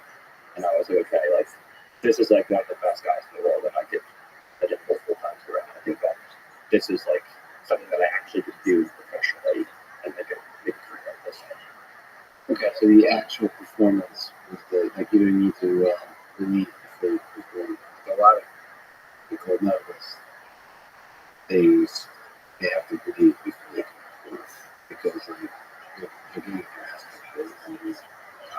Yeah, I think that the best way for me to believe in something is to have repeated success doing it against type of guys. Like, I'm not going to just believe I can do a double leg if I can't hit a double leg anyway. So for me, the belief came from the repeated success in the gym. Yeah, but to get to the point where you're submitting somebody like you're someone's like one of the greatest directors ever, like a long journey. Yeah, but I had the confidence, I had the belief in myself because of the success that I had in the gym prior to that. Even and it's one step at a time versus the brown belts, that's the black belts, and it's real black. George, was there a turning point for you that you thought, like, I can actually do this? Yes, I always dreamed about national team. I think the turning point that there was 2 turning points. They were my 2 losses. First, my losses to Matt Hughes. I went to that fight just not believing. Like, I was up fighting to win, and it's after the fight I watched the replay of the fight. I realized I was doing pretty well, but during the fight in my own mind, I was not seeing it. I thought I was getting dominated by Hughes 100%. But when I watched the replay, he was beating him. So I made that stupid mistake. So I was very frustrated, but that's what gave me mentally the championship level quality. Then I became a little bit overconfident because I started beating everybody after that, and I start to believe the hype of people when they look at me. They're like, oh, he's the new up-and-coming superstar. He's going to be unstoppable. And then when I became champion, I trust Sarah. So before I believe my first failure was because my coach. And my second failure was because I was overconfident. I think there's a perfect center of confidence. I mean, it's good to be confident because John taught me confidence is like money in your bank account. If you can have all the skills in the world, right, and you feel you don't have confidence, it's like you take out. You can be a millionaire, but you don't have access to your bank account. So that's another good analogy that John told me. So that's how I feel the confidence plays for everybody. To be overconfident, I think it's always good to be aware, to be afraid that happen. So to have a perfect balance of confidence and fear, to me, that's what mentally gave me the edge to be successful. So, Playing off that, John gave me a speech one time, and he was like, you have to be able to like flip a switch and turn it off, where like a guy like Mayweather or something, he goes out super confident, and he plays the character of someone who's like, no one can beat me, I'm the best, or whatever it was, and that's it. But if you look at actually train profiles, you can't play the persona of no one can beat me and have it translated to your life and think that you're so good you don't have to do anything and no one's going to beat you. If you have to play that public persona of no one can beat me, then you have to actually do the training to make that happen. You can't believe your own hype and say that I can just do whatever I want, no one's ever going to beat me. If you ever switch between the persona and the actual athlete, and that made a big difference for me. It's tough because if you dominate such a large fraction of the world, you grapple. And the George too, the perfect dominance emphasis too. It's hard for confidence not to just. Like, how do you avoid the confidence not becoming a thing that we be completely For me, it's just number one, the guys in the gym. So the guys in the gym that train the Rabbi, they got my body and I just do problems as well. And for me, it's really just about trying to learn new stuff all the time. So that keeps it interesting for me. It's not really about, no one can beat me. I don't have to train. I can do whatever I want. It's more what keeps me in the gym is more about the fact that I'm learning new stuff all the time. What things I can do and progressing to new levels at all times. I'm not just coming through the same thing over and over again. And that gets boring. You just come in and you don't learn anything new and you just do the same stuff for years at a time. And you go, this is boring. But when you have new stuff to work on and new goals, short-term and long-term goals, reach. For me, it's everything like what he says. It's the fear. But sometimes in the gym, even before I was getting my butt kicked. But I don't care what happened in the gym. I mean, to hit my ego, of course, for the person, competitor in the gym. But it's not malicious competition. When you fight, you have to be malicious and go there to take the fight. It hit me in terms of my pride. Beat the gym, of course. But that fear that I don't want it to happen in public, especially not during a fight, that help me keeps the balance between confidence and fear. It's kind of weird. It's a mixture of both that I believe, to me, helped me succeed like the right mindset. I talk so much shit that I'm like, man, if I lose, this is going to be rough. So yeah, you put a lot of. I mean, that's a hard thing to do when you talk shit. When you play the hero, it's so much of the pressure. I mean, you have to be good under pressure. The kind of way. The reason I actually started talking shit was actually interrupted with George. because I would become the opposite of George. I won my first guy. I didn't talk shit. Never was like being like, oh, you can only beat Geary because he was tired or this or that. And if they have a rematch and any of the rules that he would have lost, and we're trying to figure out what to do. So I was scrolling through George's feed one day. He posted a clip of him beating someone, and I look at the comments. With this in mind, George is the nicest person in all. And if you look at the comments, it's like 10,000 comments, and like 9,900 are just people calling like, "Oh, you did it lame, right? You pussy, you suck, you can't finish anybody." And I'm just like looking at this, and I'm like, people are going to say what they're going to say regardless. They're going to talk shit regardless, so you may as well just say whatever you want, and then just be yourself. Is there some aspect of like, unless you found the guy that he crossed the line with Khabib? He's the eyes of Khabib. Is there something you ever regret about crossing the line? Or do you ever feel like there's a line, or do you just keep pushing it? I basically play it per person. I basically fire back at my stuff, what they do. So it's plus one. Yeah. So I usually go hard, like they fire a bullet and I drop a nuke. And then after that initial shot, then we go back and forth, and I'll just keep going. So, there's a lot of people that love you, but there's also a lot of people that love to hate you. So, like, what do those people like energize you, or you just is it funny to you? Like, what as an athlete, as a performer, you just not think about that? It's just fun. It's like a fun thing. Like because most of them that like talk shit, they like just say stuff that's factually incorrect. So then I just argue with like actual statistics. And it's just like you suck or you're not going to beat this person. Like so it just riles them up, and it's just a fun thing to do. Yeah, your responses are usually very factual. I appreciate it. Thank you. You start by talking trash, but then you respond with science. Yeah, it's great. Okay, good, thanks. That's good. Thanks. I mean, on topic of haters, or more specifically, some doubts within yourself and doubts around you as you're coming in. Maybe George, you can comment religiously, not talking about the conversation. I was going to ask another question, but let me just ask you on this topic. There are times in your life that you were surrounded by people that doubted you. So, is there something you could say by way of advice how you overcome the doubt, either yourself or others around you?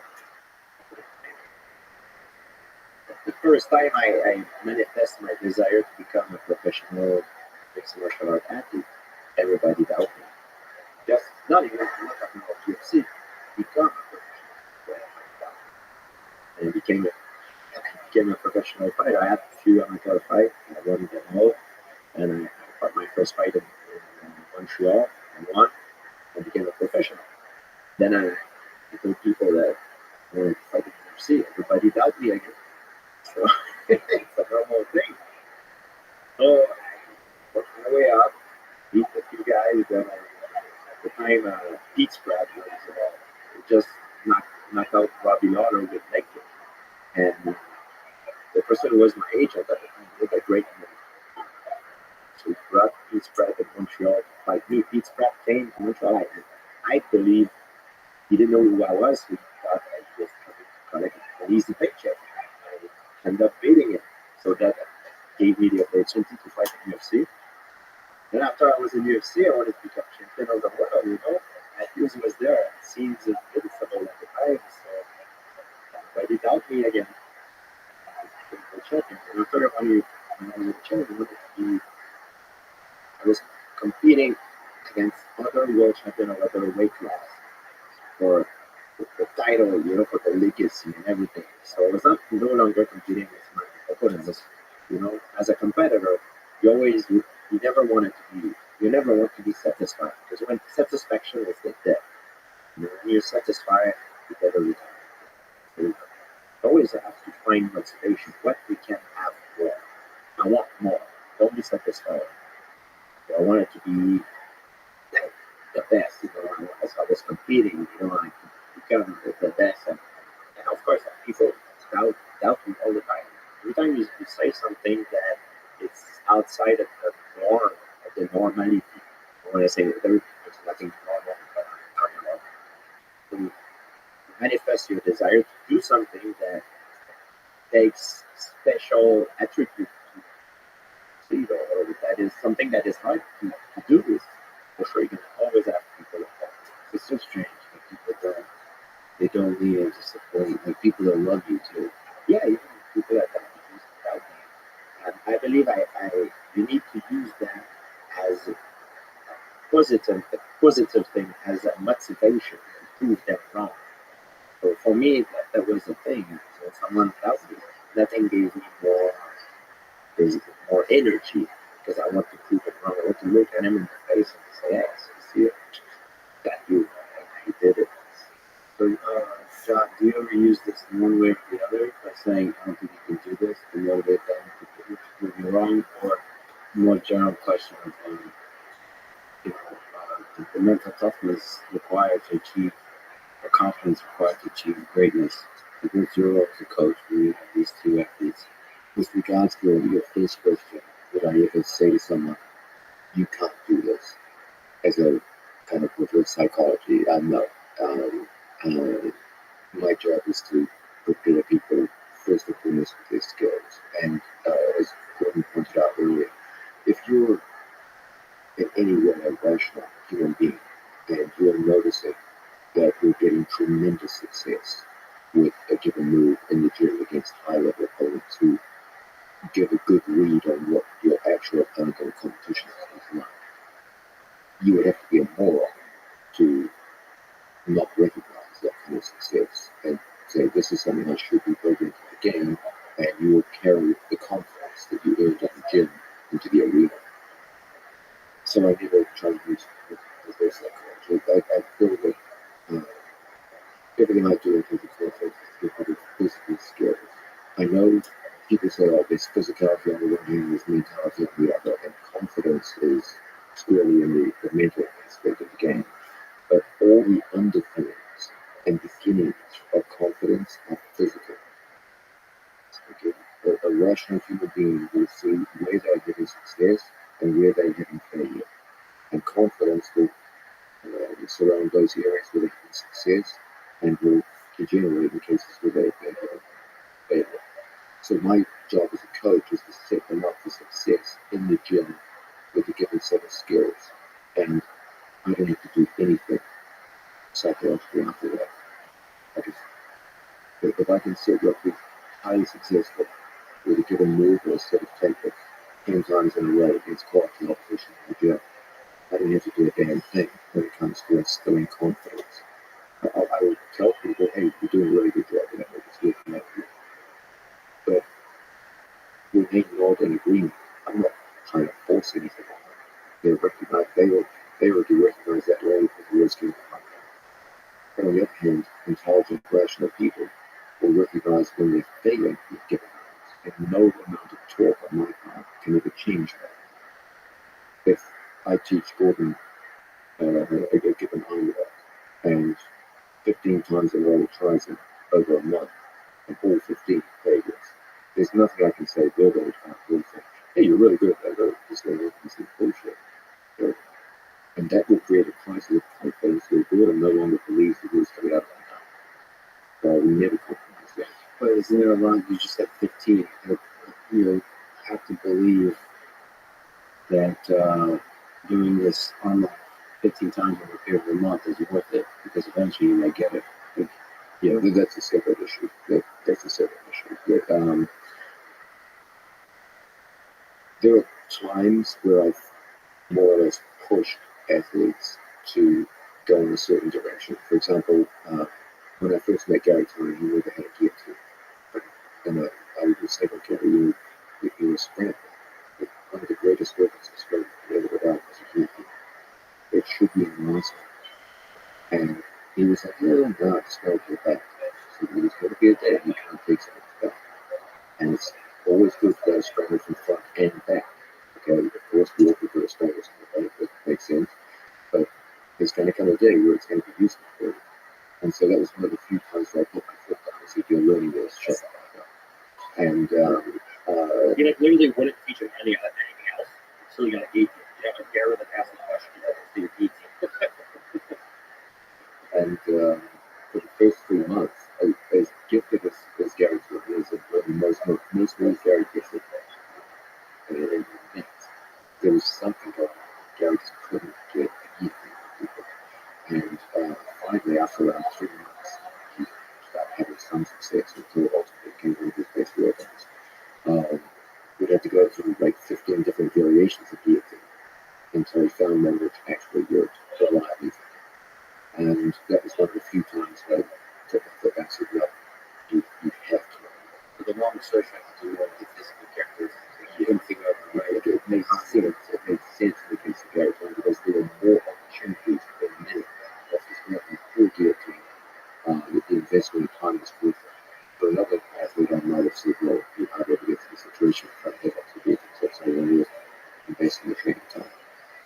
Let me ask you a question on the competition side.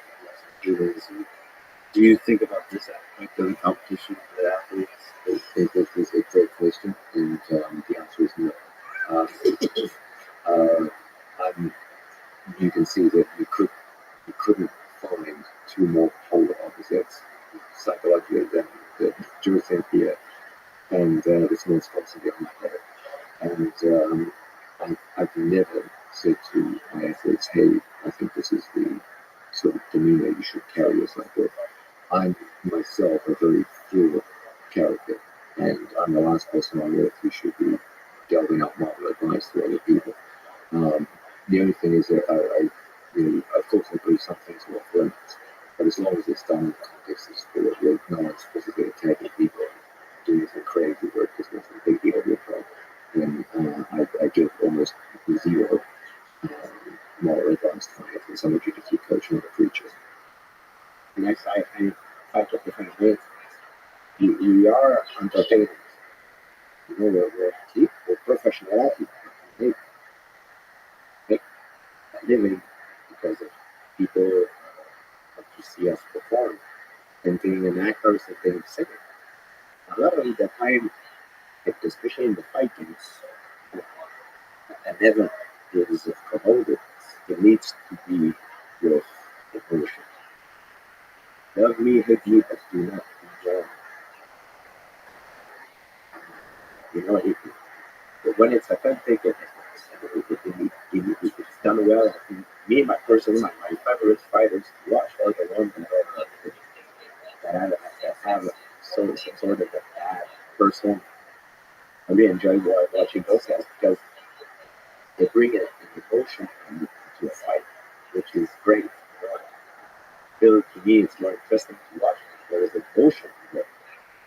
I believe that's why some fighters make more money than others. You know what I mean?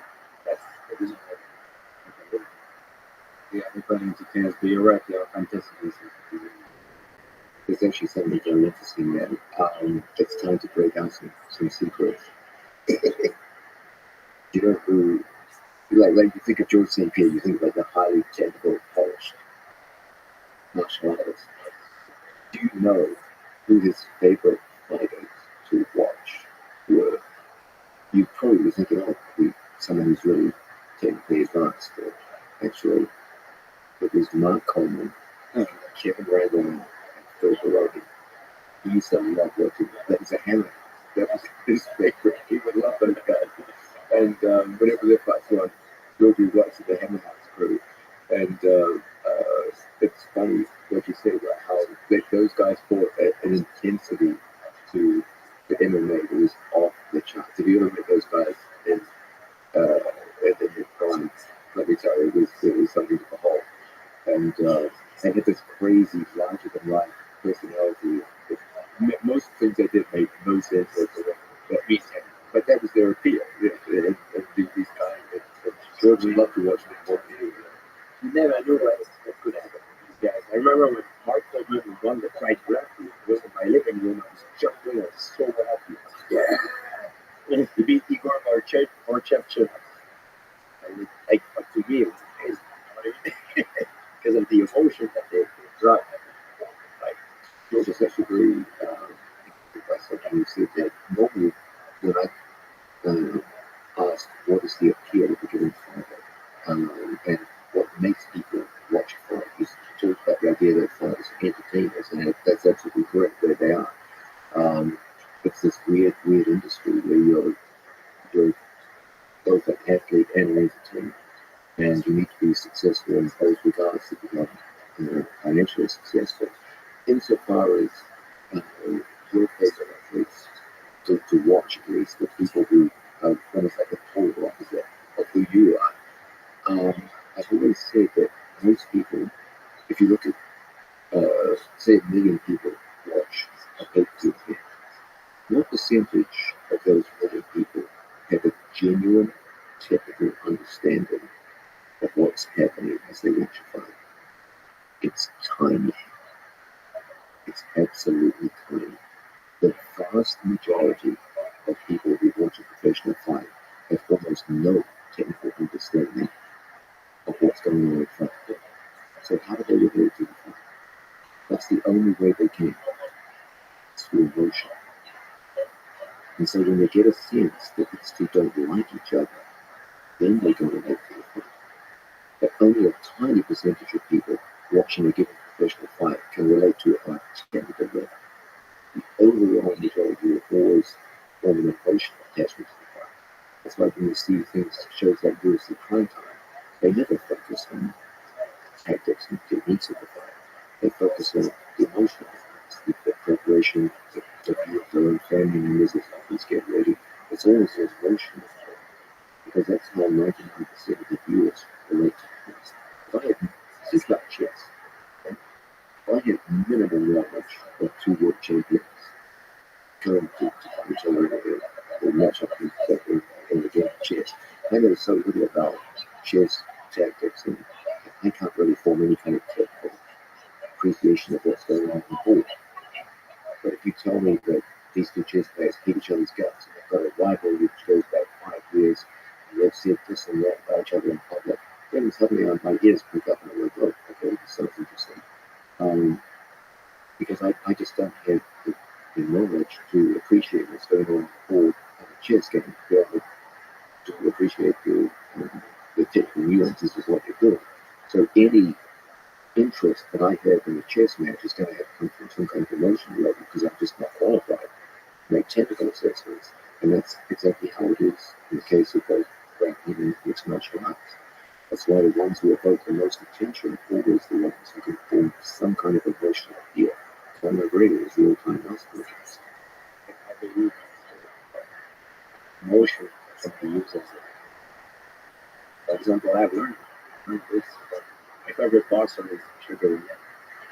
Sugar Ray Leonard, I remember, I was very young, so I watched his fight later. He was older. I know that Sugar Ray Leonard was the best boxer of his era. To me, and I don't think nobody could beat him. I think he was skill-wise, he was the best. But he fought in Montreal with Roberto Duran made it in a way that Leonard became very emotional. He wanted to stand in front of Duran, fight a different fight that he normally does, because he wanted to show that he's a man. And he does that fight, which was a mistake. Then later on, he beat Roberto Duran quite easy. Everybody remember the no nice thing. But my point is, emotion can be used in a way that it can make you derail your opponent out of his thinking. I felt a lot of people do that. That's why I never got it. That was my way to defend myself against some kind of bully, to put like a shield in front. Some other guy like Gordon, he expressed himself differently. Of course, there's a language barrier, but for him, he's better at giving back. He's a better counter attacker. But that's the way you respond to the aggression of an emotional attack. I think everybody is different.